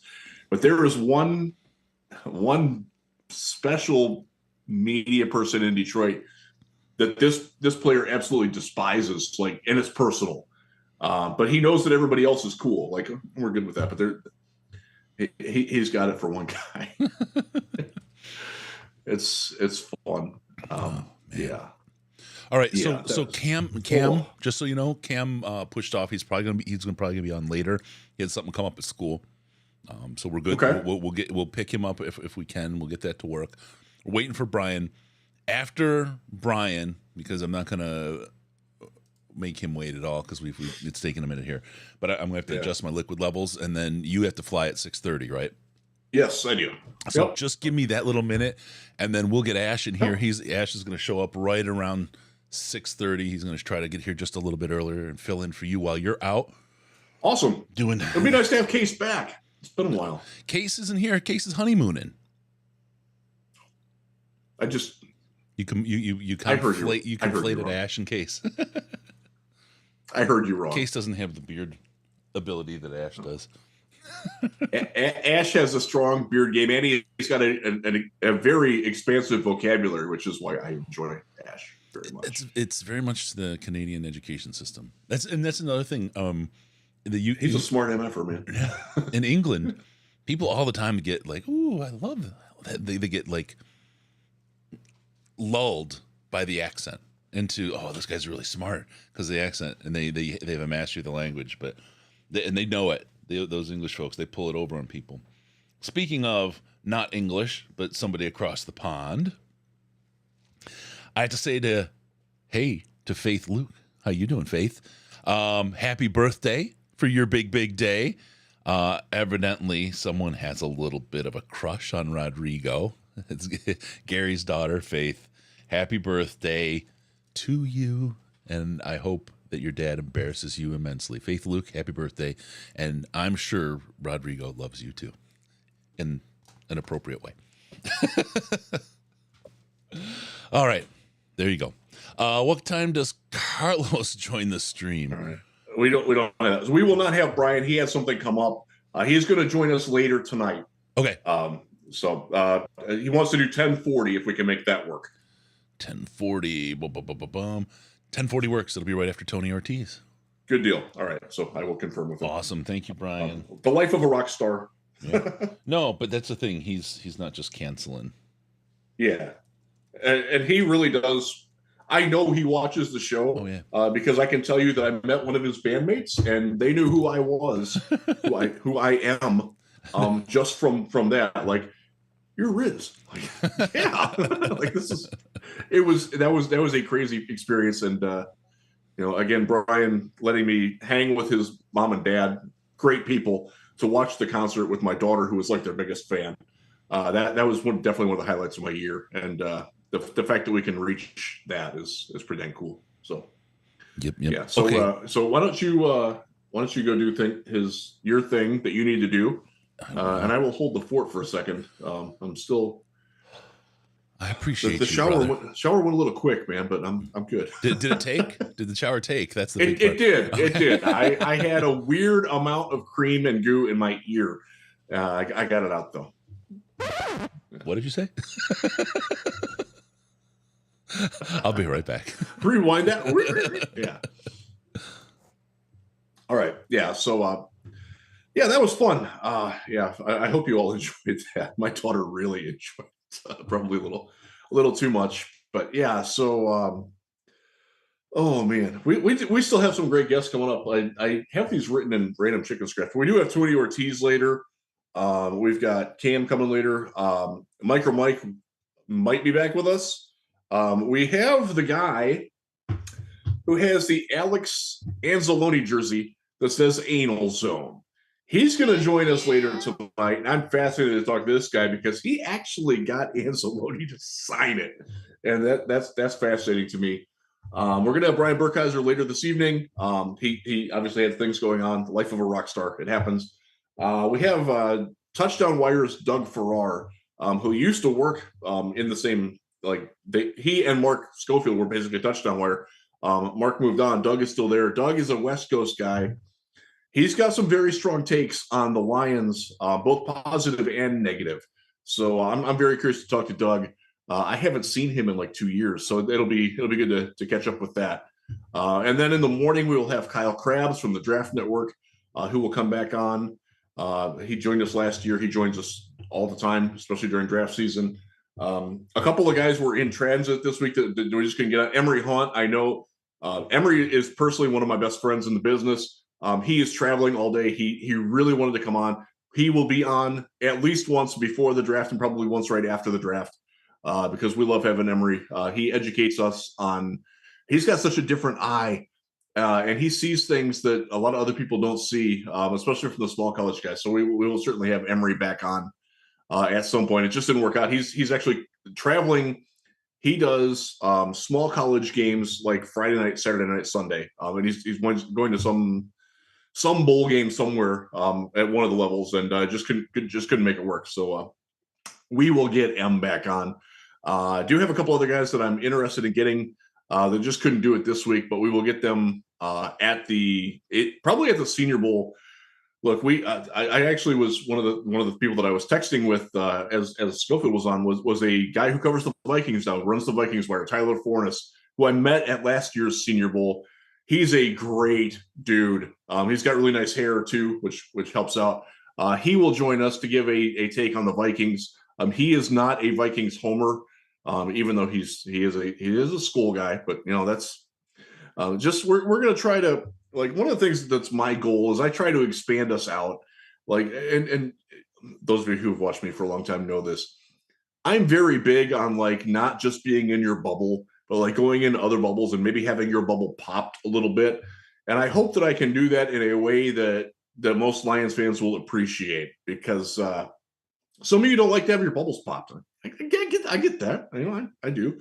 But I also want to show like what the outside world is. That's why I had my good friend Gray come on, because he's a guy, he knows the Lions, but he knows like around. He's not in the little media sphere that we're in. And I think that's very important to get that sort of perspective. One of the things that I see in what I do in interacting with people from like Schofield and Farrar and the people who cover other teams is the genuine like belief that what the Lions are doing is working and it's going the right way. And that's not something that happened in any of the prior regimes. That includes the Jim Caldwell regime. People were sort of like, with Caldwell, it's like, okay, he's kind of holding the hand, but they're kind of in neutral was the general perception. And he turned out he wasn't the guy who could get them over the hump. They obviously went in reverse instead of forward, unfortunately, because they made a terrible decision with the next regime. But they seem to have it right this time, and that's the pervasive feeling that I want to get, and that's why I want to bring in outside people to know, so that it's not just like, oh, Chris and Jeff love what's going on, so I should too. Like, no, man, you need to see that like Mark Schofield's a believer in it, Gray's a believer in it. We got all the belief and the positive vibes that are going. Like, people legitimately want to see this team succeed. Like, they haven't. They've passed the lovable losers time, and now it's just like, come on, man, it's time for Detroit. Like, they want it. I do get that sense nationally, and that's a pretty dang cool place to be. And it's been fun to watch this young core grow, and they're only going to get better. And that's, excuse me, as we spin forward to what's going to be draft talk and free agency talk, and we probably don't talk enough about free agency. And what the Lions can do in that, because they will have some money. They're in the 12 to 15 overall range in terms of money that they can spend. And that's without cutting Romeo Okwara, cutting Michael Brockers, that type of thing. Like, they've got the ability to get a lot more money to spend on that.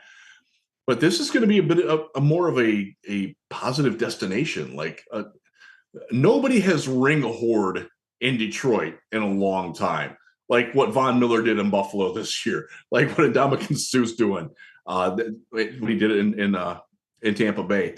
Like, those guys just haven't ever considered Detroit. Like, Detroit was like, oh crap, I can't play anywhere else. I gotta go to Detroit. Like, this is my last stop. the Lions are going to get some of those guys.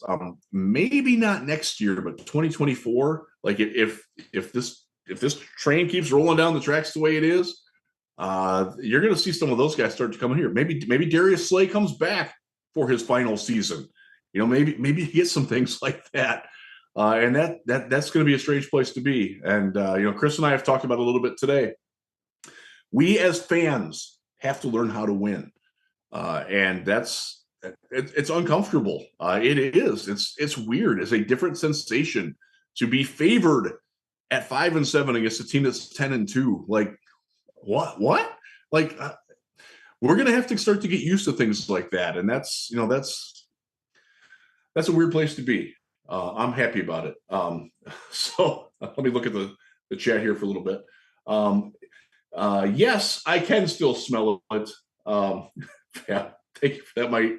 My daughter was very happy that you did that. So and she really enjoyed it and hit me with more force than Mike did. Mike was nice. My daughter not so much. Yeah. I love you people talking about the bubbles now.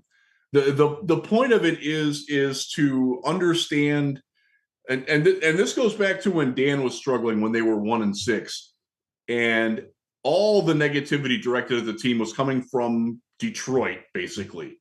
Like the rest of the country didn't really care. And the fact that you're going out and watching, if you watched the game last night, and I didn't, but I got caught up enough on the highlights and reading about it. The Las Vegas Raiders lost that game because their coach sucked. Like I watched 2 weeks ago, I watched Jacksonville come back and beat Baltimore because John Harbaugh got his ass kicked by Doug Peterson in the coaching department. At the end of that game, like Jacksonville out, John Harbaugh, like nothing but love for John Harbaugh. He had a rotten game. Like it happens to other people around the league. And the fact that Dan's in his second season, and you do see progress from him in terms of game management and timeout management and structure. And I know the Buffalo game sort of throws that out of whack, but you know, in theory, he had the right idea going. He just didn't stay with it well enough. I don't really want to talk about that anymore. But when I'm talking about that, you know, having the bubble, like understand that the problems that happen with Detroit are not uniquely Detroit problems. Like, and they happen to other really good coaches at times. We watched Andy Reid not have a good game against, and Patrick Mahomes didn't have a great game either against Cincinnati, a Cincinnati team that's come to life. And remember, like 2021, Zach Taylor's third year, there were a lot of people in Cincinnati that wanted him gone at their bye week. That 2020, the year before they wound up going on the Super Bowl run. Like they just had to give him a little bit more time, and for him to get ingrained, it helped that Joe Burrow got really, really good. It helped that their defense got really, really good. But can we see that happening in Detroit? I can. I absolutely can. Trust me, I know bad coaching. I covered Freddie Kitchens. I covered Hugh Jackson, who went winless and kept his job. Like I don't see any of that with this team. That's one of the reasons why I'm going to be optimistic. Even though I have questions about the team and I have questions about some of the directions that they might go. I'm feeling it, man. I'm not going to gulp Kool-Aid or anything like that. I don't like fruit. So there you go. But I'm pretty darn happy with it. And I hope that most of you are feeling that too. So Chris actually has a tracker for who is donating, so I can't see that, so I can't roll that down. But yeah. Oh, hey buddy. Hey, Chris, I'm coming back. We're getting word right now, and it literally took that long to get back. Let me get, where's Chris? Okay.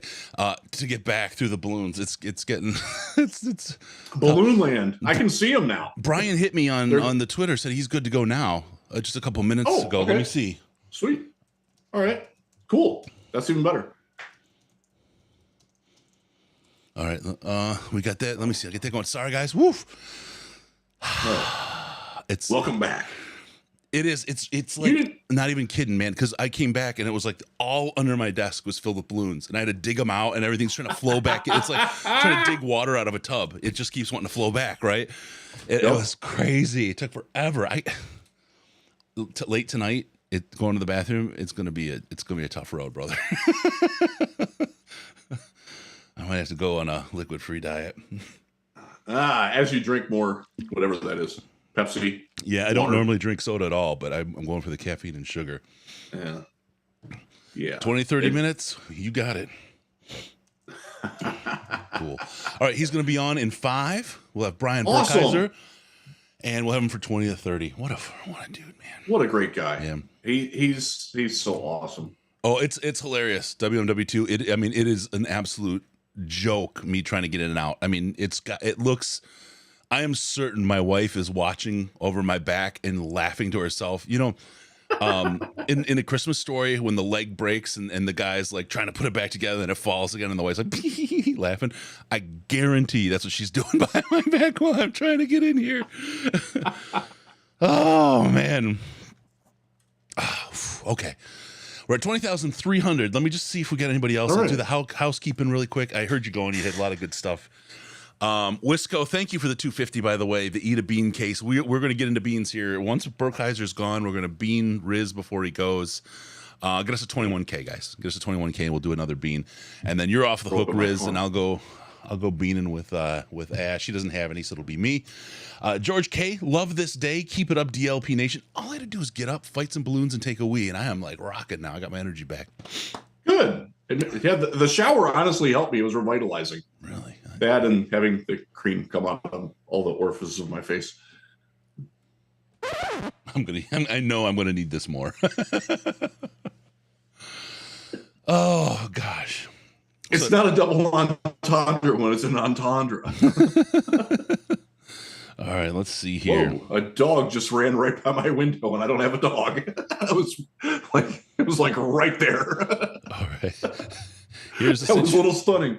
And now it's dark out. It's 5:41 and it is dark as night. I hate that. There's me on your right. Wow. That's what I'm saying, bro. Wow. That's a lot of balloons. I can't get in my fridge to get my energy drinks. I mean, getting in and out is like it's crazy. So you're gonna need more like air to get those up in the air. Oh no, they are definitely like a 1.5 or 2 foot higher than last time. They continue to bubble up. So I mean, we're just barely. God, like this whole side of my desk is covered. I can't even rotate without more. As they get taller, they'll light up and you'll see them better. Like, because they'll be like, let me see if I can pop one up. Because they get like right, you'll be able to see them as they build in. That'll be sweet. Be a nice little. So when I return later, I will not be in this room. I will be in the room I was in last year when I did this, so my family can sleep because it's a very big weekend at Casa del Riz. And as I talked about earlier in the day, my daughter has to play volleyball from 8 a.m. to 8 p.m. tomorrow. It's sort of her marathon day with her volleyball club. My son has a basketball game tomorrow where he's playing against a kid who's 6'11" and committed to Oakland. That's going to be a big game for him. So we got some fun there. Let's get our. Do we have Brian? We've got a rock star. I've been waiting for so long for this to happen. Brian! Yo. Let me turn my video on here. There's Brian. Look at you dressed for the occasion. Yep, I got to rock my Justin Jackson jersey. Had to show out. You guys are just exchanging money at this point, aren't you? Man, he's the man. He's the man. It's cool to have a friend actually on the team now. I've been such a fan for, literally since I can remember. So the fact that, I have a buddy now who's on the team is definitely something that is really cool. Yeah, he's got your album cover tattooed on his arm, right? Yep. So he has the Trauma logo tattooed on him. I'm telling him one day if he scores a touchdown, I want to see him throw up his arm and rock it. But no, the story is so cool for people who don't know. Justin was actually a fan of my band when he played for Northwestern. He said like they would always play our songs in the locker room and stuff. So one day I looked at my Twitter and saw he was following me, and I'm like, wow, this guy is really good. I didn't even realize it until he was in the NFL, but he's like a top 10 all-time Big Ten rusher. So I mean, he's no joke. And the fact that now I've got to hang out with him a couple times. We've had him in one of our music videos when he played for the Chargers when we were out in LA. So we've done a lot of cool things with him, and it's just, like I said, he is the nicest guy and very, very close friend. So pretty cool that now he plays for the Lions. I get all the inside info, you know? Yeah, that's the best kind of info. So the plan is the Super Bowl next year, then they're going to just let us wait one more to build the suspense just a little bit more. That's what the inside info is. Who knows? I mean, hey, with the way this year is going, I mean, I'm not talking Super Bowl, but, you know, we run the table here at the end. You could see a playoff run happen, which, hey, you get into the playoffs and you never know. I do feel like our team feels very similar to Cincinnati in terms of kind of coming out of nowhere. Again, I'm not calling for a Super Bowl or anything, but I do feel like there are some parallels that, you know, we're close. We're very close. Are you back home now? You guys have been touring like crazy, and you got a little break now around the end of the year, right?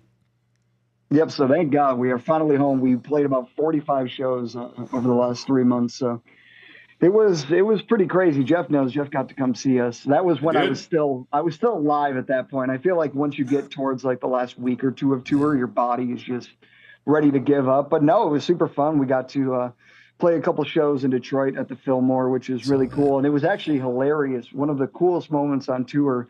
So obviously there was a lot of hometown love, you know, especially going in to the Thanksgiving game. Actually, the Riff, who works sometimes with the Lions, they kind of went on before and hyped us up. And Jade, who works with them, kind of gave a shout out to the Lions and said, like, all right, we're going to beat the Bills on Thursday. So it was kind of cool once we ended our set and, you know, we have a little encore. All of a sudden, instead of one more song, which people normally chant, the entire crowd was chanting, "Let's go Lions," which for me was like the coolest moment that happened the entire tour. Now, sadly, obviously, we didn't pull it off against the Bills, but it was a hell of a game. And the fact that, you know, I think a lot of us, when we were 1-6, were looking to that game in terms of like, yeah, it might be like a 30-point blowout. So the fact that we pretty much had them on the ropes the entire time really was incredible to watch. And the last 4 or 5 weeks in general, because we were on the road during most of the games recently. And it was so funny because we had 2 legs of tour. So the first leg of tour, every Sunday I would wake up and all the dudes in my band would make so much fun of me. You know, I'd put on my jersey, get all hyped up, and they had to watch week after week me just go through demoralizing losses. Started with the Vikings game, and then just kind of, I'll never forget that New England game where we just got trounced. And then, you know, we had a week at home. So that whole week at home, I'm just sitting there going like, man, am I going to have to go through a second stretch of just a bunch of losses? But luckily, we've just had so many good games, whether it was the Green Bay game or the Chicago game, even the Bills game, which was super competitive. So it's been fun. And now it's super fun that I'm back home and actually get to, you know, go. I'm actually going to the game this Sunday, which will be super exciting. I think that crowd is going to be the loudest they've probably been all season, with it being they opened up standing. The fact that, hey, we I love it. Well, your boy got hooked up with the on-field passes. So I'm super excited to go down there and kind of. Although I will say, last time I did it, every single guy I was looking at, because I'm only 5'8", I'm not a big dude. And every single guy in that D line just, oh my gosh, it was crazy to see some of those players on the field. So like I'm a guy I was as tall as the players were, and I'm a broad shoulders guy. Back in the day, so I would see players like when I was your age, and I'd be like, okay, like if I had done something with myself and not been a complete shitbag my life, I could have maybe pursued something. Maybe never, obviously not made it because it's so hard, but you know, it's like, okay, I could almost fit in. Nowadays, these guys are so ribbon. They're like just like bigger, like in all angles. Like somebody just took the corner and stretched it right and made them giant. They're monstrous.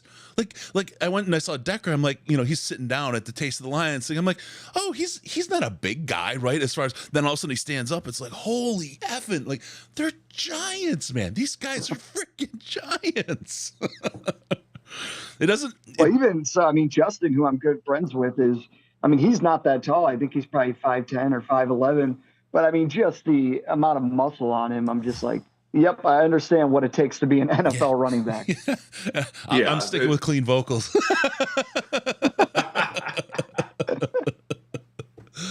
Oh, go ahead, Riz. Sorry, I didn't mean to step on you. I just want the size discrepancy. So I have pictures with Brian, and I'm a big dude. And I'm thinking like Taylor Decker's like 4 inches taller than me. Like it's wild, and they're big. Like I'm kind of a big guy, but I'm not like big. So for that, man, that the juxtaposition of you and him would be something else, man. Oh man, so let's talk about you guys have had a heck of a year. You got married, right? It's been just under a year or just over a year since you got married, right? Little over a year now. Yep, over a year. Got married, beautiful wife. Congratulations, you are a lucky man. Definitely outkicked your coverage again. Thank you very much. We've got this guy Lucas who's tweeting every day about you guys playing Thanksgiving. I thought he was going to stop, but no, he's already lined up for next year. You're seeing that, right? This guy every day, get me, I prevail. I mean, I will say there was a moment. So, because the cool thing actually is, so my and this kind of ropes into St. Jude just in terms of taking care of kids, but it's pretty cool that my wife actually works for a lady named Kelly, who Kelly is the vice president of business operations for the Lions, and she actually works. Her daughter is named Morgan, who actually has a rare disease called BPAN. So just the fact that there's been so many weird, cool things that have kind of happened with the Lions, and just me touring. My wife was looking for a job, and all of a sudden she got hit up by the Cazoles, and being able to work with them is so cool, and kind of all the different things that we've gotten to kind of prep and get to work on, whether it's with Morgan or with BPAN. So I did want to rope it in real quick just to tell you guys how awesome it is that you're doing this 24-hour telethon, basically a telethon. And just the fact that, you guys are working so hard to get money for kids that deserve it. Sorry to kind of ramble there, but I do think it's something that you guys deserve a ton of praise for, a ton of praise. Thanks, man. That's kind of you. It's you know what it is. Like you get into a spot, you worked hard, and you rolled the dice right and got lucky. I mean, we rolled the dice right, we got lucky. So many things could have put us in a different spot, and it's like you're in a position where you can do a little something to help some people. It just feels good to do. You know what I mean? It feels like the right thing to do. So we keep talking about it. We talked about, like when we had Mike Furry on, the whole idea of heart and what it means, right? And it's trying to turn, like, I've been thinking about this all year, like people getting angrier and shit with each other, right? And it's like, how do you fight that? I'm constantly, how does the world turn its attitude towards each other? How do we do it? And I'm like, the only way you can do it is with kindness. You got to model the behavior you want to be. You got to live the behavior you want to be. And it's kind of what we just hope somehow we can have our little effect and make it better on people, and hopefully make it a little nicer. But I'll tell you, going back to the Thanksgiving Day, I was certain that you guys were going to be there, and I was certain I was going to hear "Long Live the King." I cannot stop listening to that damn song, and I know it's like, oh, you got the hook. I know you got the mainstream song, Chris, F off. But no, it is so dang good. It is such a good song, and it's so Lions. I mean, it's like, I'm like, why is this not playing in the locker room after every single game? This is hype, man. Well, so the funny thing I was going to say, kind of talking about Kelly before I rambled a little bit. So like Kelly has actually been working hard to try to get us connected, where it obviously didn't work out this year, but she has gone in hard for us to get the halftime show. Hopefully next year. I mean, that would be honestly a dream come true. And I do feel like, I'm not dissing anybody who's performed it, but I definitely saw the tweets and everybody kind of saying like, oh, you need to bring like a rock act or something a little harder than BB Rex out, which don't get me wrong. I like BB Rex. I think she's great. But, at the same time, I think, you want someone from Detroit, and you want someone who really is going to put on for the city and put on for the team. And I promise you, I've met a lot of musicians. I don't think there's a musician who is more gung-ho for the Detroit Lions and lives, breathes, and eats, Detroit Lions football, I feel like. So hopefully, I'm fingers crossed that eventually we could get to play it. That would be incredible. They've had some real misses over the years, and I'm not calling out any individual artists, right? I mean, it is what it is, but you guys are far from that, and especially being from the area. I mean, people would just flip their lids. I can't imagine if you guys had done it this year in that Buffalo game, the crowd. I mean, the crowd was lit already. I mean, it was like blowing the roof off of Ford Field. You guys, and that start of that second half would have been different, right? And I know how it's I'm serious. It starts like at the second half so quiet, but for you guys to come out and ramp that crowd up and bring that kind of energy level up, those guys would have felt it coming back on the field. There's no question about it, and that's what they need. They need I Prevail through their veins. Well, it is something that I feel like. Sorry to cut you off, Jeff. I was going to say I feel like it's a dream come true. I mean, it legitimately for me would probably be the coolest thing I could say I've ever done with the band. We've done a lot of cool things, whether it was go to the Grammys, or be able to play in all these different countries. But me being literally such a I mean, literally every time we would watch the game on Sunday, I'd walk out, we'd do our little meet and greets, and I'd walk out with my jersey and just, either I would talk crap if we won or I would be really sad if we lost. But every time I would rock my jersey, and I do feel like out of every musician out there's really nobody else that will put on as much for the city as me. So yeah, props to the guy too, who I think, Chris, like you said, he's tweeted at this point probably for like 2 years straight trying to get us to play the halftime show. So when it happens, and if it happens, that guy 100%, I will try to get him. And if he's in this chat, I will try to get you to that game because you deserve it 100%. That is grit. My man is showing some real Twitter grit there. For sure. That's how you get it done, man. So one of the things I wanted to ask you, like, if you could play the songs, like what songs would you choose from your catalog to play at the half? I mean, you get what? I think you get 12 minutes, so it's like 3 songs. Yeah, it's one of those things where you almost have to turn all your songs into like a medley and just try to figure out how do we jam as much in there. But I mean, honestly, like Chris said, I think Long Live the King. I mean, we definitely wrote that song even for this record with a very, sports anthem type feel, where as much as we have our songs that really touch on, dark topics, whether it's depression or whether, we've lost friends over time, some pretty heavy stuff. Or, we have songs that, are more kind of in the middle. We really didn't have a song that I felt like was kind of like, hey, this is like a sports anthem to go out and kind of look at all the people who doubt you, which, I'd say the Lions have had a lot of doubters, especially earlier this year. But, just in general, I feel like our band's gone through kind of some of that where we wanted to have a song that was just a lot of fun that, really could one day be able to be put in an, arena or get a placement on an ESPN or, a Fox, Sunday football thing. So I think that song would definitely be up there. And it's so hard because obviously we have some swearing in our songs, which you got to figure out, what do you do with certain bad words? Probably not playing Gasoline.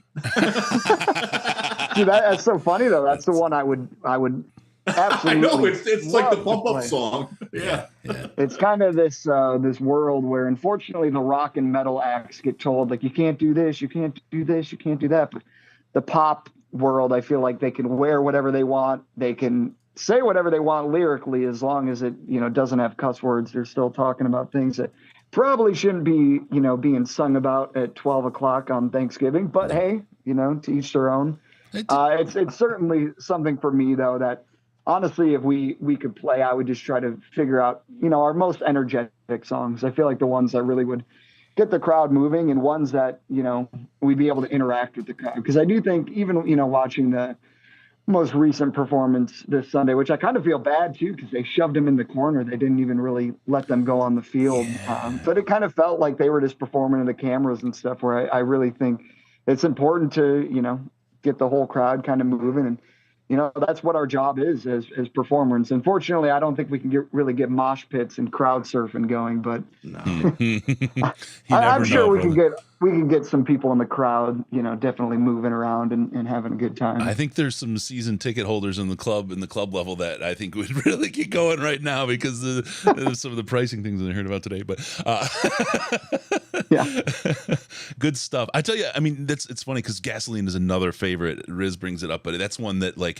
I wake up in the morning. That's a song I want to hear, right? Because it just makes you go. And if I think about it in like the catalog, it reminds me a lot, and not because it's the same type of song or lyrically or melodically it reminds me of it, but it's like Dire Z from Metallica. It's one of the super high speed bangers. You know what I mean? And that's the thing that it's like when that pops up, my ears are freaking straight, and it feels like I drank 5 Red Bulls. I am on. You know what I mean? I love that song. That's my kind of music. I appreciate that, man. I mean, like I said, it's so cool. Even, I know you guys and Chris, I'm sure we'll get you out to a show here pretty quick. Hurricanes. But it's so cool to me that you guys have such interest in I Prevail and the band, and you guys know I've been watching the show now for years and years. I mean, at this point, we got to be getting close to the 5-year mark. I mean, I remember when you sent me a bunch of even merch way back in the day with that's right. Some And you wore it some on of the stage. funniest shirts. You wore it on stage. Yep, It was so 100%. cool. Well, I mean, like I said, I not only am I a huge Lions fan, but I feel like just with media in general, before the band, even when I went to college, I wanted to be like a broadcaster. I got like a scholarship to Oakland for a little thing to like join their media program. And obviously I decided last second, I'm like, I'm going to drop out and try this music thing, which obviously I'm glad it worked out, but it's so cool for me because I do love podcasting and I love YouTube and all these different things so much. And I obviously love the Lions. So the second I came across your guys' show and just how much work and heart I feel like you put into it, it just made me go like, yep, these are my dudes. And this will be my exclusive Lions podcast. I mean, obviously we'll listen to like national stuff here and there, but I do feel like, on the road for me, it's so cool just to every week be able to kind of just put in my headphones and get away from everything for a little bit and kind of hear this ruckus that goes on the show every week. Do you blush when we call you out? Because we slide your name in every now and then. It's pretty cool. I'm not going to lie, especially like way back in the day when I first started listening to you guys. I remember the first time you guys even brought me up and shouted out the band. I'm just like, this is pretty cool. It's pretty dang cool. Well, yeah, we're you are our most famous fans, so you got that going for you. Yeah. And I got to ask you just a music related question. I saw that you're getting to play a couple of festivals that I really, really want to go to next year. What's that experience like as compared? It's like a one-off thing instead of like a regular tour. Like logistically and like just mentally for your mindset, what's that like to prepare for a festival set? Like, I forget which one you're doing. I think you're doing Hellfest. You're doing something in France or something like that. Yeah, we're in so many weird countries next year.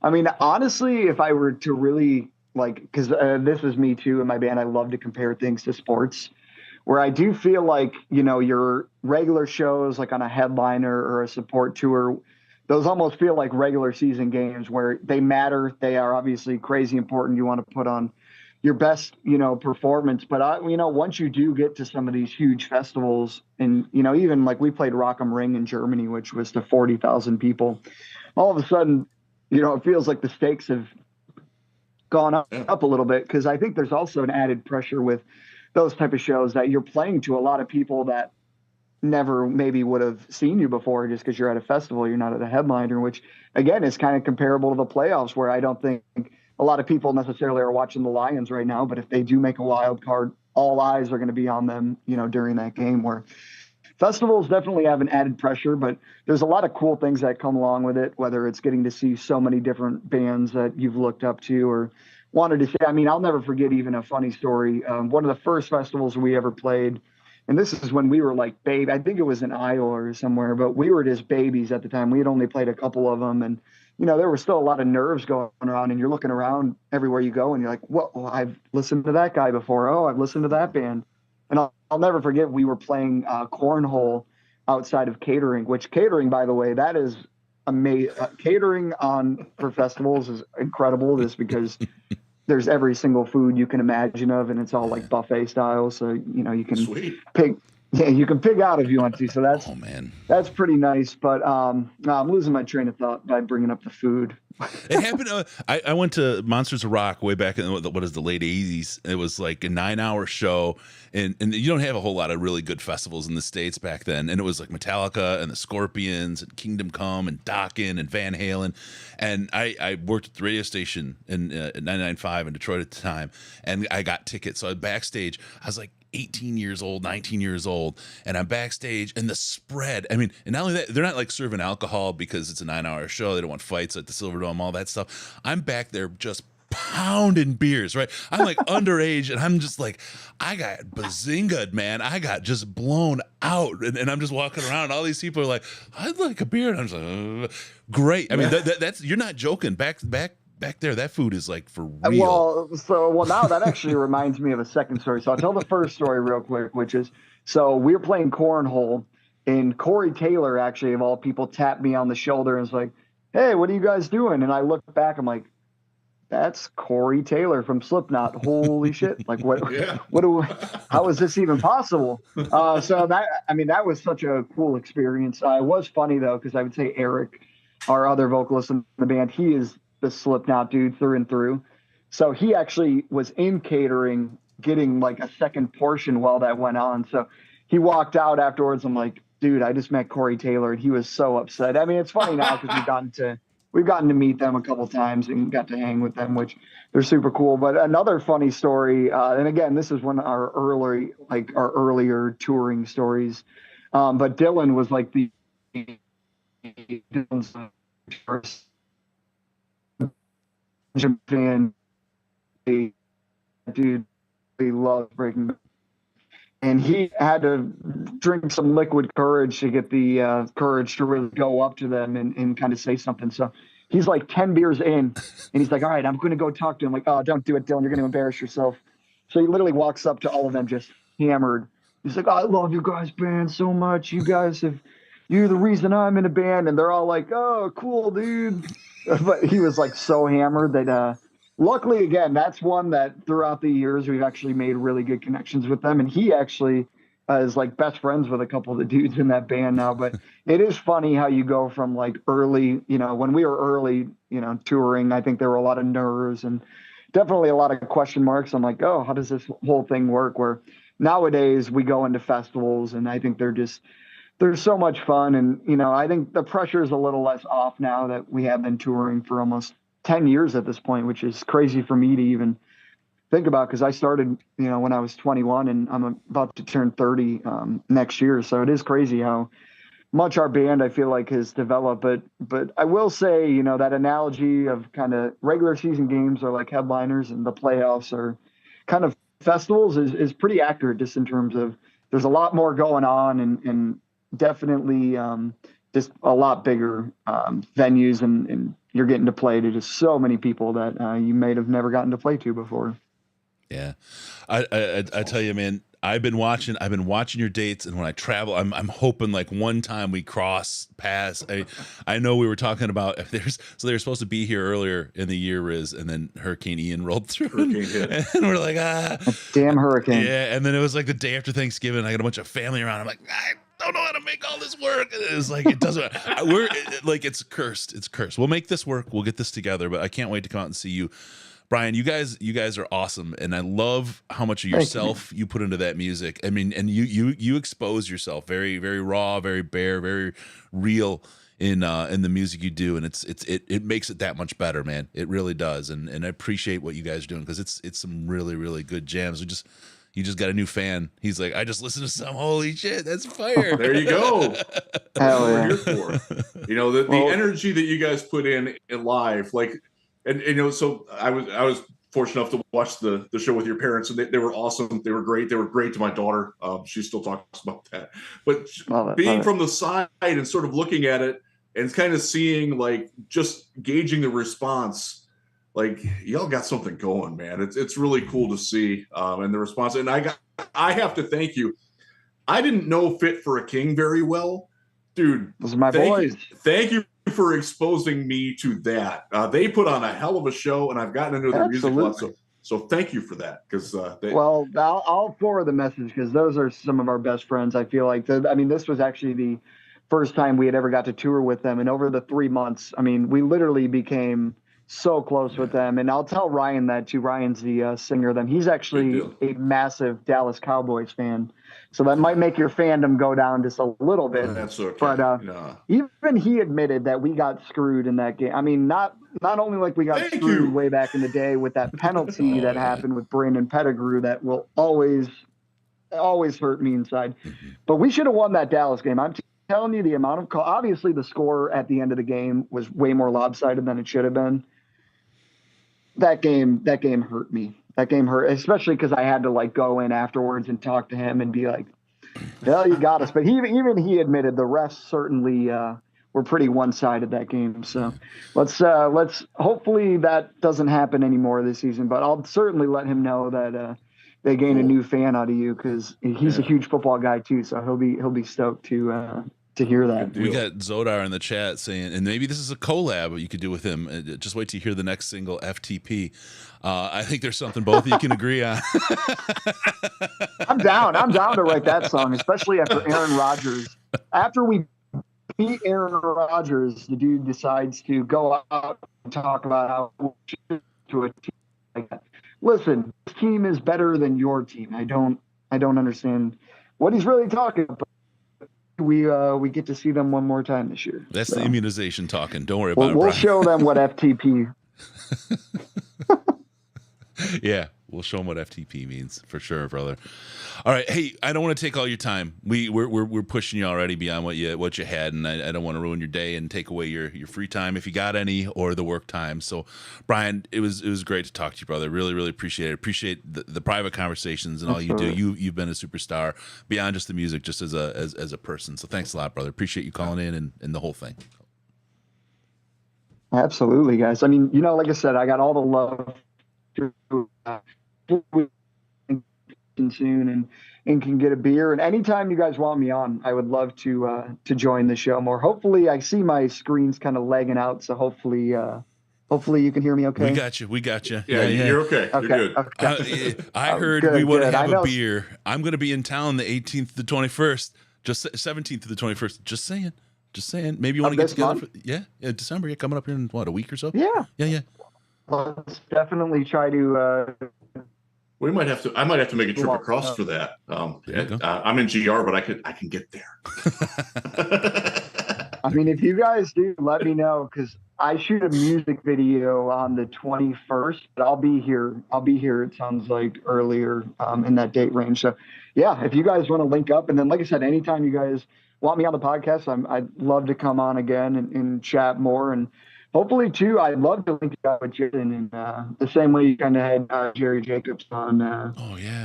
Quite a few times. We get Justin Jackson. We have the JJs. Yeah, that'd be sweet. That's awesome. All right, and then let me see. I'll try to get, because we got some new merch, and it's not branded for us, but it's from other stuff. We'll get you some Seatbelt Gang stuff, and then there's a couple other things we got coming out here shortly that you might like. We'll just throw it your way, and you can play with it. Love it. Yeah, it's absolutely. I'll always rock it. Yeah, no, I will always rock it. It doesn't matter what you're wearing, you're rocking. All right, Brian, look at that. Oh yeah. Yeah.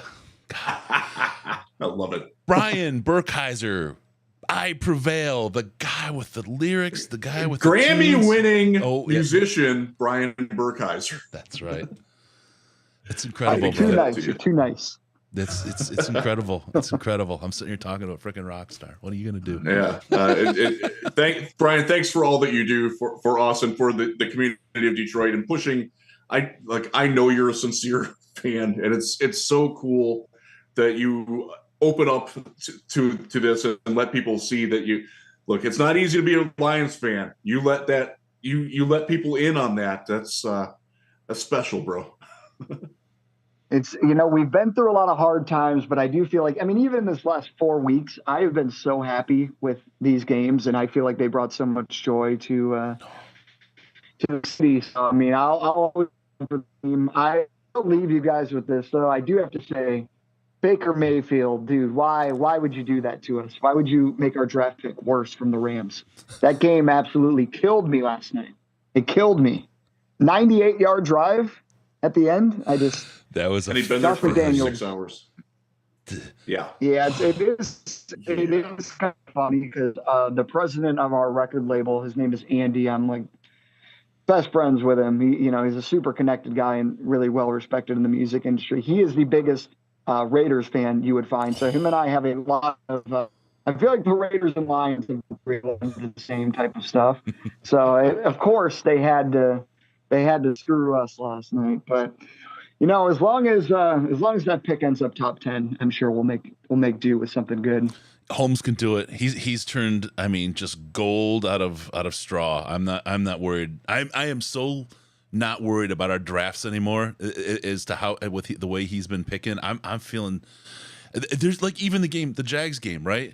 there's this whole thing about the Lions where my heart rate is like so much lower, and I'm just like, this is good. This is what it's like. This is fun to be a fan. I can do this without having a drink, without yada yada yada down the line, right? That's what I was saying. I was watching it with my parents, and I'm, because a couple of the games I was sweating it out big time, whether it was the Bears game or even that Packers game right at the end. But it was so funny during that last game. I just looked over, and it was like halfway through the second quarter, and I'm like, I think this is the easiest game the Lions have maybe ever put us through. So let's keep having it that way. Let's take Minnesota and show them that they can't win by 3 points anymore. They're finally due for a big spanking, just like they got versus the Cowboys. Yeah. So talk beat them by 30. Yeah, you talk about like poetic justice for a 5-7 team to be walking into a 10-2 team as the favorite. And then to actually, this is one of those things, right? We've had a couple of these games. This is one of those signature kind of games for the Lions where any other year they would absolutely choke this. But if they seize this, right, people believe. And it almost doesn't matter. I don't want to say it doesn't matter, but it almost doesn't matter what happens with playoffs or anything else after that because they've shown that they can win the big games, that they can deliver when it matters. And it's like, okay, we are going in the right direction. This game, they win this game. I say this about next week, I'll be saying what I'm saying now, but they win this game, and I don't care what happens the rest of the year almost, because they've shown that this is working and they've got what it takes to deliver. I'm really excited. Definitely. Well, that's where, too, I'm just so happy for MCDC that the season didn't snowball into something where, we very well could have been going into this week as a 2-9 team or a 1-10 team, and all of us are talking about, do we got to make the change? So the fact now that I think a lot of our, we started off so hot with Hard Knocks, we all felt, great. We're drinking the Kool-Aid. We have this great first game against the Eagles where, even though we don't win, we still show that we have a crazy offense. We beat the Commanders. Everything looks great. And then all of a sudden we just go on that awful stretch. So the fact that now we at least are talking about the playoffs in December is kind of mind-bending to me. So even if it doesn't happen, even if we go 2-3 these next 5 games, well, that's my thing. Even if we go 2-5 games, we're still not a team that really rallied. And I think going into next year, I don't want to say we're going to be the favorite in the North, but damn well if we won't be the second, best favored, because there's no way, in my opinion, the Packers or the Bears are going to be there. So, let's show the Vikings that, we're coming for that spot. Love it. I love it. Awesome. So yeah, let's exchange notes a little bit later, Brian. Because I think we both got the insider scoop. There's a couple of things I'd like to cross-check. Riz knows one of them. You're going to regret volunteering to be on the show, bro. All right, Brian Burkheiser, singer, clean vocals, I Prevail, one of the best bands you're going to find. Check them out. Find the guy on Twitter who's tweeting every day about them being at Thanksgiving. Amplify that message. Get that one out there, too. Brian, thanks so much, man. You're the absolute bomb, man. We love you. Thanks, Brian. Appreciate you, buddy. Appreciate you guys. Appreciate everything you're doing on this stream. And, everybody make sure to donate in and let's raise some money for these kids. All right, cool. Awesome. Thank you, Brian. Later, guys. See ya. Thanks, Bye. Brian. All right, we'll see you, brother. See you. Bye. What a guy. Love it. Oh, Love it. God, how awesome, bud. It was crazy to me the first time he invited me backstage, and he was just coming off of his vocal thing, so he couldn't really talk. So he was having like his girlfriend, now his wife, it was his girlfriend at the time, and one of the other guys in the band, Steve the guitarist, like asked me the questions that he wanted to have asked for Lions things. It was surreal. And last time, I got to go backstage. We got to hang with them backstage with me and my daughter. She's a massive, massive fan. She was actually in their top 0.5% fans for Spotify this past year. She listens to Bow Down as her warm up in her headphones every time she's going to play basketball or volleyball.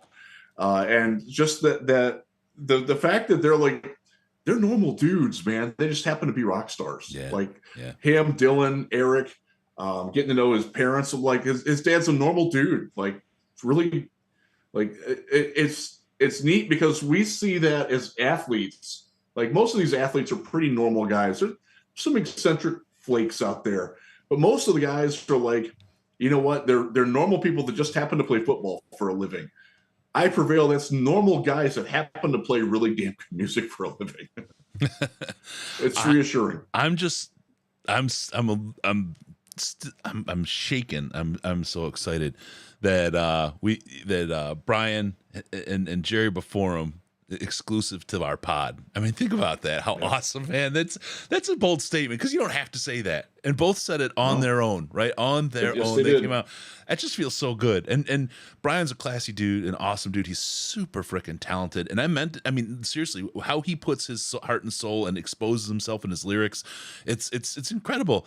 And for a guy like that, who's that tuned and that much of a master of his craft, it's a huge compliment, bro. It's such a compliment.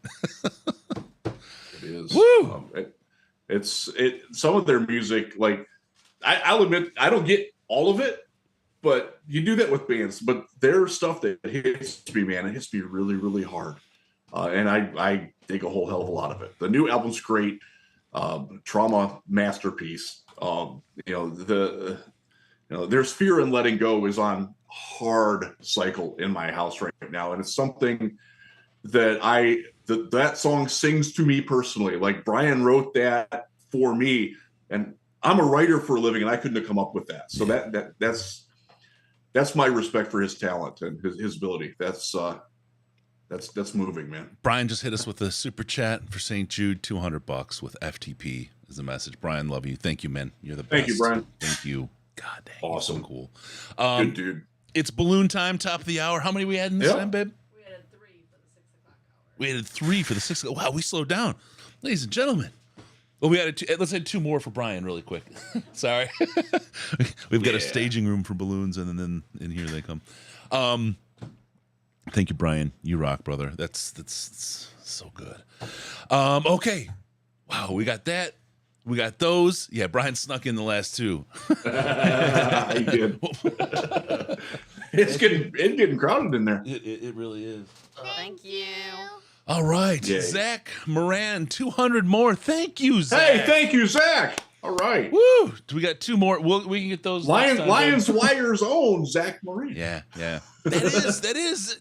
I knew his name. I was like, where do I know Zach? Where do I know Zach? He wrote the injury report for me today, so I could help do this. Thank you, Zach. That was good. I literally looked at it and like, this is great. I'm gonna hit publish, and that helps me out a lot. Thanks, buddy. Kenyon, I'm gonna have to check out any musician who hates Green Bay as much as I do. Yeah, on the way to 35. It's real, man. Brian he's not joking on that. He's a fan.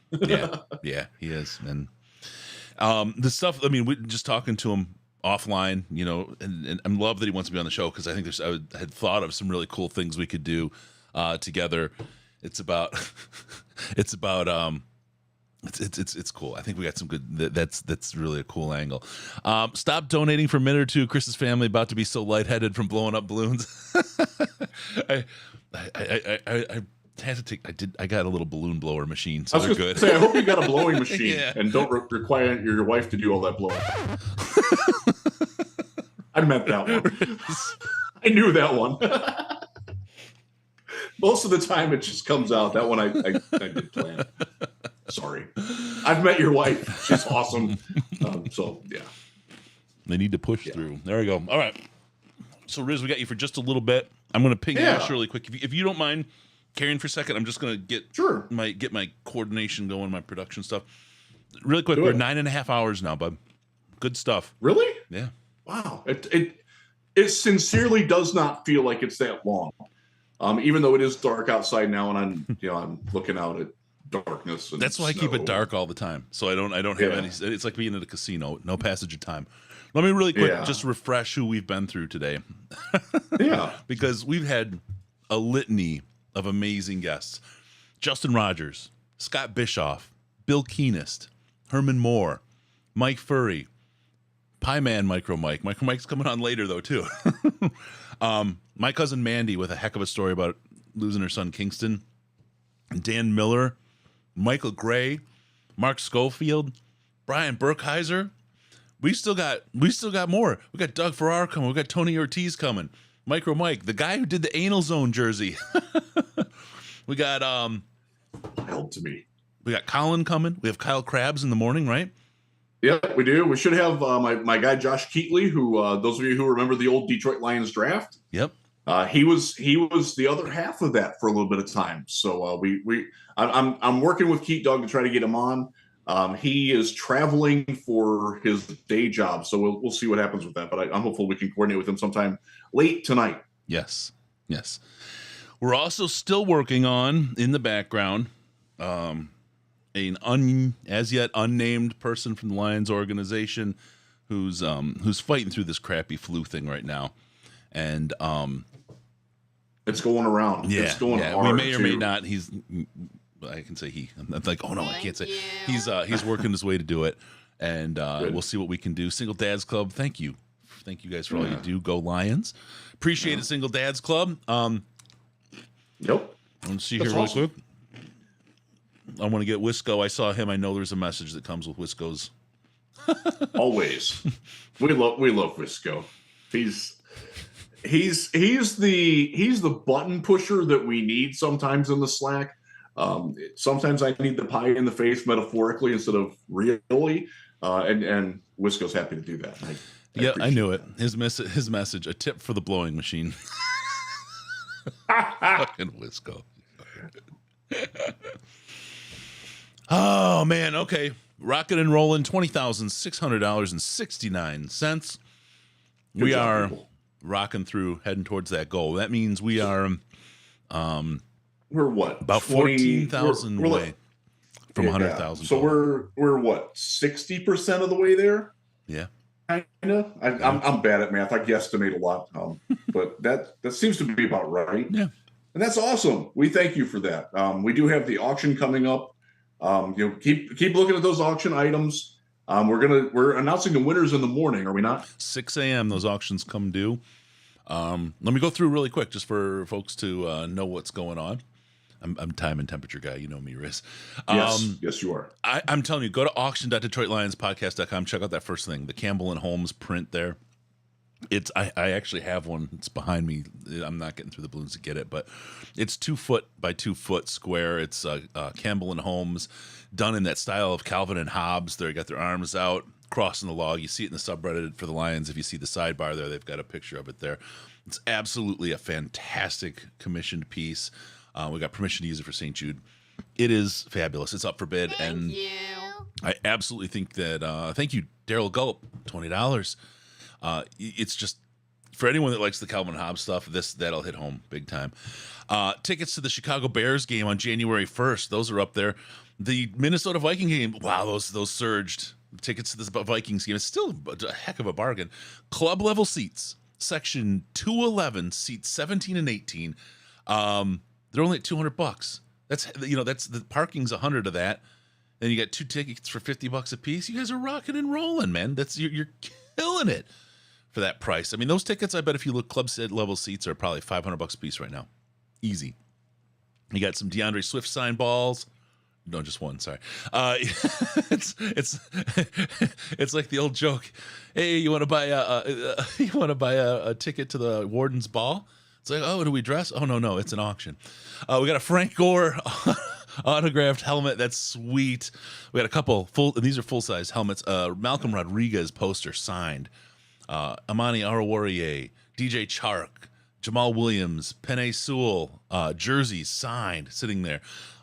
Steelhead River Fishing Charter, Jonah Jackson signed mini helmet.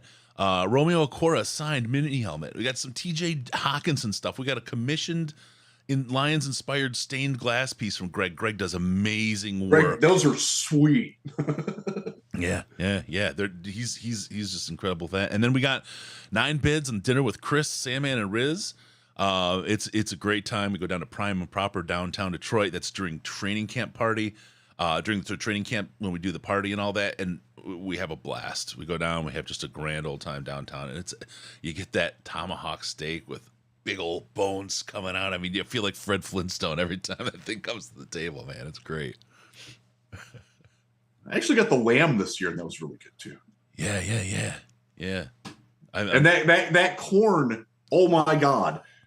They had, well, I forget, it was like a corn casserole. I forget what they called it.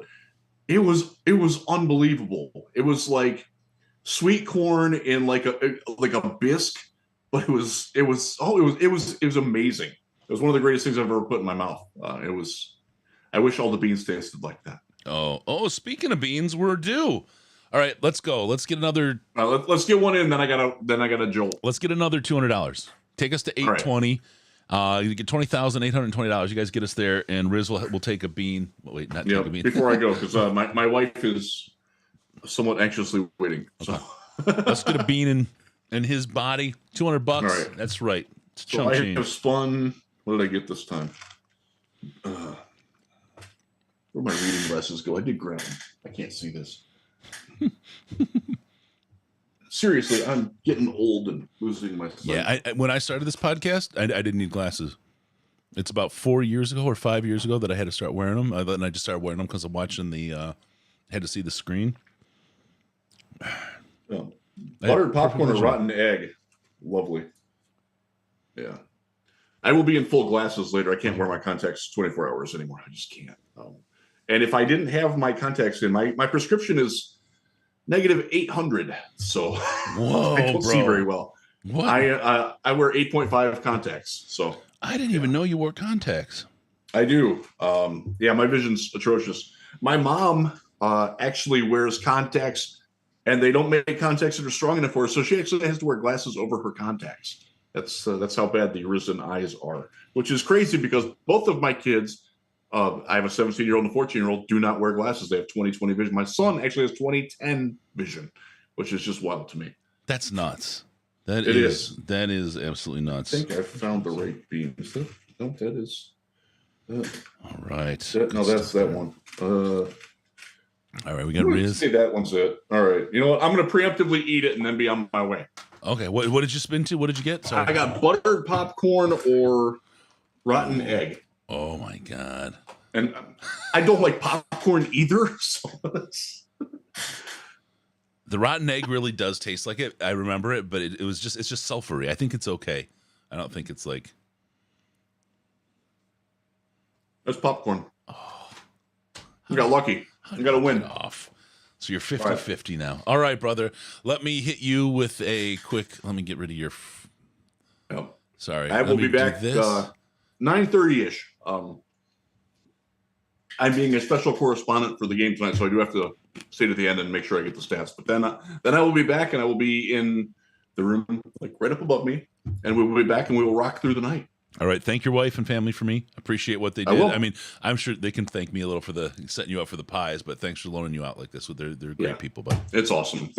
See y'all in a few hours. All right. Enjoy. See you later, Have guys. fun with Ash. I love that mother. Yeah, he's awesome. All right, buddy. We'll see you. In the meantime, until Ash gets here, we'll give you a view of Sandman, everybody's favorite. We'll just pretend like he's doing the post-game show with me, and you can rock through this. And let's see.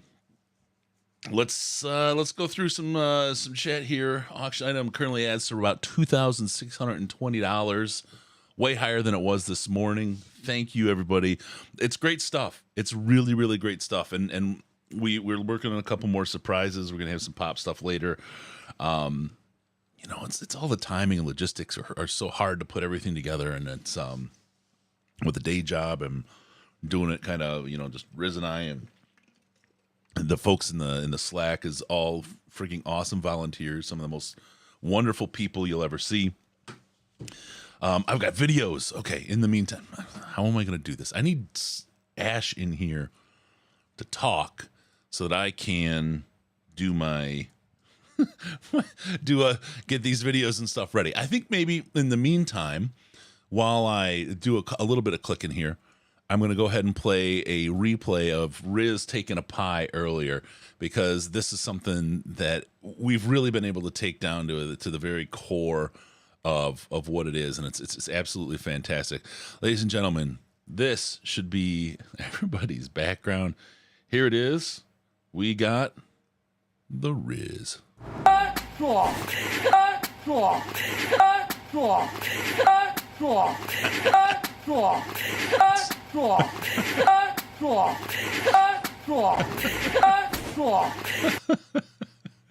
Micro Mike giving the pie to the Riz.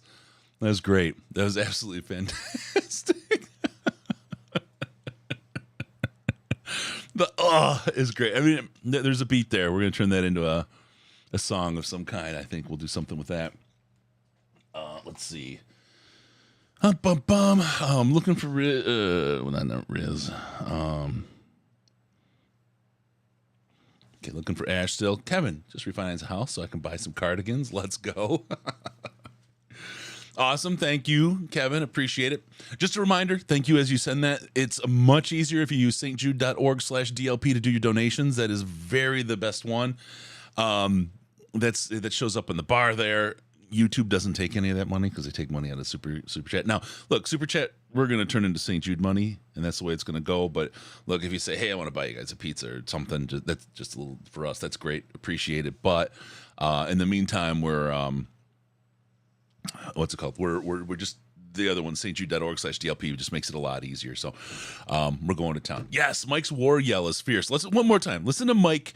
It's like a martial arts scream ahead of the oof that comes out of Riz, and then the next sound is Riz's daughter laughing. I mean, this is such a great. I accidentally got this audio. This is perfect. One more time.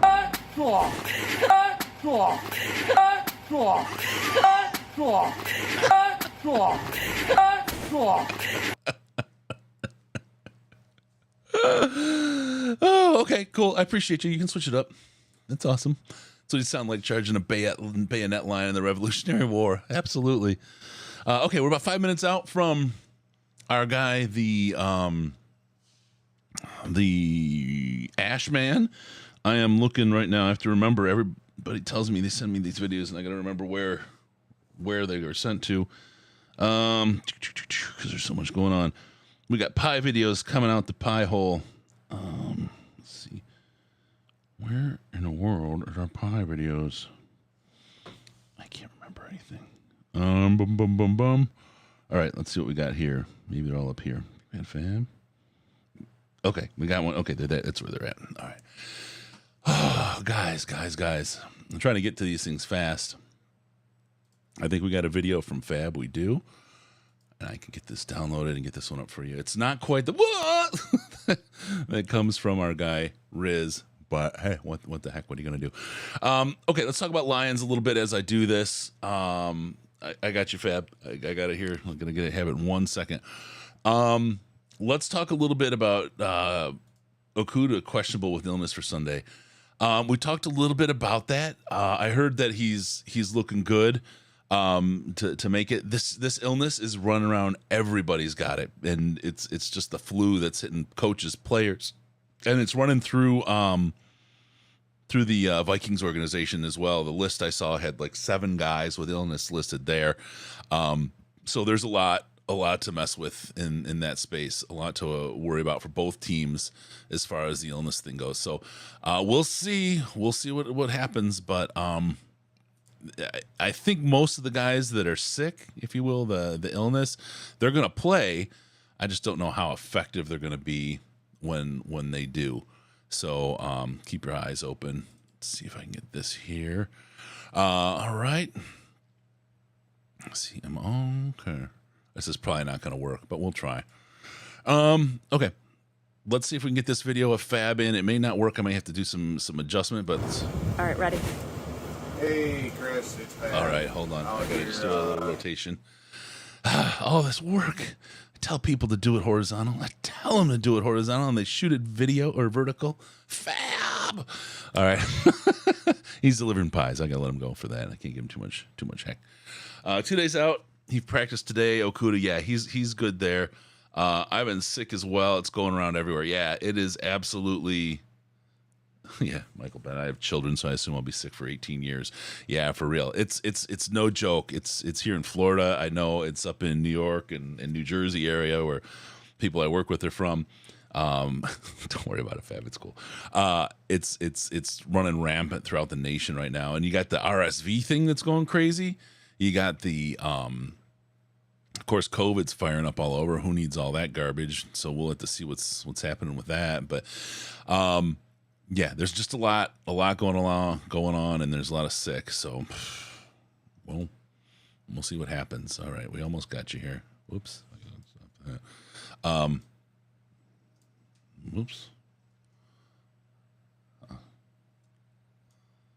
No, that wasn't it.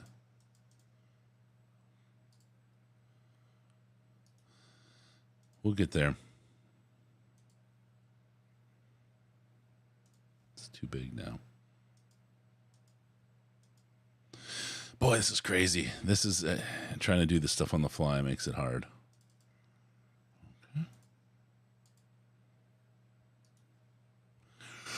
I might not be able to do this until I get myself some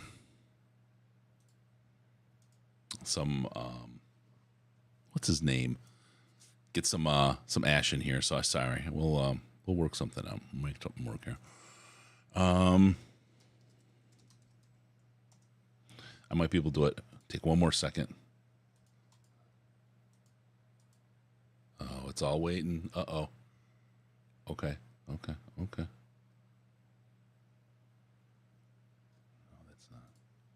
Okay, we'll figure it out. I have to do some work to figure out what the heck's going on. I need me some ash. I need someone to talk for me. Sorry, guys. I hate to do that and break up the video. I'm trying to make make this video pop up, but I got to get it, man. Take your time. I got all night. Yeah, I know, but I want it to work right. I want this to be. Darn it. Oh, I know what I do. Like this. No, can't do it. All right, it's anger time. We'll go back. We'll just do the normal show, and I'll admire Sandman's beautiful body. MCDC, Joan of Arc, except not French or Maiden. I think you got to change your account, Wisco, to be able to do that. Oh man. A Makers is to help the sore throw. That's ideal, brother. That would be nice, but I can't.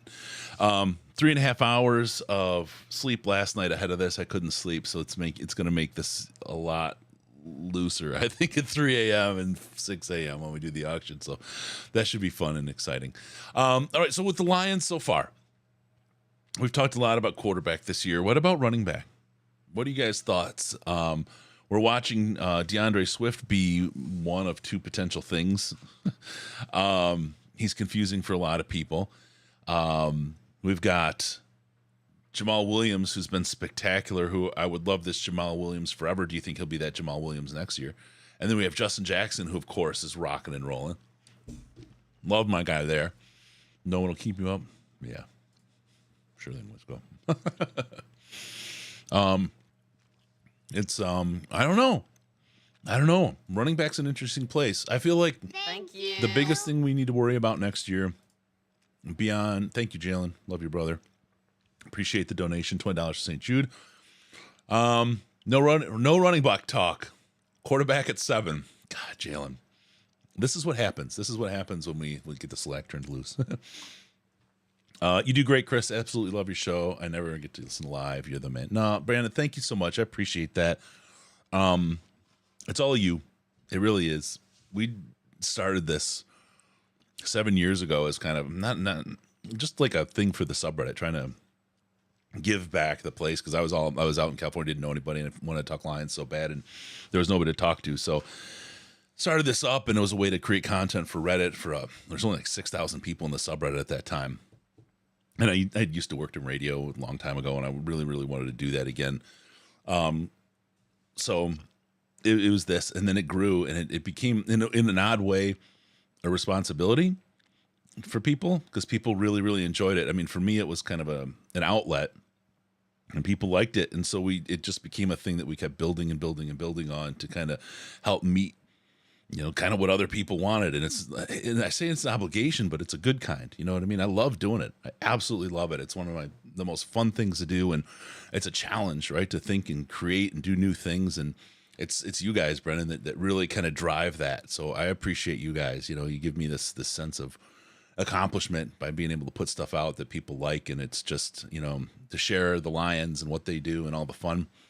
Something special. It's cool. And now we've got a way to do something good for this world and try to help people out. So it's I think we can turn this into something really positive. If it's possible to get a third or more for Swift this offseason, I do it. We can replace him. You know what? And this is where I say separate the player from the person.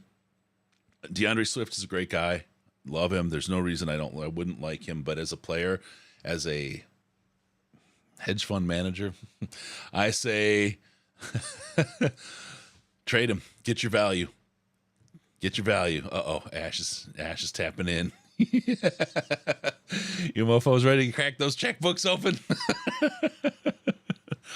Swift definitely makes this team dangerous.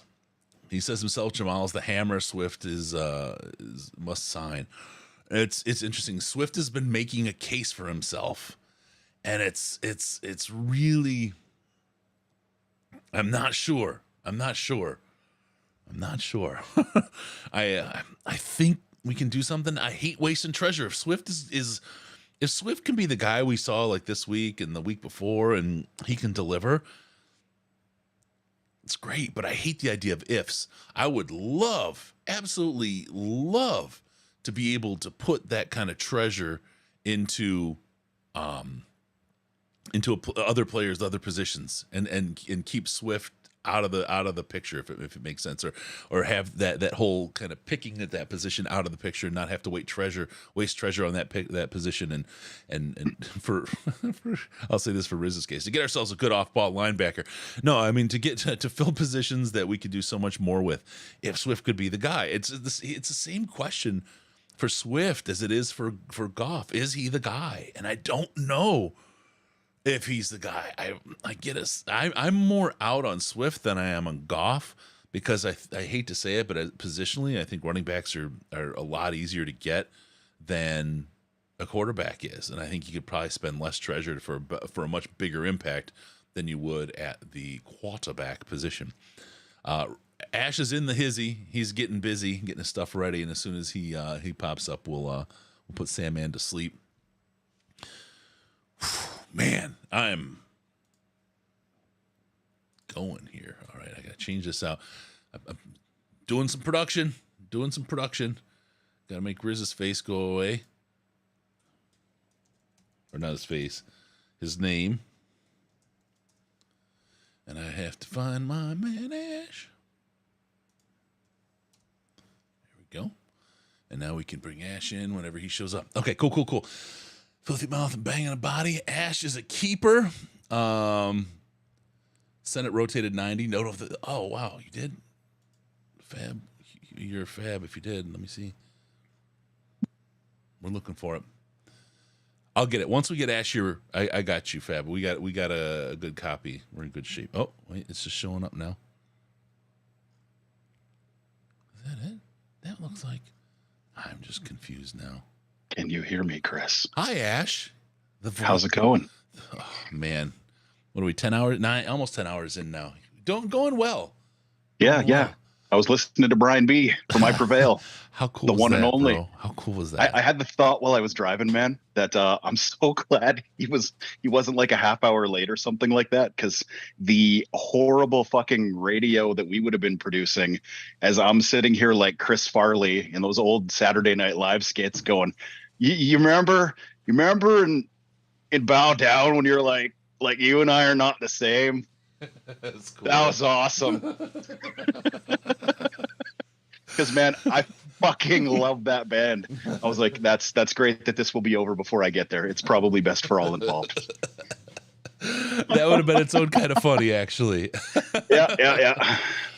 So here's what we're doing, now that I'm here. Okay. For every $500 donated in the 3 hours that I'm going to be on, I'm going to put a sweater on. And if I run out of sweaters, I'm going to match the next 1,000 after that. What? Wait, say this again. Hold on. For every $500 that is donated in the next 3 hours while I am on, I will put on a sweater. Okay. If the wonderful human beings that watch this show make me run out of sweaters, I will match the next $1,000 of donations after that. Isn't that impossible? I mean, I do have a number. There is a basket, and I may have more in my home. But it's not where you are. But it's basically like Yeah, what is in this basket is the number I have. But the thing is, I'm not telling anyone how many that is. Got it. But at the point where we tick over a 500 and I don't do it, y'all know. Okay. So let me ask you, do you have video? Can you get your video fired up? Is my video not fired up? It said my camera was working. It says Ash Thompson video 0. Oh, there you are. Okay, we got you. Let me make you not Sandman. There you are. All right. Ash. Oh, wait, is that the basket over your left shoulder? The basket is right over here. Yeah, okay. Let's see. Now, the Ash isn't a small guy. I mean, I'm not saying he's a fatty, but so there's I'm a fatty. Are bigger. Well, I'm 280. I'll freely admit that on this podcast. I am very much not a small man. Well, last time it was measured, it was about a 24% body fat. So like I can lift some stuff too, but also that's not a small number. But I got to lift some of the other stuff that comes with it. Yeah, exactly. I can lift stuff because I have to lift stuff. I got real big calves. Let's just say. Oh, Ash needs to wear a small, medium shirt while he asks those Farley questions. There has not been a small, medium shirt within 100 feet of me in probably 30 years. I am so glad you're here. Ash's camera working is a downgrade. Yeah, well, let's be honest. Oh, I concur. I don't know why anyone puts me on YouTube. Like, I'm like, look at this. But this is not what makes the money. You turn this off. And there was one time I was working as a receptionist at an emergency veterinary clinic. So this is like where people go, right? Like horrible day. You know what I mean? Like my dog has been hit by a car. Sorry, my bad. What we got going on there? Okay. Whoa. I'm back. So again, dog has been hit by car. Something that awful. Only reason anyone comes to this particular veterinary clinic. That makes everyone with me on this? Yeah. This lady says to me, she's like, I feel like I need to say something. And it's probably a little inappropriate. And I was like, all right, cool. You're going through some emotional stuff. I'll listen to whatever it is. She's like, have you ever considered doing voice acting for porn? What? I was like, is that a thing? Because like, I will take money for that. Oh my. Yeah, that was the weirdest day ever. I was like, prepare to be disappointed when I bring your dog back out, lady, because this is what's behind that voice. Man. Yeah. Bow Down Changed My Life. Greatest song ever. It really is. Man, it just like it hit me on an emotional level. I didn't think music could anymore because I'm so old. You know what I mean? Like it's just one of those songs that just like grabbed me and hit me like I was 15 again. I was just like,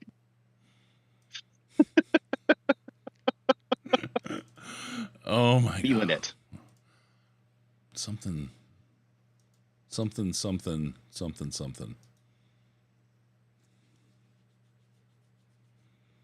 I'm confused. What are we confused by? I'm trying to make myself a place where video plays, and I had it working just fine, and now it's like I don't want to do that. So how was work today? You feeling good? My work today was terrible. Worst day I've ever had. There was a whole bunch of people called in sick today, right? And if you can't get substitute teachers, that means you combine classes. Right. You know what I mean? So there was a point today where in my classroom I had 5 classes worth of kids. And if that doesn't sound like a particular circle of hell to every single person listening to this, y'all ain't been around teenagers. That's all I'm going to say. You know what I mean? Like, imagine you're in a concrete bunker. You can't leave. Bathroom? Nope. That's not a thing for you today. Food? That's why I was a little late getting on, is because I had not eaten since 8 o'clock this morning. And I was like, I have some microwave from 3 days ago in my refrigerator. I should probably heat that up before I go on. But yeah. And that's, I'm supposed to somehow teach these kids the following subjects: art, computer science, business management, graphic design. What else was there? 3D modeling. All in one shot. All right. Teaching ninja. I'm going to take a wild ass get flyer here and see if I got Fab's video. Sweet. All right. Let's just see if this works. Hold on tight, kids. All right, ready? Hey, Chris, it's Fab. No. Out here No. Black emptiness. Like my soul. Black emptiness. Like my soul. Ah! All right. Yeah, Tony in the chat. We get Ash twice this week. That's right, Tony, you do. Stuck with me, motherfuckers. Now, normally I'm squeaky ass clean. After the day I had today, y'all think you can find someone to do my job? Fucking fire me.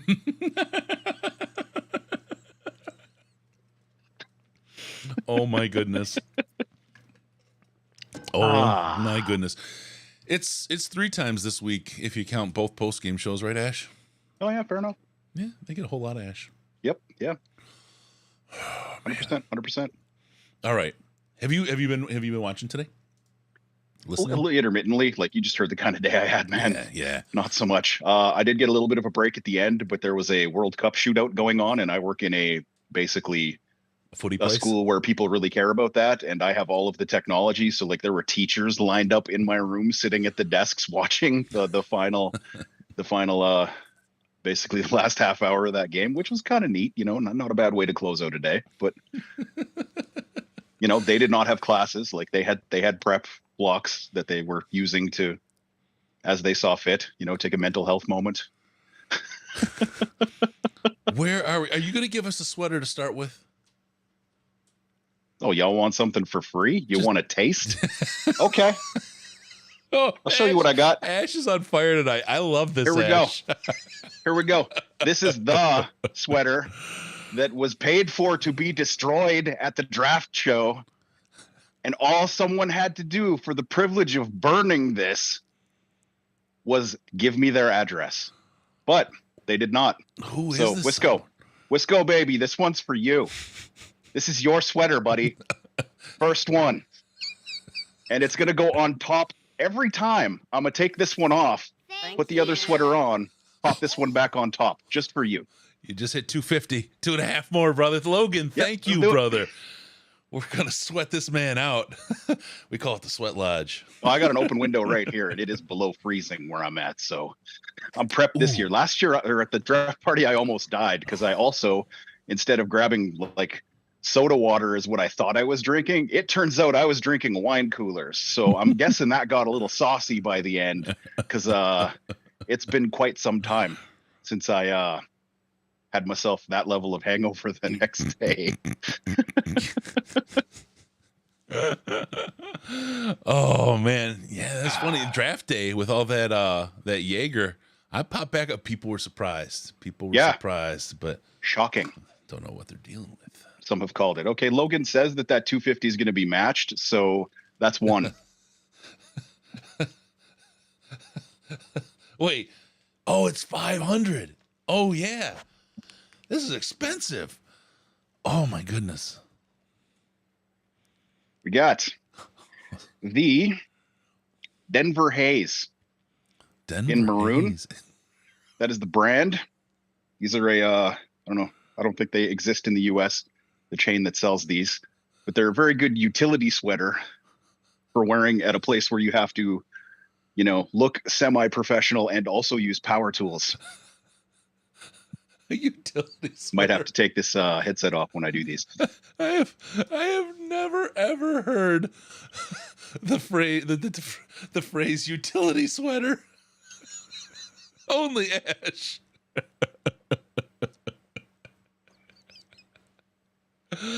Oh man. I am William. Just a little bit. I gotta get some caffeine going. Guess while I'm figuring out how to get that thing back on me, I can probably put the headset back on. Okay, Jalen, we got your 250 coming for the match. I'm going to see if I can hit you up on somewhere along the way because they have a way to do that. Thank you, brother. Appreciate you. Ash, from Jalen, from JSN, how does it feel that people are paying you money to put clothes on? After the 1,000, every $100 I'll take one off. Don't stop. Just keep giving us money. So it's for the kids. We'll throw this in here. Enjoy Detroit asks, how many targets does JMO get this week? 6. So 5, 6. Yeah, targets. Let me ask you, what is a utility sweater? I have never heard that phrase in my life. Me neither. I mean, I've heard of a tactical turtleneck, but well, you're the one that called it a utility sweater. Well, no, I mean, it's like it's a utilitarian garment. Like it looks okay. I think everyone will agree. This sweater's not a bad looking sweater. You know what I mean? But for a sweater wearer, right? It was inexpensive enough that I don't care if it gets like destroyed by something. Oh, is there destruction coming in our future too? Well, not here, but in my classroom, there is power tool. Oh, that was the other class, woodworking. That's the one I was forgetting. Yeah, so basic construction skills. So I did all that with power tools. It's a great day. Utilitarian garment. Yeah, I got an English degree. What's your issue? Here's a good question. How much to wax 1 square inch of chest hair off? $400,000. Anonymous, $12.34 takes us to $20,903. Ash going to be at that is an oddly specific number. Ash is going to be at his fighting weight at 250 after this sweatathon. Yeah. Well, it depends. If they don't start donating money pretty soon, it's not going to be an issue. Okay, these balloons are starting to be bothersome. The idea, you probably didn't catch up on, or you weren't here for that. These, every $100 that gets added, winds up another balloon in the room here. And go ahead. And every 5 balloons, Ash puts on another sweater. Exactly. The problem is they get all up under my $500 of Wisco. Oh, no, their sweater. You guys are the best. Thank you so much. This is... These balloons are starting to get under here. They're driving me bonkers, man. Yeah, when you described what you were kind of thinking on that one, I sort of thought to myself, that might be a mistake. Yeah, I probably needed to like block off so like the space under my desk. There you go. That's usually where all the action happens. Yep. But oh my god, they're just everywhere. It's like when I had to go to the bathroom, it was truly an obstacle course to get out and then get back in. I have like a C-stand with like a blanket on it to hold the balloons in the room. So I have to like kind of waddle through the balloons, slide out the blanket, then some balloons escape with me. I have to throw them back in. It's like a whole thing. And then I come back and literally completely under my desk is full of balloons. So I have to like dig them out so I can get into my chair and sit. It's by the time the middle of the night hits, I'm probably just going to sit here and pee myself rather than run the gauntlet. I understand entirely. So Wisco black and brown with is the brand of Wisco's sweater that I'm putting on now. Oh, nice. It's cashmere. It's gonna be warm as hell. Is this a formal sweater now? This is like if I were wearing something nice, you know, like it's a much higher quality garment, but also a little bit tighter. Ooh. So I don't wear them that often because like I was about 230 when I bought this guy. Would you call this more business casual? Yeah.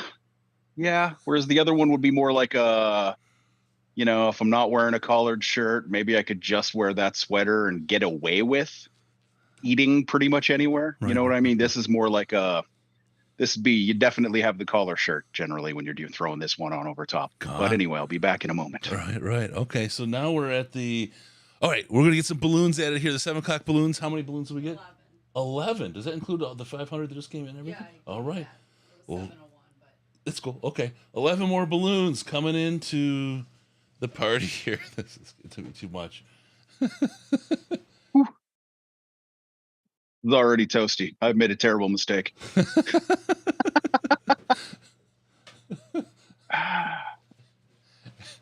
Ash is getting paid to put clothes on.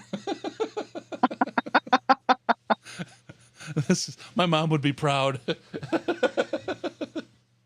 Mom, you said don't be a stripper. I've become the opposite. I'm a dresser. Oh, man. You don't eat stuff with I love these questions as if you aren't making fun of him. But that's the thing.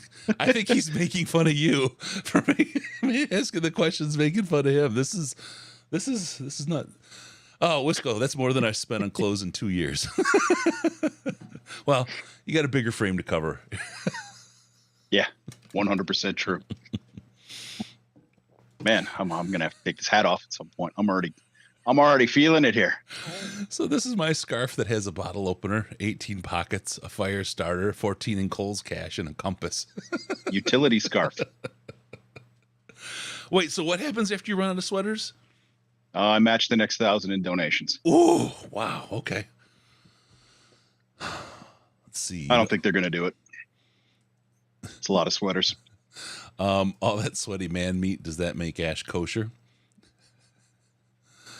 Oh, man.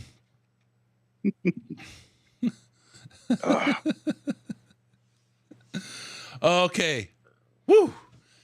All you do, keep sending it in. Let's bury Ash in sweaters. stjude.org/DLP. Rock it in, roll in, and get that moving. Have a grand old time. You can donate now. We've got $21,403 raised for St. Jude already. This is great. We're about 10 hours in now. We've got the rock, we've got the roll, we've got the whole thing going. This guy, what a dope. Which guy? There. We're sitting here doing a charity stream for 24 hours. Why didn't you? I was talking about Jared Goff. Why didn't you talk about my Let me see. I got this machine. How's this thing work? This is a guy that says, hey, I get the emails from the Lions, so I know what's going on. It's like, yeah. buddy, I don't think you understand what you get the press releases that anyone who gives them their email address can get? Cool. I still get those too, and I haven't done any like real Lions related content in like 4 years. It doesn't even get the credentialed emails, right? I mean, gosh. Yep. How much to keep all the sweaters on until JMO scores a TD? Y'all ain't got that kind of money. That's funny because I probably would have put a number on it. Dan H. Hope Deems Houston isn't a flash in the pan. Hopefully he can get more reps. Yeah. He. I would love to see him really turn it up. I would love to see hitting on a premier position with a pick that late would be the antithesis of everything that the Detroit Lions have ever done in my adult life. Thank you. Oh, what we got? Dave Griffiths. This guy, and I'm going to say, has been spectacular throughout this whole thing. He dropped $5,000, which was more because it was appreciated stock. It's been added to the total here, but he didn't get credit as the top donor. And he's donated like another $1,000 today throughout the podcast and the show. Dave, man, appreciate the hell out of you. Really, really do. You are an awesome dude, and you just keep going. I mean, it's just something. He donated the tickets and the parking for the Chicago game. He's in 100%. Just a lot. That's a lot, man. We really appreciate what you do. It's such a great cause, and it does mean a lot that you're doing that, and it's really awesome. So, Dave Griffiths loves you guys. Love you too, Dave. You're really, really something. You remember when Dave got drunk and trolled Ash after the Patriots game? If we hit 30K, I will put these sweaters on for every second I am awake until the Lions game. What? Really? Like I'm not sleeping in them. Right. Okay, I would literally die. Yeah. But I'll film a video of me tomorrow lounging around in my home dressed like this as verification that I did do it. The Gatorade people have a sponsorship waiting because you without serious electrolytes. Oh yeah, God, I'm definitely gonna have to, hit a store for like a 16 pack.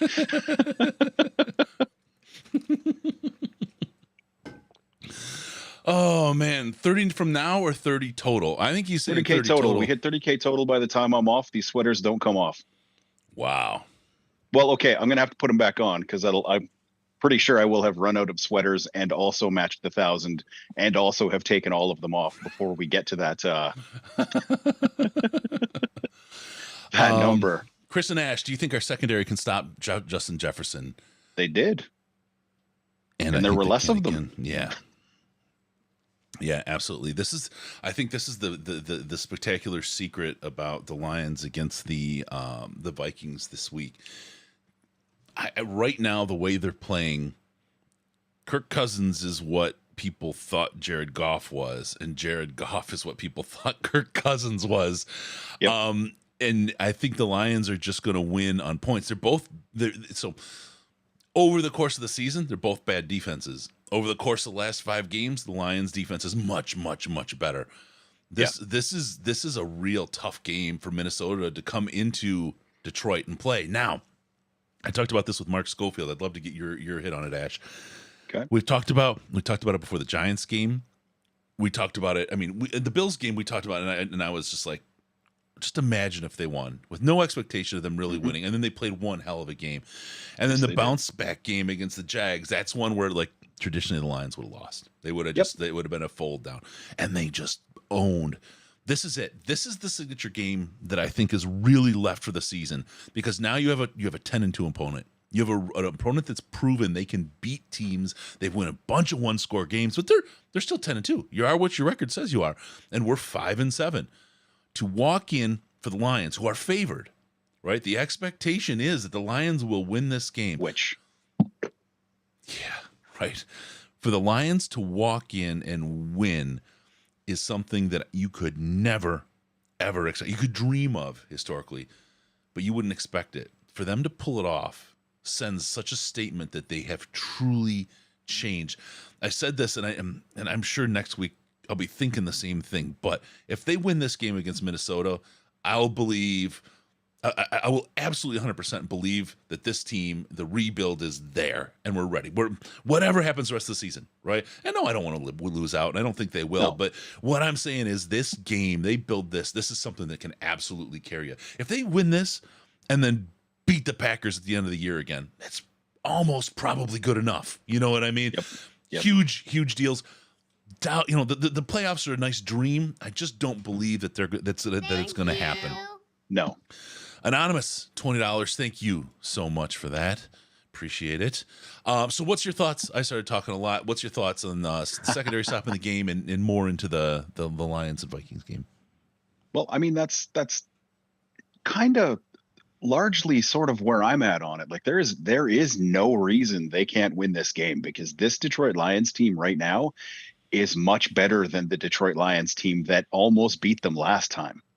You know what I mean? And like, there's nothing other than Justin Jefferson frightening about the Minnesota Vikings. Like someone in the chat was just going, well, now they also got Hawk. And I'm like, I got news for you. So they got He's not that scary. That's why we traded him. Like he's a good player. Don't get me wrong. Like excellent third receiver to have on the team, but that's who he is to them. You know what I mean? There's a reason he gets 7 or 8 catches a game at less than 10 yards a catch. And that's basically because that's who he is as a guy.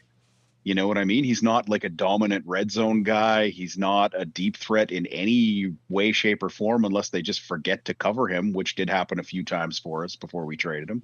But there's nothing particularly scary. And like you said, this is a statement game, potentially. Like this is one that people are watching, because just the fact that the Lions are favored over this team is an immediate what to anybody who has not been watching the Detroit Lions play. Yep. You know what I mean? Like they're like, well, I'm going to watch this one and find out why that is, because that sounds absolutely batshit insane. That the number one team in the NFC is just on the road in Detroit and are their dogs going in. You know what I mean? Yep. But I think also Minnesota is going to be prepped for this, to be perfectly honest. Like if I'm that head coach, the second that line comes out, I just have posters all through the entire building saying minus 2.5. Yep. You know what I mean? And like the level of disrespect that this puts on their name in their own perception, we'll see what kind of a motivator that is for them. And if the Lions can make that true, like if they can manifest this destiny, so to speak, you know what I mean? Yep. Which we're not going to go there, but let's just like if they can turn this perception into reality this week, every single playoff team except for one right now has every reason to be absolutely fucking terrified that the Detroit Lions squeak into that wild card spot, because they've all been to the wall. You know what I mean? And a lot of them have lost, if that makes sense. Yeah. And this is a better team than they played when that happened. Like, the team that right now is worlds different from the team that almost beat the Philadelphia Eagles in week 1, back when we thought the Eagles weren't that great.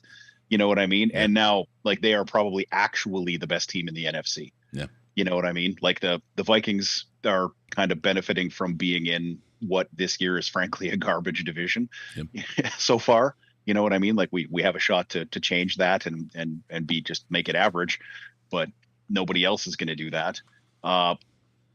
So yeah, I think this is huge, you know, and I don't think the Lions are going to make the playoffs. Like, I don't really, just mathematically, all of the things that will have to happen to make that occur, it's just incredibly unlikely.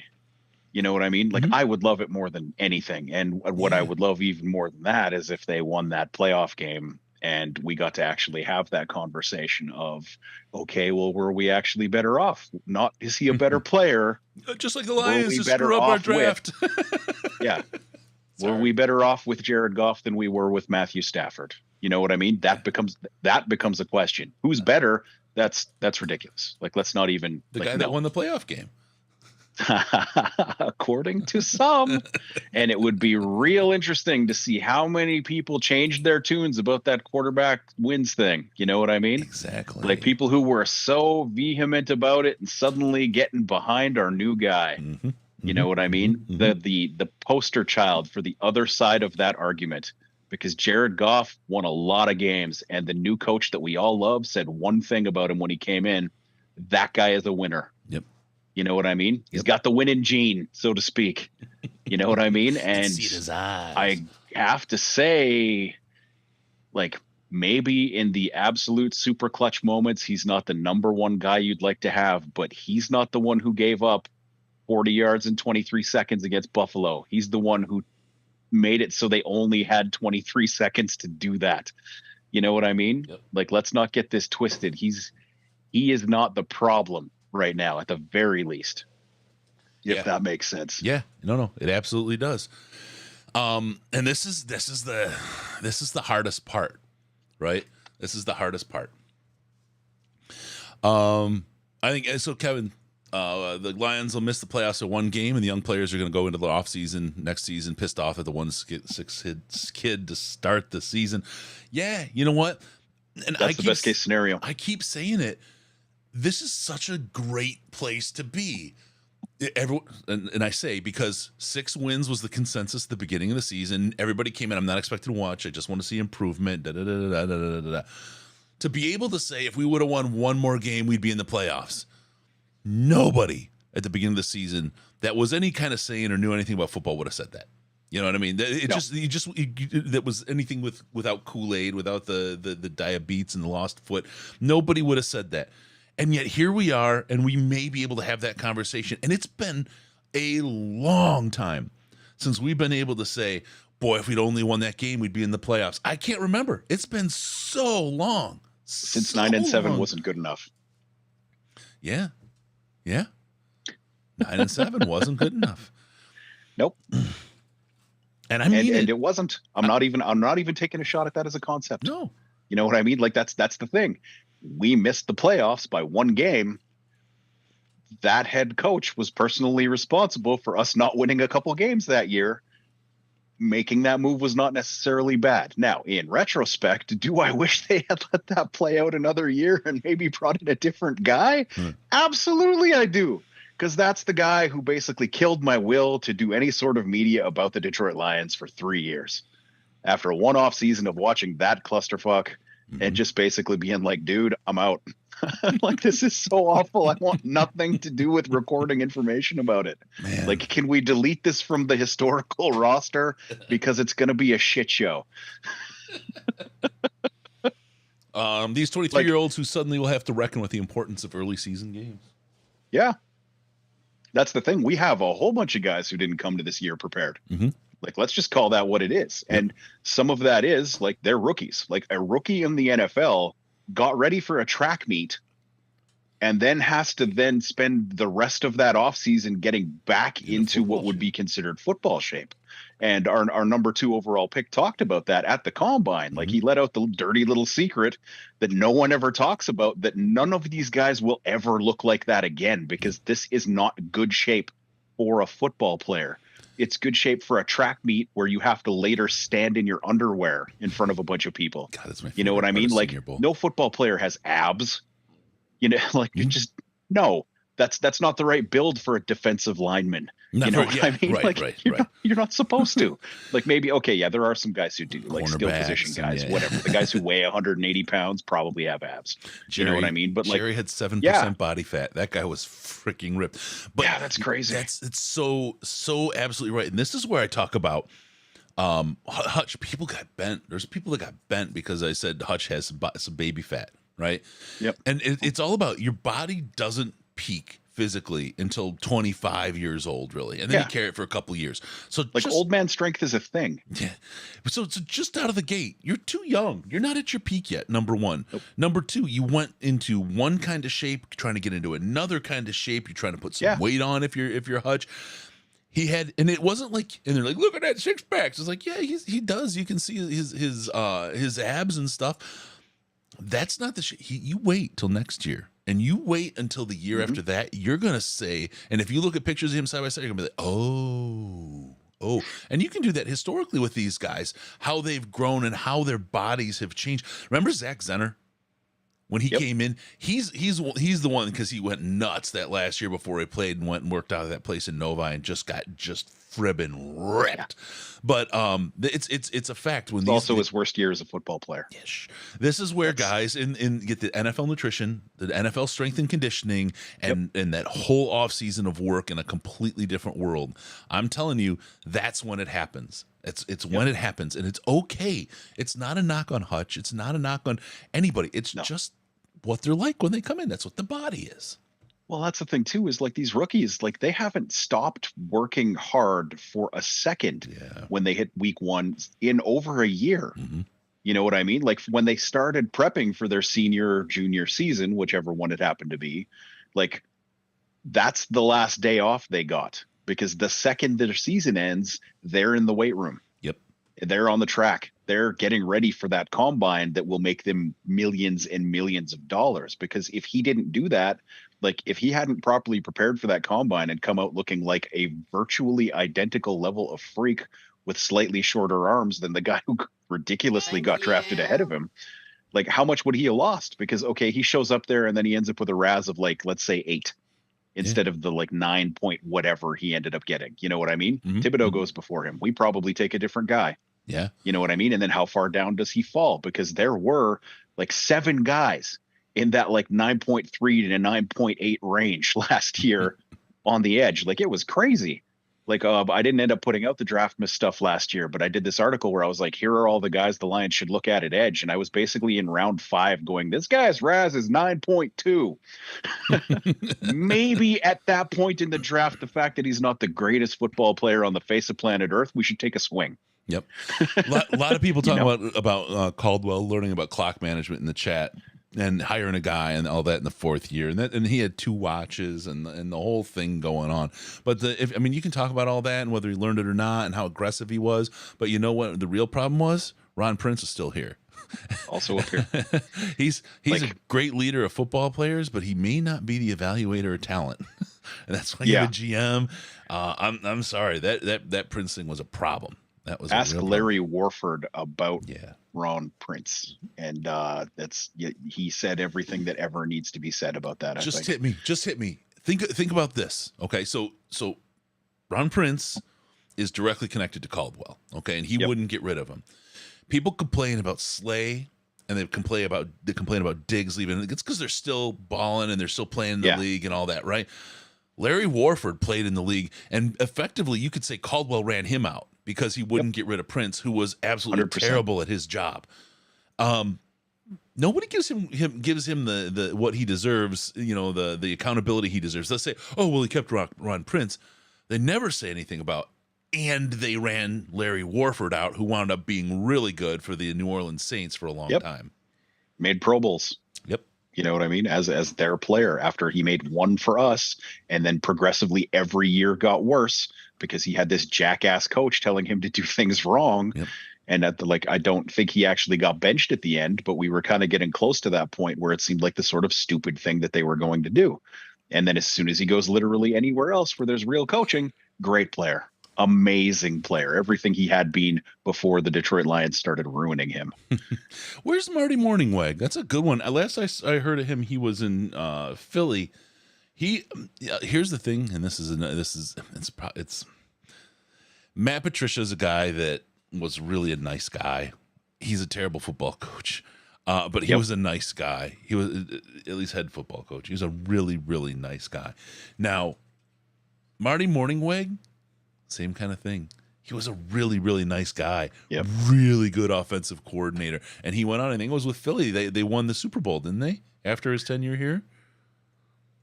I don't know. He keeps getting jobs. That's all. That's all I know about the guy. Yeah. Like he's always an offensive coordinator somewhere. Yeah. Also a super nice guy, and he's been able to be really effective. And this is the thing people talk about. You want to talk about like, Aaron Glenn, he could be a head coach somewhere. They might seal him. He may not want to be. Because there's a whole bucket of shite that comes with doing that role. I mean, and you watch guys like Morningweg and all that they wind up on their feet later. But you see what happened to Nagy when his kid was playing football in high school, and the people that turned out, the a-holes, right? A lot of people, I know I wouldn't want to put my family through that. There's a lot of money that it takes to kind of get your idea, to put your family on blast like that potentially if things don't go well. Do you want to do that? There's guys like, I know Ben Johnson is absolutely ecstatic about the role. He is in his dream job. And I just, all you do is pay that man. And I don't think that he's going to go anywhere at all. And I think people are worried about it. But I mean, look, you could back up a Brinks truck and probably bribe somebody. Because like there is a price to get Ash naked on this stream. I don't know what it is, but there's a price. Oh, absolutely. 100%. Yeah. It's if someone wants to seriously have that conversation, that is a conversation. Let's be real about that. You know what I mean? Like it's a disturbingly high number based on the professional cost to me for that happening. Mm-hmm, mm-hmm. Well, and the value to you for having it happen. I mean, that would be really bad. Oh, business. no, that doesn't matter at all. If I had anything anyone wanted to buy, I'd be selling it on OnlyFans tomorrow. But that's the thing, you don't, and they're spending money on it at an exorbitant rate. But that's the bad business part. But that's the thing. So yeah, they could get a guy out of here. I just don't think they will. I don't think that Ben Johnson wants to do anything but the job he's doing. He could go to another team. The only spot I worry about, to be perfectly blunt, is Houston. Because they're going to have first overall quarterback pick, real trouble finding a more qualified candidate than him. Like that's the thing. So like I think they would be the spot where I could see them getting to a point where they'd be like, you know what? Give that guy $7 million a year. Because he's got a good reputation and we got a giant like we got to get somebody because Lovie Smith ain't coming back. No, I don't think they can get anybody. I mean I don't think anybody wants to go there. That place is so radioactive. Again, the number is so outlandishly high. I don't think that they can get somebody good. No, that's what I mean. Like that's the place that would because I like Ben Johnson, but he's not the guy who gets the ludicrously high contract somewhere. You know what I mean? He's the Zach Taylor right now. That's like what he's looking at. You know what I mean? Like the place where, okay, nobody else actually offered this guy a job. If he wants one, this is the spot. Is kind of that would be who he is this year. He does this again next year, then he's the Sean McVay. Ooh. You know what I mean? Where it's like pick your spot. Thank you, Logan. Oh, sorry, step on your edge. Go ahead, finish up. Go ahead. I think he's better off waiting a year in terms of the actual opportunities that he's going to get, which is probably a thing that he'd be thinking in his head, like, will I be able to do this again next year? And if you look at the Lions team, there is no fucking reason that this should take a step back next year. They have every single guy, even if they don't add anybody, like nobody's gone. I'm just going to say, You know what I mean? There's something to be said for loving the people you work with. Yeah. Loving the job you have and not leaving it until it turns into something different. Yep. And there's no reason to leave at that point. I mean, yeah, okay, you can get money, but going to work every day at a place that you don't enjoy, or going to a place every day that you absolutely love, those are two different worlds. And happiness is a really big part, especially when you're making the kind of money. I mean, there's always Houston more, would be more, the more, death more, of his more, career. more. Yeah. More in the money department, right? But the other side of it is a lot of people can be happy with the right amount, and nobody's used to seeing somebody like that because it doesn't happen that often, and they're not the ones that make the big news. But there's a lot of people out there that get to a place and they love what they do and they're happy with what they make, and that's what they do. That's what they want to be, and that's what they want to do. And it is what it is. Marty Morningweg is apparently doing commentary for the University of Montana football. There you go. Yep. Yeah, Chris Robbins said he retired after the 2020 season as a coach. Mike Bennett, thank you for the 150. We're going to talk about the sweater, Ash, in a second. But if you aren't in the Slack chat yet, what are you doing? Also, Mock Drafts is the Holy Land, so make sure you join that channel. There you go. It is a lot of great conversation. It's the Slack. Go to patreon.com/Detroit Lions Podcast. Patreon.com/Detroit Lions Podcast. It's a fabulous place. It's the most intelligent Lions chat on the internet. I'm not even lying or selling when I say that. It absolutely is some of the most fabulous people. Ash, Sandman, Chris, Riz, Case, the whole gang. Really smart, fun group of people are there. Great content, great interaction, Lions chat, and all kinds of other stuff like mock drafts, like barbecue, like cocktails, beers, drinks. I mean, it's all in there. All kinds of good stuff. It's a little $5 a month. If you put the $5 a month donation into the Patreon, you can get access to the Slack. So there you go. Good stuff. But we're here not for that. For stjude.org/DLP. stjude.org/DLP. That money all goes directly to St. Jude. And we're trying to get to $34,500, which will push us over the $100,000 mark total raised, guys. And this is what we're trying to do. Trying to really push and get to that magic number. That's really doing something, and it is because of the stuff that you all do, and we appreciate you for what you're doing and helping us hit to that number. We're here. I'm on hour 10 and a half, rocking and rolling. I just finished hour 1. 3.5 hours of sleep last night was my mistake. Well, my body's mistake. It wouldn't let me sleep, but we're still going. Lot going on here. Now, let me talk about the sweaters. You were talking every 500 you're going to put on another. How you feeling temperature wise?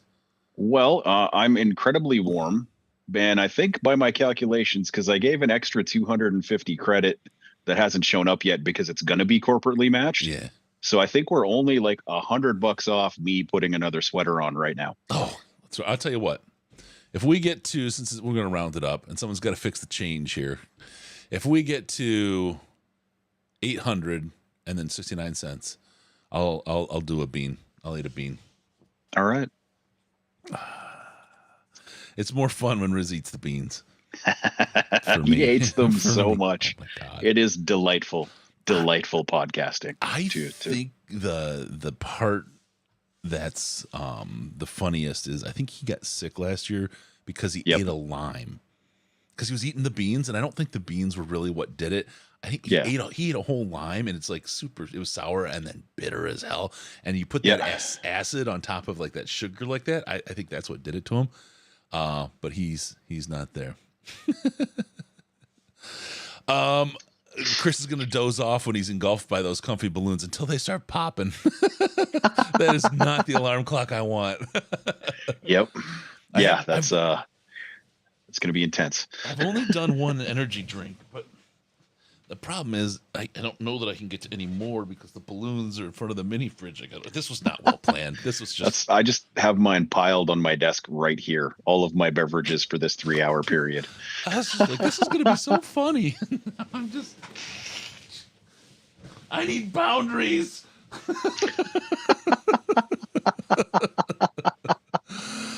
Oh man. Okay, so what do we need? We need $128 basically to get us. We're looking for at least 21,800 and change. That'll get that'll get Ash in another sweater, and it will get me to have one of these bean boozled jelly beans. And I'll just kind of, for the folks that weren't here, last year we found these to be 8 to 1 odds, basically, that were terrible. 8 bad ones to 1 good one. Thank you. Well, thank you very much, Anonymous, for $12.34. Thank you, sir or ma'am. Let's see. Liver and onions or cappuccino. So the thing is these things are one color and they could be 2 flavors. So you don't know which one you're getting. It's Bean Boozled. Rotten egg or buttered popcorn. I usually like that buttered popcorn one too. Barf or peach. Booger or juicy pear. I got booger earlier, and it tasted like somebody who was working in a sawmill's booger, because it was like gross boogery, and then like sawdust on top of it. It was stinky socks or tutti frutti. Same thing, really. Yeah, honestly, that's just gross. Old 100% chance of nasty. Old bandage or pomegranate. Know which one I'd be hoping for? Toothpaste or berry blue. Toothpaste. Yeah. It's like, tastes like mint. Minty, like strong mint. It's actually probably the best bad one in there. Just, yeah. I'd grab that one every time until I was out of them. Well, see, the problem is there a spinner here that tells you what you have to take. So, okay. Stink bug and toasted marshmallow. Now, the toasted marshmallow is really good. The stink bug is the one that made Riz puke. That's the one that pushed him over the top. He is really has trouble with the that one. Let's see. I'm gonna look like the balls. I'm in the balls at Chuck E. Cheese. Oh, that could mean a couple things. No. I have a feeling it's gonna be some Pennywise the Clown circus kind of look by the time we get to the end of this thing. But down here, everybody floats, Chris. You do that way too well. Dirty dishwasher and birthday cake, and dead fish and strawberry banana smoothie. Oof, dead fish. That's another one. All right. Yeah, that sounds like Goff is the guy. Threw up in my mouth a little. Discussion among the mill. Goff is the guy. Okay, I gotta pop this one up. This is straight out of the Slack. I love it. Goff is the guy, and it's not even a discussion except among the Malik Willis truther community. Yeah, I loved mock drafts last year, as I'm like, this guy is a day 3 prospect. Like, literally round 3 is overdrafting him. Oh, man. People are like, 2. Oh, yeah.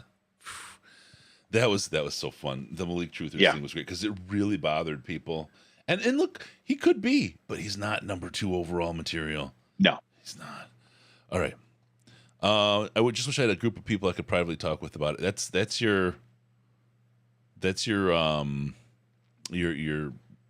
Slack chat, brother. I'm telling you, behind my screen. If only there was a place where you could pay a very small fee every month to have a group of individuals who are also dedicated enough to your topic to have a relatively intelligent conversation and not say anything dumb enough to lose that community, except for one fucking guy. In years, one guy got himself kicked out. One guy. And then on top of it, think about it, because there's that little bit of a barrier to entry, that little bit of, you don't get all the trolls. It's not nobody pays money to troll other people, right? I mean, somebody they do, and then they go, but we don't get that. You have a really solid community of people. It's if that's what you want, is a good place to hang out and talk Lions to people year round. Freaking awesome. Let's see. Here we go. I was gonna show the spinner. Sorry, I was spinning it for no reason. You guys didn't get us to $800 yet. Okay. Let's see there you go. So that's the spinner, and it just tells you what you get. So you don't get to just kind of hand pick. You don't get to pick and choose. That's I'm out. What was funny last year, Riz's daughter got a hold of him. She's like, "Oh, these are so fun!" And her friends, they had like a sleepover or whatever, and they're like, "Oh yeah." They ate a whole. He's like, "I only have a couple left" when we started. I don't know if they went through them and found out how to tell which is which and left them only the bad ones. That would be exactly what kids would do. Yeah. Like yeah. Let me see if this works here. Let me see if I can get if we got our the Riz working again. Yeah. Oh no. Hold on. This is a great sound. Let's see if we can get... why are we not... We've got the audio part. Now we just got to get the video part working. Yep. Okay. Getting better. Did you see the video? Did I show that to you and it worked? No. Oh my God. Oh, okay. I absolutely have to get this work. Two guys. I could never forget the Zook. Zook and Moni. Oh yeah. Was there for less than a day. Like, come correct, folks. Come correct. And because honestly, we do not suffer fools lightly. Let's just say. Oh, let's see. I'm gonna make this work. I know I am. Just, Riz. Someday. I'm sorry, Ash. I'll take that as a compliment, not a profound insult. I see the video here and it doesn't play there. What's going on? If you would, I'm gonna try one thing, and if this doesn't work, then I'm gonna do some what's it called? Some serious in-depth work here. Okay. Robert M, thank you so much for the $20. We're getting closer. All right, I'm gonna try one more thing and see if this works. Yeah, edging us. If this doesn't work, then I'll have you talk about JMO and how many there's so much going on in that short audio clip. What you expect out of him this week in Minnesota. All right. I expect we may differ on that. So let me see if the video works, because you've got to see it. Damn it. Okay. I'll work on it. I'll work on it. Give a little talk if you would in the background. I appreciate it. And I'll do your TED talk. JMO. All right. Well, here's the thing. He has still not played like meaningful snaps in a game since sustaining a like catastrophic injury in this calendar year, if that makes sense. So in terms of like how many actual snaps I expect him to play, I would expect that to be somewhere in the vicinity of like 10, maybe 15 snaps on the entire day. Now, he is a terrifying thing to have on a football field. Like he makes, like, say the testicles are normally hanging this low. The second they see him come up there, butthole puckers, testicles come up a little bit. You know what I mean? Like, everyone did protect your stuff, if that makes sense. Like, you have to dot all of your I's and cross all of your T's immediately as a defensive unit the second someone as terrifying as Jameson Williams comes on. Now, he hasn't actually done anything. And until he actually does something to justify the level of fear that I just described, maybe they don't do it. And the thing is, if they don't do it, he's the kind of guy who can wreck you on 4 catches and just ruin your team for the entire day, even though you only made those 4 terrible mistakes. Does that make sense? That does make sense. So I think the number of times he is going to touch the ball is going to be directly related to how long it takes for the entire defensive strategy to become him not getting the ball. If that because the Lions don't have a lot of genuinely scary offensive players. Like, they're good. You know what I mean? Across the board at this point, pretty much, there is a good player at every position. Yep. But there aren't any that are just horrifying. You know what I mean? Nothing that like Calvin Johnson's you. You know what I mean? Like, the whole reason Golden Tate signed for the team at that point was because they just showed him footage of what kind of defenses he would be facing on the other side of the field from Calvin Johnson. And he was like, oh, I'm going to eat that. And then he did. Yep. For several years. We have one guy on this roster who can force teams to do things they don't want to do, if that makes sense. Because, like, Amon-Ra St. Brown is awesome. Love that guy to death, but he does not tilt the field to one side, if that makes sense. And yes, Marlon, everyone should like and subscribe. And if you haven't done that and you're watching this, I don't know what the hell is wrong with you. Like, if you're sitting here watching us do this right now and you have not subscribed to this channel, like, why? Doesn't make any sense. It doesn't. But none whatsoever. Not even a little bit. Like, I am subscribed to this channel on at least 6 different email addresses. Like, if you haven't done it on this one, what? You're not helping. Yeah. What's wrong?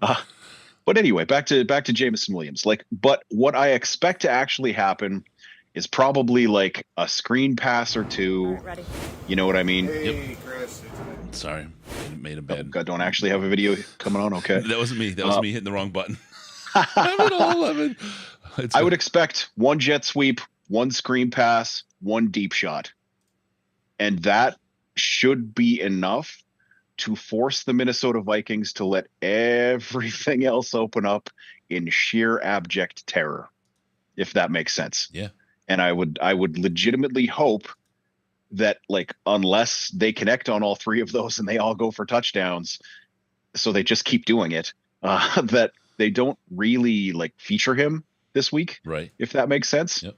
But I would say, like, getting him 6 touches would be about the desirable number if it's me. You know what I mean? That gets him. He's played a football game, but you're not desperately relying on him to carry you. You know what I mean? We're not going to see a 10 catch performance. At least I desperately hope not. Right. If that makes sense. Because, like, you need to let this guy kind of ease in a little bit. But that also sends a shot across the bow to the entire league if you just have those, like, give him the ball a few times and let people watch the horrifying thing that occurs when he has the ball in his hands. Because there is a reason that I spent the better part of a year just, like, screaming into the windstorm about how spending a lot of money in high draft picks on wide receivers is completely unnecessary. You know? Yep. And then the second I saw Jameson Williams get drafted, I was like a giddy little schoolgirl as I was like, you know, he's that guy. You know what I mean? Where I'm just like, yes, everything I just said is true, except for this one guy in this draft, and we got him. Yep. It's just, it's going to be a super interesting thing to see how they roll him out. Like, because I have theories. Like, I just gave you my theory on, like, what I would do if I were trying to just give a little fairly generic taste to everybody without giving up any scheme stuff or anything like that about how I'm actually going to use him. Because, like, we have wide receiver screens. We know what that looks like. They've been doing them to Amon-Ra St. Brown all year, and he's been going for 10, 15 yards. You know what I mean? On the same level of blocking that gets Amon-Ra St. Brown 10, 15 yards, Jameson Williams is in the end zone, and everyone is going, what the fuck just happened? You know what I mean? Yep. Like, Yep. like this guy's, I legitimately believe this is a, like, first round caliber wide receiver who also happens to have 4.240 speed, if that makes sense. Like, even if he ran a 4.4, still a first round caliber wide receiver, also fastest person on the field almost every time he touches the football field in any league anywhere, if that makes sense. Yeah, it does make sense. Someone just subscribed to say they know what you mean. Well, thank you. Yeah, that's that speed is something that's going to be so interesting to watch. You know, I mean, and his speed is the kind of speed. It's a different ability, so I recognize that. But the speed that he has is analogous to the shiftiness, if you will, and escapability that Barry Sanders had. It's that different from the rest of the league. Yep. It's going to be something big. Okay, I'm going to try to get this video to work. Let me try one more time. One more time. There it is. Oh, no, I just got to get the audio to work. Oh, wait, can you hear the audio? No.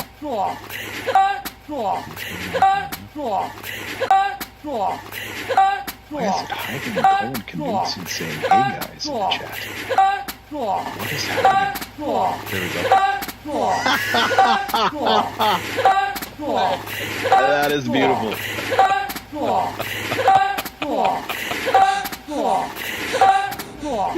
It's 3 sounds. It's Micro Mike doing his Bruce Lee karate scream. It's Riz going, oh, and it's Riz's daughter going, it's so great. I really want to put some kind of, like, techno beat on that. Yep, 100%. And just Have that be the new theme song for the show somehow. We're gonna turn this. We are gonna turn this into something. This. We're gonna turn this into something. Thank you, Michael. I appreciate that. Okay, let's do one more. I think I can get Fab to work now. Let's give it a shot here. All right, ready. Hey, Chris, it's Fab. Okay. Out here, I'll get there. I promise I'll get there. Someday, somehow. Someday. Yeah, I personally think that JMO is going to be full speed this week. I think he had his 1 week off. I think he's going to get a full complement of targets as a wide receiver. I think he's going to get the full complement of targets that he normally would, unless there's some kind of a problem with synchronicity, if you will, between him and Goff, the communication piece. But which, like, historically speaking, Jared Goff takes a while to warm up to guys. Yeah. For whatever reason, that's just always been a thing. Like, no rookie came in while he was at the Rams and immediately had a massive impact. Right. And some of these guys were fine later. You know what I mean? You never saw an immediate connection with the guy. And I don't know what that is or why that is. You know what I mean? Like, like with Stafford, we pretty much always did. Like, a guy would come in and then just immediately he'd have like the career game in week 1 or 2 of the season, which I think we all kind of got a little bit spoiled by that. Just the fact that he was like, oh, okay, you're not open, whatever, catch it. Yeah. You know? Yeah. Just catch the ball. Your job is to catch the ball. I don't care what pattern you run. I'm going to throw it at your face and you're going to come down with it or you're not. And Quintez Cephas took a couple off the dome in his first couple weeks because of that. But like with Goff, it is always is Jared Goff comfortable making this play? And if the answer is no, that guy does not get the ball under any circumstances for any reason. And that's just how it's worked. Like, he and Chark miscommunicated a couple times at the beginning of the season. Chark kind of went away as a target for a few games, even before he got hurt. You know what I mean? Like, there just were not a lot of throws going his way after there had been some misses on that, where it was very clear that the two of them had not seen the same thing. And I suspect that's why they had the sit down after that huge like, just where they just were not on the same page, is because, like, that's, if you could get DJ Chark going, like, he is also a potential game wrecker. You know what I mean? And he did it with, like, Minshew as his quarterback, which is not a better quarterback than Jared Goff. Right. If that makes sense. Like, this is a guy who can be on a terrible offense with no other options, a 1,500-yard, 10-touchdown receiver. You know what I mean? And like, he has that capability in him if they can just get to the point where Jared Goff believes he can do it. Yeah. No, I think you're right. And I don't know. I mean, I think Goff and him have been spending some time together since the very beginning. And I think that they are ready to be able to start working. I don't think that they've been sitting in different rooms and not talking and not walking through and vertical. No. And so it's going to be like, look, the throw last week, it wasn't right. And I think that's one of the things where they wanted this week of practice for them too. Right. Mm-hmm. Because they've talked it through and they just haven't had the muscle memory pieces going to go. But I think it's going to accelerate. I think it's going to be faster than what it would you've seen historically from Goff and his receivers, because they have spent the time together. Right. So I think it's just a couple of getting a couple pieces working, and we should be good to go. I think I got the video for reals now. All right. Fab finally taking his pies. Ladies and gentlemen, let's do this. All right, ready. Hey, Chris, it's Fab out here it's working for everybody. taking a pie to the face. Wasn't he inside the garage last year? My wife was very disappointed, and my son was very disappointed. Lesson learned. Not to have that opportunity. We're going to do it for the kids. So, Seatbelt gang, we got you. I guess we're doing it.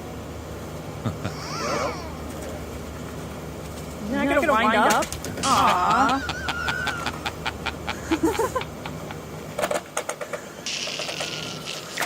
That's the love of a child right there.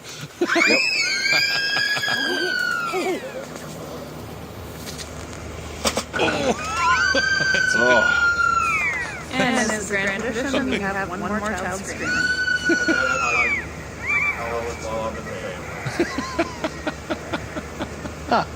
Thanks for all you do. Don't let that give you that. Oh, thank All you, right, ready? Fab. Woo! Oh, and thank you everybody for hanging in while I fingered that out. It's the life. It is the life. Yep. Okay. That's awesome. Fab's a good guy. He's the best. He delivered 2 pies to Riz's house today, so nice. that his daughter and wife could pie him in the face. And he decorated them. One was with love from James Houston. And that's awesome. We screwed up, and this is my fault for not doing it. But the first time we did it, Riz came back in and hopped up on camera, and he looked like Casper. He'd been hit. I was like, "What in the world? Oh my god, we didn't get to see it happen." So I'm like, "Take your phone out and do it live this time." So they did, and I think they left it on Wi-Fi instead of going to cell, and so it was a really choppy connection. And we see him standing there, and then the next thing you know, he's just coated, just destroyed. He took both pies at once. He wanted him to take a shower before he came back. It was so bad. Wow. Yep. So I've got to get that out. I think Paul got it. We got to get that out. I have to extract it. There's a lot of pieces we're gonna have to extract out of the show today. We had so many great guests. Let me run through them for your Ash. I'll get it. I promise. I know who you are. There's so many. So we started out as is tradition with Justin Rogers first thing in the morning. Moved then to Scott Bischoff. Had Scott on for a while. 2 awesome guys. Bill Keenist, historian from the Lions, came on. We talked. He had a lot of great stories. Then Herman Moore came on, and Herman dropped some. He didn't say anywhere else. And I'll tell you, he said, I'm just dropping it here for you guys for the charity stream. I'm not dropping this information for anyone else, but I'll do it here. He said, I'm hot about the Hall of Fame. I'm hot about not being on the ballot. Right. Well, it's ridiculous. Yeah. Oh yeah. 100%. Like if you look at I'm going to offend some people right now, but my stars. Herman Moore had a better career than Calvin Johnson. Now, Calvin Johnson burned bright. You know what I mean? But how many years did he play? You know what I mean? And if you take the best 4 years of Herman Moore's career, explain to me how that man is not a Hall of Fame receiver. It's just ridiculous, man. Like it's so close to the best 4 years of Calvin Johnson's career that it's ludicrous in an era where the ball was not thrown that much. Like, yes, the Lions ran a run and shoot offense, but they weren't slinging it 700 times a year. You know what I mean? That was the Barry Sanders offense. Let's spread everything out and give him as much room as humanly possible to move. You know what I mean? Like Herman Moore was a great player who got no props for basically because the Lions couldn't win a playoff game. I'll tell you after the one. Yeah. And I'll tell you the one thing that they talked about, which I found pretty interesting. He said this is also, he's never said this before. He said he hated the run and shoot. And as a fan, terrible offense. I loved it as a fan. I loved it. And he said it didn't use his skills at all. He didn't like it. It was just too fast, not enough. Some CFL bullshit. That's what the run and shoot was. Not enough to let stuff develop. It won a playoff game. Yeah, that's like it was just like running a whole bunch of like other gimmicky shit that we've seen over the course of the roll of decades. You know what I mean? Yep. Someone brings in some dumb thing like snapping the ball to a running back who's standing in the quarterback position. And for 2 years, that works great. And everyone has their own little package of it. And then quarterbacks even get drafted who can only run that kind of offense. And they'll line up as a tight end every once in a while or something like that. And then like it just, but is anyone doing that anymore? But the thing is, and this is what made that so great, and the guys we had to do it, and Anand says it here, Herm and Brett Perriman, the first time 2 receivers on the same team at 100+ receptions. Oh, by the way, Barry Sanders was there breaking records too at the same time. That is freaking legit. It was great. And it's like Sean McVay's offense is great. Let me see it in 8 years. It's going to be, or remember when the RPO made that resurgence there, and then whoop, it was figured out real quick. It's just the way things happen, right? And that's how the NFL goes. But so we had Herman Moore. From Herman, we had Mike Furry. If you remember him, talked about Mike Martz, talked about Limestone University, talked about playing with Dan Campbell. Because if people remember, Mike Furry was here for both of the 2 years that Dan Campbell played in Detroit. Those two played together. He had some really nice words talking about MCDC. They seem like two dudes that would get along super well. Like, we rolled up the idea of potentially coaching in Detroit because Furry coached wide receivers in Chicago under the Nagy years. And that, what if there's, of course, no, I'm doing my job. I'm looking today. Today's a great day, that kind of thing. But I got this feeling, and I'll tell you, Mike Furry's loved by a lot. He loves Detroit. He absolutely loves Detroit, and Detroit loves him. Tony Ortiz, 100%. Everybody loves Mike Furry. He's such a good guy. I use him as the example of literally any wide receiver can get 1,000 yards if you just keep throwing him the fucking ball. Yeah, yeah. He was 30. I love him for doing it. He was a safety. Yeah. He was a safety, and he was the only guy Mike Martz could get to go to the right place. He was like, seriously, I can get this guy 1,000-yard season if he just does what I tell him to do. And then he did it. Yeah. You know what I mean? Like, to the detriment of the entire goddamn offense. And Furry said exactly that. He's like, Mike Martz, he wants you to line up 2 yards past the number. Don't line up on the number. Don't line up 2 yards on the other side. You line up 2 yards past the number, and that's it. And then you run your route and be where you're supposed to be, and you'll be. He said exactly that, and that's why he was successful. We had, I just want to clarify one thing that came up in the chat. Prison Mike. Herman is great, but he's not prime Megatron. Megatron was the offense, and he still could not be stopped. Now, I did not say that Herman Moore was better than Calvin Johnson. I said if you stack their two careers up, Herman Moore had the better career. Now, part of that is because Megatron was the entire offense and got hit like 200 times a year, whereas Herman Moore probably had 140 targets a year and made 124 catches. You know what I mean? Like he was a damn great player. Big Dom with $20. Thank you, Dom. And it's also top of the hour. Time for more balloons. How many balloons did we get this hour? 3 balloons. $300. That's it. We got an hour. I feel like we did better than that. No, it's been a slow hour. Oh my God. What's wrong I guess with these people don't want to see me wearing more sweaters now. Okay, cool. I guess I'll have to come up with a better gimmick. Or for the next hour, I put a sweater on for every $200 donated. Oh, there we go. And then when you run out, it's still the $1,000 match? Absolutely, 100%. All right. What? Oh, sorry, there's more? Oh, okay. Send, what is it? Send in the clowns? Send in the balloons? Or did you already? Oh, okay. Thank you. See ya. Mrs. DLP hard at work every hour. Count us down. Count the balloons up. All right. Yeah, okay, got that. Let me go through the other folks. So then we went from Mike Furry. We had my cousin Mandy on. It was tough, man. I'll tell you, both Riz and I were in tears. The story was just heart-wrenching. Lost her son earlier this year to cancer. It's just the story is like just corner after corner after corner. It was hard. I mean, I can feel myself welling up a little just thinking about it again. This is exactly why we do it, exactly what's going on, why we're trying to raise the money, and that's why we have some folks on. We'll have Cam on a little bit later. He's a guy we've talked to a couple times. He's absolutely fantastic. We'll get him on as well. You can talk a little bit and get a sense of what it's all about. From there, we had Tom Kennedy, future Hall of Fame wide receiver for the Detroit Lions. He was on for an interview from Allen Park. That was awesome. And then Dan Miller, he came on.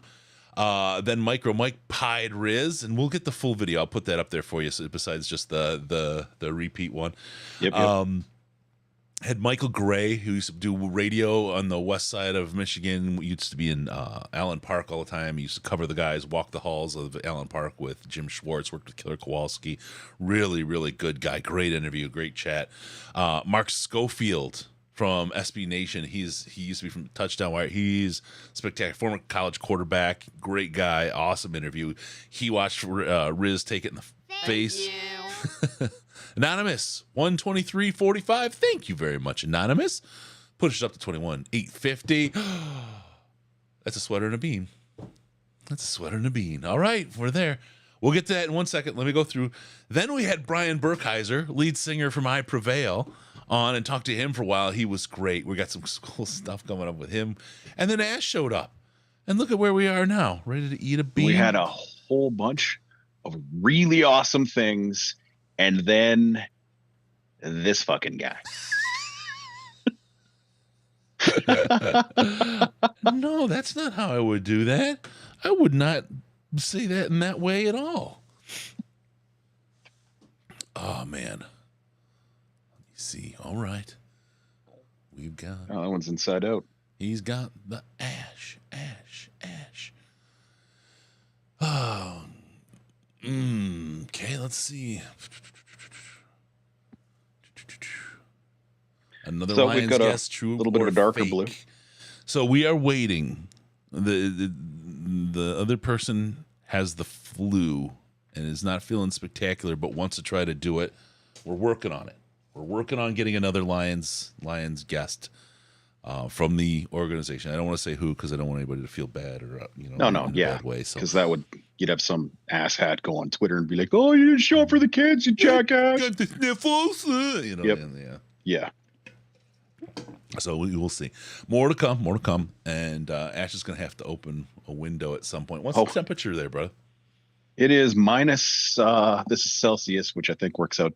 It's like 20 degrees Fahrenheit, something like that, if I recall correctly on how that goes. Yeah, you're going to need a lot more sweaters to want to open that window. Window's already open. I'm Canadian. Come on, that's not cold. Like, I was outside wearing a suit jacket earlier today. Like, man, whatever. Only need to be out here for half an hour. Stop parents from driving into each other because grown-ass adults can't handle picking their kids up without getting into accidents. Anyway, gonna take the headset off. All right, headset is off. Oh, wait, okay. You can tell us what kind of sweater this is. You didn't tell us. We have to hear. Is this a utility sweater? Is this a utility infielder? What kind of? Oh, it's a V-neck. I notice.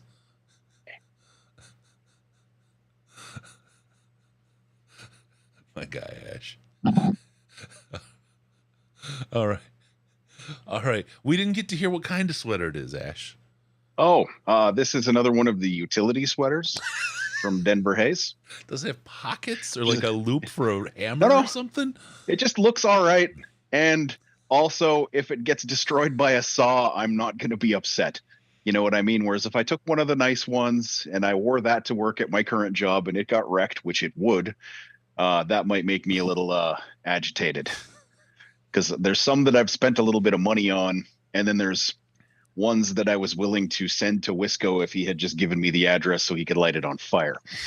I can't believe he never gave you the address. I know. He was so adamant about it. I threw a giant pile of cash at that, if I remember correctly, and then just didn't do it. So I wear it at every possible, like I wear this thing to work once a week.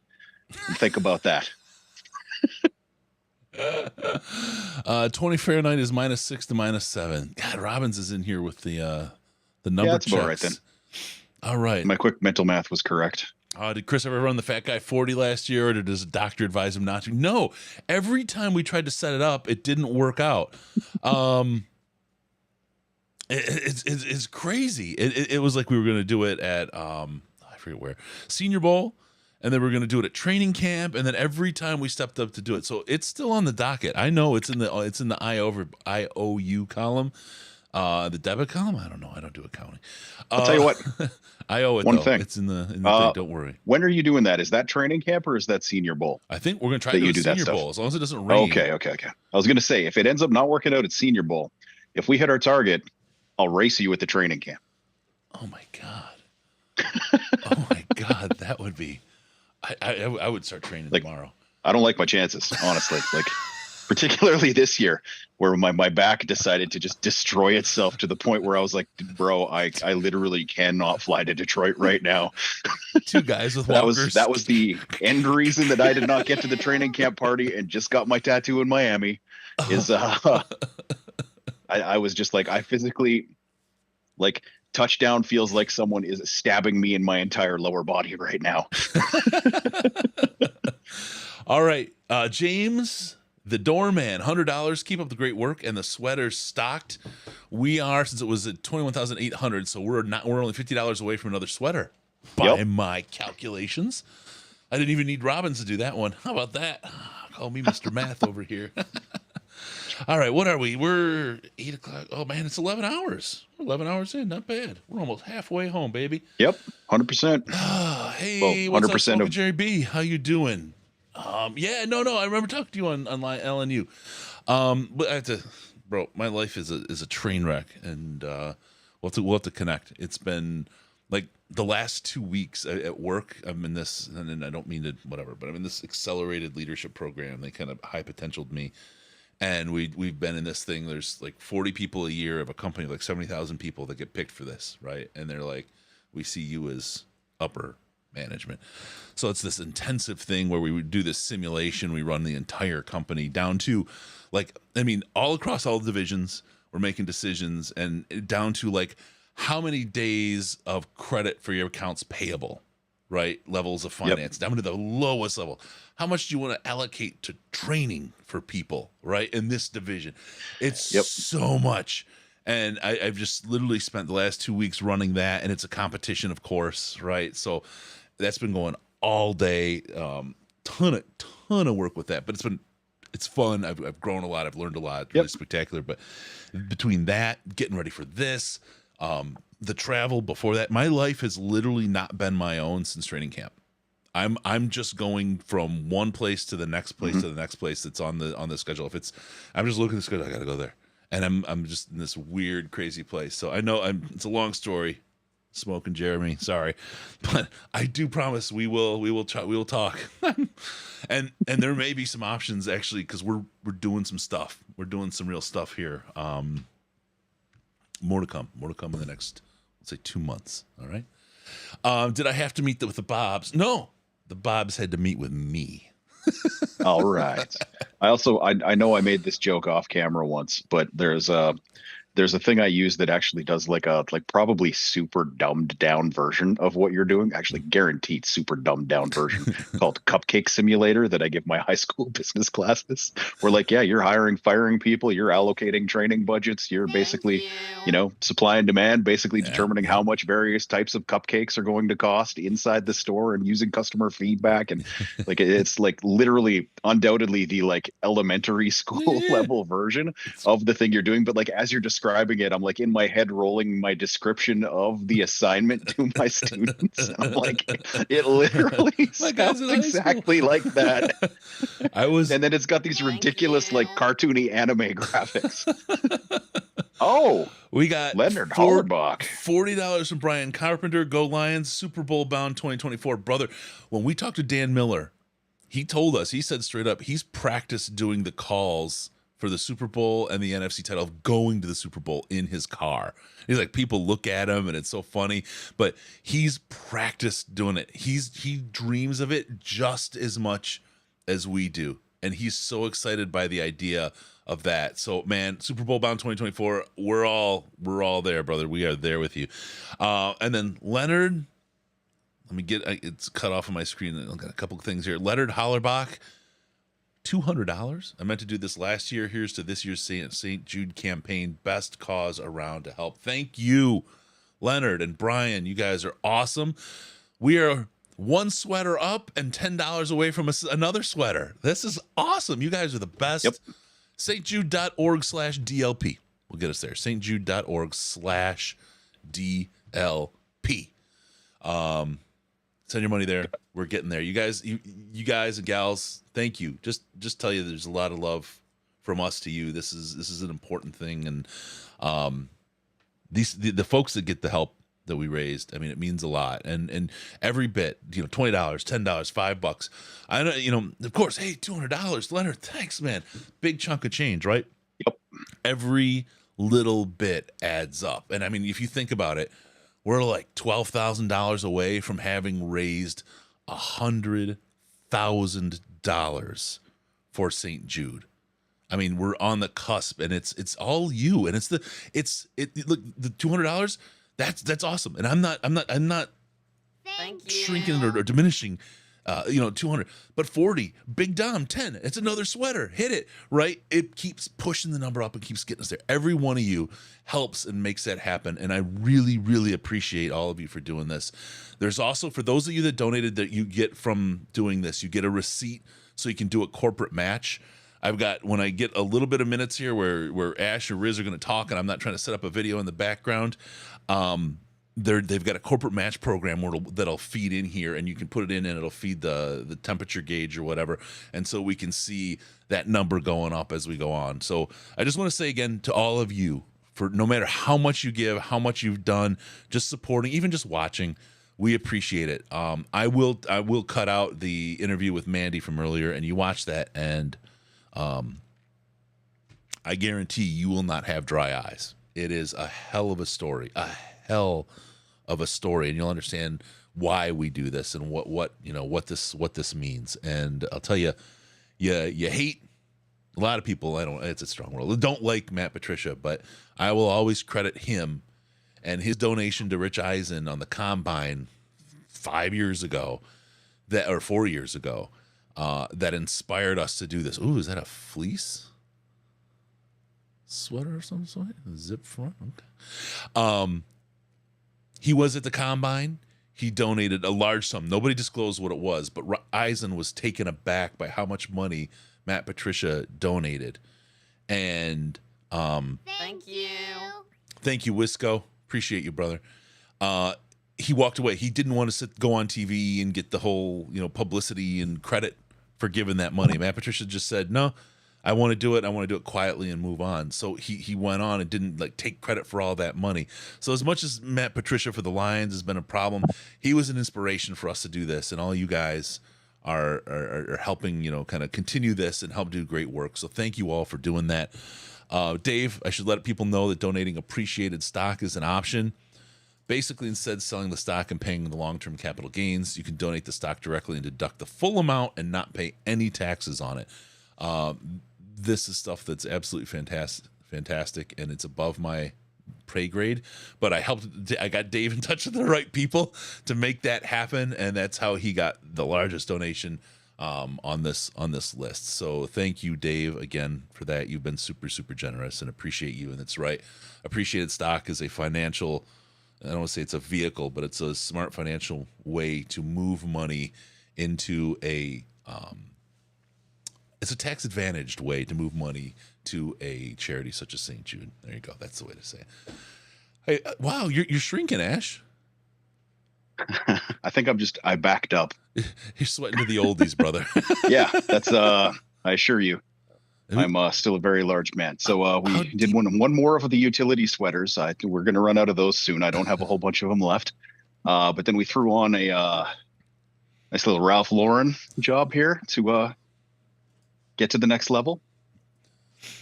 Yeah. So what's that basket look like? I just want to make sure, is it like 43 deep? We got some work to do. Oof. I just wanted to make sure it wasn't like a hamper and you were calling it a basket. No, it's I had a hamper, and I do have more sweaters. So things I could have justified calling a sweater for the purpose of avoiding donating money, let's say. Yeah. I left those out. Because my goal is that we get there and these are all on and we get a hilarious photo for my new profile for the Slack chat. And the day that everyone turns their profile to Big Ash in the sweaters. I do love that photo from last year. Because I think I had 9 or 10 on at that point. Yeah. In that photo. So it looks like, I don't know if you've seen that show, Umbrella Academy. Not a very good comic book show on Netflix. Like, frankly, not a huge fan, but mostly because of this character where like he just has this ridiculous upper body that looks like it's a balloon full of air that is supposed to be like a big muscly thing. It just ends up looking like it looks cheap and crappy and totally ruins the immersion on the show effectively. I'm a huge nerd. I'll watch anything related to comic books and give it a try. You know what I mean? Steve Patuna rolls up. What's he do? He takes us to the right numbers. 22, 351, 69. Guess what, Ash? Oh, we are 49 $50 short. 49, Yeah. 49 short. Okay. I still have to eat a bean from when we hit 21.8. So let me catch up on the bean that I'm owing here. Kevin, I'm expecting Ash to DM me so he can get my address and mail me my 3 sweaters. Bro, you know where to find me. Why don't you just DM him the sweaters? Yeah. All you had to do is send me the address. You would have got your sweater, bro. Ash is going to look like the kid in the Christmas Story soon. I wish I had that picture handy. All right, let me spin for my bean here and figure out what it's going to be. Get this stuff all ready. Here we go. All right. This is Wisco's favorite part, is me suffering through these things. Or Riz, or anybody, really. Oh no. Dead fish or banana strawberry smoothie. Oh, please, can I get lucky? Let me see, because the other one that looks like it is barf. I want to make sure I get this. Strawberry banana smoothie. They look the same. Oh. They're not the same, but they look it. You know, the people are mentioning that we should auction off the sweaters, and I'm thinking to myself, that might be an OnlyFans option. Real podcast worn Thompson sweater.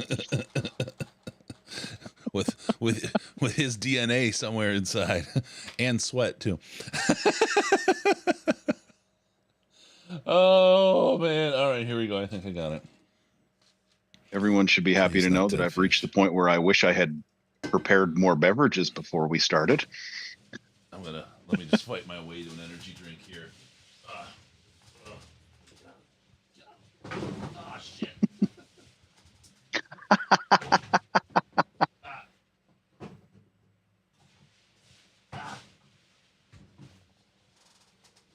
This is probably not going to be one of your poll clips from the show, I'm guessing.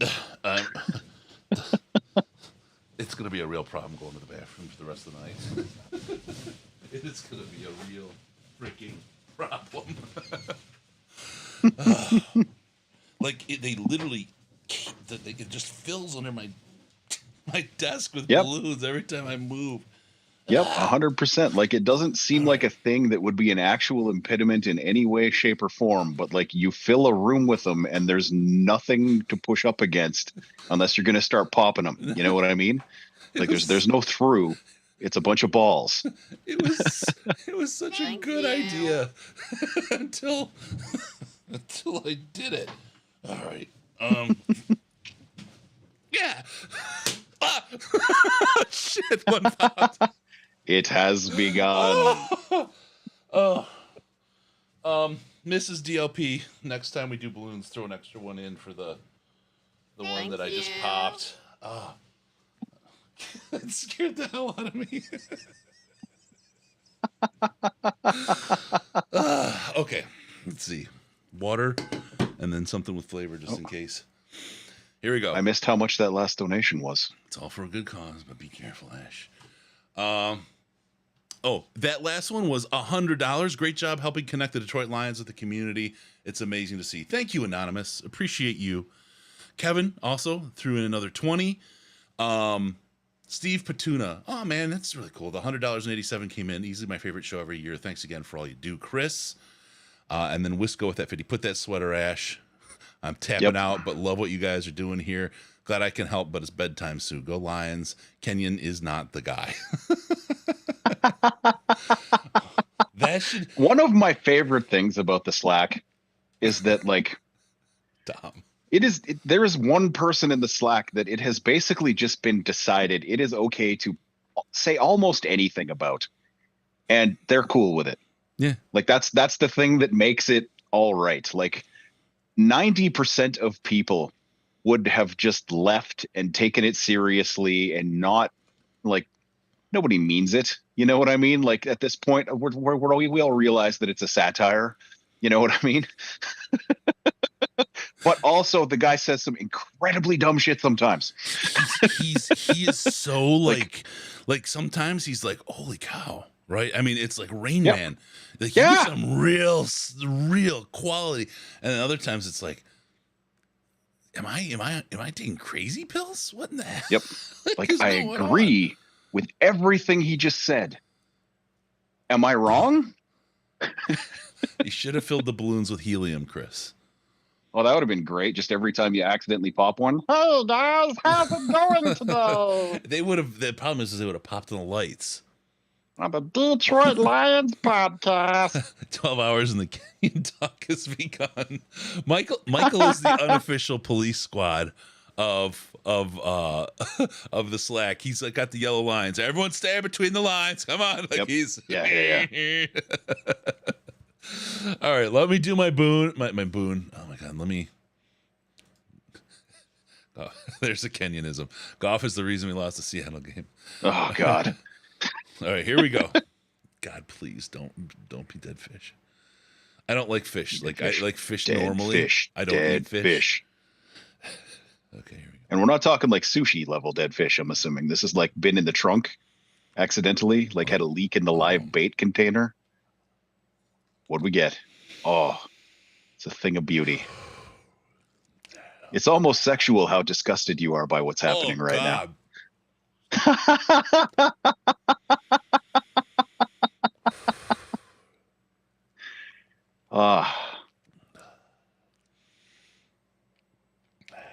That's delightful. Yeah, we're gonna need some That's flavor.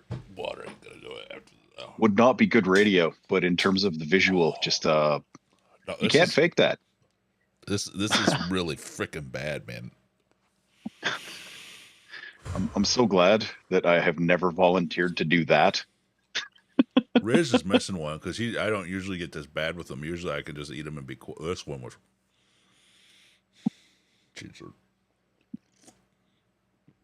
Oh my god.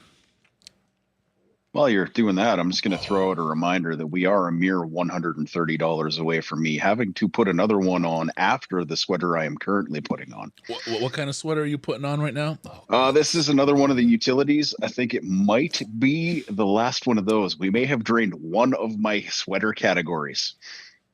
Oh, and which one is this? Which category was this? I didn't miss Utility sweater. This might be the last one I have. Oh my.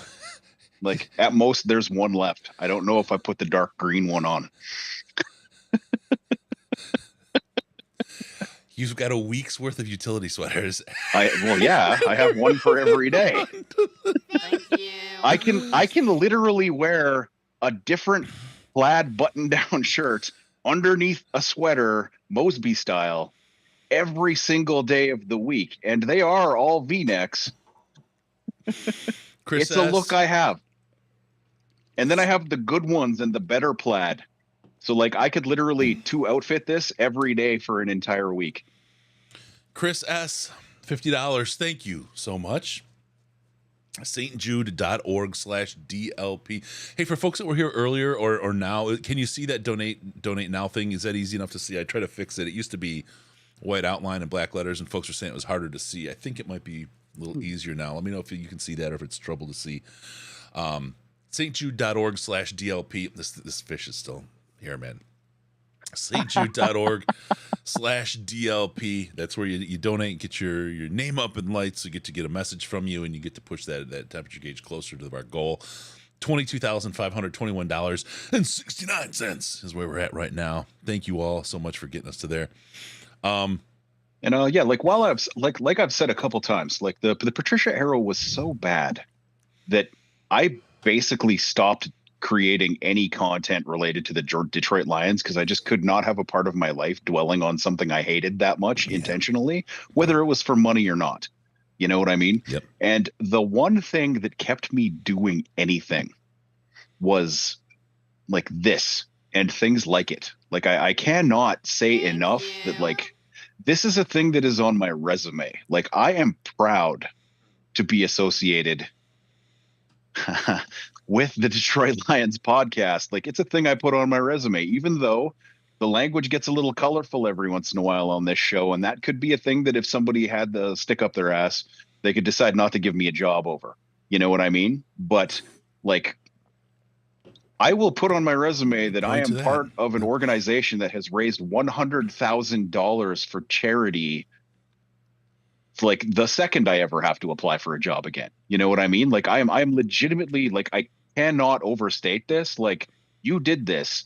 Thank you for doing this. I am actually proud to in any way be affiliated with this, even if I am just the jackass who keeps putting on more sweaters to look like a clown. So I'm going to finish this one right now, since I can't say something nice without making people laugh after, because that's a defense mechanism that comes with what's wrong with me.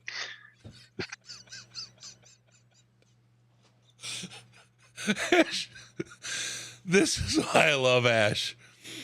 He is one of the best. He is the funniest, kindest, most wonderful dude. Got to make sure that collar is popped through. Thank you. Through the utility sweater. Oh my god. Oh my god. Balloon check, 8:30. We're one short, Flounder. Okay, I got a couple things. All right. First, let me hit Kevin's thing. Okay. No jelly bean tastes bad enough to not let the cat in to play with the balloons and take a shot at Jaeger. Kevin knows exactly the chaos that my life needs. Bo Gagrius. Sorry, I keep trying. Flounder. Oh, sorry. He says, Bo says, shut up and put on your sweaters, Ralphie. I got to do another one after that last donation. The Patricia era tasted like dead fish. Absolutely. And then balloon check from Flounder. Flounder, we are somewhere around 220 balloons. Excuse me. And they've now just kind of influxed under my desk. Like, I used to be able to keep it clean, like, so I could have leg movements, but now it's just a mess. And it's continuing to grow. So we had a pretty big run here just recently. We should see a significant balloon increase over the at the 9 o'clock hour. Let me hit. There were not enough balloons last hour. Let me hit some people up here. Putting the sweat and sweater, $80. Dylan, $10. Thank you, Dylan. Appreciate you. And then Joey Nicole, it's chilly down here in Raleigh tonight. Chris, we would kindly like to ask Ash to put a utility sweater on, please. We're absolutely loving the show. Thank you so much. Ash is cracking us up. Ash is one of the most, I love his comedy, his sense of humor. And he's a great guy. Ash is one of, like, I've told you people, like, so many of these people I've met through the podcast are such awesome people. The conversations Ash and I have after the post game shows are legend. I mean, it's so, I look forward to him. It's so much fun. He's such an awesome guy. Love it. And you know, you said nice things. And I appreciate it. I'm not just being, reciprocal here. I really do appreciate all that you do, Ash, because we had some really hard times in those Patricia years. I mean, doing a post game show after the Jags game, it's such a luxury. It's so easy. You know what I mean? You just walk in and you do it, and it's fun, and delightful. It's like, but the Patricia era, I mean, how many wins did we have in the entire Patricia era?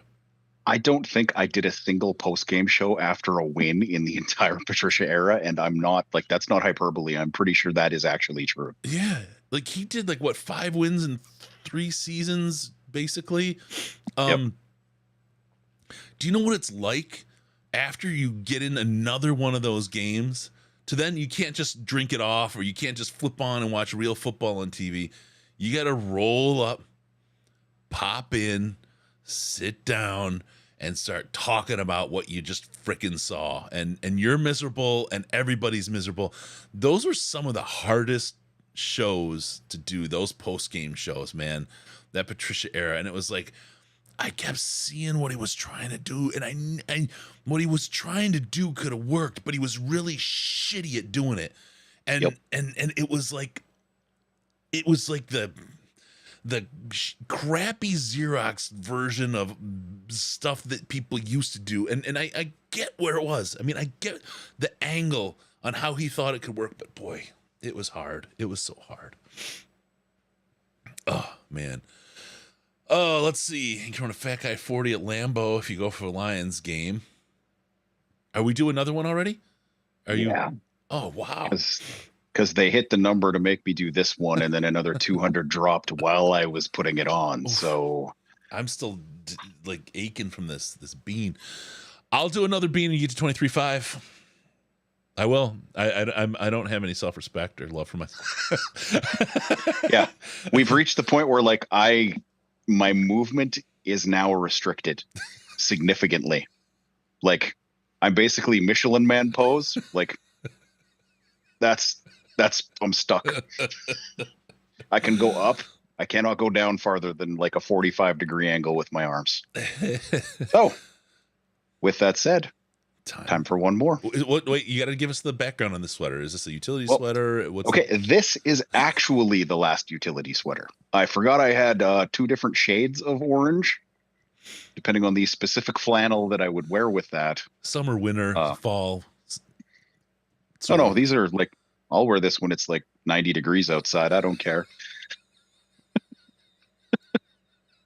If a man will not suffer for his art, and clearly my art is wearing sweaters. You know what I love most about this?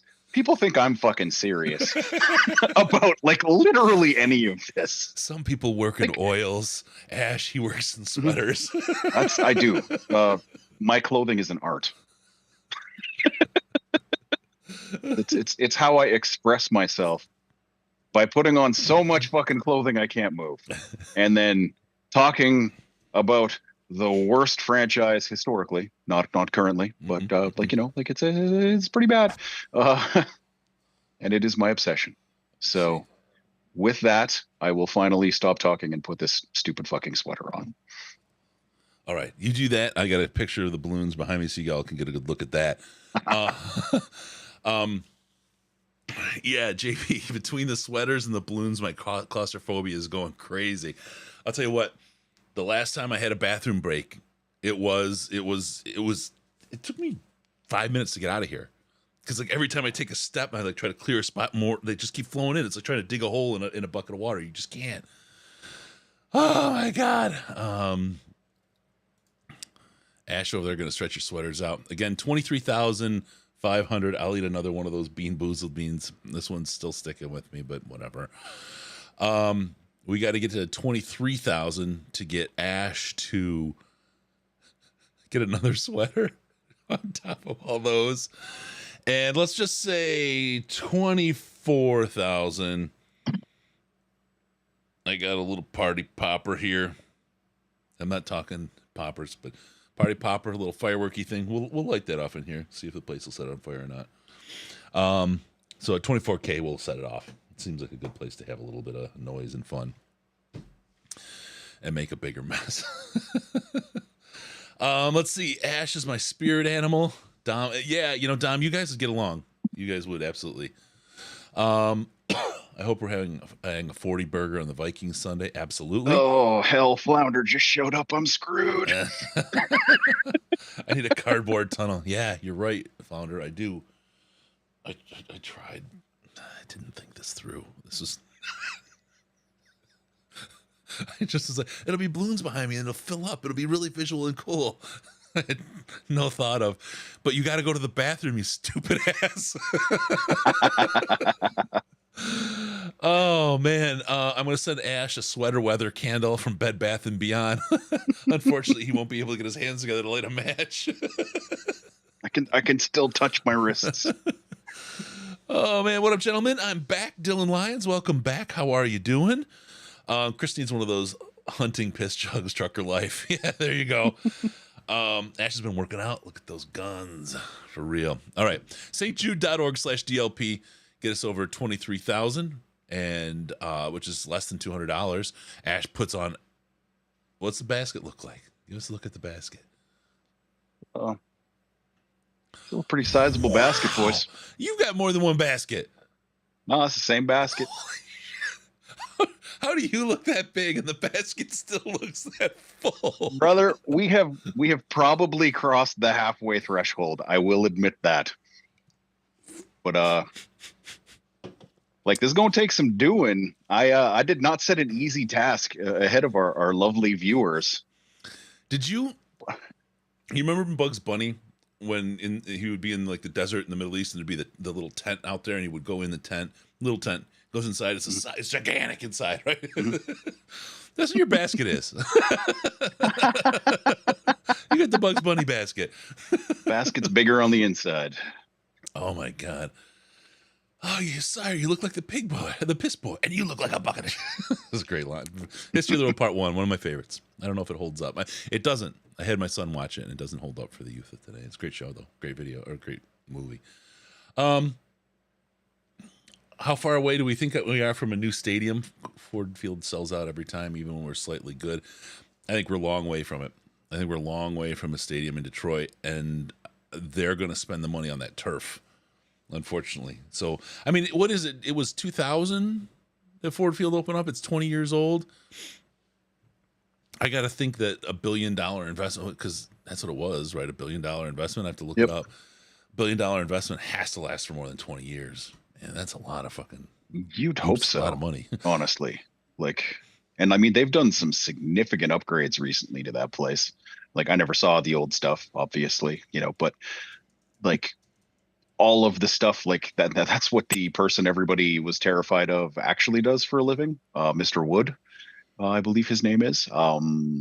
That's the kind of thing he actually takes care of, not personnel decisions. So if you're thinking, man, I hate that the Wi-Fi got so awesome, then you want Rod Wood fired. Oh man, it really sucks that the concourse is way nicer than it used to be. Fire Rod Wood. These are just some season ticket holders. It's interesting right now. Yeah. Nobody's able to figure this out. If you pay in full, you get reduced ticket price.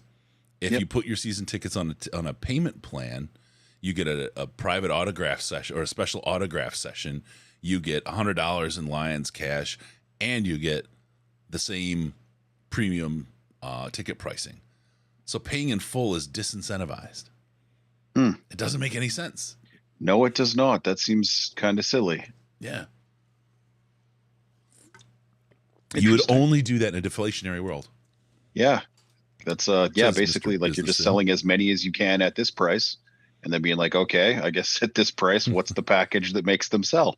Because I mean, like realistically, like first wave season ticket holders aren't looking at the dollar value; they're just going, "Yup, boom." That's just facts. Ash saving money on the heating bill tonight. All right. My feet are fucking freezing right now, like legitimately terrifyingly cold. Because you've compressed your heart so much it's not pumping. Oh yeah, blood down I'm gonna there. have trouble breathing soon. Like this is legitimately problematic. Like that's the arm angle. Yeah. Like I could press them lower, but just letting them sit. That 45-degree angle is where my arms are at in all these sweaters. Yep. And circulation's fine. Yep. Circulation. What's this? Something wasn't delivered. Oh, man. Well, if we're getting someone to redo the fight song, Det Fan Man, why wouldn't we just get I Prevail to do it? Like, let's go with somebody local at least instead of Metallica. Like, they can do the 49ers theme. Let's see. Ooh, Flounder, Fuzzy Socks Until I Can't Walk. That seems like a much better plan than this for next time, because I think the sweater gimmick has kind of played itself out. Fuzzy Socks Until I Can't Walk. He said until I have jumbo feet, but my theory is like we keep going until Ash can't actually go to the bathroom. Jumbo feet. That's when the fun begins. That's when you start dancing. Mm-hmm. All right, I found another video. Oh, there's a lot going on. God, it's hard to keep up with all these communications and things while doing this. I need a producer one day. Yeah. Like some kind of professional organization or something. Yeah. Like as though you were accredited as a media group with the Lions or something. Yeah. Yeah. Did I ever tell you how I backdoored getting like media credentials with the Lions? Because like my passwords still work. Like if I had any professional reason to log into any of their stuff, like I can still get in. Like even like the NFL stuff. Like although those passwords generally are fairly easily Googleable because they don't give them to, it's just the same password for everybody for a lot of their stuff. Yeah. But yeah, like it still works. And there is no dollar value on earth, and Jordan Nand, that would get me to shave this luscious beard into mutton chops. Because I'm pretty sure my wife would just leave me, and that's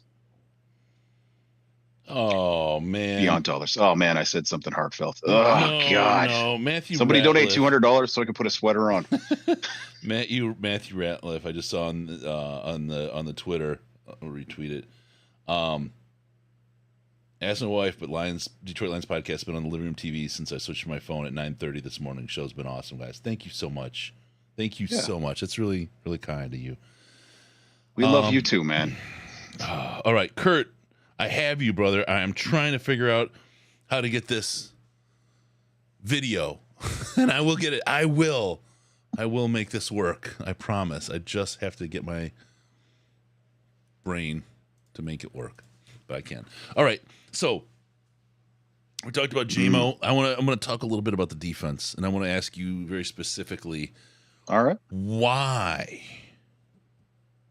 the defense has improved? What has it happened with the Detroit Lions defense that at the beginning of the year we could score 40 points and still lose?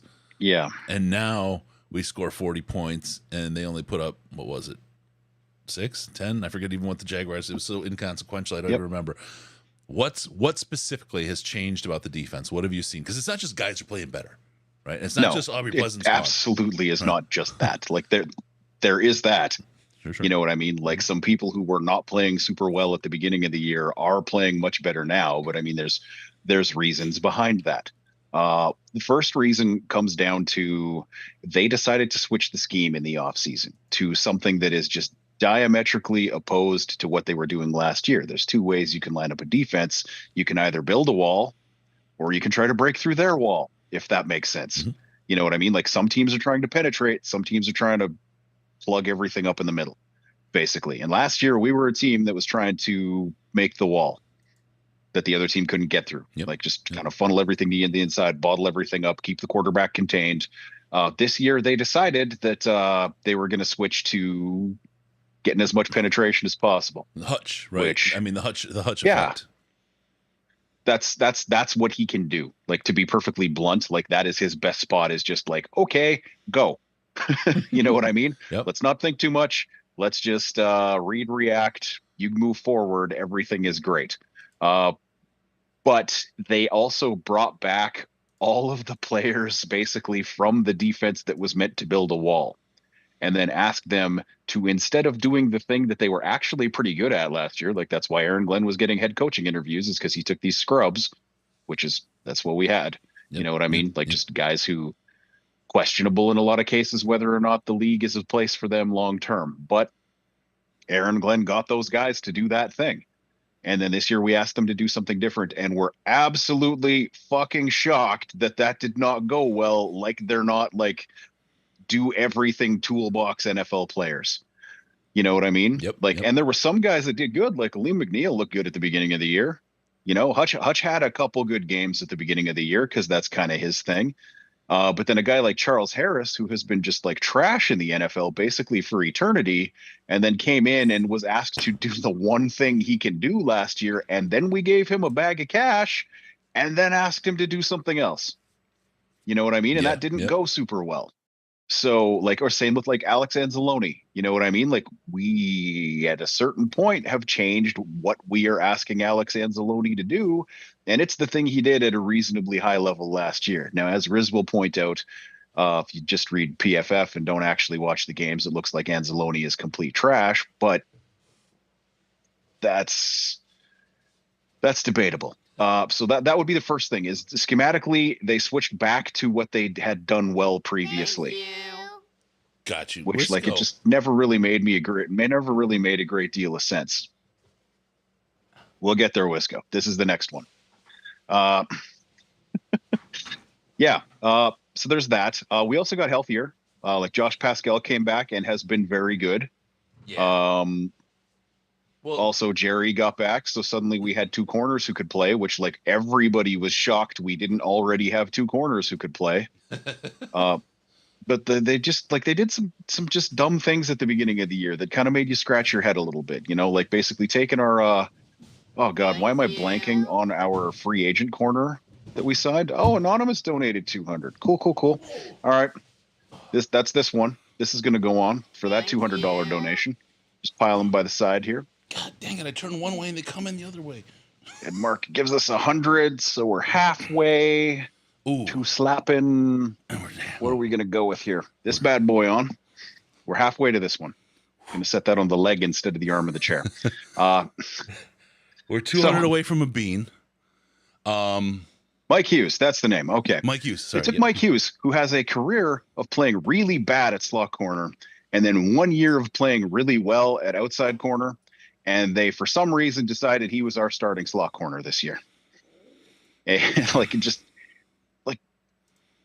the preponderance of evidence was on the side of that being a terrible decision, and for some reason they made it. Like, and it might just be because last year we got a little bit of a Fugazi situation with AJ Parker, thinking he kind of looked like he might be like a late round hit. You know what I mean?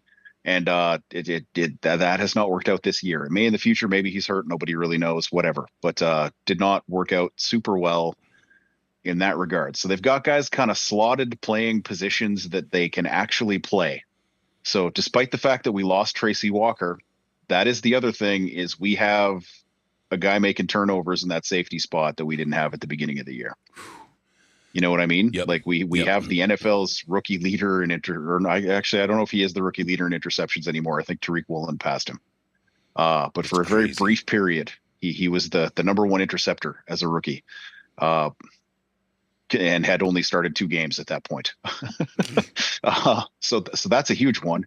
You know what I mean? Like Kirby Joseph came in and has been playing really well. That's been huge. And I don't know. I mean, people, hey, yay, Kirby, it was a great draft pick, all that. But Tracy Walker was not supposed to go down, and Kirby Joseph was not supposed to start playing. The fact that Kirby has been able to ball out at the level that he has, and not only that, but the picks. The sticky hands that he has that Tracy didn't have. And I'm not knocking Tracy, because Tracy's a great safety. And there's a reason you don't play wide receiver and you play safety or quarterback, right? And a lot of it has to do with those damn hands. I'm okay with Tracy Walker's hands, but Kirby to be able to ball hawk like that and get a hold of that and pick it off and make his move and keep, I mean, that it's huge. Yeah, it's gigantic. It's gigantic. I have to hit some action that we had going. I know you got 2 sweaters going. First, Wisco 200. Wisco said I was going to bed, but the sweaters, they call me. I can make groceries next week. Vegas, the smartest entity known to man, is on the lion's side. Let's go. Healthiest we've been all season. Goff with a full arsenal. Let's go. Dick stomp the Vikes. There you go. That was a little bit of nighttime radio for you. And thank you, Wisco, for another 200. You're a generous, wonderful man. I really mean that. I like you a lot. That's why I was willing to let you burn the sweater last year. You may be funny, but I wouldn't admit it if you were. Anonymous for 200, and Michael Edmark. He's held on to that. And Michael Edmark, another 100 on top of it. Thank you all. 500 across the board. We're less than 200 away from me eating another bean. Woo! Yes, I'll do it again, Flounder. ASMR Dick Stomp. Here we go. Dick Stomp the Vikes. I can't. I ain't getting the whole. All right, somebody bringing out the John Tesh. Somebody. I could do it, not radio or goofy announcer guy. We have to do a break because of YouTube. If we don't break before 9, YouTube's going to break. So hold those sweaters, Ash. Everybody, we're going to go off stream and relaunch. So I need you to do, I can do the voiceover Sandman Slowlights. I got you, brother. Nice. Yeah, Pillow Talk. That's where I got it, Duncan. So the stream's going to go away. It's going to be like 2 minutes, and we're going to refire it up. The best way to get back on is really just to go to the Detroit Lions podcast website and click through, and it'll pick us up. It just takes us a second to get this going on. It's Chris, After Dark, and on Too Little Sleep. So please give us just a minute. We will be right back with all this stuff. We're not going anywhere. I'm not even going to take a pee break. I'm literally just going to shut it down, turn it back on, like everything. If it doesn't work, you got to turn it off and turn it back on. That's the way YouTube makes it. If you go more than 12 hours, everything breaks. So give us just 2 minutes here to restart the stream, everybody. Thank you for getting us to this point. We've got another 12 hours and 7 minutes to go. You got this, guys. You got this. And we got it with you. I promise. All right.